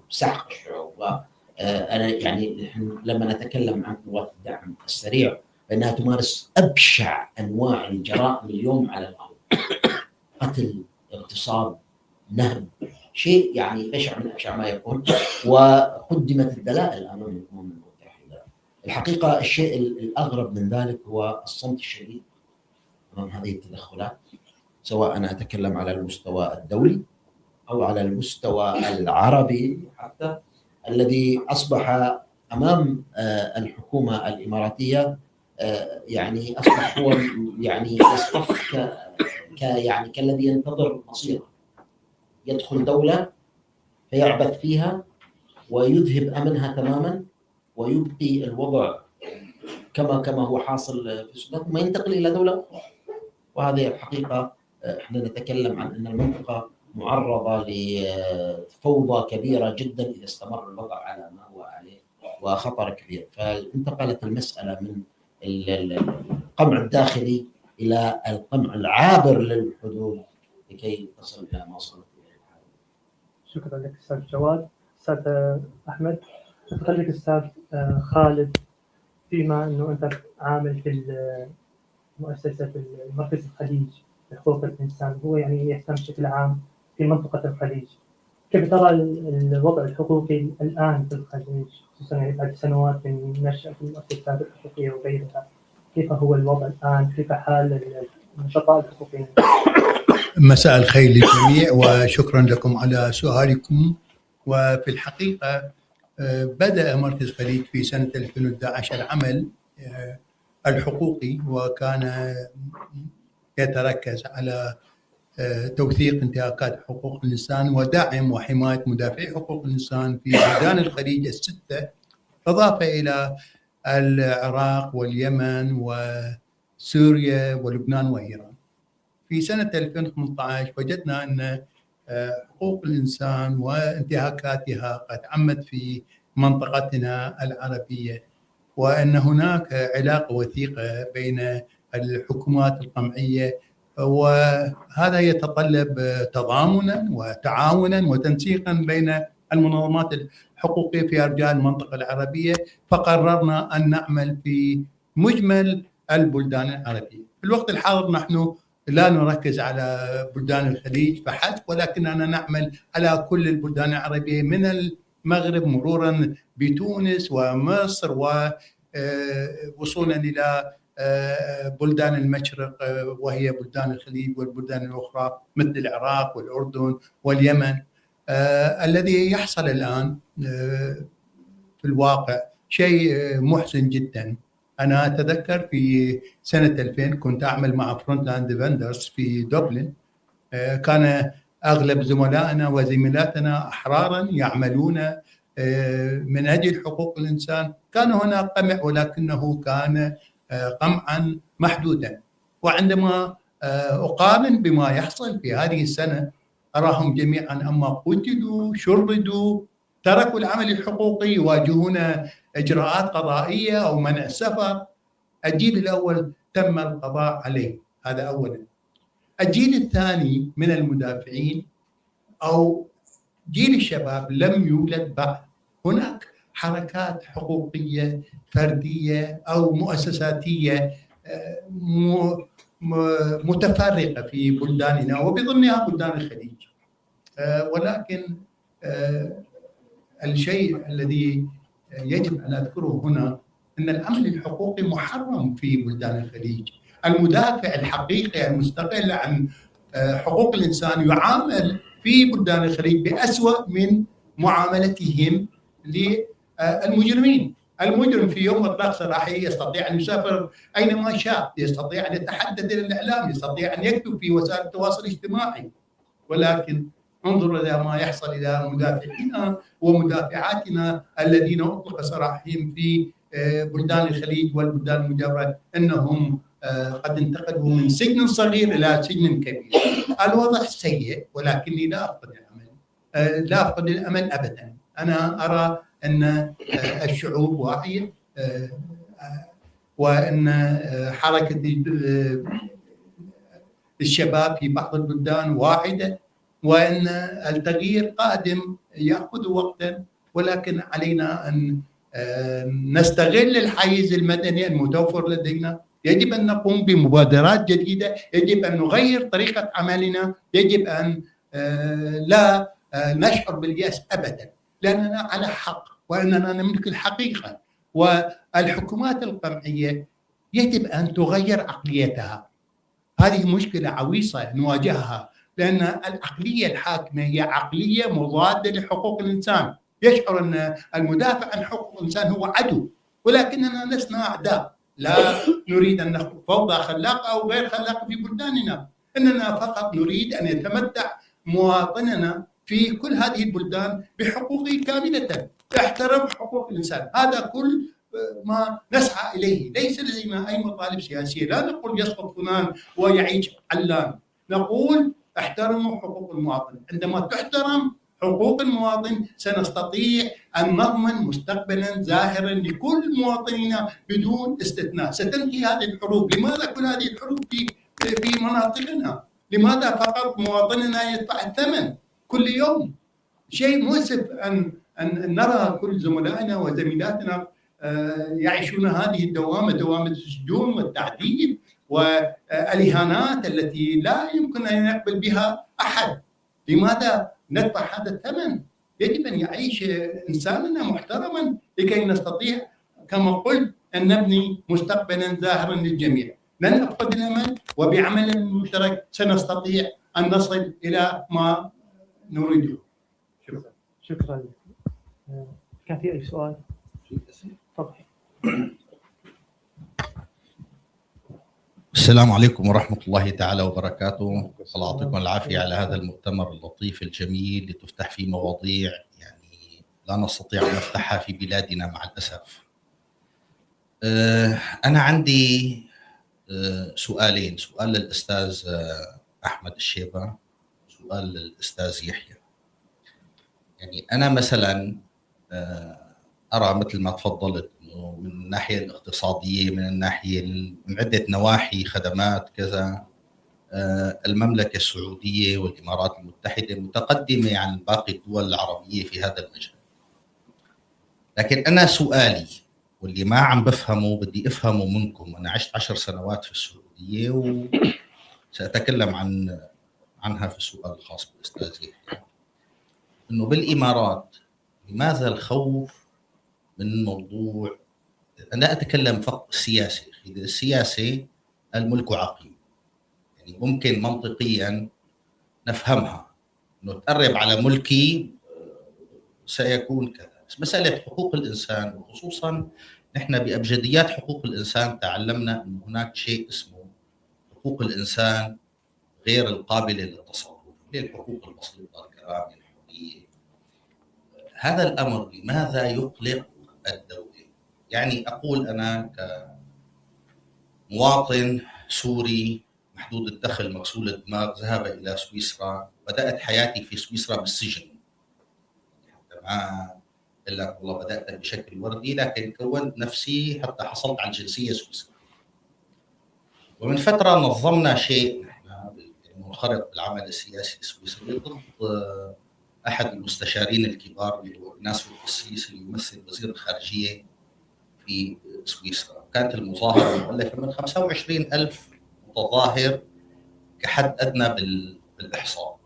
ما أقلق هذا الموضوع شيء، ما غير شيء، لكن مساحة الحرية جعلت الناس مرتاحة، يعني جعلت تشعر إنه نحن بنقدر نساوي شيء، يعني بنقدر نساوي ضغط، يعني بنقدر نساوي. طيب ببلادنا نحن ليش ممنوع هذا الشيء؟ واي؟ بوركوا؟ ني؟ بكل اللغات. ليش؟ يعني احنا اذا طلعنا مظاهرة نطالب ببعض الحقوق اللي ما بتمس السلطة، ليش عم ننقمع؟ ليش عم نذهب للسجون؟ سجن 26 مرة لأسباب من هذا النوع. هذا الموضوع بترك لك الجواب، لأنه بدي أفهم أنا فعلا بدي أفهم العقلية الإماراتية لهذا الأمر. في أيضا يعني اعتقال أخونا عصام بيضاني، وأنا لا أقول يعني لا أدافع عنه ولا أقول إنه بريء ولا أقول إنه ما عامل شيء، لأني أنا منقطع عنه من فترة طويلة، لكن أعرفه صديق طفولة 9 سنوات معي بالمدرسة، وهو جاري يبعد بيته عن بيتي 4 بيوت 4 أبواب فقط، هو بابه الخامس. ما حصل في الثورة السورية، يعني متابعينه الاقتتال والقتل والدماء التي تورط فيها جميع الأطراف. الآن هو معتقل في الإمارات. لم نترك وسيلة لا دولية ولا حقوقية ولا خارجية، فقط نريد أن نعلم لماذا معتقل. يعني ليش معتقلينه؟ والله عليه نشرة انتربول فرنسية فاعتقل، انتهى الموضوع. فقط انه وعاملونا حتى بازدراء، انه ما حدا رد على حدا، يعني حتى خرجت من على مستوى رئاسة الجمهورية السورية وقوبلت بعدم التهميش. الآن كمان يعني أختم بقضية الإمارات، هي قضية أخونا جاسم الشامسي والضغط الإماراتي والتهديدات الإماراتية بين الترغيب والترهيب. يعني أنتم لا يخفى عليكم خلف الحبتور كان مرة نزل إلى سوريا وعرض استثمارات بمليارات الدولارات مقابل تسليم جاسم إلى الإمارات. أختتم، يعني الحديث يطول وأنا أطلب لقاء خاص بيناتنا نناقش فيه نحن شو عملنا بالنسبة لقضية أخونا جاسم إعلاميا ومن تحت الطاولة. معناه من تحت الطاولة غير معلن، لسنا نخشى، لكن كان في مراسلات مع الخارج. الموضوع الآخر اللي بدي انتقل عليه مثلا اعتقالات اللي طالت الشيخ صالح المنجد وغيره. بقف عند بعض الأسماء. الدكتور عادل باناع من جدي هو أستاذي وشخص لا له علاقة في السياسة ولا هم يحزن، يدرس الأدب العربي والشعر، وكل محاضراته اللي بنشوفها نحن ما في، يعني له كان برنامج اسمه مع الشباب، يعني ممكن انه اذا نظرنا له نظره ان يكون فيه شيء من العمل المجتمعي وليس السياسي. يعني كان مثلا يحاول انه يبني يقوي الناس باللغه العربيه، مذهبه يقول انه الانسان اذا تعلم اللغه العربيه يبدع، يقرا، يفهم، منطلقا من قول الامام الشافعي اللي ذكره ابن ابي حاتم الرازي في كتابه مناقب الشافعي: أهل العربية جن الإنس يبصرون ما لا يبصر غيره. يعني الإنسان لما يتعلم العربية يقرأ يفهم. يعني هذه كانت رسالته في الحياة. لماذا معتقل وأهله ممنوعين من زيارته وكذا؟ هو شاب جيل ما. لماذا هذا الموضوع؟ ليش هذا الشدة؟ يعني نحن لما أختتم الكلام لأنه طويل، لما استلم الملك عبد الله كنا نخشى من هذا الشيء، ما فعل.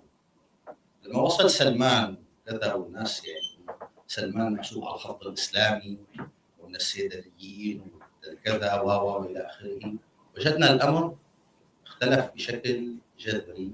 ولا أريد أن أتطرق إلى مسألة خاشقجي وإلى غيره، لكن في بعض الأشخاص فعلا اعتقلوا ما لهم ذنب. أختتم بقصة حصلت على مرأى عيوني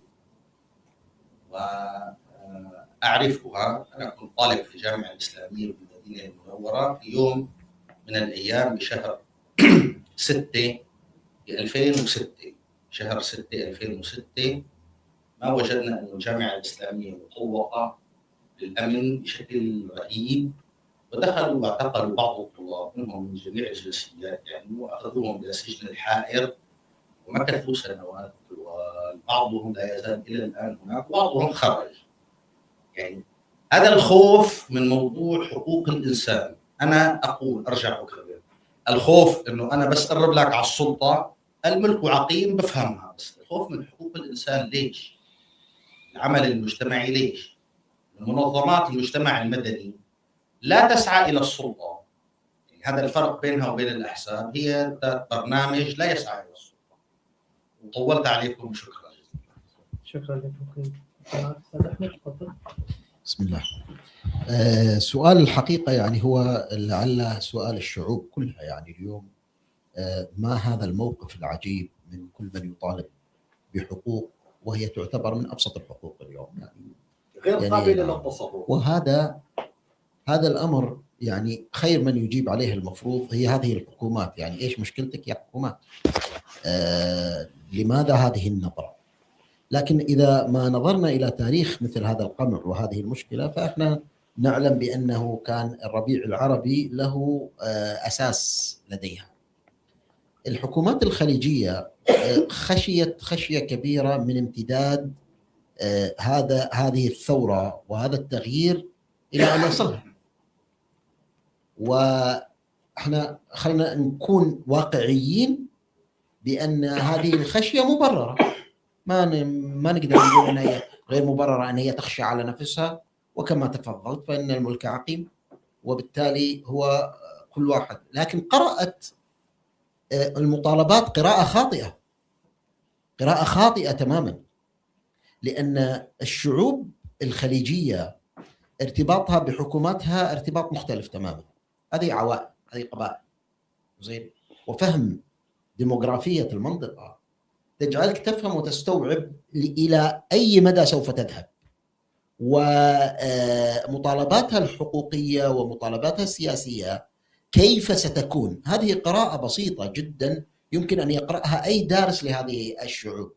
فالشعب الإماراتي على سبيل المثال، أضرب وأنا يعني من الشعب الإماراتي الذي عاش فترات، يعني أنا يعني حقيقة يعني أنا ودولة الإمارات ولدنا في نفس الدولة في نفس السنة، وبالتالي أنا ولدت في سنة 71 التي ولدت فيها الإمارات كدولة، وهذه جعلتني أعيش الحقبة منذ بدايتها. نشأت فيها كما نكبر مع بعض، يعني كبرنا مع الدولة وشفنا وكنا نسمع من آبائنا كيف كان حال الدولة سابقا، أو اللا دولة، حالة اللا دولة التي كانت عبارة عن إمارات، وكان في صراع بين هذه الإمارات. حقيقة هذه لا نستطيع أن ننكرها، وكتب الله سبحانه وتعالى لهذه الدولة أن تنشأ، وكلنا وإلى اليوم احنا نقول احنا داعمين لهذا الاتحاد، داعمين لهذه الدولة، داعمين لبقائها، داعمين للنعمة التي أنعم الله سبحانه وتعالى لنا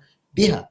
ولكن كان تطلع الشعب الإماراتي ومن وقعوا بالذات على مطالباتهم هي تطلع للتعامل مع أهلنا في المضي قدما بهذا التطور الذي وصلت له الدولة، المضي قدما على أن يكون في جميع الجوانب.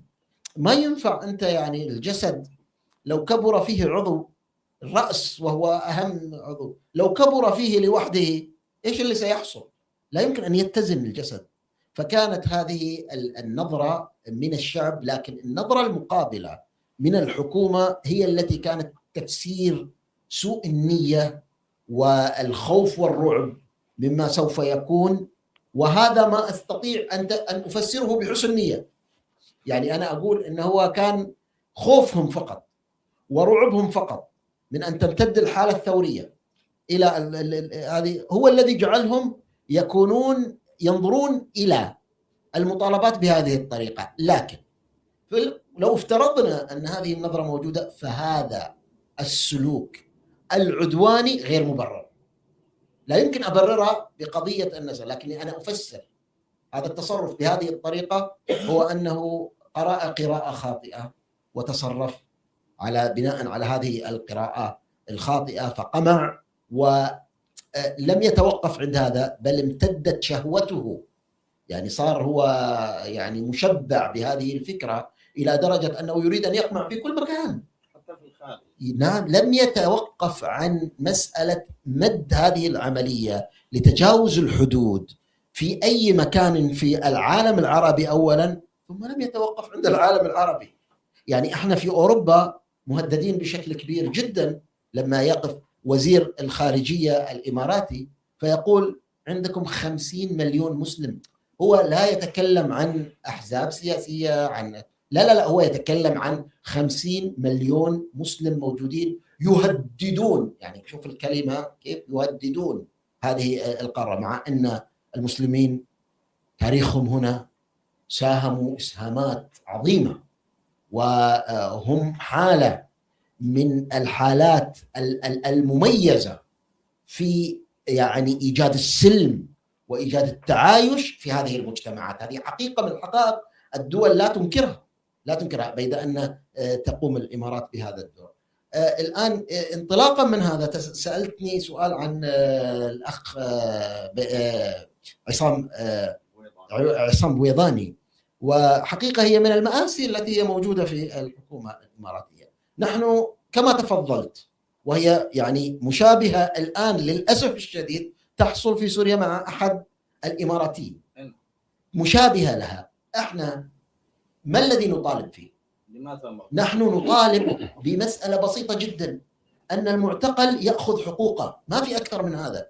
لا نطالب بأن والله ترى يعني سواء هو عمل خطأ ولا ما عمل خطأ يخرج هو بريء خلاص منتهي. لا، عندك شيء على هذا الشخص، عندك مآخذ، خذها وضعها أمام القضاء، هذا حقه. واجعل المحامي يعني احنا لا نريد شيء سوى تفعيل ما هو موجود في الدستور، ما هو موجود في القانون. فعل القانون واجعل هذا الإنسان يأخذ حقوقه لكي تكون دولة قوية. نحن همنا الدولة. أنا اليوم إيش مصلحتي أن تشوه صورة الإمارات وأنا إماراتي بقصة بويضاني؟ إيش مصلحتي؟ والله ما لي مصلحة. اليوم لما أنت تشوهها بهذه الصورة ولا تبالي وأنت حكومة الدولة، فهذه حقيقة تجعل هناك 1000 علامة استفهام. لماذا؟ لا، قول إذا في خطأ قول. وكذلك اليوم للأسف الشديد أتمنى الحكومة السورية أن لا تنهج هذا النهج، لأنها صايرة عدوى. اليوم صايرة عدوى منتشرة. ولذلك الحقيقة أتمنى اليوم أن مثلا الأخ جاسم الشامسي يأخذ حقه بأن يستطيع أن يعني يعرف ذووه ما قضيته، ويعني يصلوا له يرونه، وإلى الآن للأسف لم يروا. يعني بس أختم فيها، أنا أرسلت شخص ضابط لأنه أخونا جاسم نقل عدة مرات إلى عدة سجون وعدة محافظات. فلما كان في طرطوس خبرت واحد اللي هو في طرطوس موجود عند أبو دجانة الشيشاني مسؤول الملف الأمني في الساحل. ذهب قال لي في علاقة طيبة بيني وبينه يعني بقدر. قال لي لما رأيته منتقع اللون وخائف، يعني بيقدموا له أكل بس هو نفسيته ما بسمح له ياكل. رأى جاسم. نعم قابل جاسم 5 دقائق طمن حاول، لكن الزلمه خائف، يعني خائف لانه قال له يعني ما سالوني عن شيء. يعتبر الشخص الوحيد الذي رآه هو يعني بطريقه غير قانونيه، طريقه انه انت صاحبي وانا صاحبك يلا 5 دقائق شوفوا شيء. هذه وضعه سيء جدا يعني، لان ما عم بيعذبوه، هو نفسيا خايف، عنده مرعوب، معه حق. والله شيء قرع، مصير المجهول، ما في اسئله واضحه، ما سائلينه شيء، شو سال؟ ما سال، بس حاطين بيجيبوا اكل.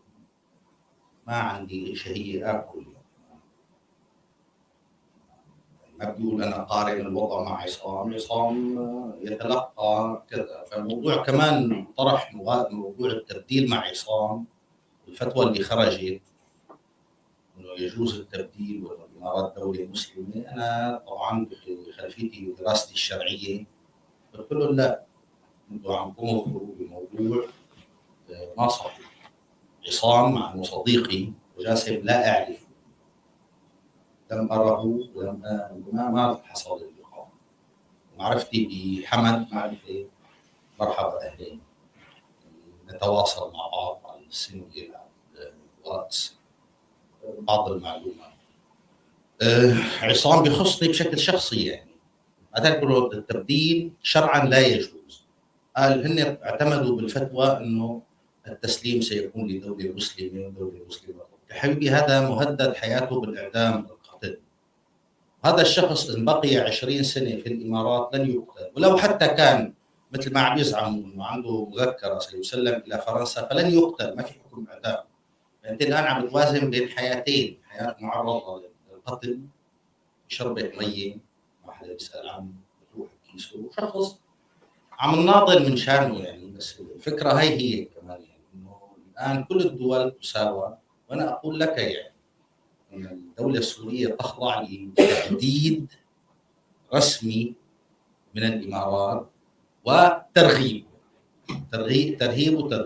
إذا سلمتونا يا هي عندكم خلف الحضور رح يفرد أموال واستثمارات، وإذا ما سلمتونا يا ستدفعوا لنا الثمن. هذا الموضوع. ده موضوع السعودية. عندك تعقيب على؟ أنا عندي تعقيب على هذه المسألة. تفضل. الحقيقة أن على الدولة السورية الحالية إطلاق سراح الناشط السياسي جاسم الشامس. حقوق إنسان واحدة لا تتجزأ، واضحة صريحة، وهو دخل بعد أن أعطي الأمان واشترط عليه أن لا يتحدث في الأمور السياسية التي تخص الإمارات. هو متزوج من مواطنة سورية، لديه أولاد يحق لهم أن يحصلوا أو قد يكونوا قد حصلوا على الجنسية السورية. ما تعمله الحكومة السورية هو انتهاك صارخ للحقوق المدنية والإنسانية للناشط السياسي جاسم الشامسي. أتمنى أن يقوم أولئك الذين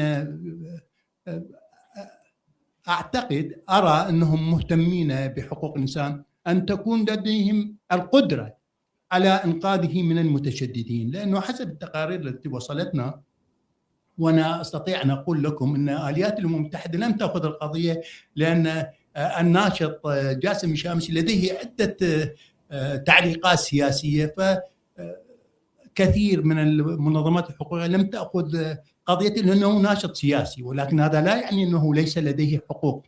من حقه أن يذهب إلى بلد آخر، تركيا أو غيرها، بلد يحفظ حياته. ما تقوم به الحكومة السورية هو انتهاك صارخ ويجب أن نرفضه جملة وتفصيلا، وعلينا أن نشجعها على إطلاق سراحه فورا.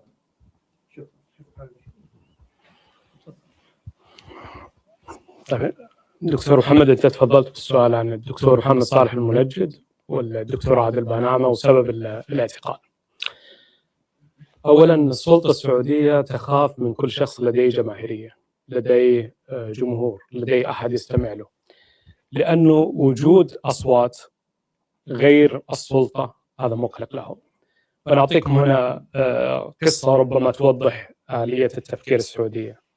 في يوم من الأيام، كان في أيام الحج، كان أحد المشاهير السعوديين، داعية مشهور جدا في السعودية، كان تقريبا هو الأعلى متابع في تويتر يومها، في تقريبا ما أعرف السعودية أو الوطن العربي ممكن. ليس الشيخ سلمان العودة، هو غير معتقل حاليا، هذا الشخص غير معتقل. فكان في الحج وحضر معاه في الحج مجموعة من النشطاء الكويتيين، وقالوا له يا شيخ احنا عندنا حراك في الكويت وكذا، وما يجوز لكم تسكتون ولازم تدعمون الحراك وكذا. فكتب تغريدة، كتب أنه الأمير في الكويت ماذا يظن نفسه وشيء من هذا القبيل وكذا، وأنه يجب الدفاع والمطالب التي يطالب بها الإخوة في الكويت محقة ومشروعة وكذا. بعدها جاء اتصال وقال له وزير الداخلية يقول لك تعال تجي. قال احنا في حج وأيام مباركة، وهذا ما هو وقت وزير الداخلية، هذا وقت عبادة الله والحج وكذا. عادوا عليه الاتصال قالوا يقول لك تجي، فهو رفض. المرة الثانية رفض، فارسلوا له ضابط ياخذه، والضابط اللي راح ياخذ ما راح ياخذ سيارة، راح ياخذ دباب، وقال له تيجي تركب الدباب الحين معاي ورا ووديك وزير الداخلية، ولا نجيب لك سيارة تاخذك معتقل قدام الناس في الحج. قال لا بشي. ركب في الدباب، اللي الدباب اللي اقصد موتورسايكل يعني ركب ورا مع الضابط، واخذوا لي مكتب وزير الداخلية في مكة في منى، ودخل عليه قبل أن يدخل للوزير محمد بن نايف، جهزوه. فبدأوا الضباط بالصراخ عليه وبإهانته وبشتمه بكلام بذيء، حتى يعني ينزلوا الرتم اللي هو كان فيه قبل، اللي يقول احنا في أوقات حج، و يعني كان لديه يعني أنفة. فهم حاولوا ضربها قبل أنه يدخل على الوزير، دخل على محمد بن نايف فهو يقول لمحمد بن نايف، يقول لي يا طويل العمر ترى راس مالها تغريده 140 حرف، وقتها كان تويتر يسمح 140 حرف فقط. قال راس مالها تغريده 140 حرف. قال له 140 حرف، انت عندك فوق 3 ملايين متابع، وانا نسكت لك؟ فهم يحسبونها بهذه الطريقه. كان عنده 3 ملايين متابع يومها، مسح التغريده، كتب الاعتذار، رجع كمل مشاعر الحج، واعتقل بعدها بتهمه ايضا لانه كتب تغريده اخرى انتقد فيها القطار كان في تعطل وكذا، هو انتقد انه انفقت مبالغ طائله والقطار اصلا كان في فساد كبير، واعتقل بعدها. ويعني اعتقل وخرج. لما صارت الحمله الاخيره كان هو صامت، لم يكتفوا بصمت. طبعا 3 مليون تضاعفت بشكل كبير جدا، يعني هم متابعينه كثير جدا.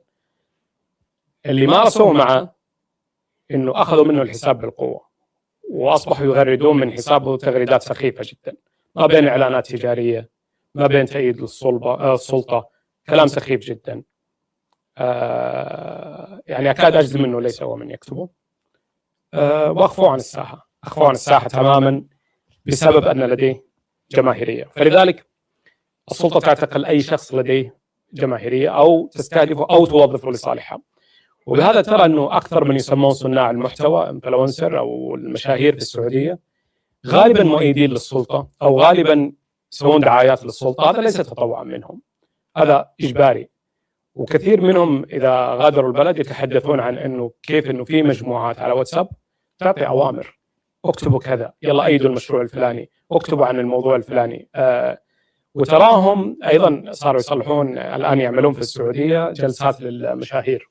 في جلسات المشاهير هذه هي محاوله احتواء، والمشاهير هؤلاء تجد منهم شخص داعيه، مرأة ترقص، اي شيء، المهم كم المتابعين جيبوهم كلهم، يجلس معاهم مثلا تركي آل الشيخ او ايا كان، وهذا محاوله احتواء بالعصا والجزره لانه لديهم متابعين.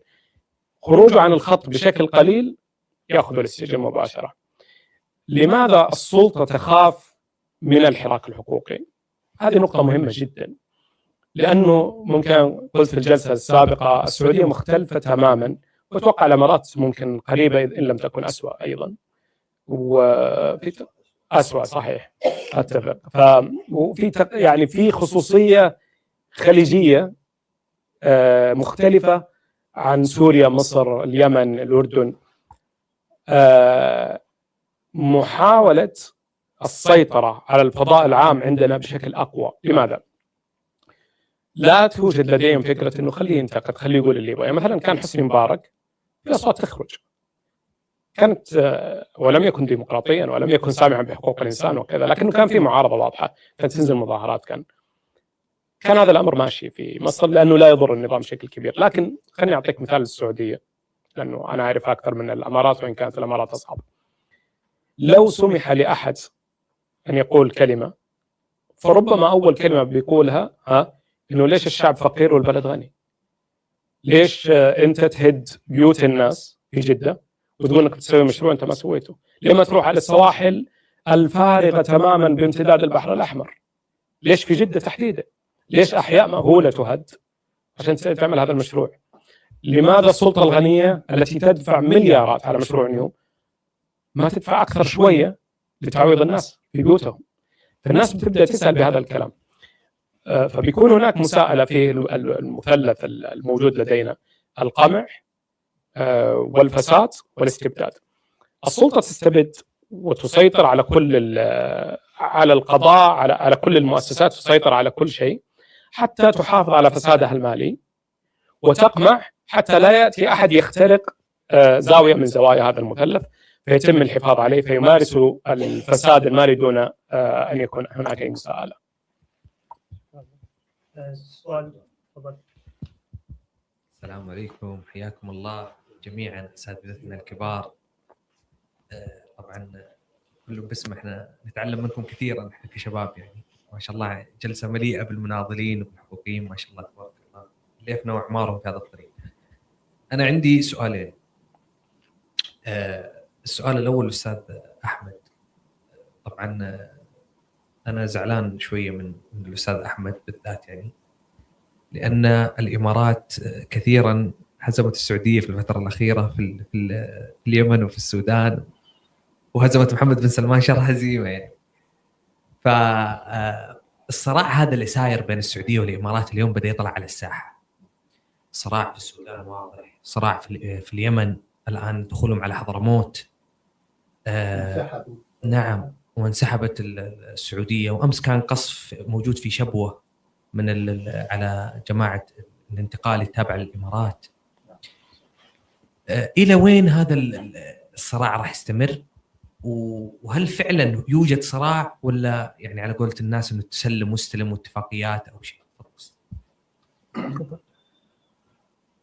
أول شيء يعني احنا ما راح بنزعلكم أبدا، ولكن للأسف الشديد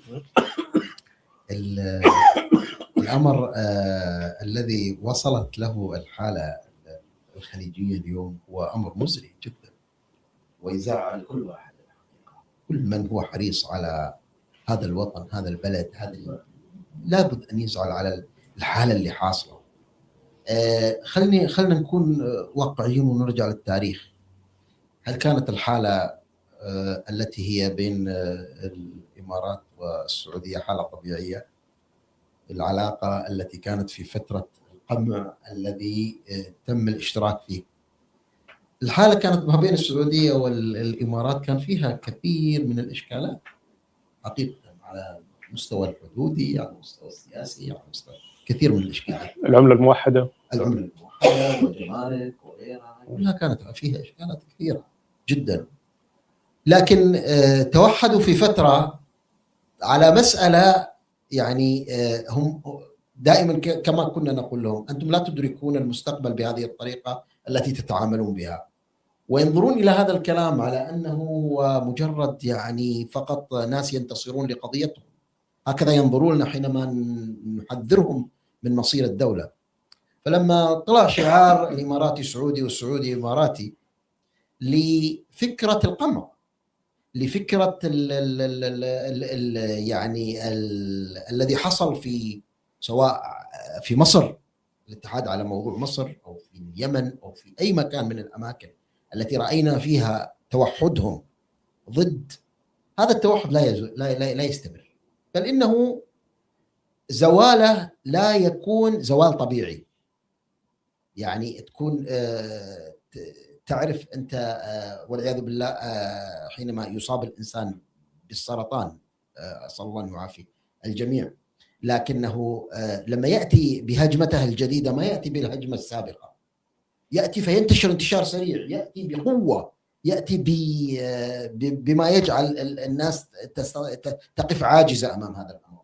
ولذلك كنا نحذر: لا يا جماعة، أنتم تراكم مش متحدين لمصلحة الدول هذه. يا إمارات أنت مش متحدة مع السعودية لمصلحة الإمارات، ويا سعودية احنا نتمنى أن نرى السعودية والإمارات وكل الدول الخليجية بل الدول العربية والمسلمة كلها على اتجاه واحد وبرؤية واحدة وباندماج، لأن هذا هو حال الشعوب في الأصل. الشعوب هذا ما تريده حقيقة، ولا تريد أن ترى نفسها غريبة حينما تذهب من هذا البلد إلى ذاك البلد. لكن ما حصل هو أنهم توحدوا على الشعوب، وهذه نتيجة هذا التوحد على الشعوب.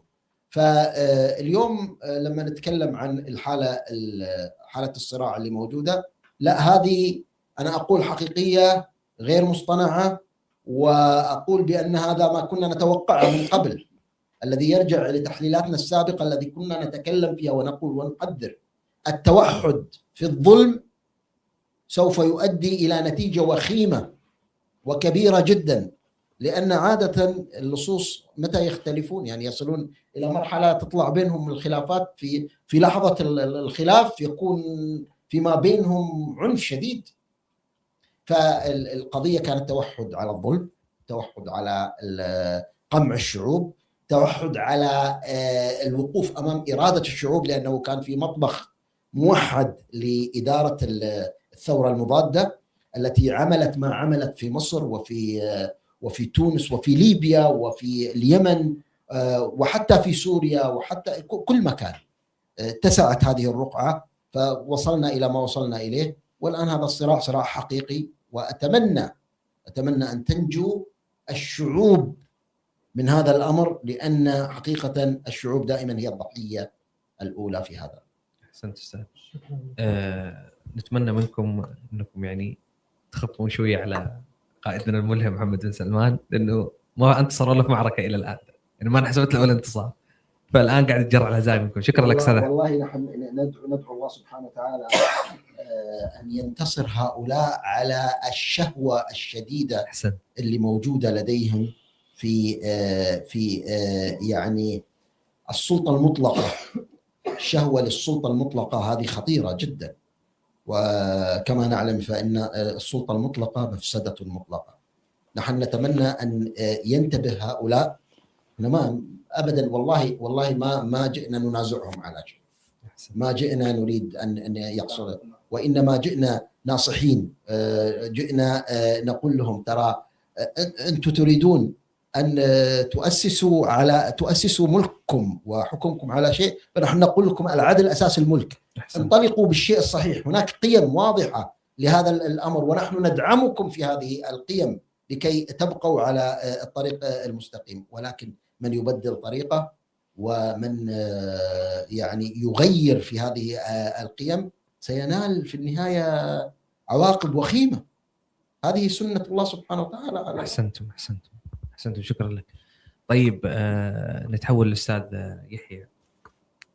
طبعا أنا كنت قديما أتابع مثل هذه المؤتمرات على اليوتيوب. الحمد لله اليوم صرت معكم موجود، هذا فضل من الله ومن أستاذ يحيى. أنا بس لفتني شغلة واحدة في اسم المؤسسة أو الجمعية حقتكم، هي مسمينها بالقسط. طبعا هذا الاسم يعني اسم جميل، ويعني اسم ذكر في القرآن حتى كثيرا. مثلا الله يقول يا أيها الذين آمنوا كونوا قوامين بالقسط شهداء لله. فهذا الاسم ليش أنتم سويتوا هذه المؤسسة أو الجمعية على هذا الاسم؟ وإيش فحوى هذا الاسم؟ وليش في تجاهل كبير من مثلا من المراجع الدينية أو من يعني من علماء الدين في مسألة تفسير العدل؟ أو يعني مثلا تقدر تفتح الكتب مثلا تلقى تكلموا عن كل شيء إلا أنهم تكلموا عن أكبر غايات الإسلام وهي إقامة القسط والعدل. فأبغى أسمع منك أستاذ يحيى، يعني ليش سميت المؤسسة بهذا الاسم؟ هذا يكفي. طيب، أولا لأنه السلطة السعودية تملك ترسانة ضخمة من الخطاب الديني الموظف سياسيا، فهذا جعل المهمة علينا صعبة للغاية. وأنا أقول أن النشاط الحقوقي والسياسي في السعودية لم يبدأ من الصفر، بل بدأ من تحت الصفر بشكل كبير جدا. نحن بدأنا نحاول أن يعني نشرح أشياء ليست بحاجة للشرح. كثير من الأمور نحن نحاول أن نقاوم الاستبداد فيها، فتواجهنا ترسانة دينية موظفة سياسيا مع شديد الأسف. وهذا الأمر تكرر بشكل كبير جدا، وبعطي أمثلة هنا. بس قبل أني أعطي أمثلة، أنا أعود للراحل الدكتور عبد الله الحامد رحمه الله. الدكتور عبد الله الحامد رحمه الله عندما عمل نادي دعاة الدستور وكتابة الدستور سماها الدستور الإسلامي. فسألوه البعض يعني إيش تقصد بالدستور الإسلامي؟ قال أقصد أنه لن يتعارض مع الإسلام وسوف يكون متوافق مع الإسلام. فالبعض يعني كانوا يقولوا يعني هذه الكلمة زائدة ما لها داعي. فقال لأنه سوف نواجه هجوم كبير جدا من تيار إسلامي موظف تابع للسلطة.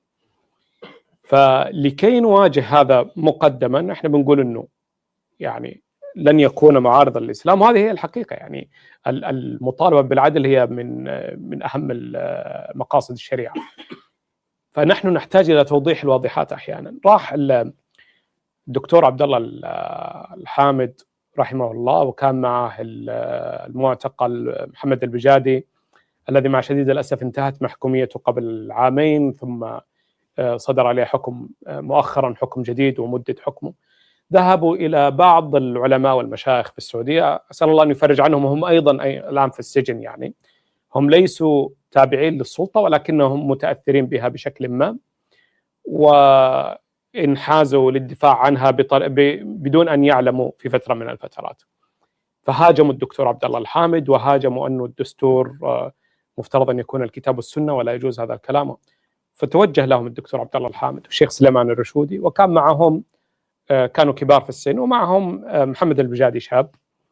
فأعطوا مسودة الدستور سلموها لهم وقالوا اقرأوها، إذا فيها مخالفات دينية خبرونا، احنا مستعدين لتغييرها. قالوا موعدنا يوم الثلاثاء القادم، قالوا المشايخ. الثلاثاء القادم رفضوا أنه يلتقون بالأساتذة الكرام، الحامد رحمه الله والرشودي أسأل الله أن يحسن لنا له الخاتمة، كبير في السن ووضعه الصحي صعب، ومحمد البجادي الله يفرج عنه. رفضوا أنهم يلتقوا فيهم. ثم خرج أحد المشايخ هذا اللي التقوا به وهاجمهم، ويعني هاجم فكرة المطالبة بالدستور وكذا. فسعى محمد البجادي إلى أن يلتقي مرة أخرى. عندما التقى قال وين المشكلة؟ قال الدستور محرم أصلا، ما يجوز أن يكون لدينا دستور في الإسلام. فقطع الغلاف، نسأل الله أن يفرج عنه، قطع الغلاف من الدستور وكتب اتفاقية إدارة شؤون البلاد بين الراعي والرعية.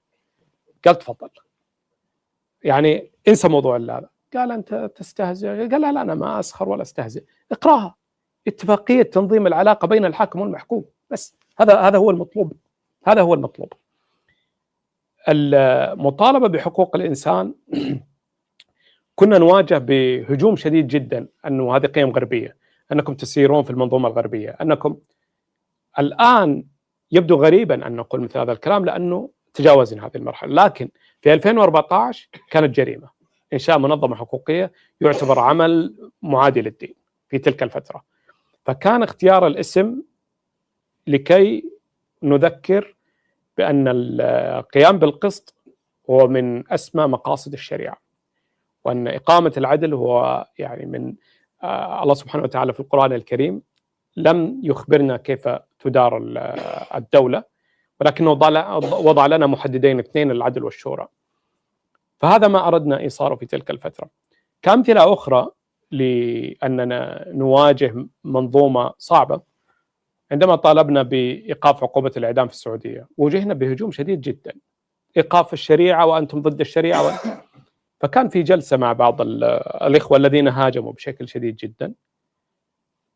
قلنا نحن لسنا ضد الحكم الشرعي، ولكن نحن ضد حكم محمد بن سلمان، حكم السيسي، حكم هذه ليست أحكام شرعية. هل هم يطبقون الشريعة؟ هل قضاءهم مستقل؟ هل هو نزيه؟ هل هو مؤتمن على الرقاب؟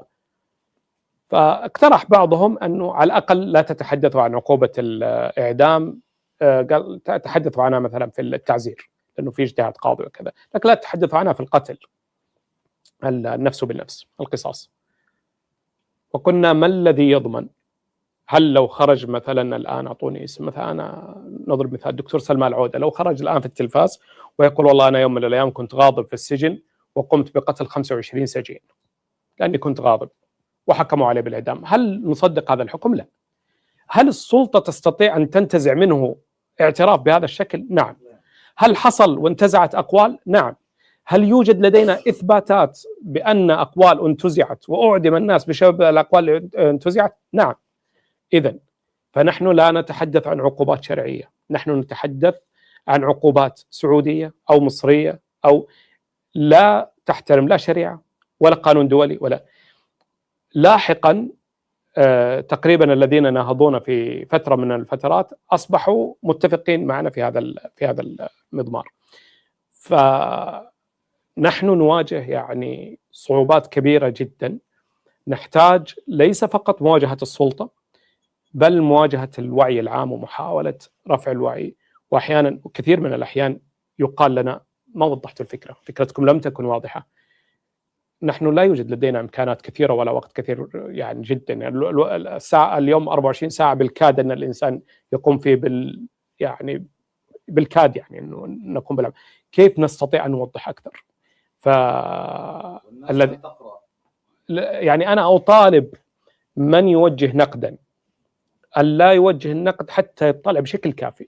إذا اطلع بشكل كافي وقام بواجبه هو في الاطلاع، ماذا قلنا، ما هي الفكرة، يدرسها من، أما أن يسمع من هنا وهنا أو مقاطع مزورة أو مقاطع يقوم بها النظام والذباب الإلكتروني ثم يحكم عليها، فهم يكونوا تأتينا نيران صديقة مع شديد الأسف. أعود لسؤالك، ففي تلك الفترة كان مصطلح حقوق الإنسان ومنظمة حقوقية كانت جريمة دينية كبرى، بسبب، ليس بسبب الدين طبعا، لكن بسبب التوجيه الرسمي، يعني رسم خط رسمي لدى شريحة كبيرة تستطيع السلطة أن تتحكم بحكم ما لديها من مال، وهي تعين المناصب، وهي تضع من يفتي، ومن يكون مستقلا وله رأي حر يعتقل، يعذب، يقتل. يعني إذا دائما، نقطة أخيرة، الآن دائما السلطة السعودية محمد بن سلمان تحديدا يقول أن اعتقالات سبتمبر التي طالت عدد كبير من العلماء أنها كانت من أجل أنه يريد أن يقوم بإصلاحات مجتمعية، وأن هؤلاء أشخاص متطرفين وأنه يخاف منهم. من أكثر الأشخاص تقاربا في المدرسة الدينية السعودية الغير رسمية طبعا، من أكثرهم تقاربا مع الديمقراطية وحقوق الإنسان الشيخ سلمان العودة. الشيخ سلمان العودة متقدم جدا في هذا المضمار، واضح جدا في دفاعه عن حقوق الإنسان. ليس بالضرورة أن نتفق على كل شيء، لكن أقول أنه واضح في مطالبه وكذا. نعم. ومن الأكثر رجعية وتطرف صالح الفوزان. سلمان العودة يطلب عليه إعدام، موجود في السجن حاليا يطلب عليه إعدام. صالح الفوزان يعين مفتي. شكرا لك أبو فارس. سؤال أنا بس عندي الأول، شكرا لك مرة عمر، عندي تحفظ على كلمتين قالهم الأستاذ خالد. دايما نستخدم كلمة مشردين في توصيفه، إن إحنا مشردين، وده توصيف حكومي أكتر. إحنا الناس منفية وعايشة مختلف، فده شكلي.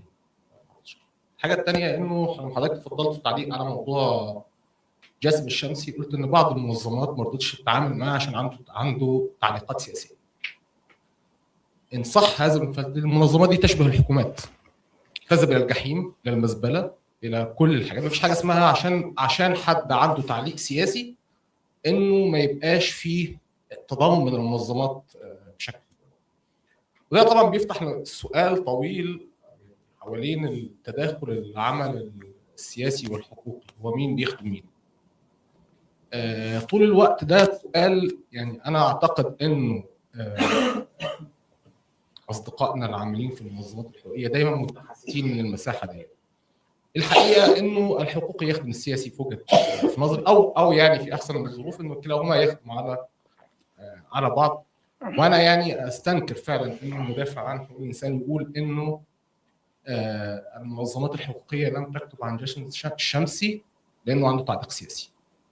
ده حاجة يعني أتمنى التراجع عنها.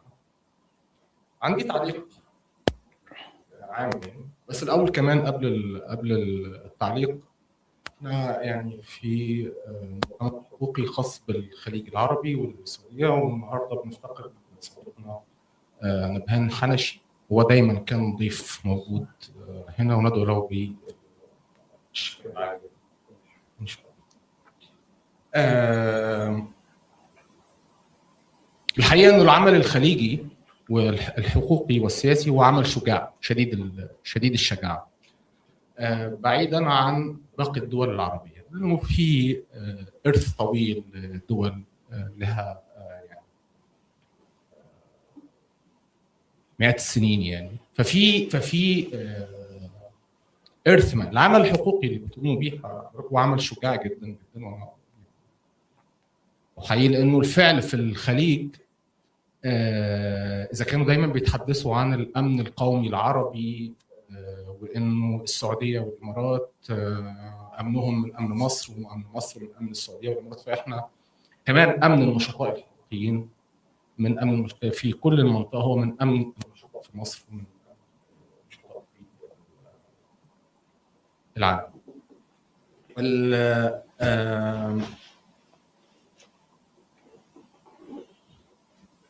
انا الحقيقه كمان عندي دايما بتتحسس الناس وهي بتتكلم على فكره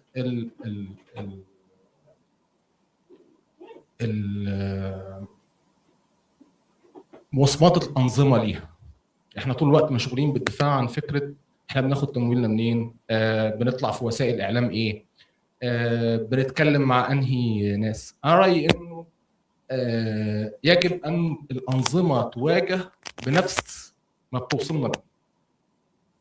يعني هي الانظمه تستبيح التمويل، تاخد معونات من كل الحته، واحنا عندنا تحسس، او تتعامل مع الامريكي او البريطاني او الفلان الفلاني او كذا او كذا، تتهم بالعماله. احنا في الخارج اصلا، يعني احنا عملاء لانفسنا. الحاجه الاخيره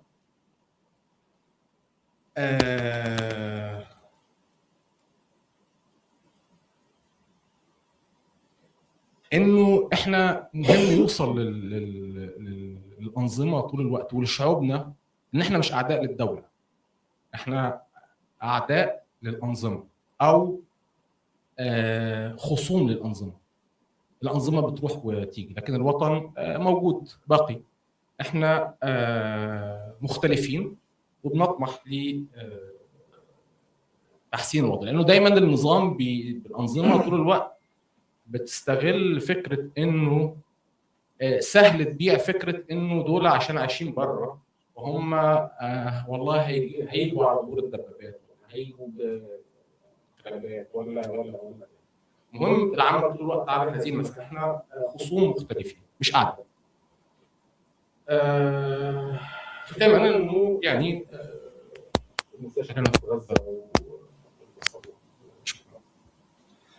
شكرا لك استاذ عبد الرحمن. تفضل. شكرا للاستاذ عبد الرحمن على سؤاله. وانا اريد ان اوضح ان المساله ان لكل انسان الحق في ان يكون سياسيا، فهذا هو حق من حقوق الانسان، وكذلك من حق كل انسان ان يكون يعمل من اجل حقوق الانسان بشكل واضح وصريح. آليات الأمم المتحدة تهتم بحقوق الإنسان ولا تهتم بالعمل السياسي. دائما هذا هو، أنا أعمل في هذا المجال منذ أكثر من 30 سنة، وأقول لك بصراحة بالنسبة لزملائي الإماراتيين ونعمل معهم بشكل وثيق، قالوا لي هم أنه الأستاذ جاسم شمسي هو ناشط سياسي، هذا هو وصفه وهذا من حقه، أنها لا تتعلق بالتعليقات ولكن بعمله ونشاطه. الذي يجب قوله هنا نحن كمنظمة حقوقية لدينا ولاية حقوقية صرفة لا تشمل السياسيين، لأن السياسيين بشكل عام لديهم آلياتهم التي هي في الغالب سياسية، ولكن عندما نشترك مع الآخرين منظمات أخرى لديها ولايات أوسع نستطيع أن نعمل شيئا مشتركا.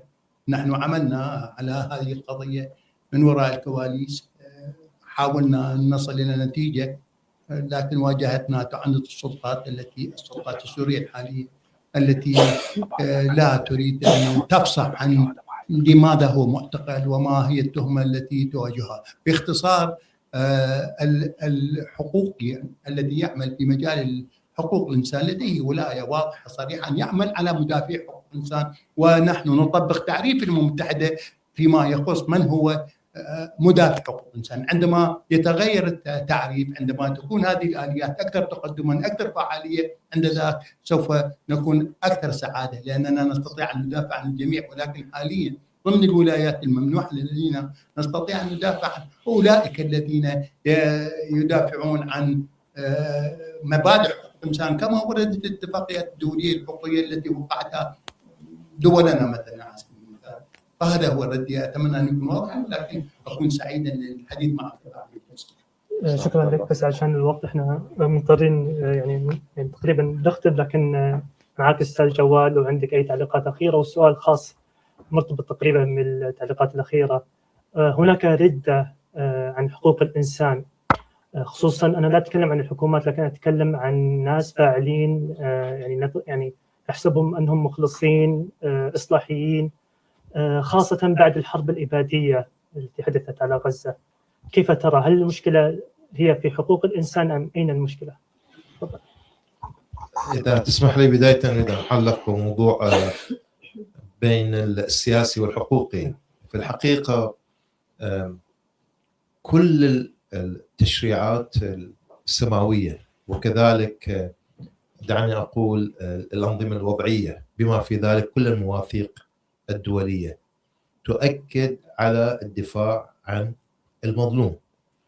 هذا المظلوم إن كان مدافعا عن حقوق الإنسان أو إن كان مطالبا بالإصلاح، إن كان سياسيا أو إن كان اقتصاديا، إن كان تاجرا إن كان فقيرا، علينا أن نؤدي هذه الرسالة لكي ندافع عن الإنسان بما هو إنسان بغض النظر عن هويته الدينية أو توجهه السياسي أو مبادئ وشابه ذلك. هذا من ناحية الصرفة، وأصور هذا الهدف الأساسي لحفاظ على كينونة الإنسان وتحقيق حقوقه بالدرجة الأولى. بلا شك في اعتقادي لضمانة تحقيق الحقوق يجب أن نسعى لتثبيت مجموعة من المواثيق والمبادئ في إطار الدستور، في إطار التشريعات المحلية، وفي إطار المواثيق الدولية. وهذا لا يتأتى إلا من خلال الضمان الحقوقية لجميع الحقوق السياسية والحقوق المدنية. وعندما نحلل جميع المعاهدات الدولية بدءا عن الإعلان العالمي لحقوق الإنسان وانتهاء بالعهد الدولي للحقوق المدنية والسياسية، نجد في جوهرها حقوق سياسية أساسا. حق تقرير المصير أليس حقا سياسيا؟ حق المشاركة في إدارة شؤون الدولة أليس حقا سياسيا؟ حق الانتخاب الحر أليس حقا سياسيا؟ صوت لكل مواطن أليس حقا سياسيا؟ وجود سلطات ثلاث مستقلة، المطالبة بالقضاء العادل المستقل، كل هذه مطالب لشعوبنا الخليجية. هل عندما يقدم ناشط بغض النظر عن توجهه السياسي بهذه المطالب نصنفه بأنه سياسي، ولكن عندما يطالب نفترض بعدد من المبادئ الحقوقية في حد الأدنى نقول أنه فقط حقوقي، نترك الأول ونأتي للثاني ندافع عنه؟ أنا أصور هذا ليس بسيء. هناك برلمانيين سياسيين ولكن حقوقيين، وهناك حقوقيين برلمانيين ويدافعون عن هذا المواضيع. لذلك أنا أصور هذا الفصل يؤدينا في حالة من الظلم وليس في حالة من النصرة بقدر الإمكان. إذن هذه ثوابت. نقطة مكملة لهذا الموضوع، ليس بالضرورة أن نقدس رؤية حقوقية لدى مدرسة معينة في الغرب. نحن لدينا ثوابتنا سواء في إطار التشريع الديني أو في إطار رؤيتنا إلى قيمنا الإنسانية. نقدم هذه الرؤية الحقوقية، ندافع عن المظلوم بغض النظر عن هويته، إن كان سياسيا إن كان حقوقيا بما كان صفته وعمله.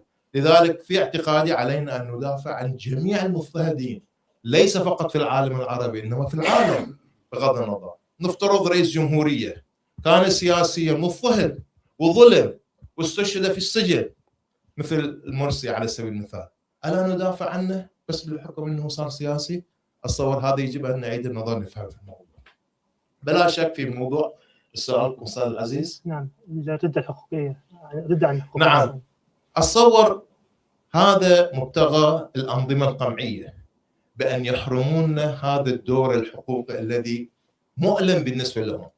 يريدون أن يغيبون عن المحافل الدولية. صحيح الآليات الأممية ليست مؤثرة ولكن مزعجة. آليات الأممية قوتها بأننا نكون أمام الخصم ونخاطبه مباشرة ونحاول أن نستعيد بمن يشارك معنا في تدعيم هذه القوة الآليات الأممية. غيابنا عن مجلس حقوق الإنسان ضعف، غيابنا عن استكمال في الاستفادة من الآليات الأممية ضعف، وهو نصرة إلى الخصم، نصرة للعالم. يريدون أن يغيبونا عن هذا المشهد الحقوقي الدولي. والآن عمليا من الذي انتصر لغزة؟ ألم ينتصر لغزة مؤسسات المجتمع المدني؟ من الذي سير المسيرات الجماهيرية في الغرب؟ أليس هم مؤسسات المجتمع المدني، منظمات حقوقية؟ من إلى الآن مع هذا القمع يحشد إلى قضية غزة ونصرة غزة؟ ليس مؤسسات المجتمع المدني؟ هل هذا بفعل السياسيين؟ هل هذا بفعل مثلا تجار نفترض مثلا؟ قليلا منهم، ولكن الذي كان في الصف الأول للدفاع عن قضية غزة هم المنظمات الحقوقية، المنظمات الأهلية، المنظمات الخيرية في هذا الأمر. إذا هذا لا يتم تبريره بأنه نضعف. وأنا أقول للنشطاء إذا أردتم أن تكونوا في موضع أقوى ليس من خلال الصمت. ماذا يحقق الصمت؟ ماذا يحقق التراجع؟ إن الخصم هو الذي يكون منتصرا في هذه المعركة. نعم هناك حالة من الإحباط للآليات الأممية. العلاج ليس تخلي بالمشاركة أو تفعيل هذه الآليات. العلاج بأننا نسعى أن نصلح هذه الآليات ونضع أنفسنا في موضع أقوى مما كنا عليه. نعم نقول هذا لم يؤدي الغرض، عليكم أن تفعلوا بحالة من الصلاحيات التامة لهذه الآليات، بدأ أن تكون مقترحة، بدأ أن تكون توصيات، يجب أن تتحول إلى إلزامية. لا يكفي أن الاستعراض الدوري الشامل تقدم توصيات، يجب تتحول لاحقا إلى البند السابع، تكون هناك عقوبة على الدول التي لم تطبق هذه التوصيات. على سبيل المثال البحرين، استعراض الدوري الشامل من 2008 إلى الآن 5 استعراضات، والتوصيات وصلت إلى 245 توصية. هل ممكن يعقل أن هذه التوصية لمنع التعذيب على سبيل تجريم التعذيب أو مثلا محاكمة المعذبين يتم تكراره على مدى 3 دورات؟ ولكن هذا لا يعني أننا لا أن نتخلى عن هذه الآلية أو لا نقدم تقارير الموازية في هذا الصدد. علينا أن نؤكد بأن هذه الآلية يجب أن تطور. مجلس الحقوق الإنساني يجب أن تطور أكثر في آلياته. هكذا الحل وليس التخلي أو التراجع. شكرا. شكرا. قبل الختام ممكن احنا مضطرين الوقت والله. فقط تعليق سريع بالنسبة للفصل بين السياسي والحقوقي. أنا أتفق تماما مع الأستاذ العزيز جواد ومع الإخوة الكرام. في الشريعة الدولية لحقوق الإنسان إذا كان أعلى ما فيها والإعلان العالمي لحقوق الإنسان يليه مباشرة العهدين الدوليين، وأحدهم العهد الحقوق المدنية والسياسية. فهذه مثل ما تفضل الأستاذ جواد هذه أعلى مراتب الشريعة الدولية لحقوق الإنسان. النقطة الثانية أنه يوجد في أوروبا فصل بين حقوق الإنسان والسياسة، وهذا فصل مفهوم ولكن لا يجب أن يكون لدينا.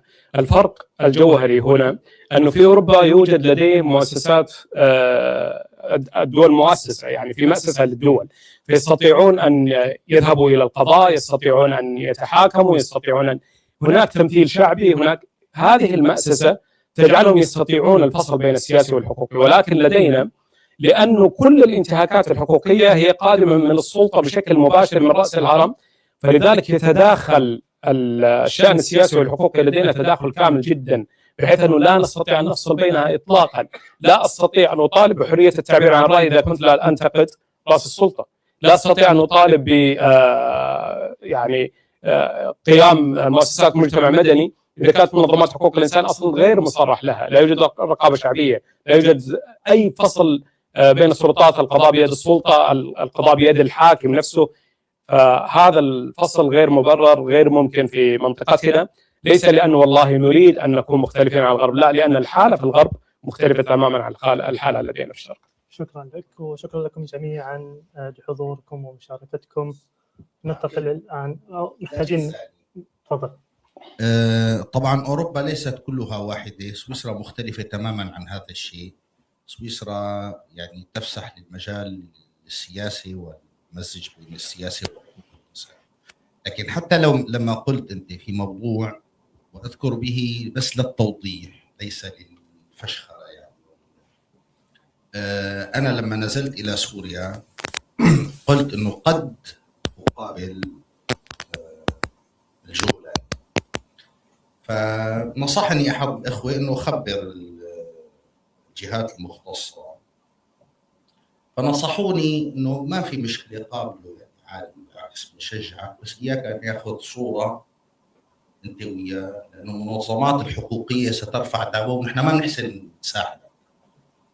فشوف الصورة المختلفة، يعني هم فصلوا لكن من حيث المبدا انا معك مع الاستاذ جواد، ما لازم، اسف للاطاله، ما لازم يكون في تفريق لا بين عسكري او سياسي في الحقوق الغير قابله للقص. شكرا لك وشكرا لجميع المشاركين معنا وشكرا لكم الاستماع. يعطيك.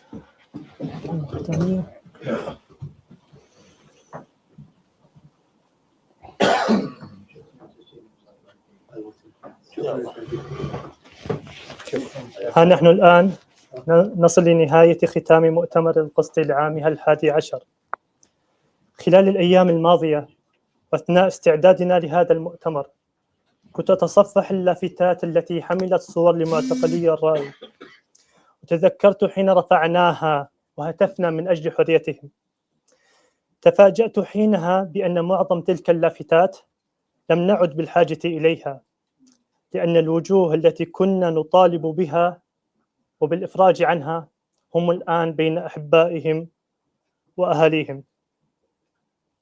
لا أنكر عندما كنا نصمم تلك اللافتات ونصرخ بتلك الهتافات كان يراودني أحيانا شعور بأن هذا العمل قد لا يحدث فرقا، خاصة وأن بعض المعتقلين كانت تصدر بحقهم أحكام طويلة 30 و40 سنة. لكن مع مرور الوقت أدركت أن العمل الحقوقي يحتاج إلى الكثير من الصبر، وأن التغيير قد لا نشعر به حينما نكون غارقين في عمل متواصل.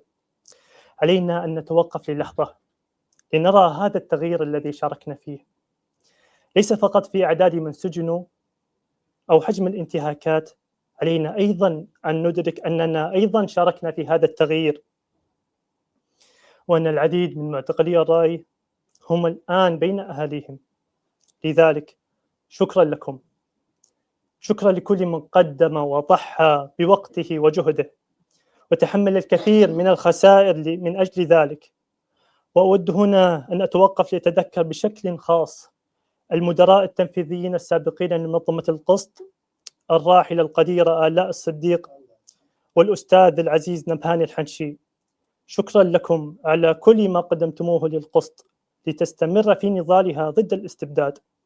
كما أشكر فريق القسط على جهودهم المتواصلة وكل الأعضاء السابقين الذين شاركوا في مسيرة المنظمة، ولكل من ضحى وقدم، والشكر موصول أيضا لكم ولكل المنظمات الصديقة. شكرا لكم على حضوركم ومشاركتكم في هذا المؤتمر، وشكرا أيضا للأعزاء المتابعين عبر البث المباشر، فبكم يستمر نضالنا. ونرحب بكل من يرغب بدعم القسط سواء ببذل الوقت أو الجهد أو الموارد المالية، ونحث الجميع على متابعة أعمال القسط وأنشطتها، خاصة عبر منصات التواصل الاجتماعي والموقع الرسمي للمنظمة. وبالقسط والعدل تسمو الحياة. شكرا لكم.